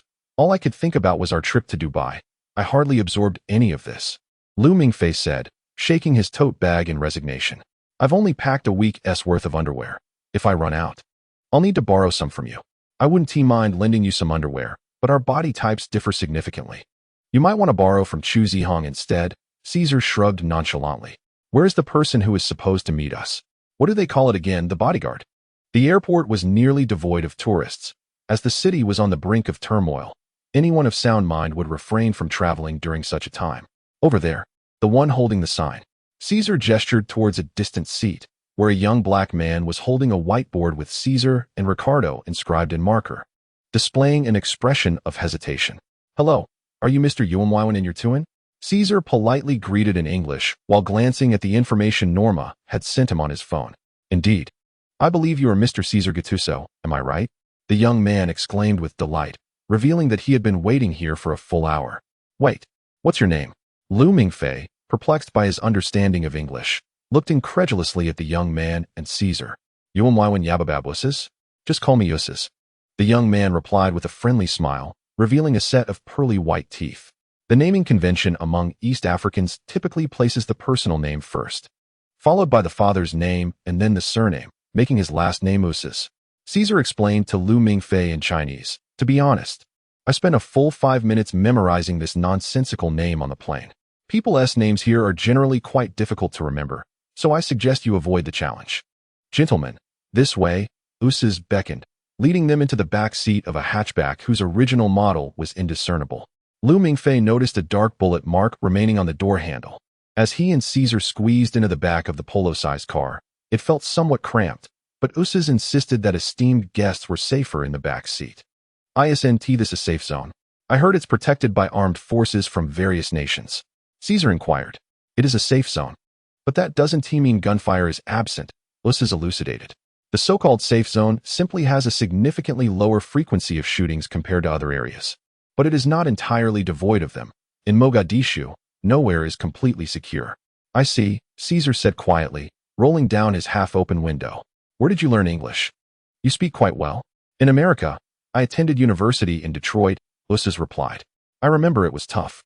I had to juggle 2 part-time jobs just to afford tuition, working at a pizza place in the afternoon and cleaning in a bar at night." "Then why did you come back?" Lu Mingfei asked curiously. "Even if Detroit often has gunfire, it must be better than Mogadishu, right?" "My parents and younger brother are in Mogadishu. They are fishermen." Usis pointed out the car window towards the azure expanse of the Gulf of Aden. "If I don't return to look after my brother, there's no doubt he would venture out to become a pirate." "Pirate?" Lu Mingfei exclaimed, casting a startled glance at Usis in the rearview mirror, wondering if he hailed from a lineage of pirates. "In Somalia, fishermen embark on the sea during bountiful seasons, and during off-seasons, they often take up AK-47s on fishing boats to turn to piracy, perpetually alternating between the two. This place is known as the City of Angels." "Do you know why?" Caesar remarked casually. "Why?" Lu Mingfei asked, gazing at Caesar, whose sunglasses reflected his own face. "Because it is the easiest place to encounter God." Caesar mimed a handgun with his hand, pointing it at his temple. "With just a bang, you would transform into an angel, bidding farewell to the suffering of this world." The vehicle moved slowly, traversing the vicinity of the airport where the most luxurious and secure hotels in all of Mogadishu were situated, with even the roads paved in asphalt. However, Lu Mingfei and Caesar's lodgings were not in this area. Their hotel resided in a more internal sector, still a safe zone. Yet the ground had turned into a bumpy dirt road, with the vehicle's wheels stirring up clouds of dust. Lu Mingfei silently gazed out the window, observing the dwindling number of Somali citizens clad in vibrant attire. He noticed many armed personnel in camouflage, and Caesar's earlier words echoed in his mind about the City of Angels. Before arriving in this city, Lu Mingfei had believed that throughout life, those fortunate enough would achieve great careers, while the less fortunate would merely drift through life. There was a saying, "Better to live poorly than to die well," and he considered himself such a person, harboring no grand aspirations. If he were to become wealthy, that would be splendid. If not, settling for a life with someone he cherished would suffice. Yet, upon witnessing the ragged children by the roadside and hearing sporadic gunfire from an unknown source, Lu Mingfei suddenly realized that being born in such a wretched country rendered all aspirations and ambitions meaningless. In a land where the preservation of life was uncertain, everything became mere chatter. Beside him, Caesar was born with a silver spoon in his mouth. The Gattuso family had waited centuries for an opportunity to ascend to the throne of Italy, only to find democracy had extinguished the monarchy, forcing aspirations to be lowered to that of the Italian prime minister. One could say that the lottery of birth was a profound matter. Some were born as blue-blooded aristocrats, contemplating their candidacy for national leadership, while others were born into a tempest of gunfire, preoccupied with whether today's souls would reach heaven. The vehicle continued its unsteady journey, the atmosphere within growing somber. They had approximately 10 more minutes before reaching their hotel. After switching their phones to local SIM cards, Lu Mingfei and Caesar began dialing Su Shi's number, provided by Norma. "Boss, I can't get through," Lu Mingfei said, pressing the receiver to his ear. Shaking his head, "I've dialed 3 times. Su Shi can't still be asleep, can she?" "Surely not. It's well past noon," Caesar replied, glancing at his wristwatch. Given the peculiar situation, he had deliberately swapped his usual rose gold Patek Philippe for a black Casio digital watch. Lu Mingfei wanted to chide him for his misplaced priorities. Rather than changing watches, it would have been wiser to shed his Louis Vuitton attire and smear his face with soot to masquerade as a distressed European traveler. "Let us discuss it when we arrive at the hotel. Norma has arranged our room directly across from Su Shi's. We'll know soon enough." Caesar suddenly recalled something and asked in English, "We should have a package stored with you, right? Where is it?" "Oh, it's in the trunk," Uchiha replied, turning his head. "Should we stop?" "No need. It's too dangerous to park here," Caesar signaled to Lu Mingfei with a glance. Lu Mingfei's mind was illuminated with understanding. He realized that Caesar, this hulking figure, would have no chance of fitting into the trunk. The compactness of the hatchback had its advantages. He knelt on the back seat and effortlessly retrieved a black duffel bag from the trunk, which was nearly half the size of a person.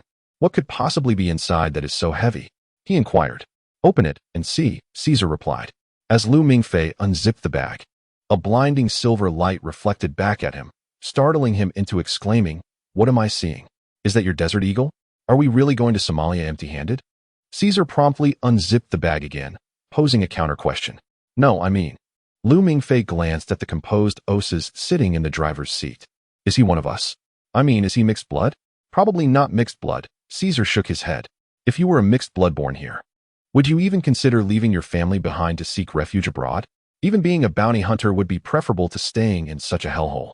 The school has trained numerous individuals like him worldwide. They may not be aware of the secrets of the Dragon Clan, but they have an inkling of our activities. In their worldview, we might be mercenaries or agents from a powerful nation."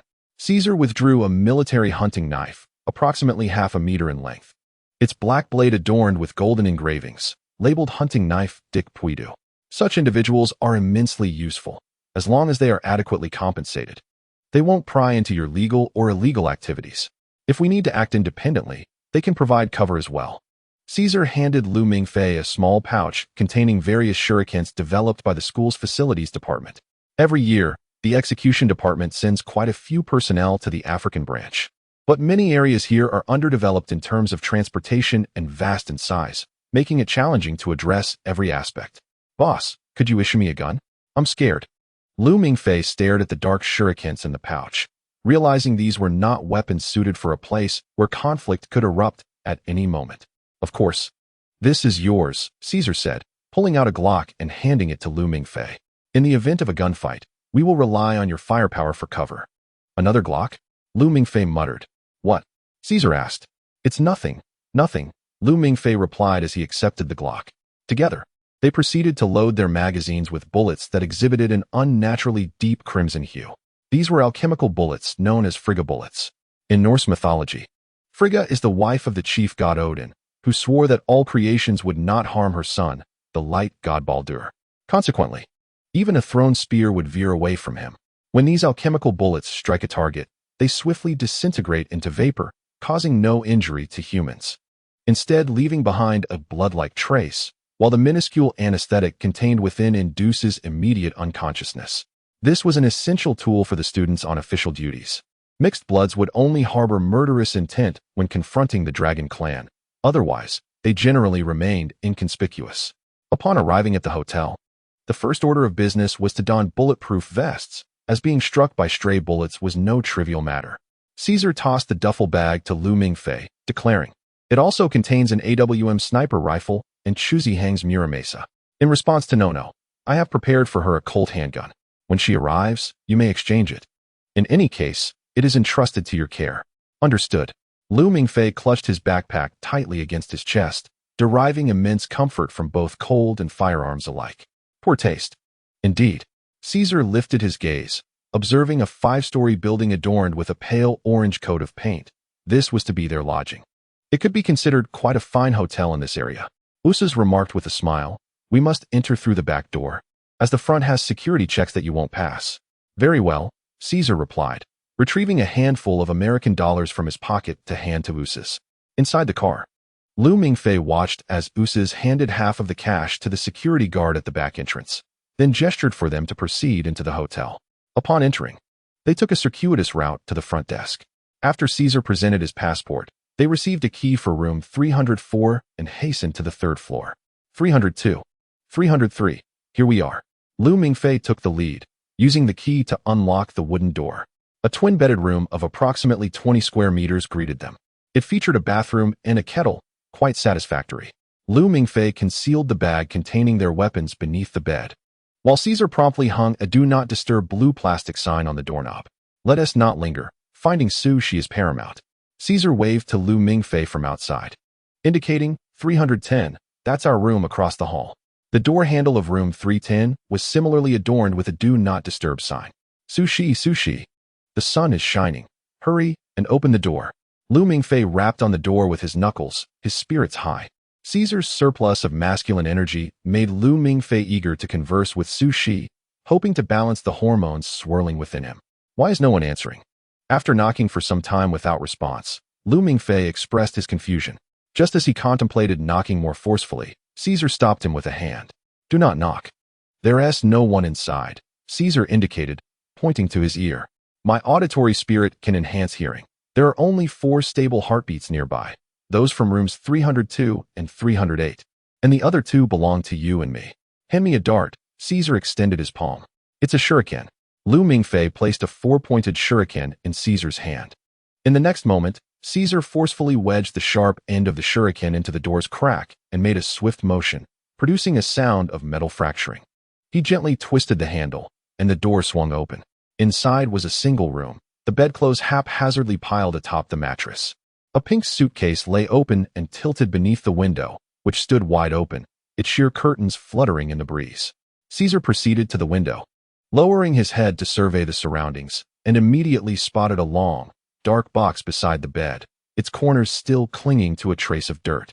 Is this where the alchemical weapons are stored? Mingfei approached to inspect, noticing the box had been violently breached. He looked at Caesar and inquired, "Can we open it?" "Yes." Caesar crouched down, rummaging through the pink suitcase at his feet. The interior is already vacant. Judging by its size, it once housed a blade-like weapon.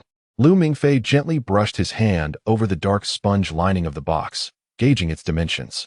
It was a Sichuan knife, crafted during the Ming dynasty, which Zheng he had brought to Somalia during his 5th voyage to the west. The Academy surmised that it must have been left behind from that time. Caesar meticulously rummaged through the suitcase before him, uncovering numerous articles of women's clothing, a makeup bag, and personal items. Undoubtedly, the suitcase belonged to Sushi. "Boss, it seems the situation is dire," Mingfei muttered.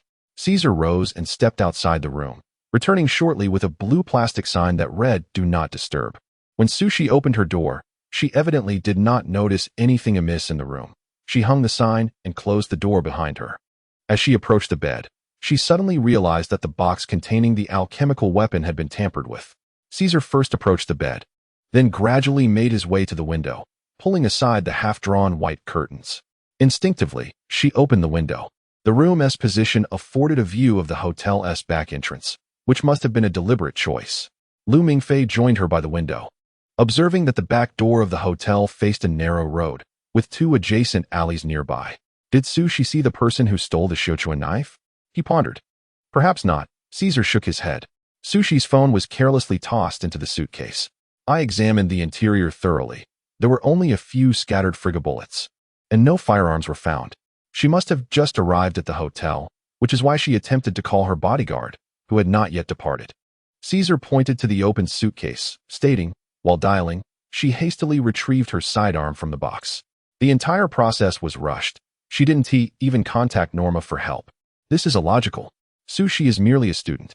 In such a predicament, her sole option would be to seek assistance from the Academy, rather than acting independently. Mingfei countered, confident in his understanding of Sushi. She was the type of girl who meticulously planned her actions. The Academy's expectations were straightforward, at all times. They must prioritize their safety, for they were just freshmen, not cold-hearted operatives of the execution department. Look closely there, Mingfei, Caesar directed, pointing towards a narrow alley not far from the hotel's back entrance. Approximately 7 or 8 residents clad in traditional Somali attire gathered at the alley's mouth, whispering amongst themselves, oblivious to the conversation. She indeed had no need to risk her life for an alchemical weapon, but if someone is dead, the circumstances change. On my way here, I observed that Somalis possess a low sensitivity to gunfire incidents. The number of onlookers typically ranges from 5 to 8, and the current count fits that profile. Caesar stated calmly, "It is highly probable that She heard the gunfire or even witnessed a shooting." At that moment, Mingfei leaned out the window, spotting slight indentations in the bushes directly below the wall. "Damn it, she jumped down," he exclaimed, given the right preparation. If one could utilize the wall as a buffer, this height was inconsequential for a hybrid. Caesar retrieved his mobile device and, through Norma, connected to the Academy's dedicated line, which was exclusively operational for his team around the clock during this mission. The call was answered, and the voice of Professor Manstein resonated on the other end. "This is Caesar Gattuso. We have arrived in Mogadishu and encountered an unforeseen circumstance. Please advise. Currently, team member Susie is unaccounted for. Please provide instructions." In Chicago, at the headquarters of Castle Academy, it was 4 o'clock in the morning. The control room on the second floor of the library was illuminated brightly. Manstein stood before a colossal 3D projection, a 5-meter-high virtual globe suspended in front of him. With a gentle wave of his hand, the globe swiftly rotated to reveal the desired location, evoking a sensation akin to a deity manipulating their creation, instilling a fleeting exhilaration of omnipotence. Yet, Manstein found no pleasure in this. He gazed at the bluish surface of the globe, where several spots gleamed ominously red, the faint sound of alarms incessantly irritating his eardrums. No one wished to hear such vexing noises at 4 in the morning, but as the duty professor for the day, he had no choice. Originally, he had companionship from Guderian and Schneider, but one had stealthily snuck off to sleep, while the other concocted an excuse to evade responsibility by claiming he needed to revise his paper, leaving Manstein alone to bear the weight of the situation.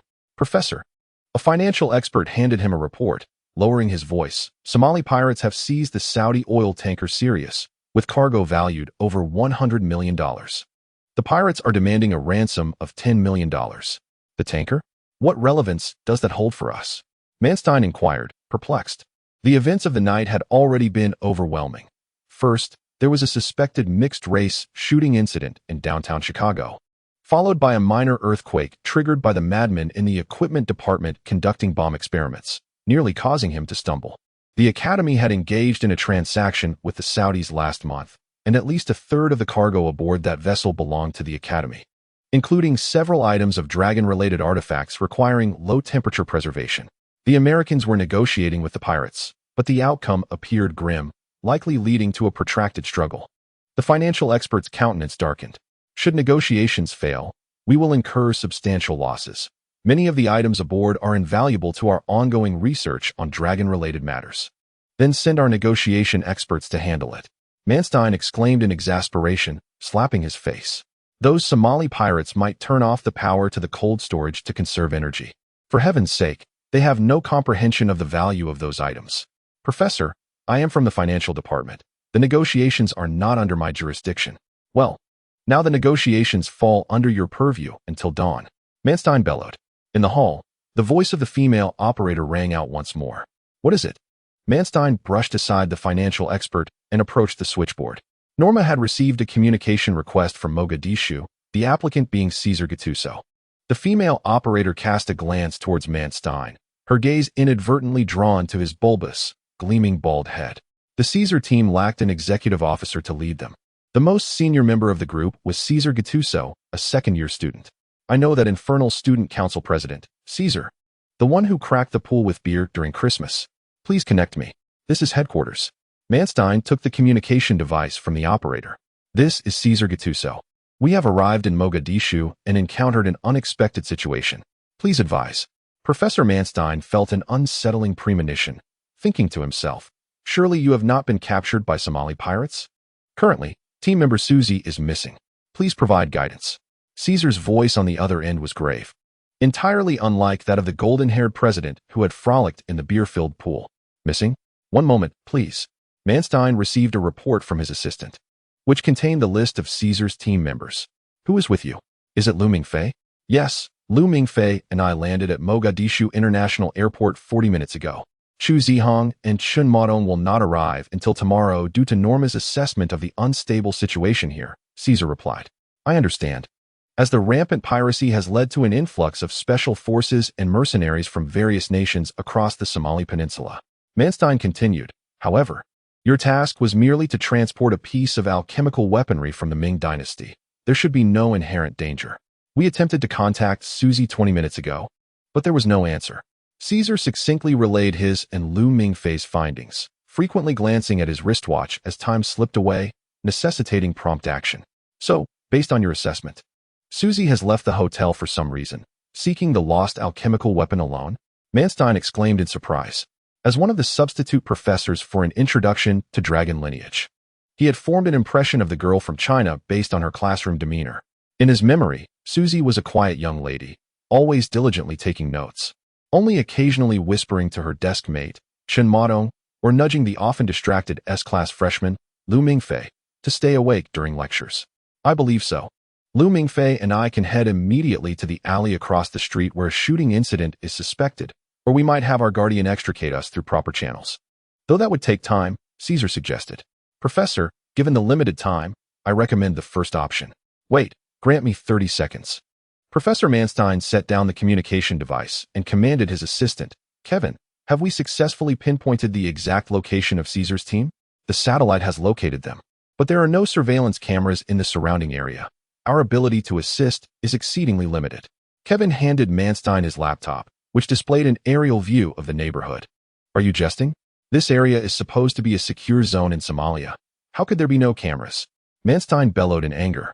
3 days ago, a group of armed factions allegedly attempted a coup, destroying all nearby surveillance cameras with their weaponry. Damn, did their coup succeed? Kevin inquired. It did not. They surrendered after one of their members was shot in the foot. Manstein resumed the conversation on the communicator. Caesar, you must contact the protector immediately and have him arrange for your departure from the hotel through proper channels. The situation in Somalia is exceedingly tense. We must ensure that Chu Zihang and Chun Modong successfully rendezvous with you. If you confront the authorities now, subsequent actions will become exceedingly complicated. Understood. Caesar replied to Lu Mingfei beside him. Call Osas, inform him we will offer a $1,000 tip, and expedite the process within 10 minutes. Also, remind him that we still prefer to take the back route. I have found that Sushi's protector is named Albert, and he has a clean background, Manstein stated. Caesar, I will endeavor to facilitate Chu Zihang and Chen Modong's swift arrival in Mogadishu. I am aware that both you and Lu Mingfei have experience in fulfilling executive tasks, but Somalia is unlike any place you have previously visited. Until then, refrain from acting impulsively. Understood. It is currently 1 in the afternoon there. You must establish contact with me before 5 o'clock to relay your situation to the professor taking over, Manstein concluded with a stern reminder. The alchemical weapons can be forsaken. Ensuring the safety of our team members is paramount. You are merely students, and any repercussions from a failed transport mission will be borne by myself and the university. Do not carry any psychological burden, understood? The mission will not fail. We will find Su Shi and reclaim the alchemical weapons. Caesar declared as he ended the call and turned to Lu Mingfei. What did Osas say? He assured us it can be resolved in 10 minutes and instructed us to wait at the back entrance. Lu Mingfei took the dagger that Caesar handed him.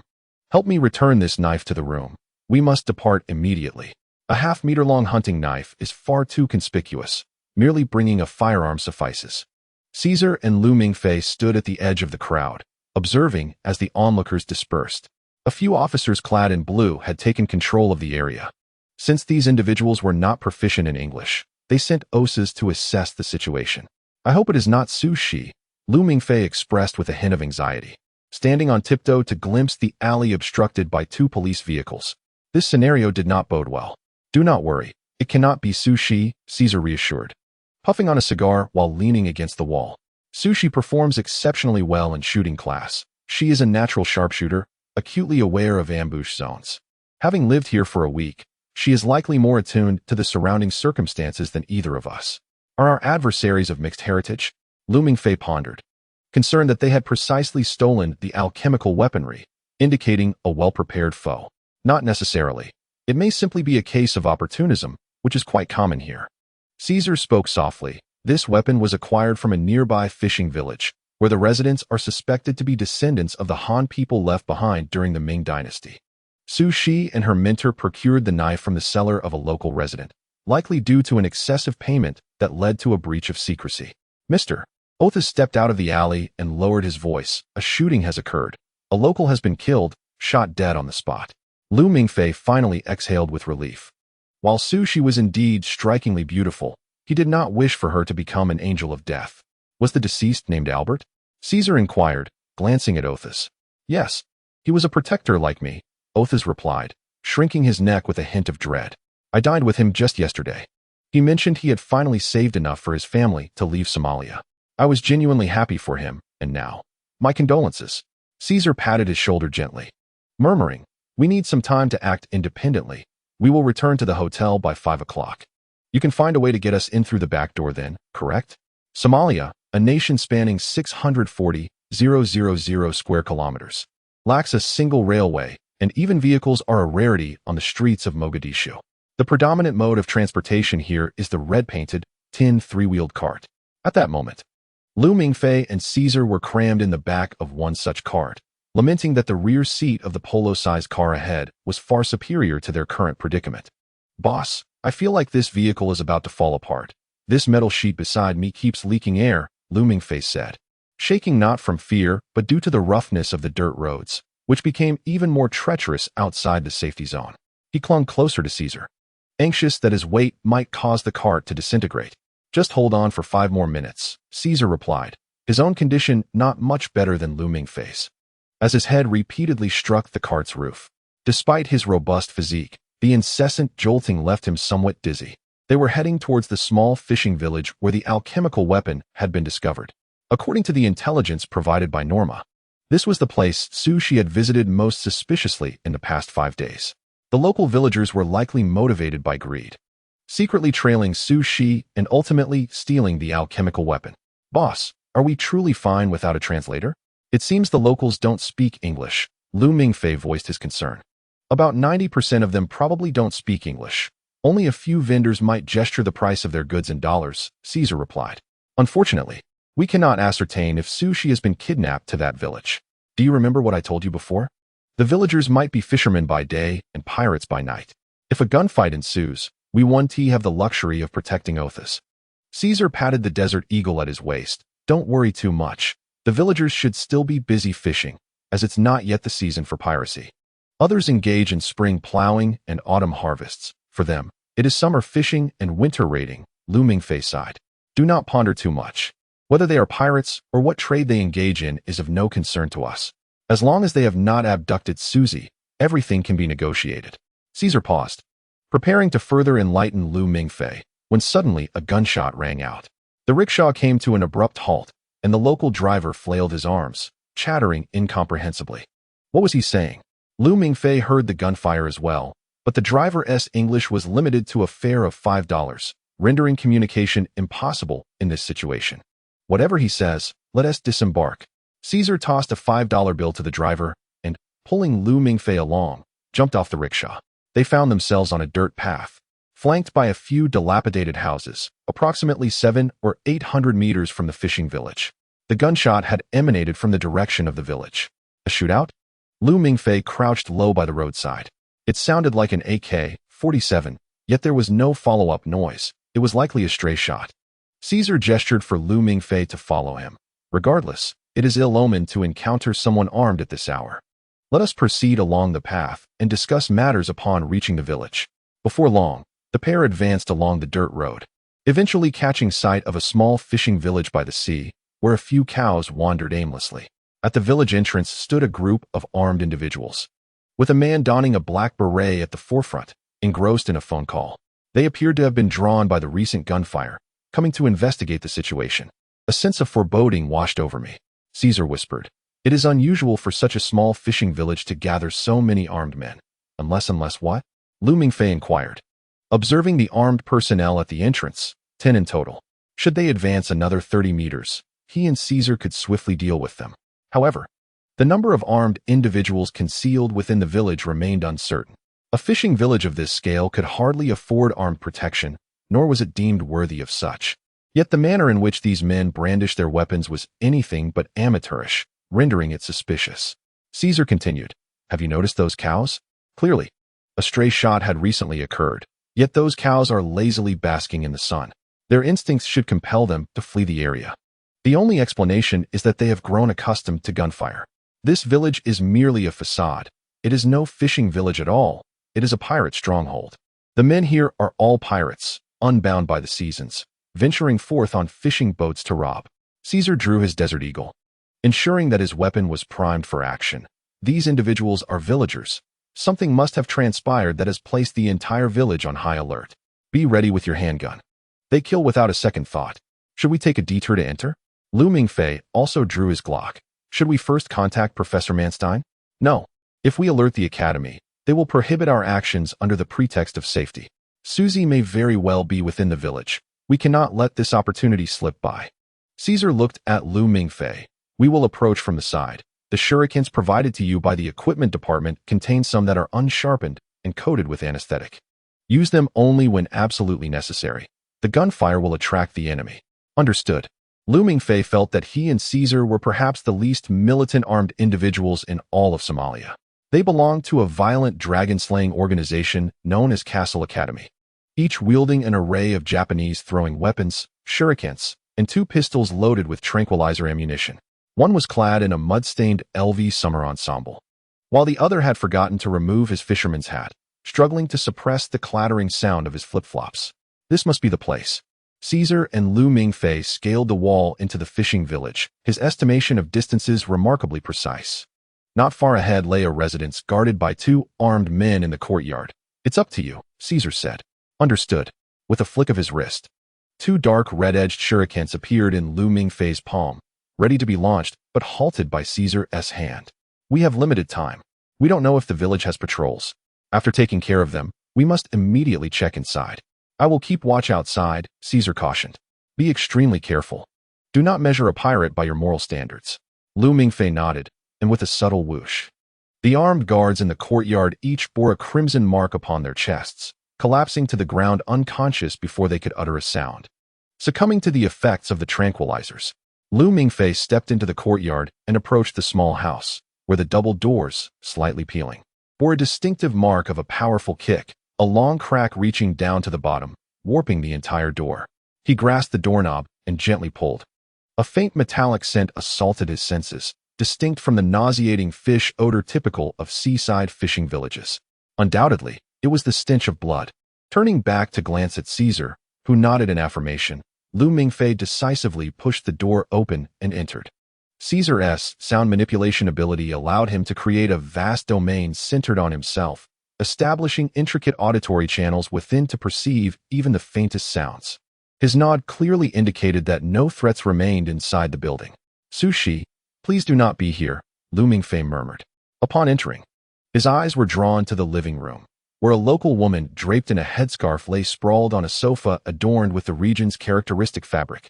She clutched her neck, which had been pierced by a bullet, blood streaming through her fingers and staining the white sofa.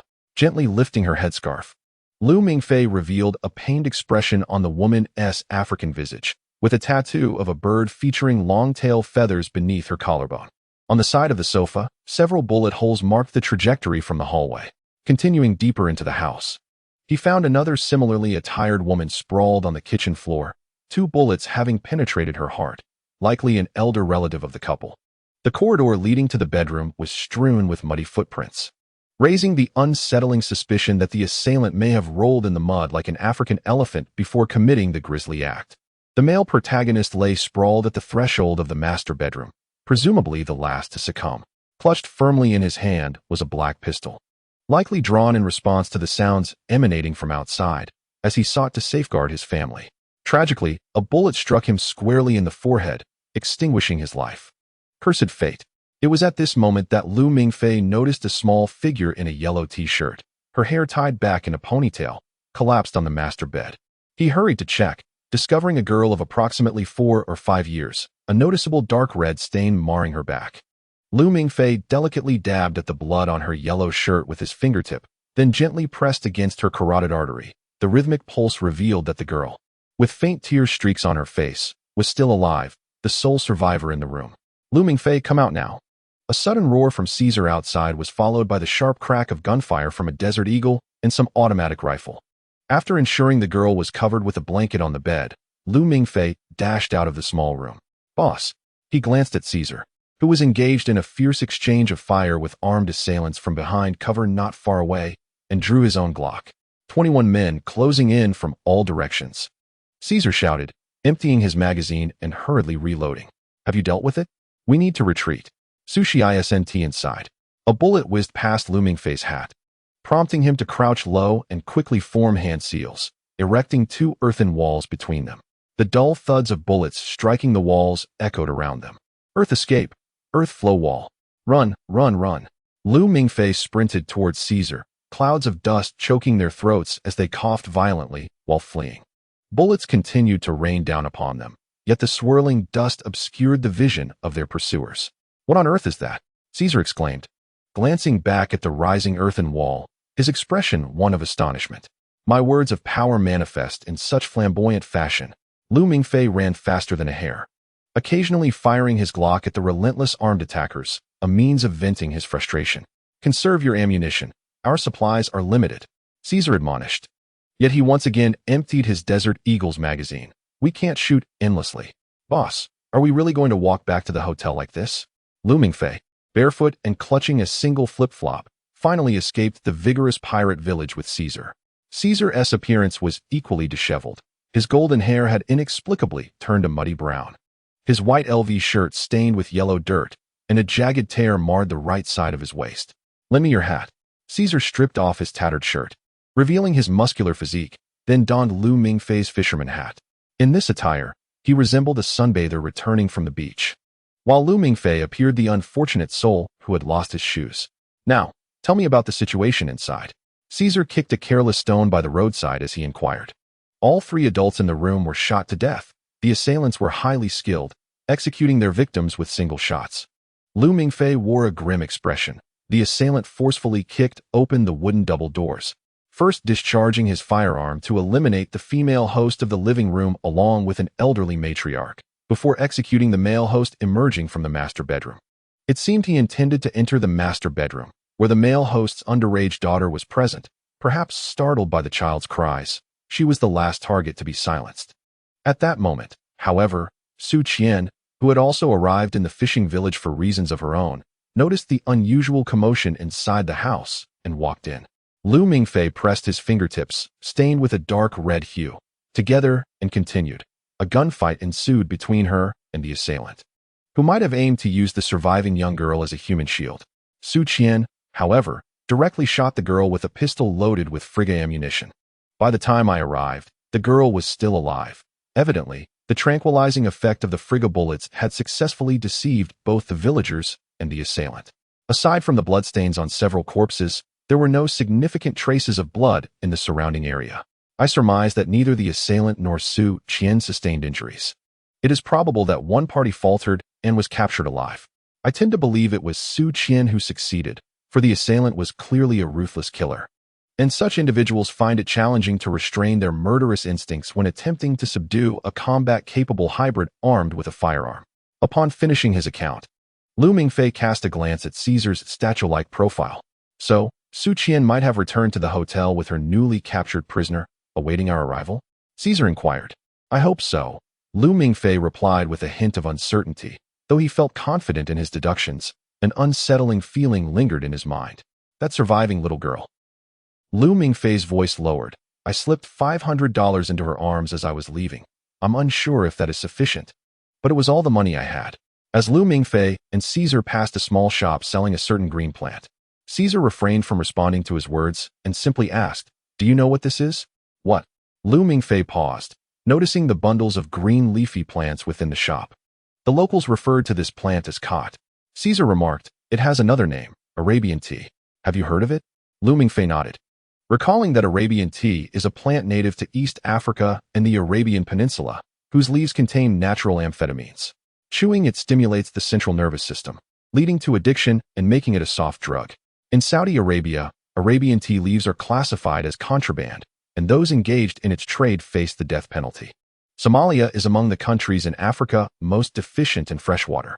Yet they utilize their precious water resources to cultivate this plant or purchase it at high cost from other nations. It serves as a vital economic crop for them. Caesar explained, "Here, 1 kilogram of Arabian tea can fetch between $15 to $30. The locals enjoy chewing the leaves, believing it brings clarity of thought and boundless energy, making them feel that nothing is beyond their reach. However, once the effects wear off, chewers often experience feelings of depression, disorganized thoughts, and a lack of motivation." Caesar spoke in a rather monotone manner. "The US dollars you gave that child, if fortune does not favor you, may lead to fingerprint tests, and you could find yourself wanted by Interpol on charges of murder. Of course, this is a low probability event. Norma will find a way to resolve it. If luck is on your side, you might become the source of funds for the villagers in that pirate enclave to purchase their daily quota of Arabian tea, thus spending a delightful day in a mild haze of illusion. Numerous factors here dictate that the status of women is exceedingly low, and that of young girls is even lower." Caesar observed Lu Mingfei as he gradually lowered his head, giving a firm pat on his back and softly saying, "This is my admonition as the team leader. From my personal perspective, you have done nothing wrong, Lu Mingfei." Sushi had yet to return. In room 304, Lu Mingfei lay on the bed, his gaze vacant as he stared at the white ceiling, the emptiness of the room echoing his solitude. Caesar had chosen to sleep in Sushi's room, partly to ensure there would be someone to look out for her should she return in the middle of the night, and partly because that room had been previously ransacked. He declined Lu Mingfei's request to accompany him, citing his duty as team leader to bear the risks. In the afternoon, they walked 2 kilometers before encountering a tricycle that could take them back to the city. Upon their eager return to the hotel, only to find Sushi's room still empty, their spirits plummeted. After concluding their report to the academy, Caesar took Lu Mingfei out for a local delicacy, a dish of stir-fried beef and chili wrapped in a flatbread, garnished with a few drops of lemon juice. Lu Mingfei consumed 5 rolls before feeling satiated. By 10 o'clock the next morning, their reinforcements, A-level students Chu Zihong and Chen Mato, were set to arrive at Mogadishu International Airport.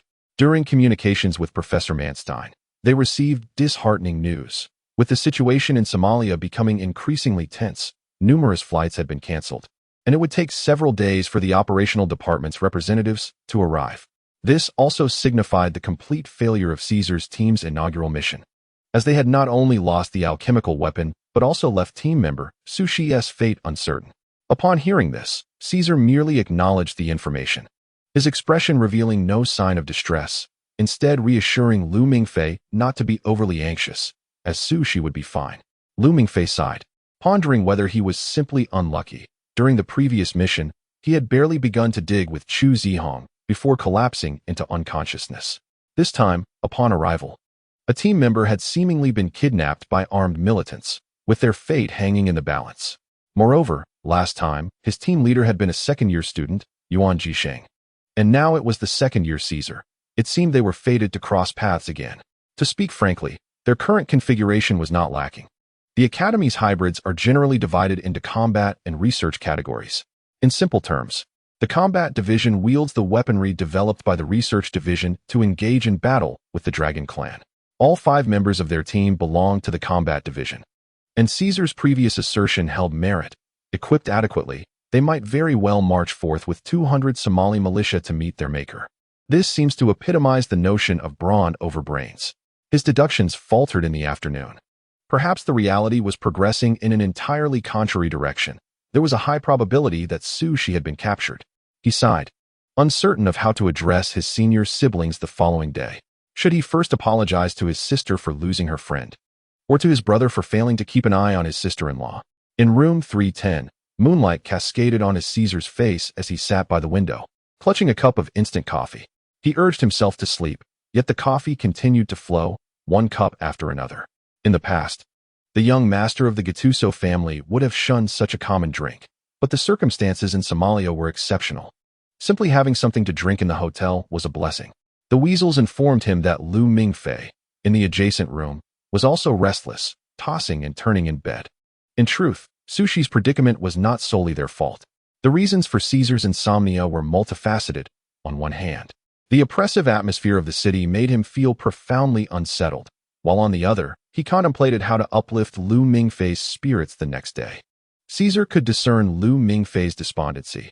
The boy had been brimming with vitality while fleeing in the afternoon, but upon returning to the hotel and discovering Sushi's absence, his resolve had dwindled significantly. Caesar could accept the failure of their mission, yet he could not bear the thought of it concluding without any effort on his part, especially if it might cost his junior sister her life. Sushi had been missing for over 12 hours. The optimal time frame for rescue in cases of disappearance was ambiguous. Some claimed 24 hours, others suggested 48 or even 72. However, in Caesar's view, in a city like Mogadishu, if someone were truly missing for more than 48 hours, their body would likely have been weighed down and cast into the depths of the sea. He could already hear Lu Mingfei's heavy breathing. Caesar finished his cup of coffee, realizing that it was unlikely she would return that night.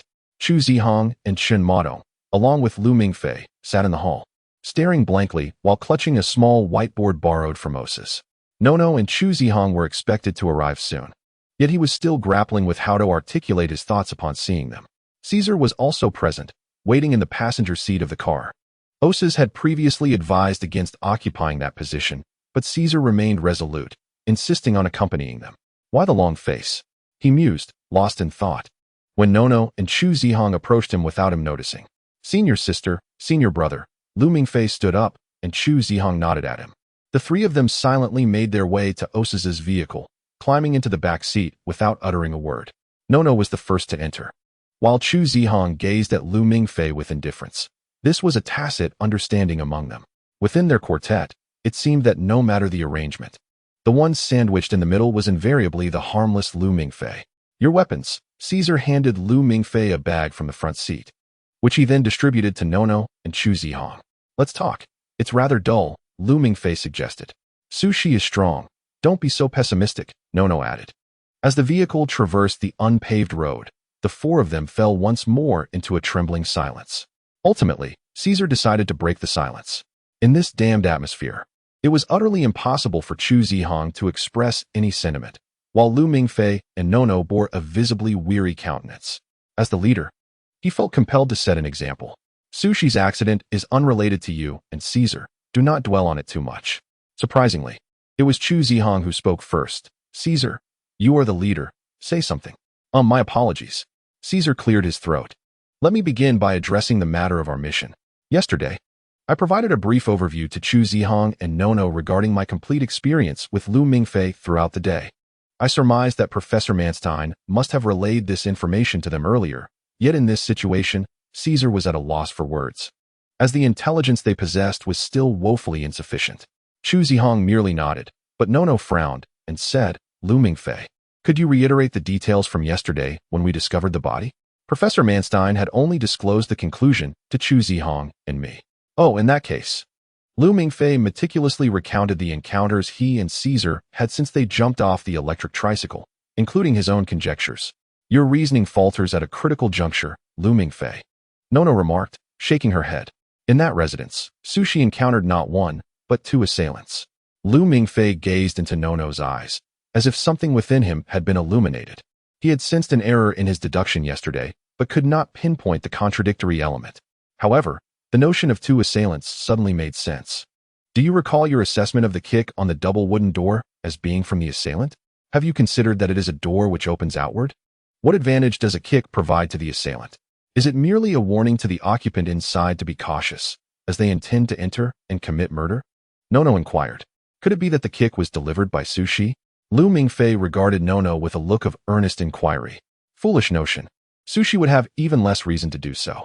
Thus, only one possibility remains. The kick was delivered by a third party, whose noise misled Sushi's judgment and, in conjunction with the individual inside, ultimately captured her. Nono stated coolly.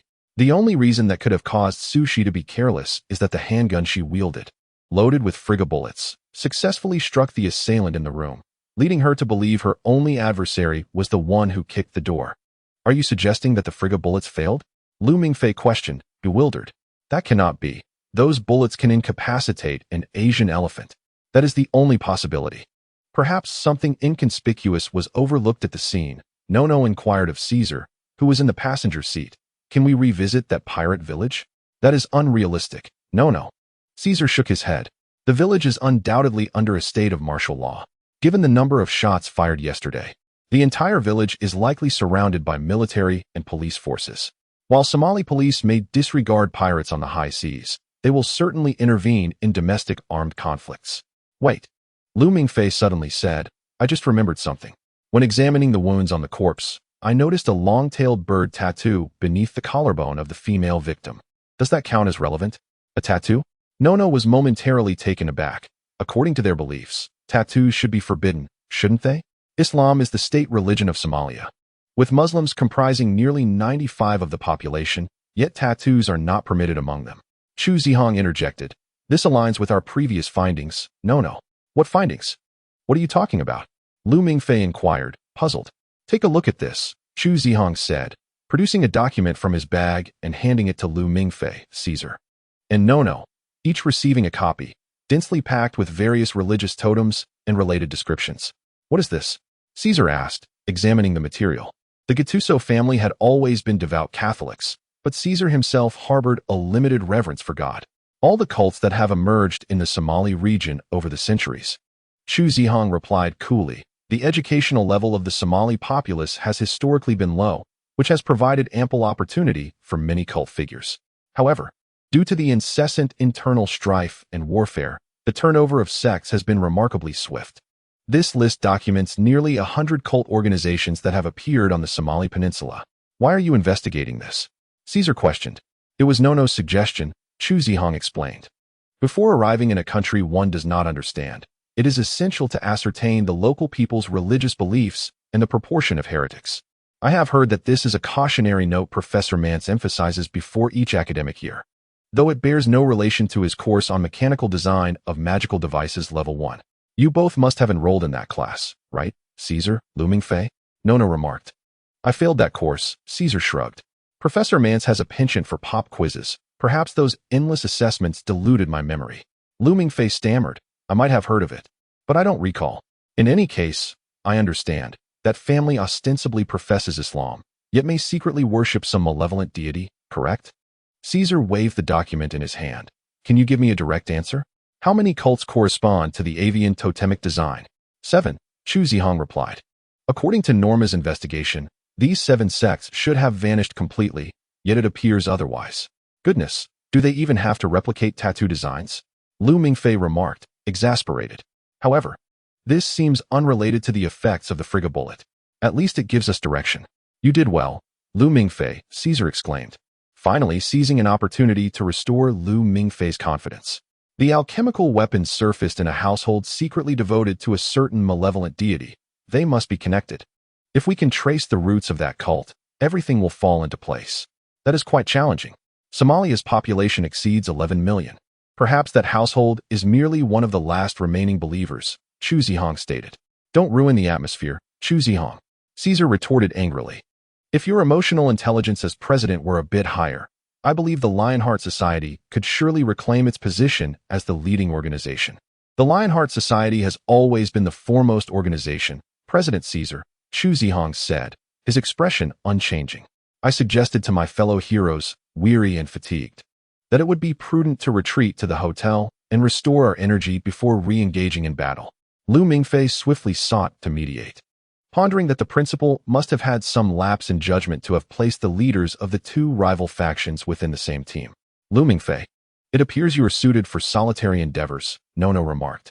Perhaps you should establish the first mediation group of Castle Academy, armed with a fire extinguisher, trailing behind the Student Council and the Lionheart Society members. I believe I have found the answer. Although Chu Zihong was engaged in a spirited exchange with Caesar, he continued his work unabated. Pointing to a particular totemic pattern in the materials, he inquired of Lu Mingfei, is this the design you meant? A bird with elongated tail feathers? Indeed, precisely this. Lu Mingfei nodded fervently, though the tail may be slightly shorter. Does that pose an issue? It is not uncommon for the representation of totems to undergo minor evolutions over time, Chu Zihong explained while reviewing the documents. This sect emerged around the year 1417. Do you recall any significant events occurring in that year, Lu Mingfei? Caesar interjected, noting that while his performance in Dragon Clan genealogy had not resulted in failure, it was hardly exemplary. In the Chinese calendar, The year 1417 corresponds to the 15th year of the Yongle era, the reign of Zhu Di, the third emperor of the Ming dynasty. Chu Zihong, unperturbed by Caesar's interruption, patiently elaborated, the 15th year of Yongle marks the time when Zheng He, the Ming dynasty's famed eunuch admiral, embarked on his fifth maritime expedition, historically referred to as Zheng He's voyages to the western seas. The fifth voyage of Zheng He. Caesar murmured, "Do you remember when I mentioned that alchemical weapon resembling a beautifully embroidered spring knife? The Academy surmised it was left behind by Zheng He's fleet upon their arrival in Somalia." "You just interrupted me, Caesar," Chu Zihong replied, this time not granting Lu Mingfei an opportunity to respond. In ancient Chinese belief, there exists a deity known as the Rain Master, initially referring specifically to the fifth star of the western White Tiger constellation among the 28 lunar mansions, known as Bai Yu Wu. As the image of the Rain Master became increasingly anthropomorphized, a totemic representation emerged, resembling a bird with long tail feathers. In a measured tone, Chu Zihong continued, "In the materials provided by Norma, the religious belief corresponding to the tattoo design discovered by Lu Mingfei is known as the Rain Master cult." "Wait, isn't another name for the Rain Master the Rain God?" Caesar asked. Indeed, came the affirmation, the origins of the ancient Chinese rain god trace back to antiquity. The Book of Rites mentions in its section on the Grand Minister of Ceremonies the Rain Master alongside other deities, with Zheng Xian noting that the Rain Master, Bai, signifies the moon's departure from Bai, leading to torrential rain. Thus, the Rain Master is indeed Bai. Kai Yong of the Eastern Han Dynasty also referred to the Rain Master deity as the star Bai, stating that its manifestation in the heavens is capable of summoning rain, indicating that Bai is one of the 7 stars of the western lunar mansions, thus associating this constellation with the rain god. Chu Zihong spoke with the erudition of a scholar, leaving Lu Mingfei and Caesar momentarily stunned. "Such eloquence, Chu Zihong," Caesar remarked, unashamedly seeking clarification. "But could you express it in simpler terms? Among those ancient sages you mentioned, the only one I recognize is Kai Yong, and that is only because he is the father of Kai Wenji." Chu Zihong merely wished to convey that the belief in the Rain Master had existed in China for a considerable time. "The Rain Master cult we have discovered is likely a foreign belief system that originated from China," Nono elucidated. "Is it possible that this is merely a coincidence? After all, this is the parched continent of Africa, and there are likely numerous sects related to rain invocation." Lu Mingfei ventured a bold hypothesis. It should not be a mere chance. Chu Zihong, now speaking in plain language, noted that nearly all other sects associated with rain invocation derive their names from the Somali linguistic family, whereas the Rain Master sect is a transliteration. When considering the time frame of Zheng He's fifth voyage to the western seas and the similarity of totems, I believe there must be a connection between Zheng He, alchemical weaponry, and the Rain Master sect. I suspect Caesar's inference is correct.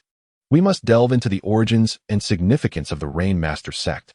Could it be that Zheng He was of mixed heritage? Lu Mingfei sensed that his conjecture was on the verge of confirmation.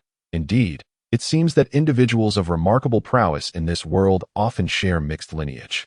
This matter is not yet certain. It is generally accepted that Zheng He's voyages were initiated by the Yongle Emperor Zhu Di to showcase the might of the Ming dynasty to neighboring nations. Another theory posits that Zhu Di dispatched Zheng He in search of his nephew, the Jiangwen Emperor Zhu Yunjun, who may have fled overseas.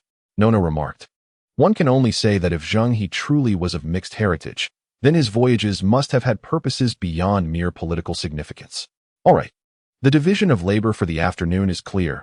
Lu Mingfei and I will investigate potential followers of the Rain Master sect to ascertain any knowledge of Su Shi's whereabouts, while Chu Zihong and Nono will seek local information regarding the sect. Does anyone dissent? Caesar, as the leader, issued the command. "I do." Nono raised her hand, her elbow nearly colliding with Lu Mingfei's chin.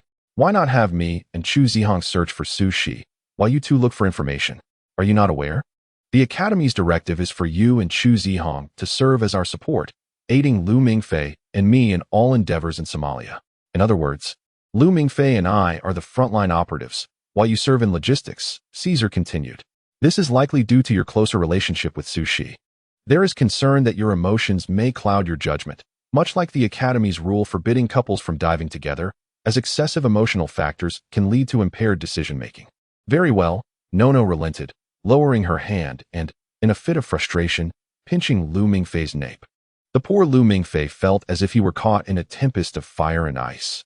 With Nono's fiery enthusiasm on one side and the icy silence of Chu Zihong on the other. Senior brother, you have no objections, right? Lu Mingfei turned to him. I comply with the arrangement, Chu Zihong replied calmly.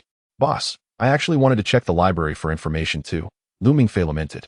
He and Caesar had donned garish yellow outfits purchased from a street vendor and were currently crouched on a mound near the pirate village where a gunfight had erupted the day prior, observing the local patrols coming and going.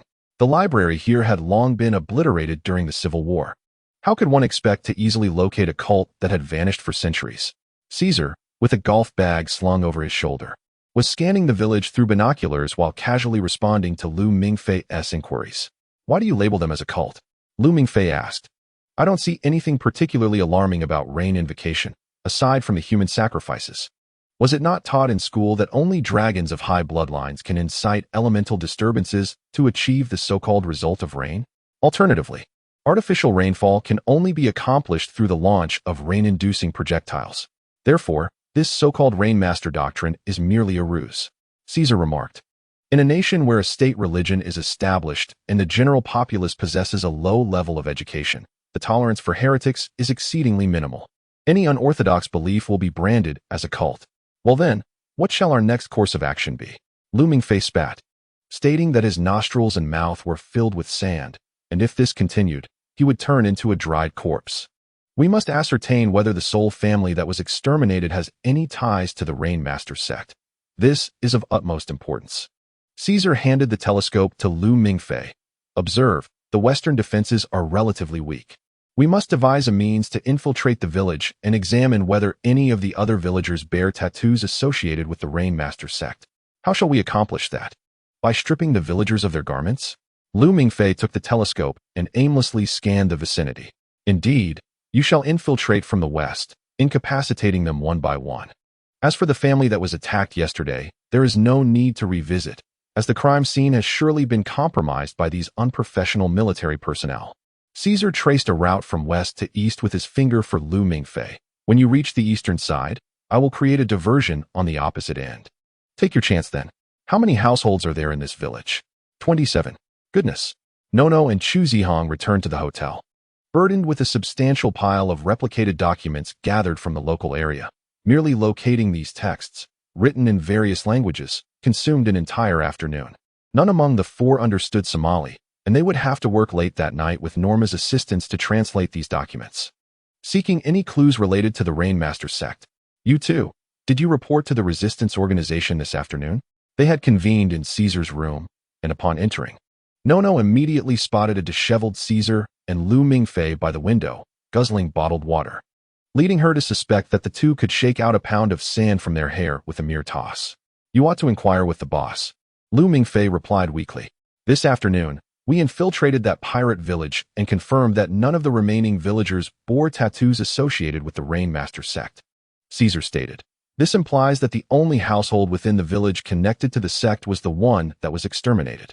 I believe their demise was likely due to having sold that alchemical weapon, which was interpreted as an act of heresy, thus inciting retributive murder. And what accounts for the sand covering you? Nono inquired. Did you find yourselves embroiled in a fierce battle due to the village's martial prowess? To provide cover for my infiltration, he fired an RPG missile at the earthen wall on the western side of the village, causing the entire settlement to erupt in chaos. No wonder he was lugging around that golf bag today. It contained a rocket launcher. Lu Mingfei exclaimed in anger. The patrolmen presumed the pirates intended to assault them, while the pirates thought the patrolmen sought to suppress them by force, leading to an inexplicable gunfight. From the outcome, we accomplished our mission flawlessly. Caesar shrugged. One side indulges pirates in their plundering, while the other consists of mercilessly evil brigands. There is no need for you to be angered on behalf of such individuals, Lu Mingfei. As I stealthily entered the room, I was nearly struck by a stray bullet that had inexplicably flown in. Lu Mingfei exclaimed, tugging at his dingy yellow shirt, declaring, I am protesting against the injustices I have suffered.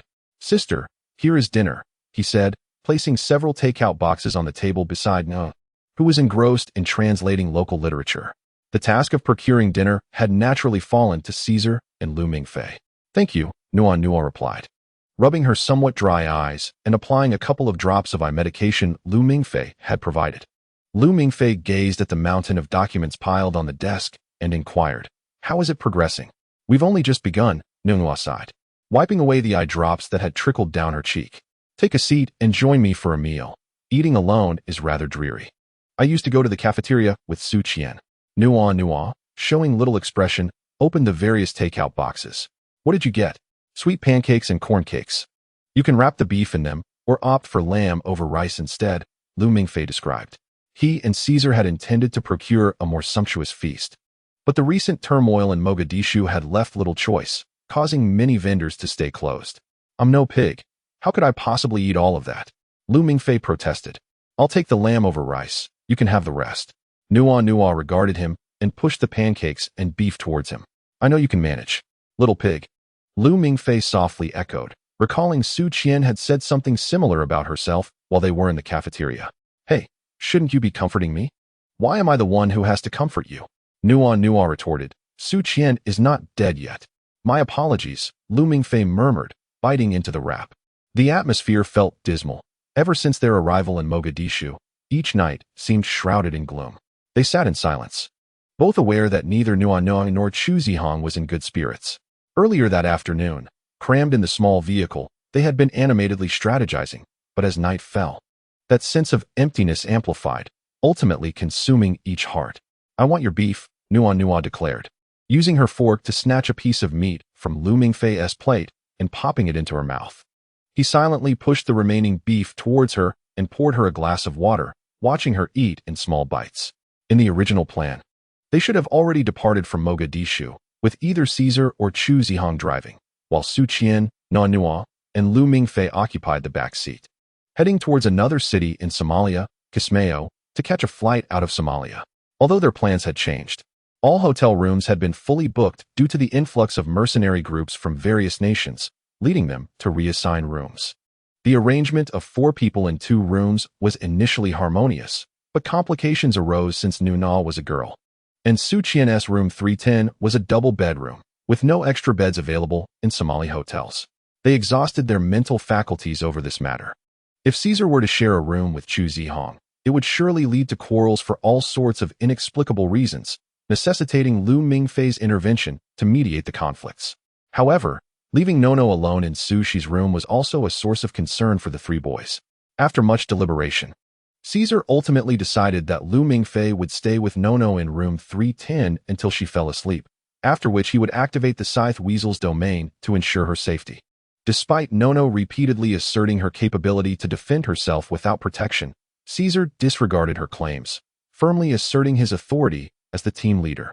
"I'm full," Nono said, wiping her mouth with a tissue. "All right." Mingfei got up to help his senior tidy the table. She had a heavy workload ahead of her that night, and it seemed Chu Zihong next door was in a similar predicament, unable to afford a moment's waste of energy. "You should take a break. I know you're tired. I'll call for you if something comes up, all right?"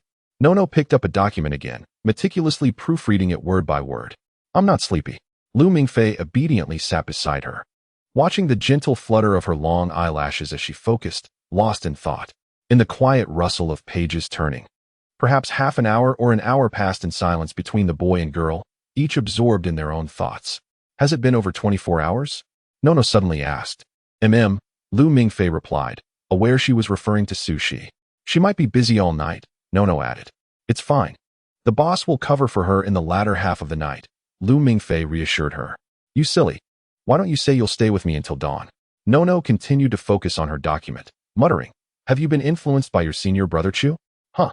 Mingfei blinked, quickly responding, Right. I'll keep you company through the night." "Too late." Nono stuck out her tongue and made a silly face at him. "I see you've been getting along well with Caesar lately, calling him boss every day." As for Caesar, Mingfei hesitated. "I feel like he has changed a bit since arriving in Somalia. This afternoon, he even suggested we buy some clothes in a dreadful shade of yellow for emergencies. In the past, he would have rather run naked than wear such aesthetically displeasing garments." "Caesar is under a lot of pressure," Nono remarked. "This is his first time as a leader, and it's already turned chaotic. I heard Professor Manstein say that Caesar confidently vowed to bring back Su Shi and the alchemical weapon." "I lack such ambition," Mingfei scoffed. "I just hope Sushi is safe," It's just a broken sword. Losing it is no great loss. That's not it. Nono set aside her document, looking at Lu Mingfei earnestly. In the ideology of the secret society, to eradicate the pure-blood dragon lineage, we will spare no expense and seek every resource that can aid us, such as that alchemical weapon. Are you suggesting that Su Shi can be sacrificed? That a damned broken sword is more important than Su Shi's life? Lu Mingfei exclaimed, his eyes widening in disbelief. You're not listening carefully. What I mean is that according to the ideology of the secret society, the school is controlled by the principal, and all actions prioritize the safety of the students above all else. Nono tapped her forehead, stating that from the perspective of the team leader, the safety of the members is paramount, and the successful completion of the mission is essential. Whether these two aspects create a conflict depends on the capabilities of the executor. Caesar is overly confident. He believes he can handle everything. While his abilities are indeed formidable, this operation cannot be accomplished solely by the two of them. Do you understand? Nono lowered her voice, insisting that she and Chu Zihong must also be included, at the very least, to secure a vantage point for sniping. She could not accept the idea of her roommate being captured while she remained holed up, poring over data. After all, she possesses combat talents as well, does she not? You and your senior brother must have anticipated that the academy would prioritize your roles as logistics personnel before boarding the plane, correct? Lu Mingfei gazed into Nono's eyes, which seemed suddenly less innocent than before. Your proposed solution is for your senior sister to persuade me, and then for me to convince Caesar. Since I have always heeded your words, is that right? Nono diverted her gaze from Lu Mingfei's. I must refuse. Lu Mingfei, seemingly emboldened, gently cupped Nono's face, compelling her to meet his gaze as he spoke deliberately. I do not wish to lose you, senior sister. Despite the lack of force in his grip, Nono's face slightly contorted, resembling a small goldfish as she pouted and blinked. A cacophony of voices echoed in Lu Mingfei's mind. Would you like to be my little brother? Once you enter school, I will protect you. Given your naivety, I have decided to look out for you. Besides, did you not promise to be my little brother? If I do not protect you, who will? Having second thoughts? I can offer you one chance. What do you say? Their eyes locked. Her gaze remained as spirited as during those nights, breathtakingly beautiful, yet intimidating. Reluctant to release her, Nono inquired. I'm sorry. Lu Mingfei hastily withdrew his hands, yearning to explain why he had suddenly grasped her face, why he had unexpectedly voiced his desire not to lose her. Nono pushed away Lu Mingfei's arms, which were awkwardly suspended, and embraced him tightly, or rather, crashed into his embrace. Her chin rested upon his shoulder. Their two fluttering hearts could not be any closer. Senior sister, the words I intended to say were lodged in my throat, her dark crimson hair disheveled at his nose, rising and falling gently with his breaths. If one day, you were to go missing or fall into the clutches of evildoers. Nono's voice was soft, a stark contrast to her usual bright demeanor, rarely adopting such a tone. The academy would send Caesar to find you, as well as Chu Zihong, Su Qian, and Finjel. Many others would follow, perhaps even including the principal. Nono fell silent for a few seconds. I would be relegated to the last position in the rescue efforts. For you are my little brother. They worry that I might harbor feelings for you, that I might act impulsively. Thus, I can only set out once these inept individuals have failed. The warm breath, infused with the scent of perfume, brushed against Lu Mingfei's ear, and he finally recalled the fragrance, Hermes un Jardin in Mediterranee, the Mediterranean garden by Hermes. This sensation was quite disconcerting. Nono's arms trembled slightly as she buried her head deeper, murmuring, I do not wish for this. At that moment, Lu Mingfei realized that he was merely a fool, inept at articulating anything meaningful. Whether it was Caesar, Finger, or Nono, they all possessed an innate ability to offer comfort, while he could only claim second place to his senior in the realm of verbal ineptitude. Lu Mingfei understood, to some extent, the depth of Nono's sorrow.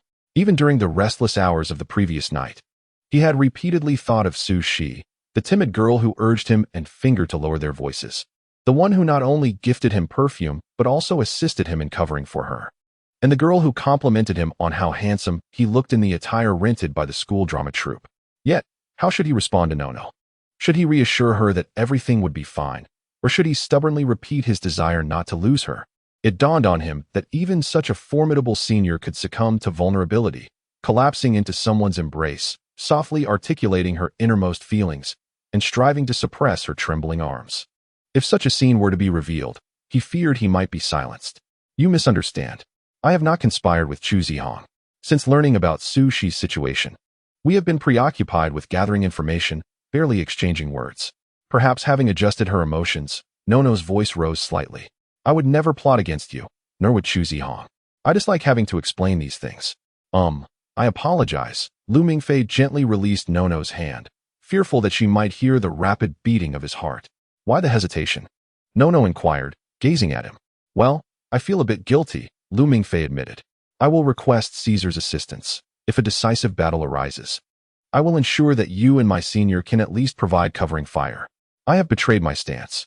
Was I the one who persuaded you? Nono clenched her fist and lightly tapped Lu Mingfei's chest. The proximity of their chairs mirrored the closeness of their bodies. Lu Mingfei nodded. If one day, my senior, you find yourself kidnapped, I do not wish to be the last to embark on a quest to find you. I had not considered this before, but I understand now. How could someone as capable as me ever be kidnapped?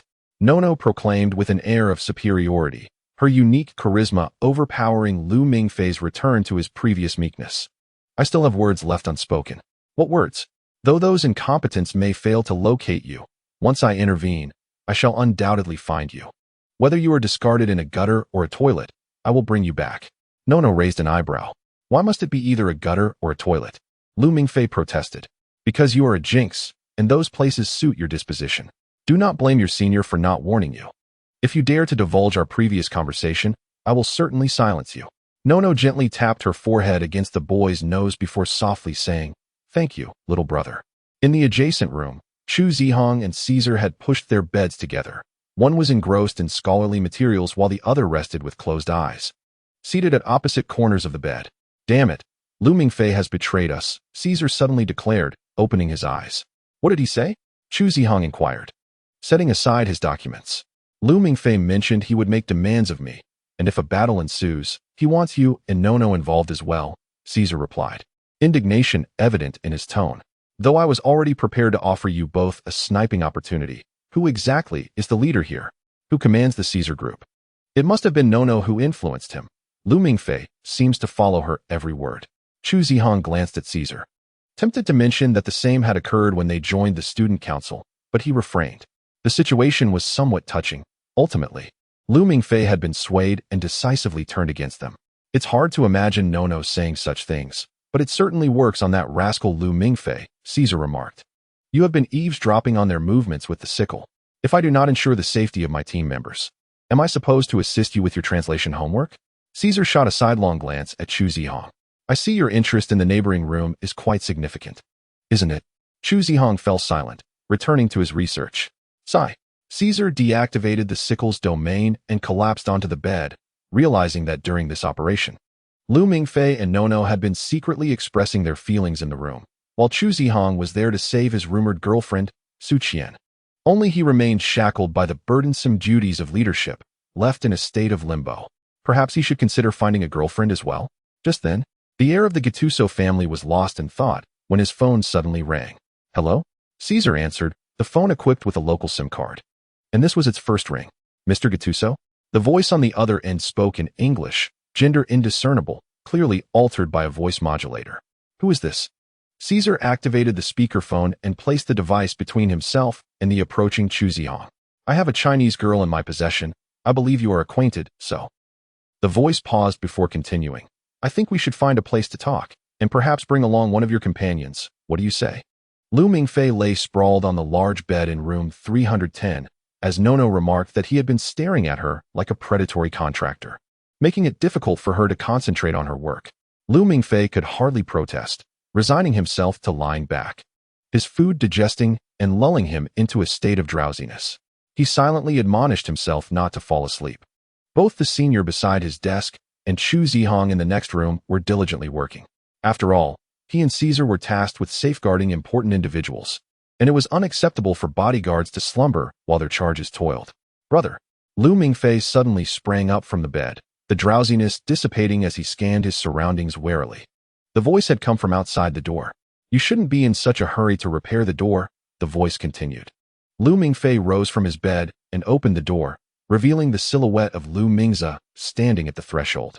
Today, He had donned the attire of an Islamic devotee, complete with a traditional headscarf and a black headband, his white robe trailing slightly on the ground, ill-fitting. "Are you a Muslim?" Lu Mingfei inquired as he ushered Lu Mingze into the room, only to discover that Nono had indeed vanished. "I am not," Lu Mingze replied, "but when in Rome, do as the Romans do." He settled into the chair recently occupied by Lu Mingfei and remarked, "Ah, it still radiates warmth.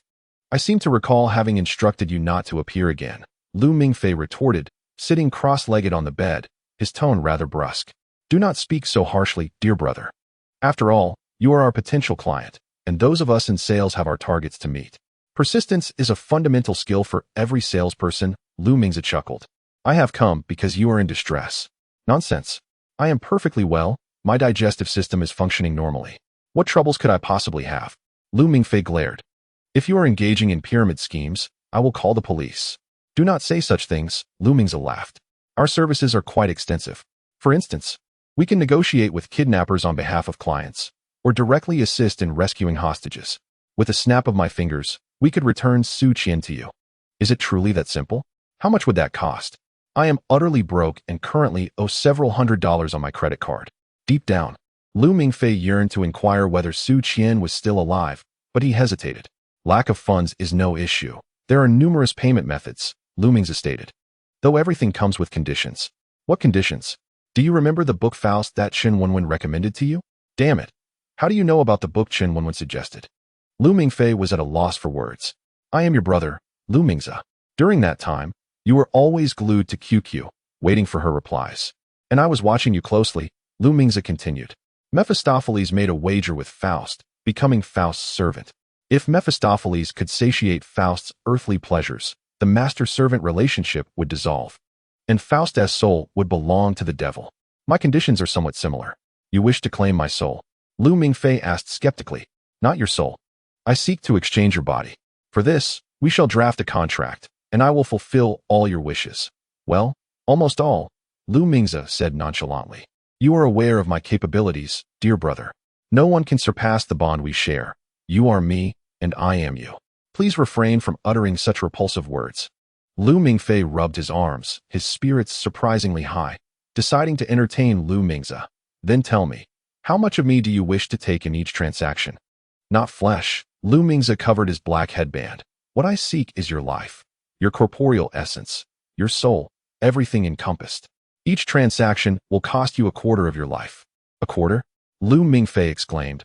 "Are you slaughtering me like a pig? Does that mean after 4 transactions, I shall be no more? Leave now. I will rescue Su Qian myself. If I cannot, then the senior brothers and sisters will assist. I will not engage in any transactions with you, not even once." "You make a valid point, brother," Lu Mingze acknowledged as he nodded in agreement with Lu Mingfei's words. "However, saving Su Qian is truly not worth the expenditure of a quarter of your life. Is it not often said how precious life is? I believe it should at least be a matter of trading with me when facing the Dragon King." "Are you quite conscientious?" Lu Mingfei inquired. "Of course. I am an honest merchant," Lu Mingze replied. "I have come uninvited this time to present you with a newly developed artifact from our company." He produced a small scroll from his pocket and handed it to Lu Mingfei. "What is this?" Lu Mingfei examined the scroll closely. "A spirit summoning scroll? Bingo!" Lu Mingze clapped his hands. "Although you have been back for quite some time, your professional knowledge remains impressively intact. What can this summon?" Lu Mingfei asked. Lu Mingze smiled, deliberately sidestepping the question and instead inquiring, "Brother, do you still have that amulet, the one Itachi Uchiha gifted you?" "Yes, it's in my pocket." "That technique can only summon the deceased," Lu Mingze stated, gazing at Lu Mingfei. "I will urge the author to expedite the updates, but until then, it would be wise not to use it recklessly." "I do not comprehend what you are saying." "All right. I simply wish to suggest that you ponder carefully before employing that technique. Those two are not benign, and they kill without a second thought," Lu Mingze remarked, raising his hands in a gesture of resignation as he stood up. "In this world, the only person who will not harm you is me, brother. Are you leaving?" Lu Mingfei also rose. "Ah, no need to see me off. Salespeople are like that, arriving without a trace and departing without a sound, leaving only promotional cards behind." Lu Mingze waved his hand and, before closing the door, left behind a cryptic remark. "Brother, the prolonged drought here seldom allows rain." The door clicked shut. and Lu Mingfei stood by the entrance, his hands tucked into his pockets. "What are you standing there for? Open the door," came Nono's voice from behind him. "Huh? Is someone knocking?" Lu Mingfei was taken aback, wondering if anyone other than him could hear the sound of Lu Mingze closing the door. Upon opening the door again, he found Caesar and Chu Zihong standing outside. "Have you come to deliver a late-night snack?"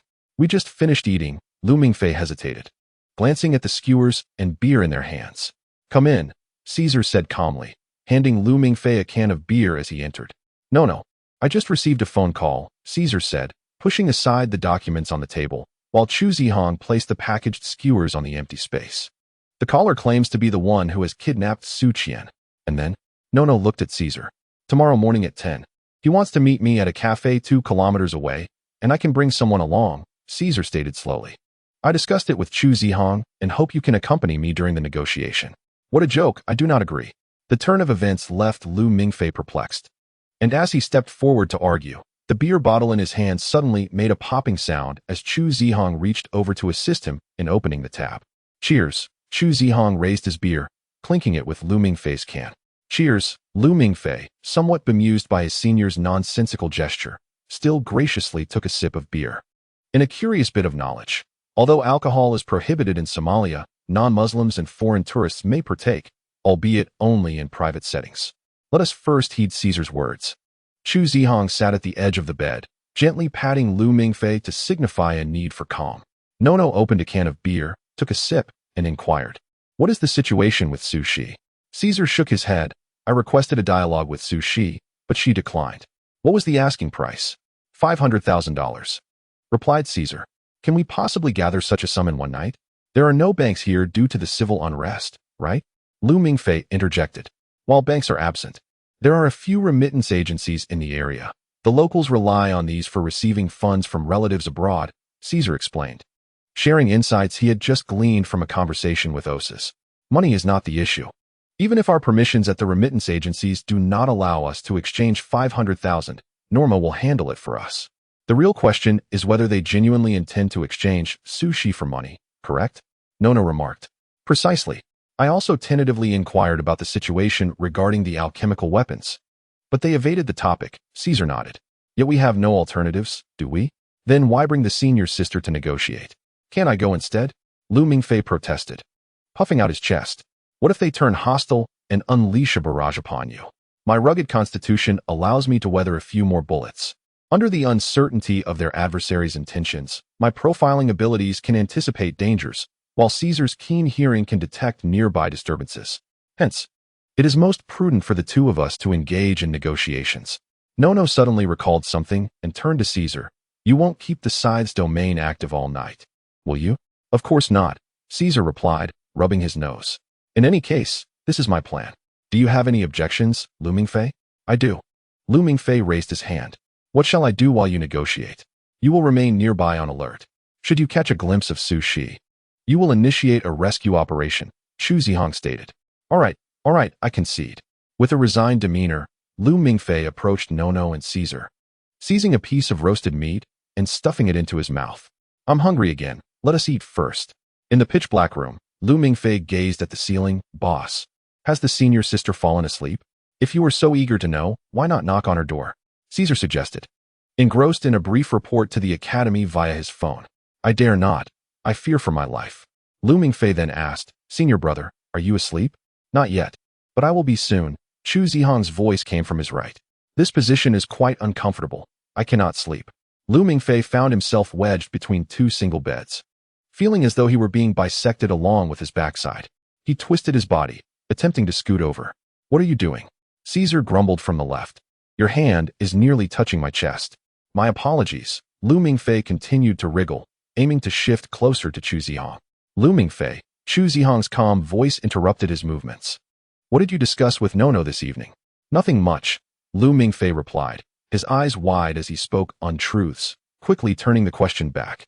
"What do you think of Su Shi?" "What aspect?" Chu Zihong inquired. "All aspects." Lu Mingfei gossiped, workability, character, appearance, and so forth. "Quite good," Chu Zihong replied. "Could you elaborate? Since we're all unable to sleep, why not engage in a conversation?" Lu Mingfei chuckled mischievously. "I heard through campus gossip that you, senior, are planning to make Su Qian your village wife? Did you really think that Lionheart was that kind of organization? Having heard this, Lu Mingfei observed that his senior was impervious to banter, and thus shifted gears. What about you, boss? Is there a girl you fancy? No. The dim glow from the phone screen reflected on Caesar's face. What about in the past? There was someone. Caesar pressed the lock button on his phone and, together with Lu Mingfei, gazed at the ceiling. That was during high school. She is now the fiancée of the third in line to the British throne. Wow. Lu Mingfei exclaimed enthusiastically. What happened afterward? How did you break up? Actually, there's nothing much to it. Just a rather cliched story. Caesar glanced at Lu Mingfei, whose eyes sparkled with curiosity. One day, after we had been together for a while, I suddenly realized I knew her completely. I could predict the next words she would utter, understood her taste in jewelry, and even knew that if she excused herself to go to the restroom during dinner, it was likely to call her butler for a bank transfer, as she always spent every last penny in her account. So that's what you call boredom, is it? Lu Mingfei yawned. Indeed. Once you fully comprehend a person, and when there are no secrets left between you, everything loses its intrigue, Caesar replied casually. I have yet to encounter a girl who piques my interest. I do not know if I will in the future. Have you ever considered marrying her? Chu Zihong, seated the furthest away, inquired. Perhaps, I've forgotten. Suddenly, Caesar heard a deep, heavy breath beside him and frowned. Has he fallen asleep? He dozed off when you mentioned the absence of secrets between the two of you, Chu Zihong remarked. Damn it, I wanted to extract more information from him. It would only be fair, Caesar said with irritation. The Scythians relayed the commotion from the adjacent room. Noa was still awake, judging by the sounds, as she continued to sift through her materials. That night, they consumed beer and grilled meat while deliberating on the strategic plans for the following day. Most of the arrangements were made by him and Nua, while Chu Zihong mostly nodded to signify his attentiveness. Lu Mingfei, on the other hand, was preoccupied with eating and drinking, occasionally offering his rather insignificant opinions. All four felt a twinge of anxiety, as they were unable to receive substantial assistance from the academy and had to rely solely on themselves in the face of armed marauders. If any slip-up occurred, not only would Su Qian be lost, but they would also be jeopardized. In his heart, Caesar had long since resigned himself. He could do without that damned embroidered spring knife and was indifferent to the cultists' intentions. However, he was resolute about rescuing Su Qian and swiftly departing from this wretched city. He believed this was not about humanitarianism or reputation. His relationship with Su Qian was more tenuous compared to the other three. Yet that did not impede his belief that she was a decent girl. After all, a girl who could tolerate someone like Chu Zihong, whom he deemed emotionally inept, could not be too lacking. This embodies the justice of Caesar and Gattuso. Under the cover of night, he meticulously crafted a plan to contravene the principle of subtlety that governs the mixed blood, readying himself to unleash havoc with the Desert Eagle. As soon as Sushi arrives, they will act swiftly to retrieve her, lest the night stretch into a protracted ordeal. The thought processes of these terrorists elude his comprehension, and he harbors no desire to fathom them. Are you confident, Chu Zihong? Caesar inquired. No one responded. It seemed Chu Zihong had succumbed to slumber. Testing. Received, over. Senior brother, it's exceedingly hot on the rooftop. I believe we should employ an umbrella, don't you think? Lu Mingfei refrained from idle chatter on the communication channel. Came the voice of Nono through the wireless earpiece. Oh, understood. Lu Mingfei replied, silencing his microphone, and Chu Zihong followed suit. Adorned in the drab yellow short sleeves procured by Caesar, they lay prone atop a four-story building, peering through binoculars at Caesar and Nono below. Caesar emerged from a money transfer agency, gripping a silver briefcase containing the freshly exchanged sum of $500,000. Goodness. It seems $500,000 in cash is quite hefty, came Caesar's grumbling over the earpiece. The bank card is undoubtedly one of the greatest inventions of our time. Wouldn't you agree? Let us hope the terrorists exhibit a semblance of conscience when paying and consider a discount. Lu Mingfei chimed in. $100,000 would suffice for a year's worth of lavish late-night canteen meals. Such a lack of ambition, Nono remarked. 10 minutes remain. Shall we prepare to enter? Chu Zihong also spoke up, scanning the vicinity with his binoculars. The adversaries have been in the cafe for over 20 minutes, and I see no suspicious individuals in the nearby area. What is your definition of a suspicious individual? Caesar queried. Do not tell me it's someone wielding a firearm. Anyone who gazes towards the cafe more than twice within a minute, Chu Zihong replied. If a firearm makes one suspicious, then the streets are teeming with them. Lu Mingfei, ascertain how many people are currently in the cafe. Nono glanced at her wristwatch. She and Caesar were preparing to enter early. Let me count, just a moment. Lu Mingfei's vantage point afforded him a clear view of the cafe. Strategically situated near the money transfer agency, indicative of the kidnappers' thorough planning. Including the man in the long robe, there were still 15 individuals, excluding the staff. He and Chu Zihong had assumed their positions on the rooftop an hour prior. This group of 15 had arrived at the cafe at 9:40. The only patrons present that morning. Lu Mingfei was tasked with sniping, while Chu Zihong was to monitor the surroundings and promptly report any sighting of the suspected sushi. Caesar, the team leader, issued the final directives. If you confirm the target is sushi, commence the rescue operation without concern for Nono and me. Remember, our sole objective is to ensure sushi's safety, understood? Understood. Lu Mingfei and Chu Zihong responded in unison. The first operation of Team Caesar begins, he whispered, stepping forward to push open the cafe's glass door.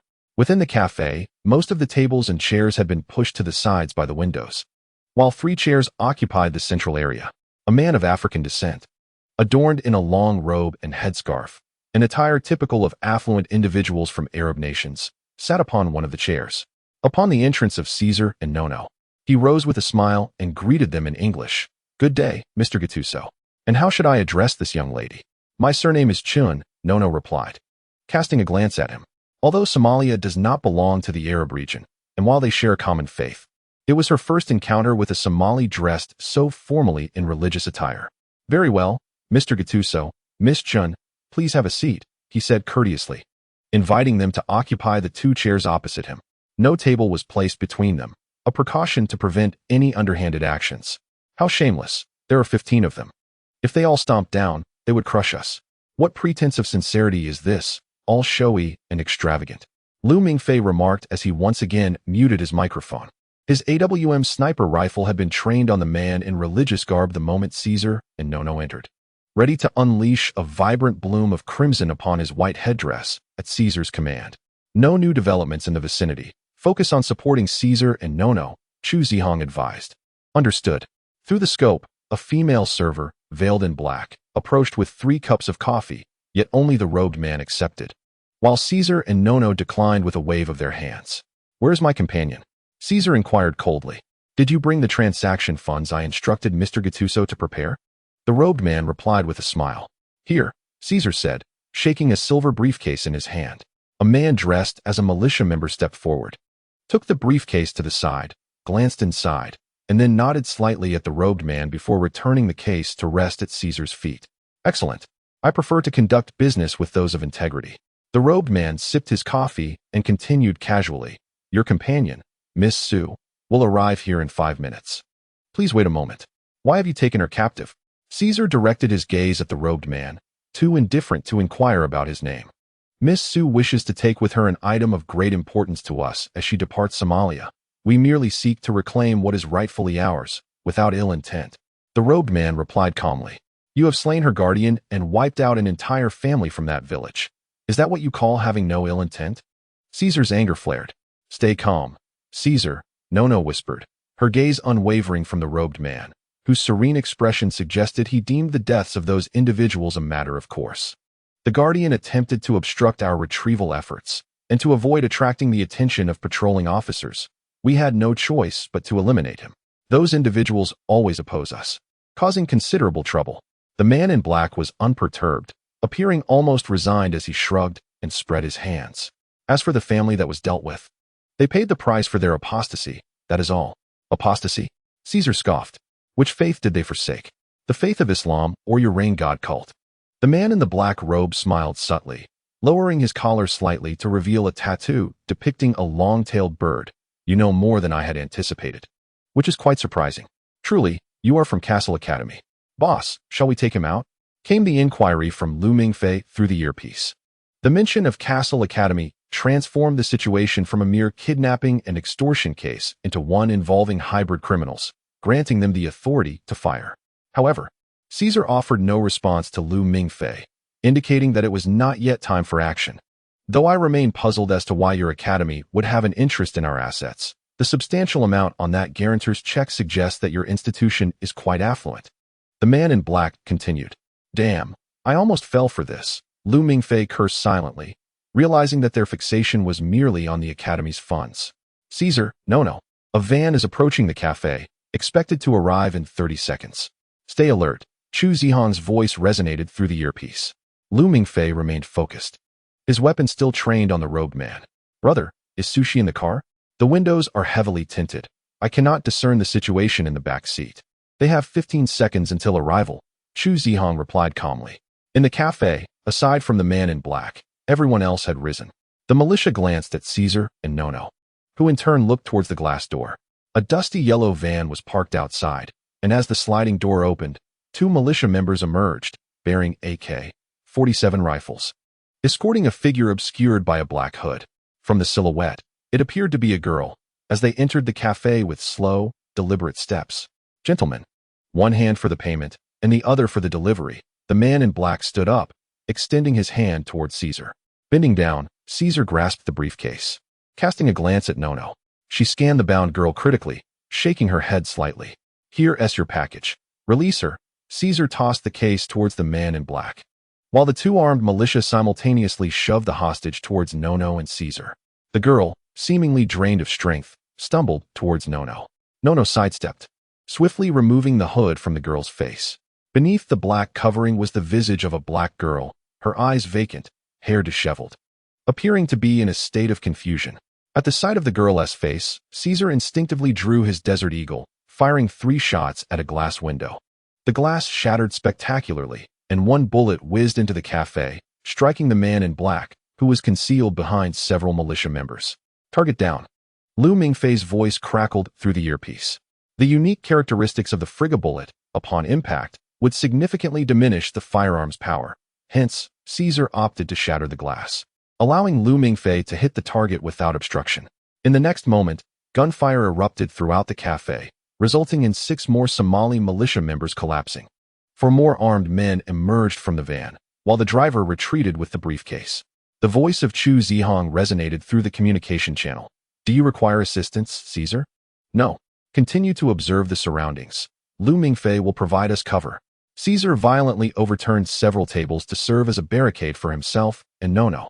Nono, dragging a black girl, squeezed through, her Colt handgun striking down yet another militiaman who dared to peek. Just a few armed civilians. No.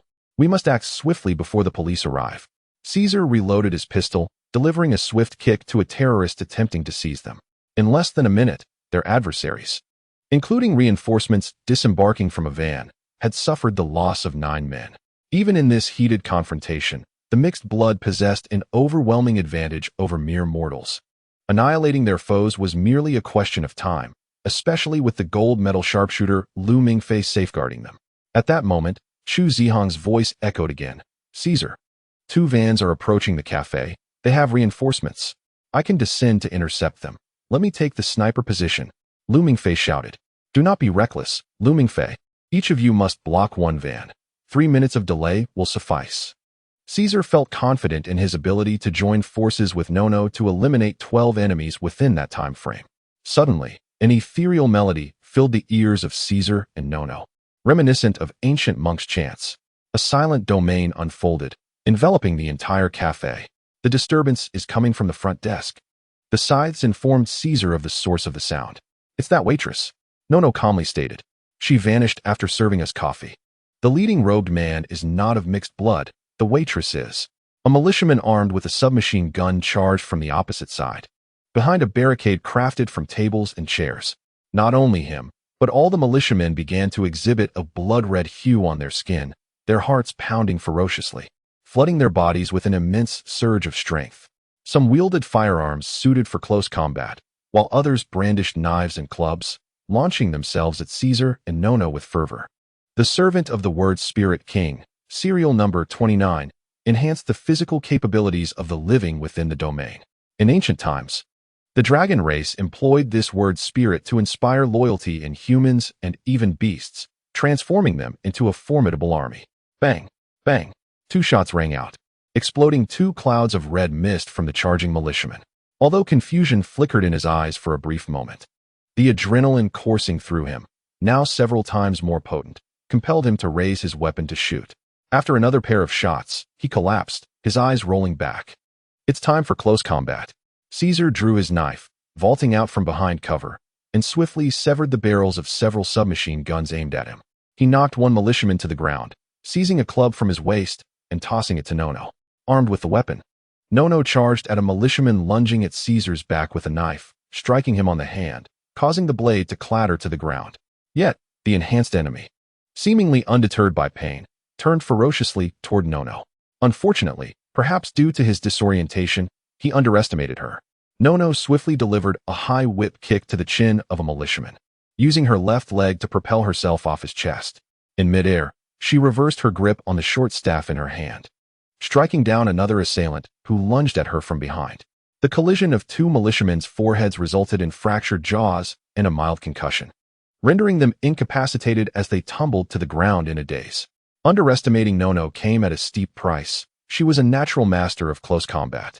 Even without the aid of her linguistic powers, her enhanced perceptive abilities allowed her to effortlessly anticipate her opponent's attack patterns. Coupled with her superior, if not extraordinary, reflexes and remarkable flexibility, she excelled in this brawl-like melee. Though she often lacked diligence in her combat training at the academy, fate seemed to favor certain individuals. For someone like her, adept at reading her opponents and reckless in battle, such skirmishes were merely stages for her performance.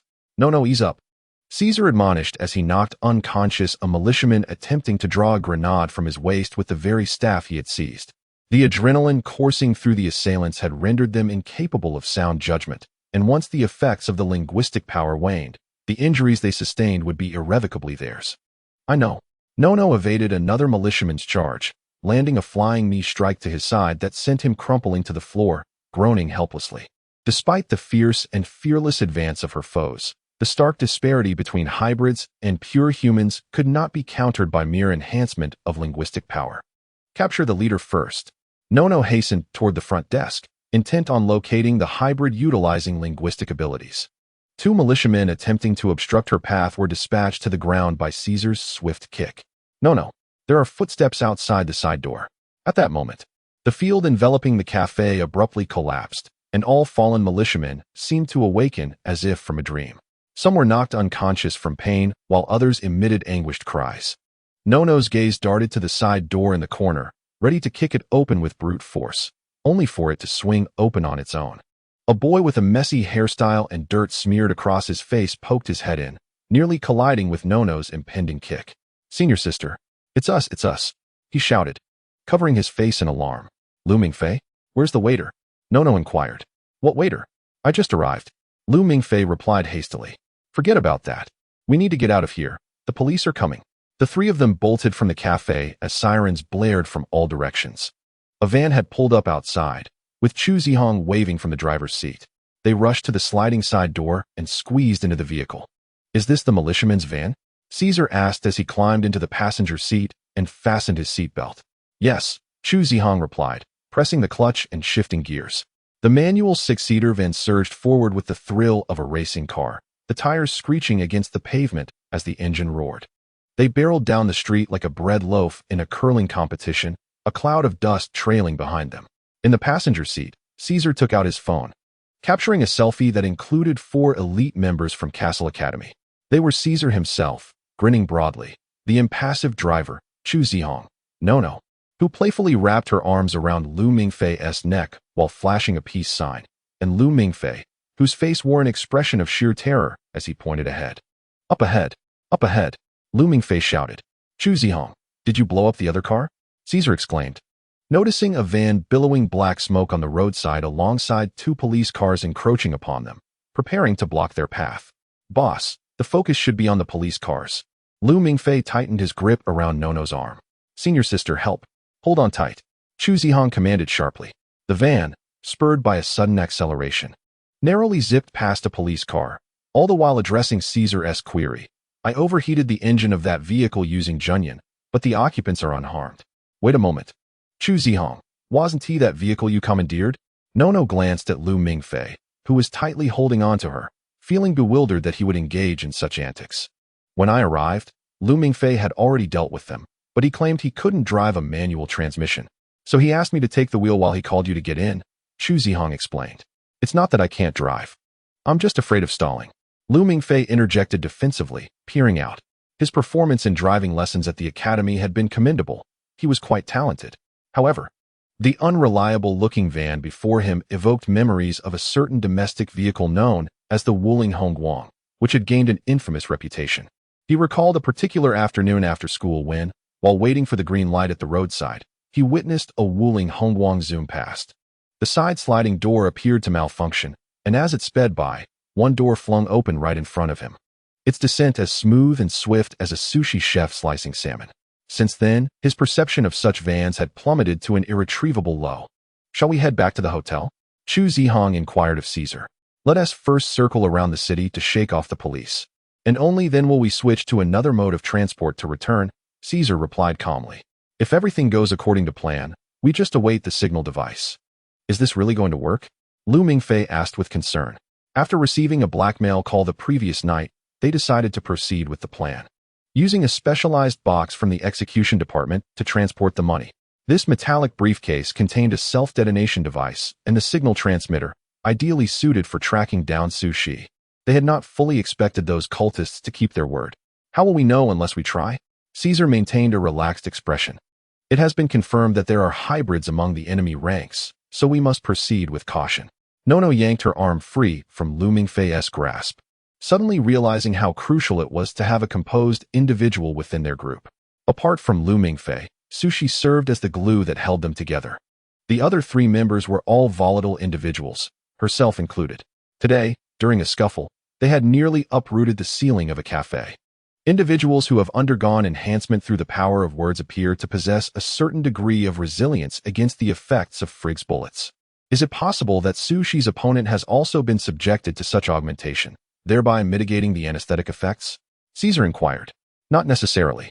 Those imbued with the king's attendant's enhancement often exhibit a notable degree of frenzy, which is a conspicuous characteristic that I believe Sushi would easily discern, Nono responded. Shaking her head.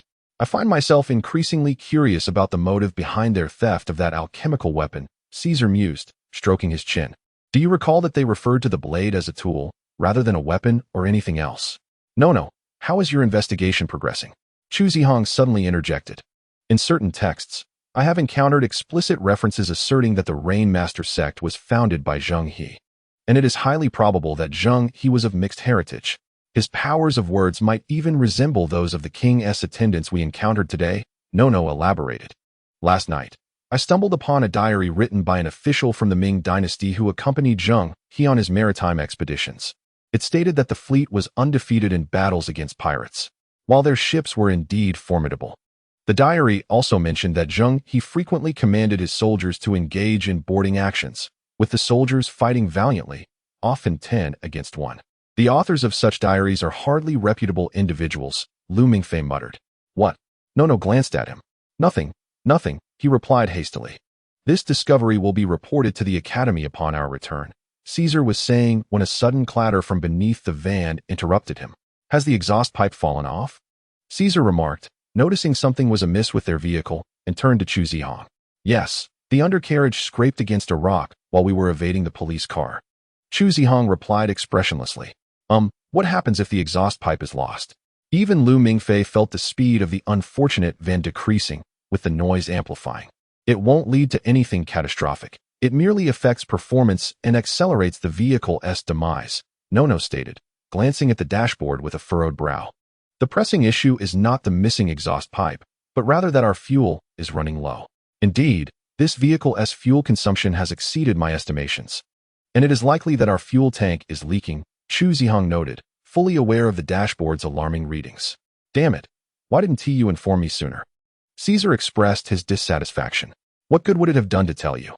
In that situation, we had no time to repair the vehicle, Chu Zihong replied, refusing to back down. Let us not quarrel, Nono interjected. Red is the color that Nono favors. This is my first time riding in such a contraption. It is rather amusing, Nono remarked as she gazed out of the small window in the back seat. The scenery was far from pleasing, merely a collection of yellow-green plants that thrive in arid regions and the remnants of war-torn buildings. They still had 7 kilometers to reach the hotel, but fortunately, the van had accomplished its final mission by evading the Somali police. They were now seated in a red metal tricycle. One might say that fortune favored the four of them, as shortly after the van broke down, they encountered a tricycle. And even more fortuitously, the owner possessed a rudimentary understanding of English, enabling Caesar to purchase the vehicle for $5,000. At first, Caesar felt a bit embarrassed and inquired how he would return home without a vehicle. However, the gentleman waved him off repeatedly, assuring him there was no need for concern, and promptly dashed away, likely fearing they would change their minds. After all, $5,000 was ample to procure a tricycle equipped with dual-zone automatic air conditioning. Once the transportation conundrum was resolved, the driver, Chu Zihong, expressed indifference, stating that any vehicle was manageable for him, as it was not as though he were riding a human-powered tricycle. The issue arose with the rear seating, which could accommodate only two individuals side by side. Thus ensued a rather comical scene. Nono perched on one side, Caesar on the other, while Lu Mingfei found himself seated atop Caesar's lap. To be frank, Chu Zihong proved to be an excellent driver. Despite the dreadful state of the dirt road, he endeavored to maintain a smooth journey on the tricycle. Yet, when confronted with particularly absurd stretches of gravel, the trio in the back still felt the jolts quite acutely. Lu Mingfei, it seems you haven't consumed enough. Your posterior lacks sufficient padding, Caesar remarked, feeling somewhat discomfort by the pressure on his thigh. I've heard a Chinese saying, a larger bottom is advantageous for childbirth. Perhaps you should take it into consideration. This saying, originally used to describe women, suggested that those with larger posteriors would have an easier time giving birth. However, from a medical standpoint, it is rather nonsensical. Nono chuckled and glanced at Lu Mingfei, who was cradling his head with both hands to avoid hitting the roof of the vehicle, resembling someone in a rather comical horse stance. Perhaps it would be better if I rode the bike. If you sat with Chu Zihong, there might be a bit more headroom. It was rare for Caesar to admire Chu Zihong's decisiveness. Before Caesar could react, Chu Zihong had already claimed the driver's seat, leaving the seating arrangement dilemma to the three of them. Forget it. In terms of thigh padding, you're still ahead of me, Lu Mingfei sighed. Before boarding, he had been full of joy, thinking that Nono would surely sit with him, and it would merely be a matter of who would sit on whose lap.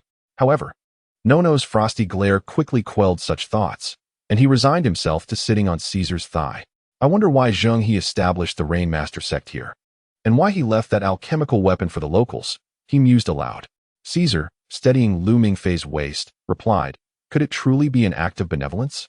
That blade might serve as a sacrificial tool for rain invocation, or perhaps it seals a living essence within. What is a living essence? Lu Mingfei inquired. In simple terms, it refers to a soul sealed within an alchemical object. Souls confined within such alchemical creations are termed living essences, Nono explained. So that blade is alive. Lu Mingfei was taken aback. No, a living essence is merely a definition within alchemy. In reality, the consciousness of the soul has long since vanished. They function more as enhancers for the effects of alchemical tools, Nono patiently clarified. However, this is an ancient alchemical art, nearly lost to time. We are left to ponder whether the people of the Ming dynasty possessed this knowledge, and to what extent their alchemical expertise had developed. The relentless cycles of warfare throughout history have caused many things to fade into obscurity. How romantic, Lu Mingfei remarked, reflecting on the profound loss of knowledge through the ages. Lu Mingfei blurted out nonsensically, where's the romance? Nono inquired. I mean, girls who understand history are quite romantic, Lu Mingfei replied, his smile radiant. You're such a weirdo. Nono cast him a glance, just as one of the rear wheels of their rickshaw suddenly hit a protruding stone, causing everyone to momentarily lift off the seats. Lu Mingfei had it the worst, as his head struck the metal roof with considerable force. Why don't you sit on my lap? I'm not as tall as Caesar, Nono said, suddenly feeling a twinge of compassion. Really? Really? Lu Mingfei's eyes sparkled as he turned to Nono, shifting his position as if to lean toward her. Forget it. Pretend I didn't say anything. We'll be at the hotel in a few kilometers. Just bear with it, Nono chastised, delivering a firm slap to his fidgeting backside. Castle Academy, Principal's office. This is the latest intelligence on the Caesar group. Manstein placed a folder on Angeli's desk. Group member Susie is still missing, but the Caesar group has successfully delivered the briefcase containing the transmitter to the kidnappers. They plan to launch a rescue operation tomorrow morning. Angeli opened the folder and, after perusing its contents, inquired, when can the execution department personnel enter Somalia? Following the standard procedure, It would take at least 2 days at the earliest. But Schneider intends to insert the execution department into a local armed force to stage a military coup as a cover for extracting the Caesar group from Somalia. Manstein's expression soured. This is utterly reckless. If we leave a trace, the Academy's stance will become exceedingly precarious. And the funds required to resolve this situation will be staggering. An armed force? Angeli shook his head. I will discuss this with Schneider shortly. Principal. The board of directors seems unusually composed this time, Manstein remarked, glancing at Angeli. Despite the imminent danger facing Caesar, Frost is surprisingly silent. Angeli chuckled. He is merely suffering in silence. After all, Frost hopes I would arrange a straightforward field task for Caesar to earn some credits. Having faced a setback this time, he naturally has nothing to say. That's because he is still unaware that this opponent involves hybrids, Manstein remarked, scratching his head. Speaking of which, what is your perspective on the speculations regarding Zhang He and Caesar's report? Angeli asked. We are already investigating. There have been prior speculations that Zhang He was a hybrid, yet during his voyages, there seems to be no evidence linking him to the Dragon clan, which is somewhat perplexing. Manstein produced another document summarizing Zhang He's 7 voyages and handed it to Angeli. Angeli took the report and said slowly, I wonder if Zhang He was searching for something worthy of 7 expeditions that required vast financial resources. Are you referring to Zhu Di's nephew, the rumored exiled Jiangwen Emperor Zhu Yunwen? Manstein frowned, his shiny bald head making him appear several years older. There are folk tales suggesting he ingested the elixir of immortality left by the Hongwu Emperor. It seems you are quite knowledgeable about folklore. Perhaps the Academy could establish a course dedicated to the study of such matters, Manstein. Angelique chuckled softly. However, I refer to this from the perspective of mixed heritage. What do you mean? Manstein inquired, gazing at Angelique in surprise. Are they searching for dragons? Angelique nodded. As far as I know, the founding emperor of the Ming dynasty, Zhu Yuanzhang, has been confirmed not to be of mixed lineage. Yet, as an emperor, he possessed a harem of 3,000 beauties. His own heritage does not preclude the possibility of his descendants being of mixed blood. In this light, the identity of Zhu Di's mother remains unverified by historians. Although he claimed to be born of Empress Ma after ascending the throne, scholars generally consider this a fabrication intended to elevate his status, suggesting that his biological mother was someone else. Manstein pondered, so, if we assume that Zhu Yuanzhang was, in fact, a latent carrier of dragon lineage, it is conceivable that one of his concubines was of mixed blood, and from their union, a son named Zhu Di was born. Angelique replied calmly. If your hypothesis is correct, this would indeed be a monumental discovery, potentially prompting the resumption of excavations at the Ming tombs. Professor Manstein rubbed his hands together eagerly. I have always been curious about what treasures lie within those imperial tombs, perhaps an alchemical manuscript or a legendary dragon-slaying weapon. If the Academy were to partake in the excavation project, it would require a substantial allocation of funds. Angelique smiled. Indeed, it might necessitate reallocating resources from other projects, or seeking the board's approval, but it must ensure that they receive sufficient benefits. Manstein continued to chatter, as a faculty member managing finances part-time. This would undoubtedly augment his workload. Let us temporarily redirect our discussion back to Zhang He and that alchemical weapon, Angelique suggested. If Zhu Di is of mixed heritage, as a sovereign, he would undoubtedly be intrigued by all matters pertaining to dragons. Zhang He was likely one of his emissaries dispatched to explore the world in search of dragonkind. The pivotal question now is, what exactly did Zhang He accomplish in Somalia? Or rather, what were his intentions? Angelique paused, pouring green tea into both their cups. From the current circumstances, it appears that Zhang He did not seize anything of particular significance. Rather, he left behind a faith known as the Rainmaster sect and an alchemical weapon. Let us have them submit their findings through photographs to Norma. The students have worked diligently and will likely be sleep-deprived over the next couple of days. The task of literature research can be entrusted to the adults, Angelique remarked, looking at Manstein. Delay the rescue operation by the Caesar team until tomorrow evening. Once Sushi is retrieved, they should immediately withdraw from Somalia, leaving the remainder of the work to the execution department, who have performed admirably thus far. But their adversaries comprise a local armed group, and there are individuals of mixed heritage within their ranks. Manstein hesitated. I believe she could also be entrusted to the execution department for her rescue. No, Angelique interjected firmly. Even if you were to halt Caesar and withdraw the other 3 members of the team, he would still charge into the stronghold of the militants alone, armed only with a Desert Eagle, to rescue Shi single-handedly.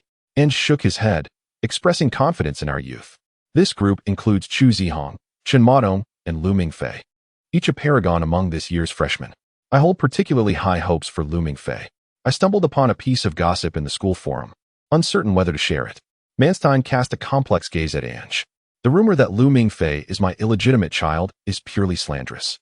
Ange sighed, rubbing his forehead in exasperation. I am aware of the claims regarding Lu Mingfei's abysmal performance in his professional courses, which allegedly falls short of even a C-level student. And his best showing in practical classes barely reaches an A-level standard. I can only say that during my time at Cambridge Theological College, I was far more spirited. A reminiscent look crossed Ange's face. Back then, while I pretentiously read a poetry collection by the Sighing Bridge, I would often see girls in flowing white silk dresses and Oxford-style high heels saunter past, casting coy glances my way. He is nothing like me. I would never merely linger around a pretty girl. A man's gaze should be broader. I am not insinuating that he is my illegitimate son, Manstein. Rise and shine.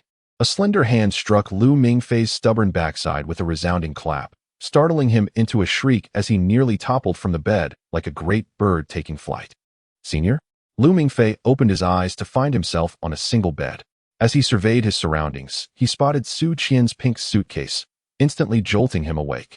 Did I fall asleep in your bed? He exclaimed in alarm. Well, when we returned in the afternoon to report to the academy, you were lazily sprawled on the bed. The moment the call connected, you began to snore, forcing us to report from the adjacent room. Nua tossed off her slippers, half kneeling beside him, the bed creaking beneath them. You slept for a solid 3.5 hours. How did you manage that?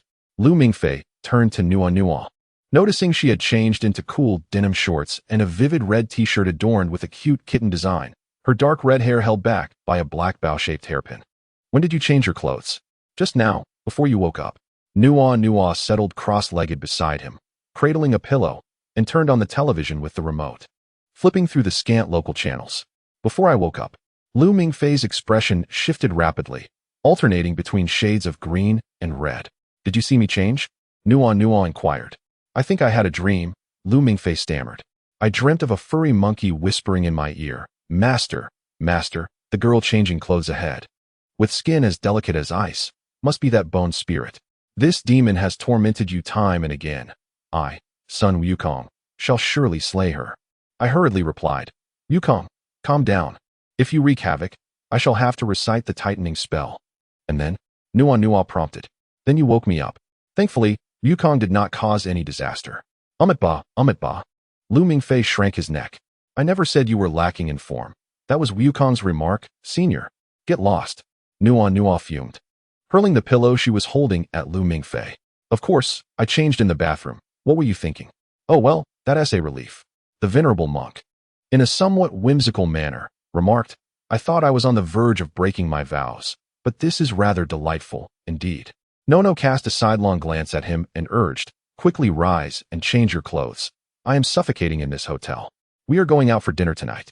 Oh, Lu Mingfei inquired, where shall I change? Naturally, you will return to your own room to change. Where else would you consider? Lu Mingfei returned to room 304, where his belongings were, or rather, this was originally the room he shared with Caesar. However, the occupants had shifted to Chu Zihong and Caesar, and he had become a mere guardian and bystander in the senior sister's quarters. Big brother, what are you studying?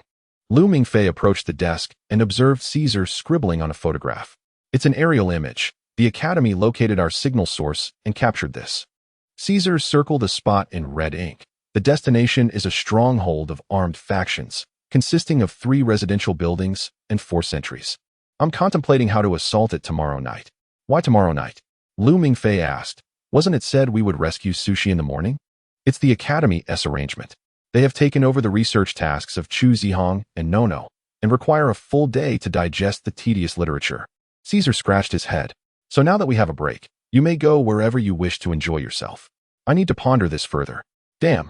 We will be facing at least 70 or 80 armed men tomorrow. Senior brother, will you join us?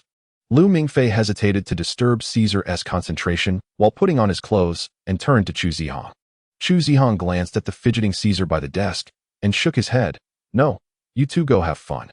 In the streets of Mogadishu, Somalia, night descended, and a few white streetlights illuminated the somewhat desolate roads. This was unmistakably the capital of a nation. Yet the lack of urban infrastructure and the eerie tranquility of the streets at night made it more akin to a county town. Is this the delicious wrap you spoke of yesterday? Nono stood beside a food stall, observing the vendor and the sizzling griddle before him. Indeed, I devoured 5 of them in one sitting last time, Lu Mingfei replied, with a dash of lemon juice. They are tangy and spicy, absolutely delightful. Very well. I shall have one as well. Nono sipped from the camel milk she held. In Mogadishu, camels outnumbered people, though she found camel meat unpalatable. The dairy products were quite agreeable. Boss, 2 wraps, please. Lu Mingfei communicated in Chinese, gesturing with his dollars, knowing the vendor would only comprehend the local language. He relied on sign language for transactions. I wish to see the seaside soon, Nono suddenly announced. Then I will call Osas to borrow a vehicle. Lu Mingfei took out his phone. Their freedom of movement in Mogadishu was largely thanks to Osas providing them with cover. Otherwise, purchasing a wrap would require the company of 4 security personnel, which would be quite uncomfortable for both him and Nono.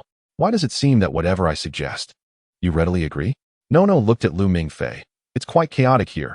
A lone man and woman driving about could easily be robbed. Fear not, if they demand money. We shall simply give it to them. As long as they do not seek to assault us in other ways, we shall be fine. Lu Mingfei casually waved his hand. Of course, I shall heed the senior sister's instructions. How swift indeed. Thank you, boss. With 4 kilometers remaining to the seaside. He hoped that the map provided by Osas was accurate. As he glanced at the map while maneuvering the steering wheel, he noted the pitiful scarcity of streetlights after leaving the urban area. Driving at night here relied solely on the illumination of high beams. Fortunately, this dilapidated vehicle offered little in terms of handling. The 4 tires bounced along the dirt road, causing the girl in the passenger seat to feel drowsy. I'm tired. Nono yawned. Huh, should we turn back? Lu Mingfei eased off the accelerator. Of course not. I mean, I'd like to take a nap now. Wake me when we arrive. Nono curled up, resting her head against Lu Mingfei. All right, sleep then, he replied, as Nono drifted off. Her gentle breathing was soon drowned out by the noise of the air conditioning. This night was meant for open windows, yet here in Mogadishu, rolling down the windows would only invite relentless sand and stray bullets into the car. Suddenly, Lu Mingfei felt a twinge of loneliness. The sporadic glow of streetlights contrasted sharply with the high beams of the car, making him feel like a solitary traveler holding a flashlight in the desert night. Many had embarked on this journey with him, yet ultimately, they all departed, leaving him alone. Reflecting on the road traveled, he realized he had encountered many people. Nono, who intruded into his world on that rainy day at the internet cafe, his brother-in-arms, Chu Zihong, and group leader Yuan Jisheng, with whom he had faced life and death in Hong Kong, the lecherous roommate Finger, and the generous Caesar, who lavishly spent for him.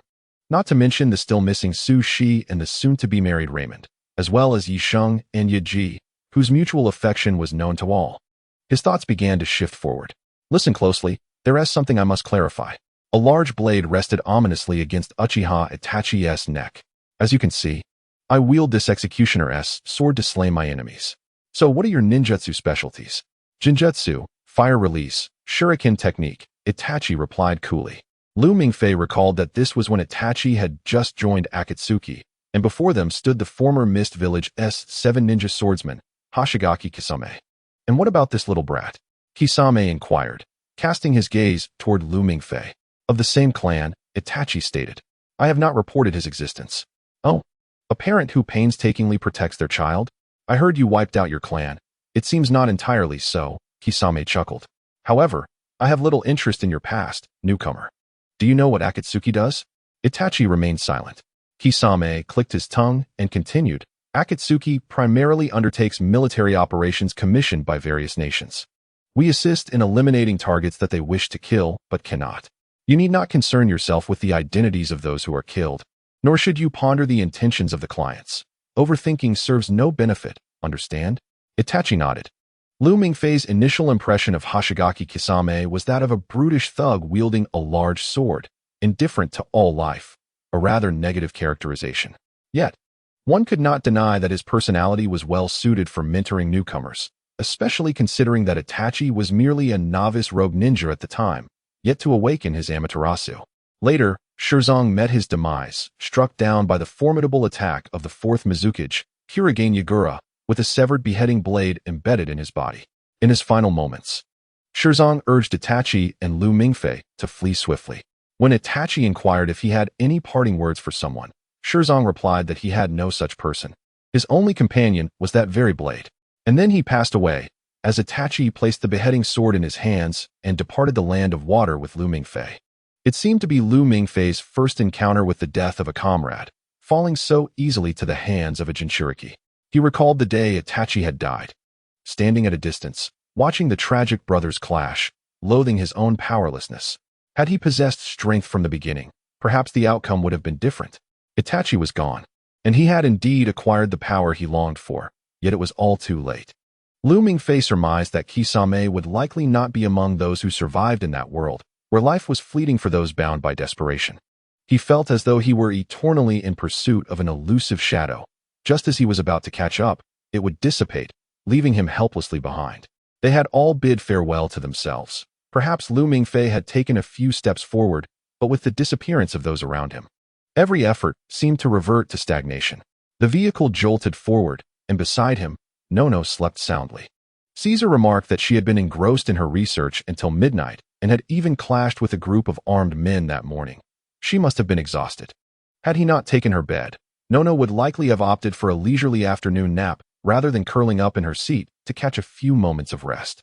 Upon their return, everyone tacitly avoided mentioning Su Qian, for no one dared to shatter the hope that the signal source had instilled in them.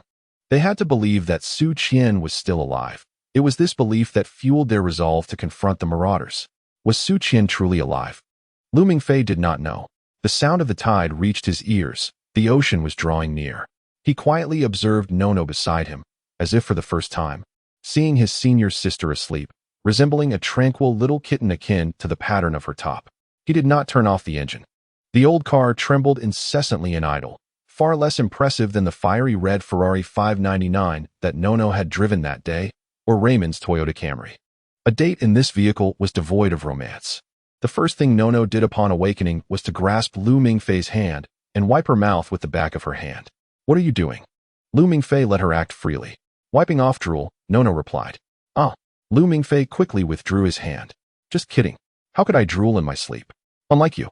Nono squinted at him. "As your senior sister, I am a celestial being, not prone to drooling or flatulence." "Then what does that make me, who drools and farts?" Lu Mingfei asked. "Zhu Beiji," Nono playfully poked his nose. "Though you were mistakenly reborn as a pig, enjoying food and sleep, you've still managed to land a quest to the west while constantly yearning for Sister Chang'e in the Moon Palace. Sister Chang'e could be considered a celestial being, right?" Lu Mingfei gazed at Nono. "You must inquire with the Moon Rabbit, then." Nono opened the car door and said, "Hurry, get out. But remember not to turn off the headlights." They found themselves not on a beach, but at the edge of a moss-covered cliff, where the relentless sound of crashing waves filled their ears. Under the beam of the headlights, they could discern the inky surface of the sea, rocky outcrops, and a few small fishing boats bobbing with the tides. "This was my first time witnessing the ocean at night." Lu Mingfei gazed at the water and murmured, "It's a bit frightening. This is a natural manifestation of humanity's subconscious fear of darkness. Quite normal," Nono replied calmly as she took a few steps forward. Hey. Lu Mingfei hurriedly grasped Nono's hand, only to release it quickly. "There's a sheer cliff ahead. If we fall, it would be disastrous." "I want to see if there are any seashells," Nono muttered. "What?" "I want to collect seashells to make bracelets," Nono explained. "I saw some during my travels to coastal cities, but I believe I could create something far more beautiful. Shall we go down and look for them?" Lu Mingfei rolled up his pant legs. No. It's pitch black down there. I give up." Nono waved her hand, pulling Lu Mingfei back a few steps to the vicinity of the car. She retrieved a picnic blanket from the trunk and spread it out. As two headlights cast their shadows towards the distant horizon of the sea. "There are so many stars," Nono remarked, tilting her head and pointing to a cluster in the starry sky. "Do you know what that is?" Lu Mingfei followed her finger and noticed 7 brilliant stars clustered together, strikingly prominent. "The Big Dipper?" he guessed, in his ignorance. "No," Nono shook her finger. "That is the Pleiades, one of the nearest and brightest open star clusters to us." visible to many inhabitants of the Northern Hemisphere. This is my first time seeing it, Mingfei admitted. He was not the type to look up at the stars while walking, thus he possessed little knowledge of astronomy. It's my first time seeing the Pleiades so clearly as well. Usually, I can only see 6 of the stars. It's likely due to the lack of industrial development here that I can see all 7 today. Nono continued to gaze upward. In Japan, the Pleiades is also referred to as Subaru, a beautiful name. Indeed, Mingfei nodded. If one day the Japanese decide to create a new deity, they could name it Aim no Subaraboshi no Mikoto. It would sound quite grand. What logic follows that? Nono inquired. Aim no Subaraboshi no Mikoto, with aim preceding and Mikoto following, is a term of reverence for deities in Japanese mythology, representing a form of divine personification in language. Ah, you seem quite knowledgeable, Nono observed. Flattery, Mingfei chuckled, thinking to himself that knowledge truly is power, successfully impressing her. I feel like you've improved a bit, Nono suddenly remarked. In what way? Mingfei asked proudly, believing she was complimenting him. In the bewilderment in your eyes, Nono looked at him. The first, second, and third times I met you, you seemed quite lost, always wearing an expression of uncertainty. Mingfei was taken aback and, after a moment of silence, spoke. Sister, tell me, what are we truly striving for in our dragon-slaying endeavors? What do you think it is for? I do not know. He shook his head. I used to believe that I craved power and needed strength, yet when I finally grasped these things, I found myself lost and uncertain of my purpose, caught in a perpetual cycle of confusion. I surmise that this feeling is rather dismal. Nono removed her shoes and wiggled her toes. Thus, I assert that you have merely improved slightly, yet still remain adrift. You have yet to answer me, senior sister. Because I do not know either, Nono replied. I have never contemplated why we slay dragons. It is merely because the Academy expects us to do so. As there are those who require our protection, hence we proceed.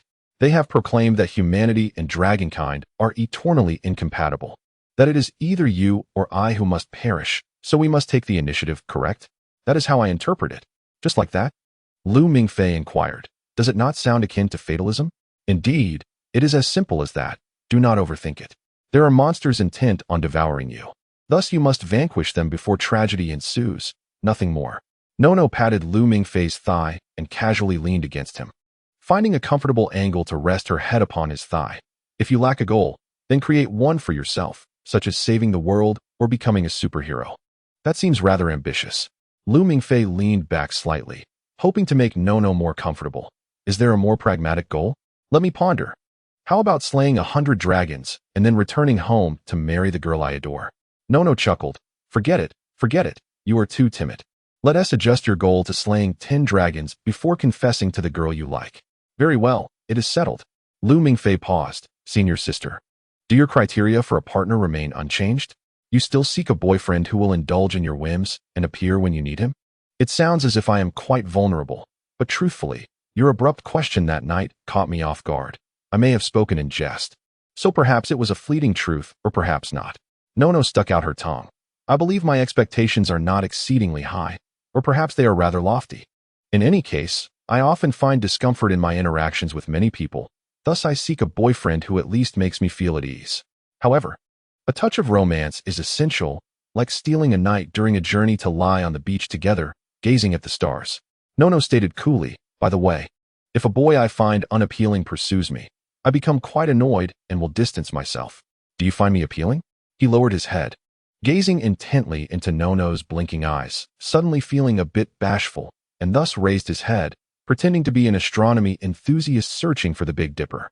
Indeed, I find you appealing. Each time I see you, I feel an overwhelming urge to tease you. Nono grinned mischievously. If I were to have a boyfriend like you, I would surely laugh and tease him from dawn till dusk. Is it during the coldest winter that you treat me to an ice cream cone topped with a frosty sorbet? Mingfei asked. Yes, and afterward, I would bestow upon you a fervent kiss, a delightful juxtaposition of cold and warmth. With a playful smile, Nono pulled Mingfei's head into her embrace, tousling his hair before playfully patting his face, as if admiring a freshly sculpted piece of clay. Senior sister, you may begin pursuing me now, Mingfei. Under the cover of night, a quartet clad in stealth attire silently infiltrated the stronghold of armed militants. They moved like shadows in black, and with a subtle flick of his wrist, The leader dispatched 2 militia armed with AK-47s in the watchtower with a swift whisper, "All done."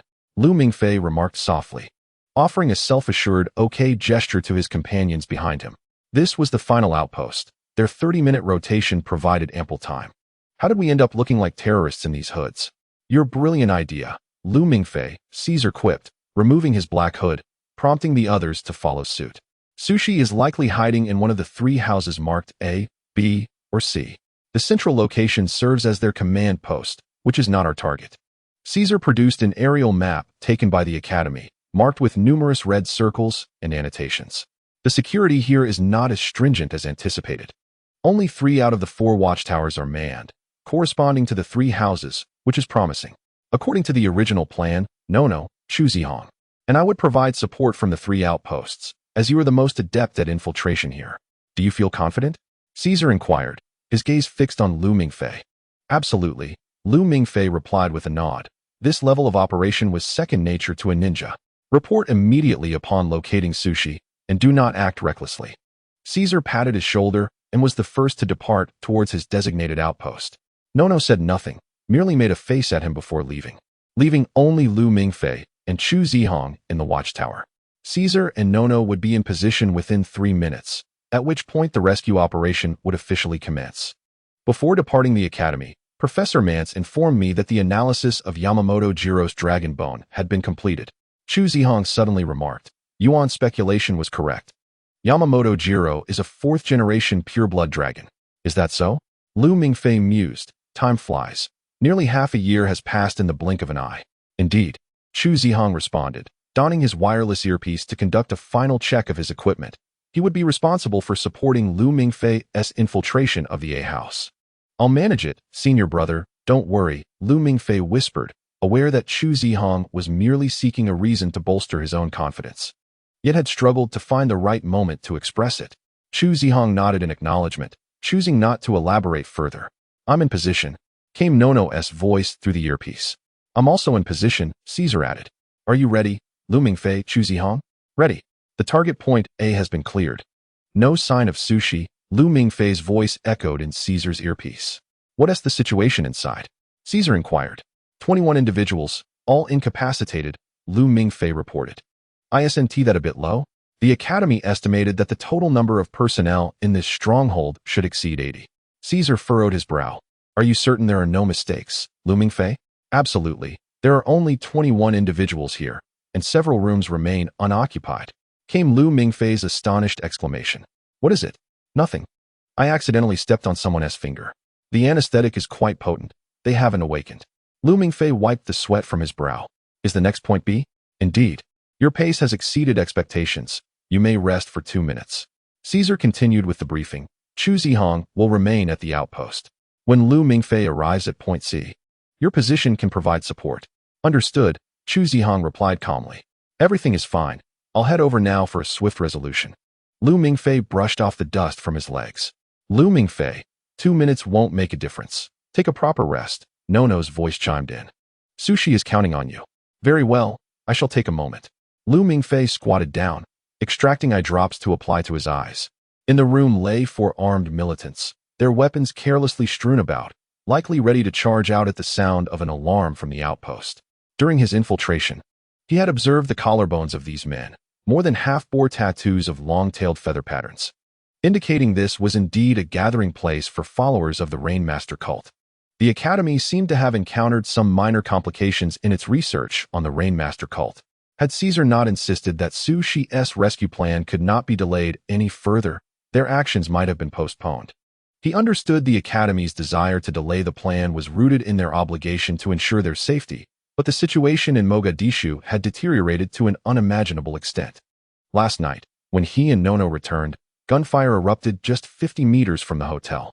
As of this morning, several civilians had reportedly been struck by stray bullets during the militants' crossfire, ultimately succumbing to their injuries. They were out of time. I am preparing to head to point B, Lu Mingfei announced as he bowed slightly and exited the room. Be cautious of any hybrids among the enemy, Caesar advised. Understood. Under the cover of night, Lu Mingfei advanced towards his objective, his steps swift and light. Adorned in black combat gear, he glided forward like a wraith, moving rapidly under the dim illumination. I am the wandering spirit of the street, and you are the one who senses my presence. Inappropriately, Mingfei suddenly recalled this rather romantic phrase. Upon clearing Point B, he discovered a total of 22 individuals, yet still no sign of Su Shi. Mingfei's voice resonated once more through the earpieces of the team. It seems our luck is not on our side. Caesar, half crouched behind the cover of the outpost, lit a cigar, the glowing ember flickering like fireflies in the night. Nono and Chu Zihong are prepared to support Mingfei. Let him rest for now. Once we reach Point C, we will rendezvous at the entrance. Understood, Nono replied. While Chu Zihong remained silent, Caesar had grown accustomed to Chu's demeanor. He would either acknowledge with a word or silently nod, regardless of whether one noticed.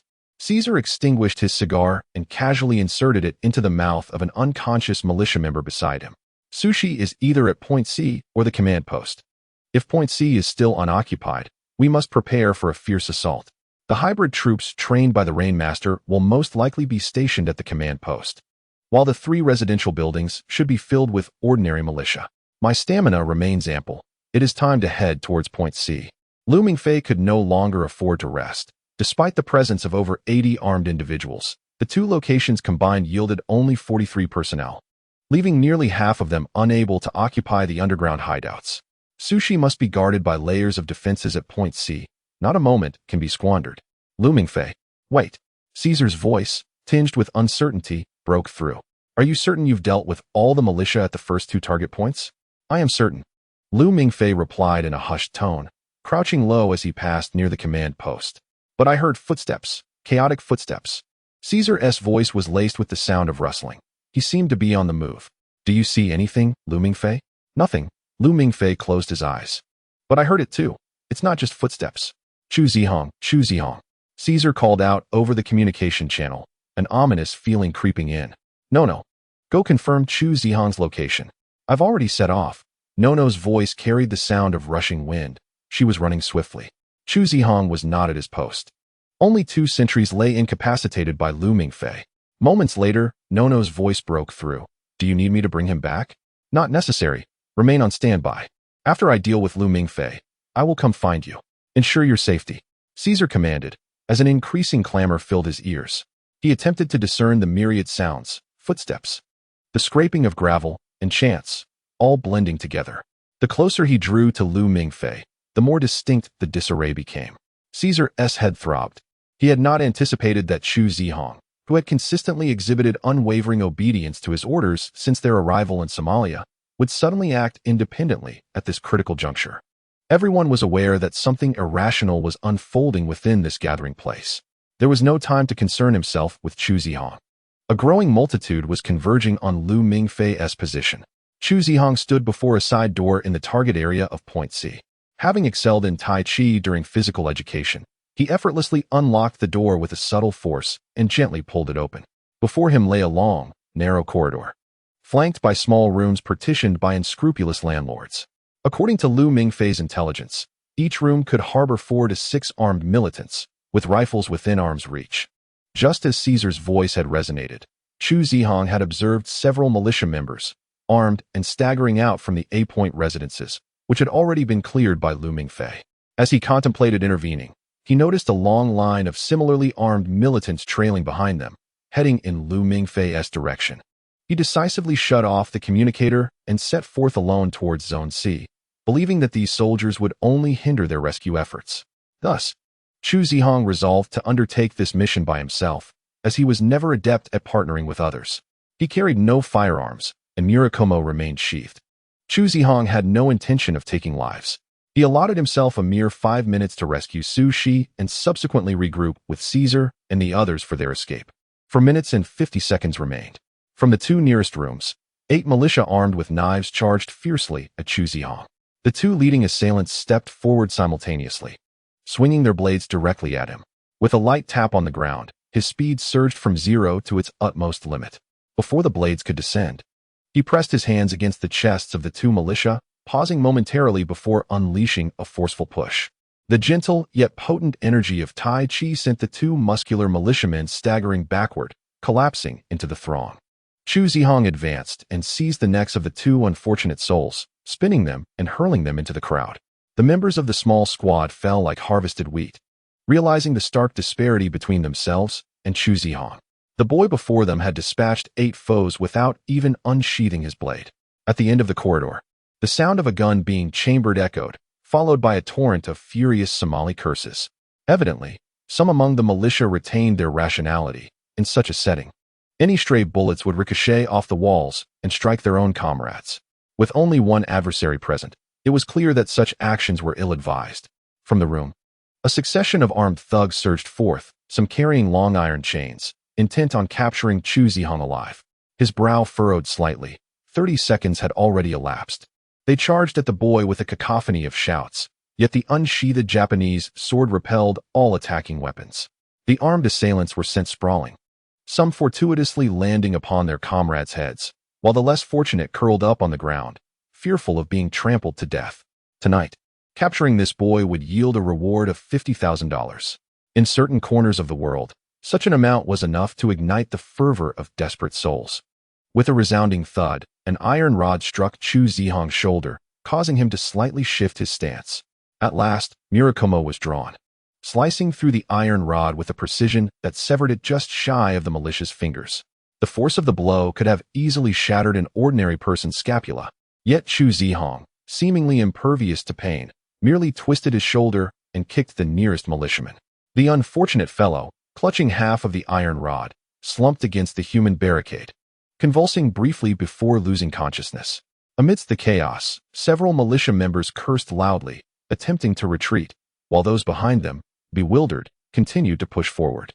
Only a handful of the most belligerent individuals in the front row comprehended the unfolding events. The moment that iron rod struck the boy's shoulder, it bent as if it had encountered an immovable force. In the fleeting instant when the blade glinted with a cold light, they simultaneously beheld a pair of blinding golden eyes ignite. Under the gaze of those eyes, the hearts of the militia seemed to be gripped by an unseen hand. And if they did not retreat, their hearts could very well be crushed by the overwhelming pressure in the next heartbeat. The source of this turmoil was none other than Chu Zihong's blood explosion. This was a technique that instantaneously elevated the purity of one's lineage through spiritual means, a closely guarded secret among certain hybrid families before the industrial era, allowing them to harness powers akin to those of pure-blooded dragonkin while inhabiting hybrid bodies.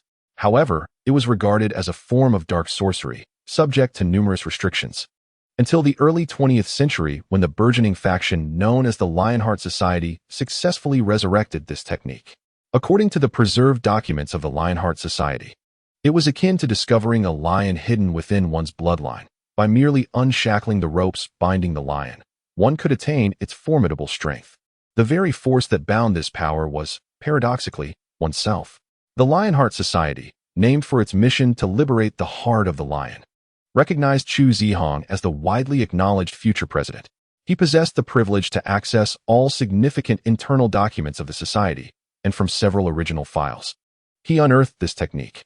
Although the documents were incomplete, evidently someone had extracted the most crucial portions, but Chu Zihong still managed to reconstruct the technique from the scattered clues. With the assistance of his closest ally, Su Shi, those who once attempted to obliterate this information underestimated Chu Zihong's vengeful spirit. He was willing to plunge into the abyss to acquire the strength he sought. An unprecedented and fervent desire for slaughter surged within him. This marked his inaugural use of the blood explosion technique. Time remained for minutes. The transformation within Chu Zihong following the blood explosion was akin to a rebirth. His blood flowed through his veins like a mighty river released from the grip of winter's frost, each cell exuberantly inhaling with the vigor of spring buds. An inexhaustible power coursed silently along his muscles and meridians. He gazed calmly at the militia before him, perceiving a tapestry of fear, excitement, and greed reflected in their eyes. Yet his expression remained impassive, for before him stood nothing more than mere ants. If a deity were to survey the world, would it truly fixate on each passerby? Just as a child crouches by the roots of a tree, observing a bustling colony of ants, prodding the anthill with a stick, yet never truly focusing on any individual ant. He held no interest in exterminating these ants, nor did he regard their existence with any weight. The blade of Murakumo sliced through the air, severing the weapons hurled at him one by one. The militia shouted fervently in Somali. Chaos erupted within the throng, Perhaps the allure of the substantial bounty proved too enticing, or perhaps the delinquents pressed forward in relentless waves towards him. Yet, without exception, they met the same fate, disarmed by Chu Zihong and sent sprawling back into the crowd, their fates uncertain. The distinct metallic sound of a pistol being chambered echoed once more, indicating that the frenzied militia had come to realize the gravity of the situation. The cold steel weapons posed no threat to the boy, and the safety of their companions seemed to pale in comparison to the adrenaline surging within them. Chu Zihong's eyelid twitched slightly. He was not inclined to afford these deranged, armed men any opportunity. Before the two gun-wielding thugs stood the figure of Chu Zihong, his hands transformed by the surge of dragon blood, his bones protruding, and a fine layer of iron-blue scales enveloping his hands, with sharp claws extending over his fingertips. A crisp crack resonated as the wrists of the assailants broke under the strain, while the militia behind them, brandishing iron chains, swung them viciously towards Chu Zihong, aiming to shatter his sternum and kneecaps. Chu Zihong did not evade. Instead, he seized all the chains from above, intending to pull the nefarious militia towards him. Suddenly, a pinpoint of light illuminated the dim corridor, rapidly expanding under the influence of fire elements, enveloping the entire passage in a sphere reminiscent of a miniature sun. The militia near the light emitted pained wails, covering their eyes and collapsing to the ground in agony. The last scene that appeared before Chu Zihong's eyes was that of a black man clad in a white robe, his arm raised high, cradling a brilliant source of light in his palm. In the next moment, all Chu Zihong could perceive was a blinding whiteness. The intense radiance temporarily robbed him of his sight, compelling any creature with functional eyesight to instinctively shut their eyes against such brightness. Inappropriately, Chu Zihong recalled a story Raymond had shared with him and Lu Mingfei from an introductory textbook on the linguistics of sound, concerning a mixed-race pastor in Texas who had once deceived others using this very art. Although he could only produce a light sphere less than a foot in diameter, he claimed to be the reincarnation of Jesus, positioning the sphere behind his head. If Jesus were indeed black, then this young man in the white robe could easily be considered a figure akin to the Holy Father. As the light began to shift, the cries of anguish in the vicinity were selectively ignored by the man in white. His focus remained solely on the boy standing defiantly at the end of the corridor, whose peculiar ashen skin set off alarm bells in his mind. He was unaware of the boy's identity, nor of his own, but he instinctively recognized their kinship. This was the first time he had encountered someone who could stand resolutely within his own sphere of influence. Since awakening to this ability, his worth had surged. For no leader of a rebellious faction would wish for anything less than to possess a living beacon among their ranks. Gripping his dagger with the blade reversed, he accepted the harsh reality of this cursed place. Age, race, and faith mattered little, as long as their positions were opposed. His dagger would unhesitatingly pierce the heart of the adversary. However, since this boy could be exchanged for a bounty, he resolved to spare the boy's life, opting instead to sever his tendons with his blade, which would suffice. The figure clad in white moved with increasing urgency, when suddenly, an unfamiliar chant resonated in his ears. The ferocious domain of fire elements swiftly suppressed the glimmer of light in his other hand. A surge of heat was unleashed in the confined space, causing the temperature to soar to nearly 80 degrees within mere fractions of a second. The unpaved earthen path within the dwelling shimmered with the mirage of heat waves typical of desert regions. In an instant, the corridor fell silent. The cries of the militia faded away, as the sudden heat rendered their bodies unresponsive, their temperatures spiking above 40 degrees, causing their brains to momentarily cease functioning. The Lord of Words, Jun Yen, unfurled his domain. A cold, glimmering katana was poised threateningly at the throat of the figure in white. The boy had approached his side unnoticed, and with eyes closed, he slowly spoke. The blazing sun I have witnessed outshines yours by a great margin. With a swift, decisive strike of his hand, the figure in white collapsed, unconscious, his dagger clattering to the ground at Chu Zihong's feet. Chu Zihong crushed the short blade beneath his foot and reopened his golden eyes, now ablaze with flames, advancing with deliberate steps. The air was thick with the scent of burning and a faint metallic tang of blood. Chu Zihong chose not to retract Jun Yan's domain, for their pre-battle assessment had proven flawed.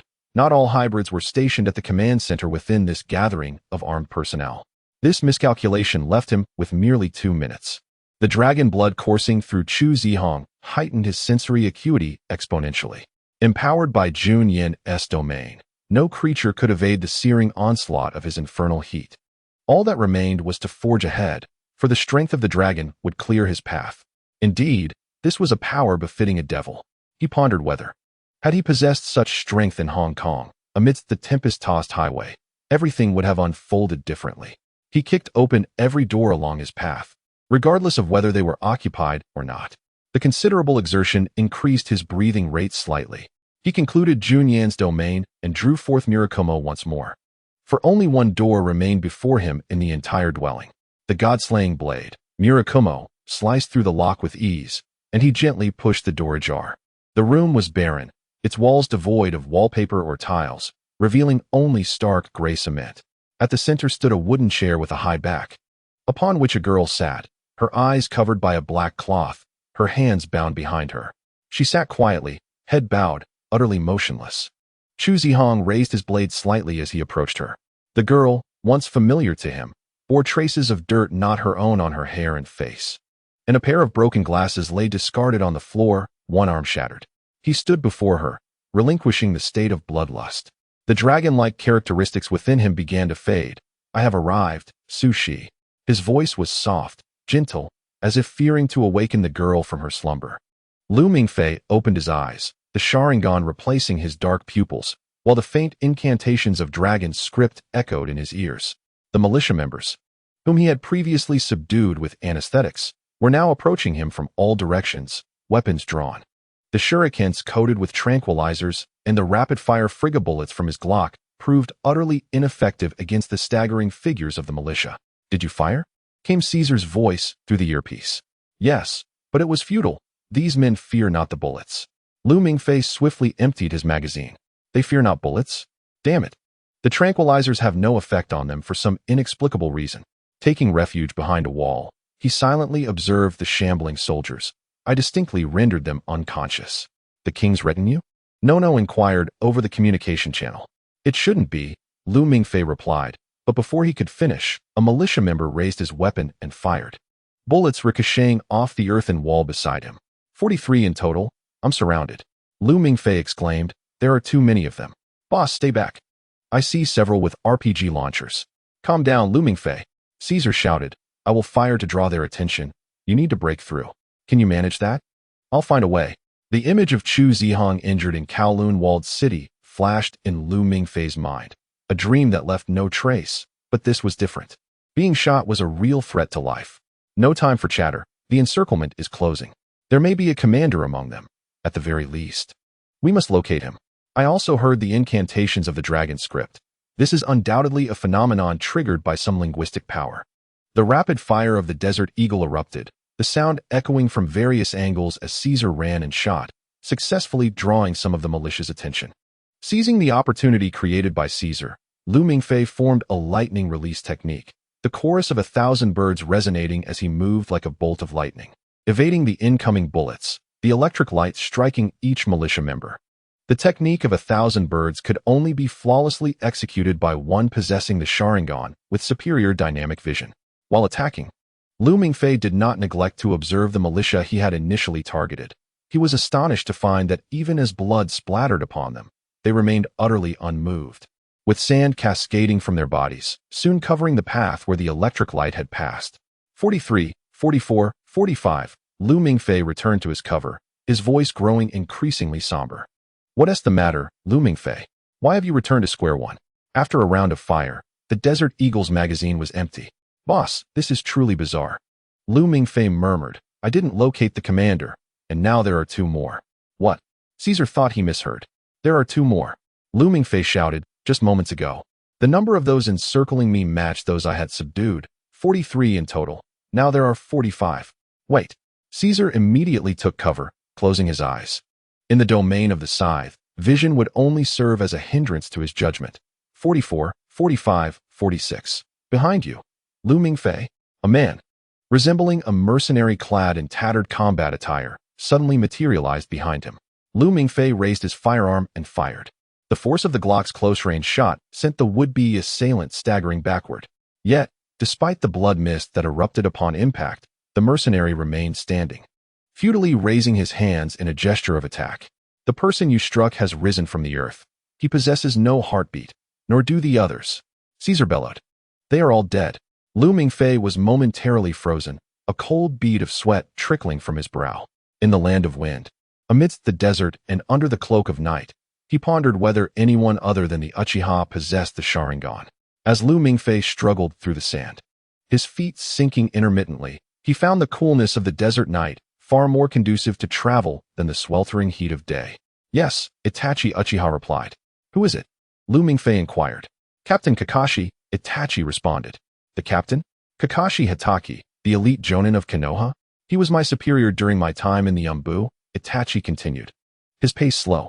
Before his demise, a friend entrusted his Sharingan to Kakashi.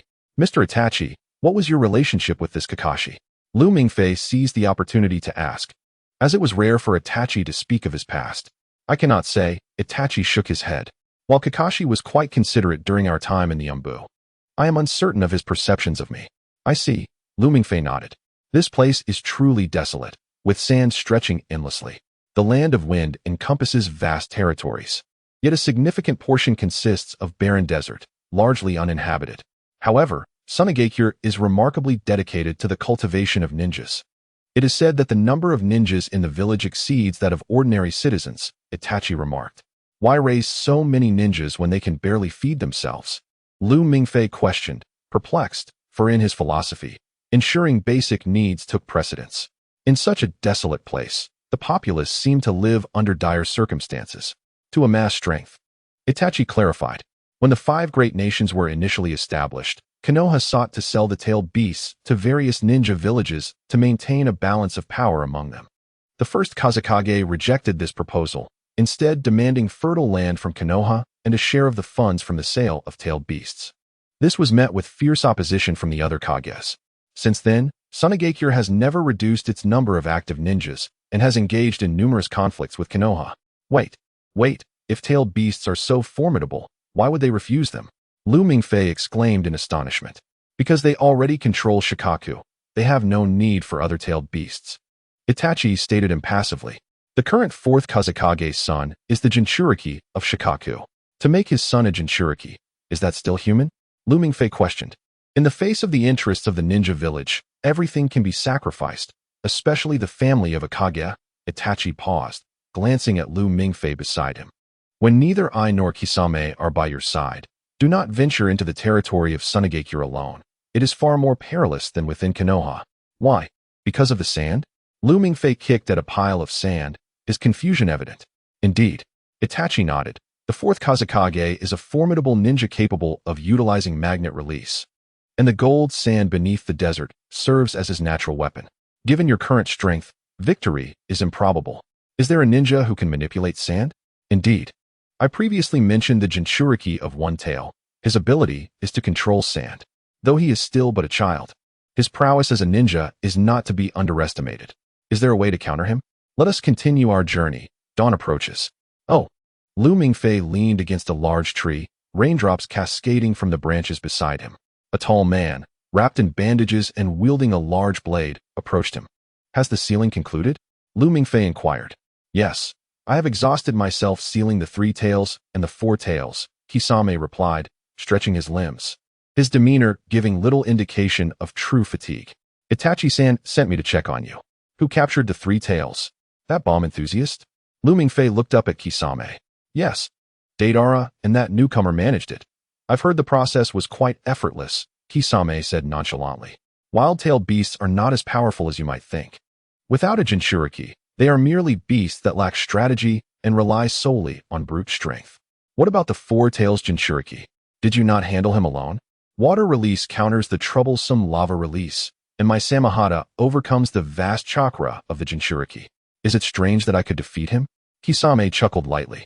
So, would you like to learn my ninjutsu? You are only proficient in lightning and fire release, and expanding your tactical repertoire is always beneficial. I'll pass. The hand seals for water release are too intricate and cumbersome to memorize. Lu Mingfei waved his hand dismissively. Why has it been raining so often lately? I enjoy rainy days, Kisame remarked, looking up as the rain intensified, creating a curtain of droplets that enveloped the 2 beneath the tree. I do not. Lu Mingfei shook his head and stepped into the downpour. It feels as though one is attending a funeral. Forget the Academy's damned no-harm regulations. Use that technique of yours to attack him. Caesar's roar through the earpiece jolted Lu Mingfei back to reality. The commander of this militia is a hybrid. We must find a way to break the incantation. If these dead leave this place, the secrets of the Dragon Clan will be exposed. Lu Mingfei gazed at the mercenary man not far away and realized that the mercenary's lips were cracked and his cheeks devoid of color. Caesar was correct. This man, with his vacant eyes, had long since crossed over to the realm of the dead. Having perished in the enduring heat of Mogadishu, his body bore no signs of decay, indicating he had likely sought to profit from the chaos in Somalia. Yet his choice of targets was poor. Cultists had slain him and buried him. Recognizing that even in death, he still held potential value, Lu Mingfei's electrified right hand pierced through the heart that had long ceased to beat. The desiccated blood on the corpse had already seeped into the earth, leaving a hollow wound that was swiftly covered by sand blown in from an unknown source. How did it go? Caesar inquired. I used Chidori to obliterate his heart. It was futile. Lu Mingfei delivered a swift kick that sent the mercenary flying, the lifeless man soaring through the air like a frayed kite before shakily rising once more and approaching him. The sand, a manifestation of the hybrid's power, was under his control. Those men had not truly awakened, for the militia was being manipulated by this linguistic spell, compelled to attack by the very sand that cloaked them. The cacophony of gunfire erupted around him, and the nearby earthen wall reverberated with a series of dull thuds. Killing would not resolve the issue, as the deceased could rise again, their severed limbs mended by the sand. This linguistic spell was rather overpowering. Lu Mingfei, retreat, Caesar suddenly declared. What? Lu Mingfei thought he had misheard. What about brother and Su Qian? I will seek them out. You must immediately extricate yourself from the encirclement and flee with Nono. Leave the rest to me, Caesar replied slowly. It is my responsibility. I underestimated the capabilities of these cultists from the very beginning. This situation has been a trap since Su Qian was captured, yet we fell into it. Now, I shall assume the responsibility of the leader. You have performed admirably. The rest is on me. Suddenly, Caesar's voice in the earpiece was interrupted by a crackling static, creating an uncomfortable sensation, but fortunately, the disturbance soon subsided. Hello, testing.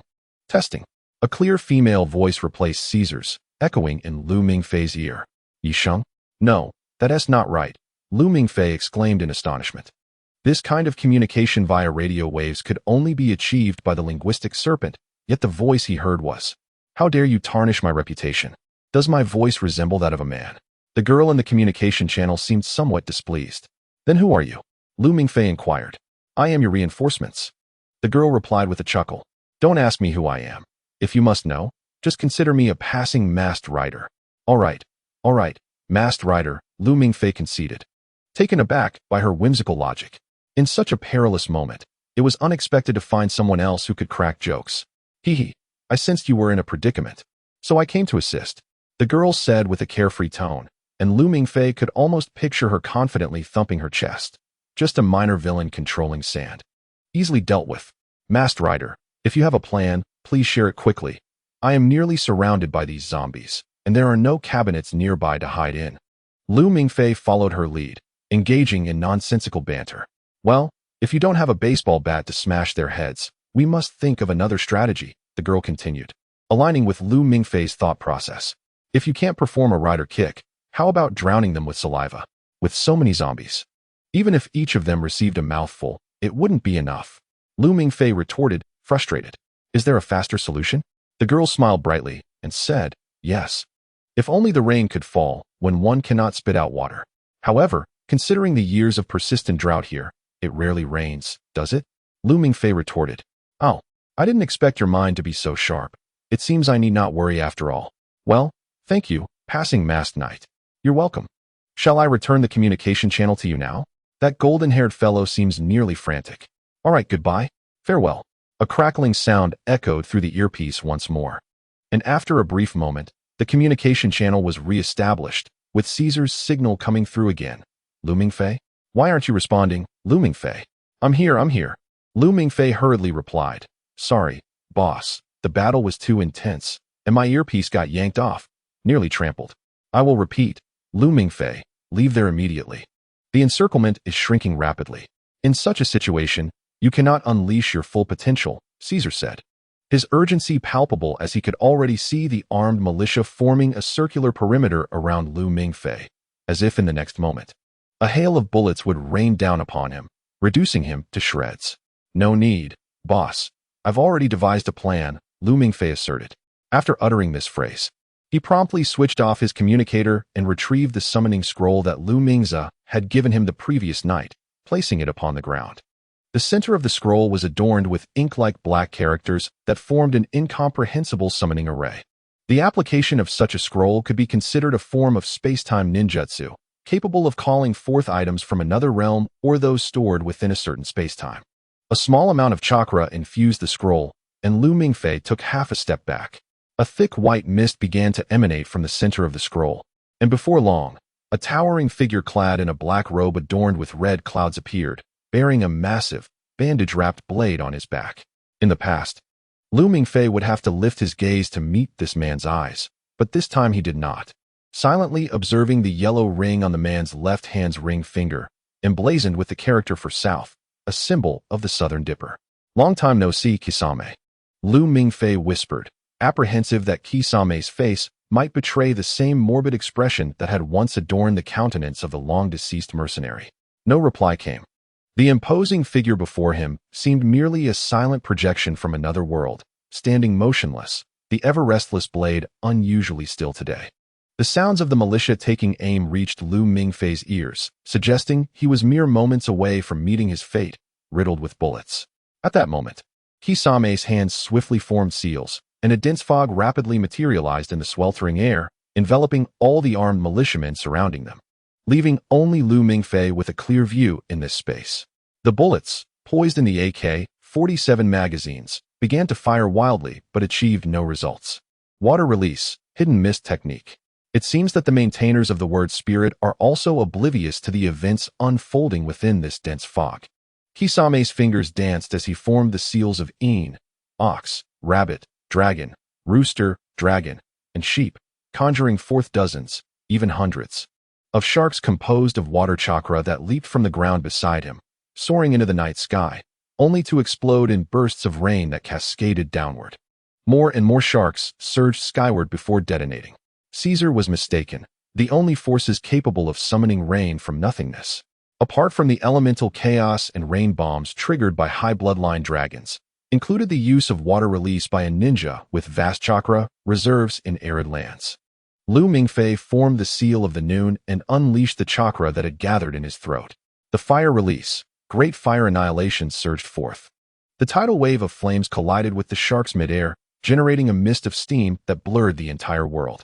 A deluge of rain, accompanied by thick fog, drenched every militia member manipulated by the word spirit. The sand and dirt clinging to their bodies slowly washed away under the relentless assault of the rain, as if they were unfortunate souls succumbing to drowning. The militia flailed their limbs in frantic motions, regaining control of their bodies, and then collapsed onto the waterlogged earth. Their wounds, carved by the thousand birds, began to bleed profusely, filling the air with cries of anguish. The few bodies that should have ascended to the heavens fell heavily to the ground, concluding a mission that was never theirs to bear. At this moment, the living mourned while the dead found peace. Kisame. Lu Mingfei approached Kisame with measured steps. The battle had lost its suspense. The remaining time was allotted to those whose fates were yet to be fulfilled. "Are you doing well there? I mean, did Akatsuki assign you a new partner?" Lu Mingfei, with a hint of excitement, lifted his gaze, pleasantly surprised to see that Kisame bore no terrifying features of the deceased.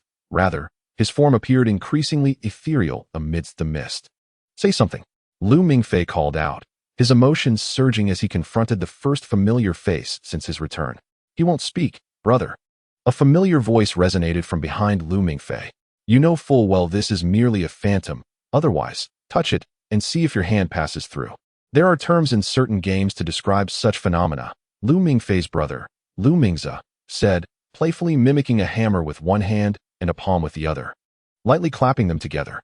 "Ah, I remember now. Clipping. This is not a game, Lu Mingze." Lu Mingfei did not turn around. He remained fixated on Kisame's apparition, having already realized it when he observed the raindrops falling upon Kisame without dispersing. "I merely thought it would be easier for you to accept the comparison to a game." Lu Mingze chuckled lightly. "Brother, how do you find our company's new product?" How is it accomplished? Lu Mingfei inquired. The principle is quite simple. It merely involves a pre-sealed summoning scroll with ninjutsu. Itachi Uchiha is quite adept at this technique. Did you not learn anything from him? Lu Mingfei shrugged.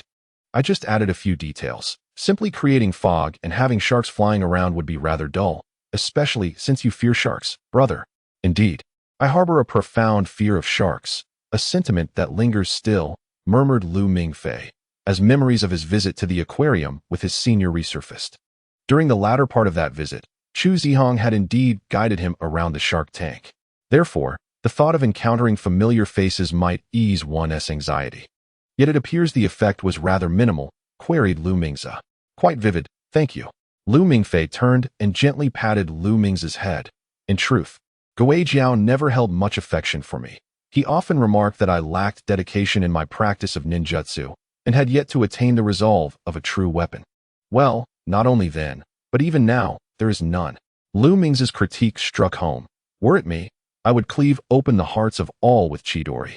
Perhaps the practitioner lies concealed within, masquerading as a zombie, an unintentional success. Perhaps so. Lu Mingfei sat cross-legged, quietly observing the motionless Gui Jiao. The time has come to bid farewell, brother. Lu Mingfei approached, squatting beside the damp scroll, gazing at Lu Mingfei. Your task remains unfinished. Do not indulge in distractions. What are you speaking of? What remains unfinished? Lu Mingfei turned to survey the fallen militia around him, inquiring with confusion.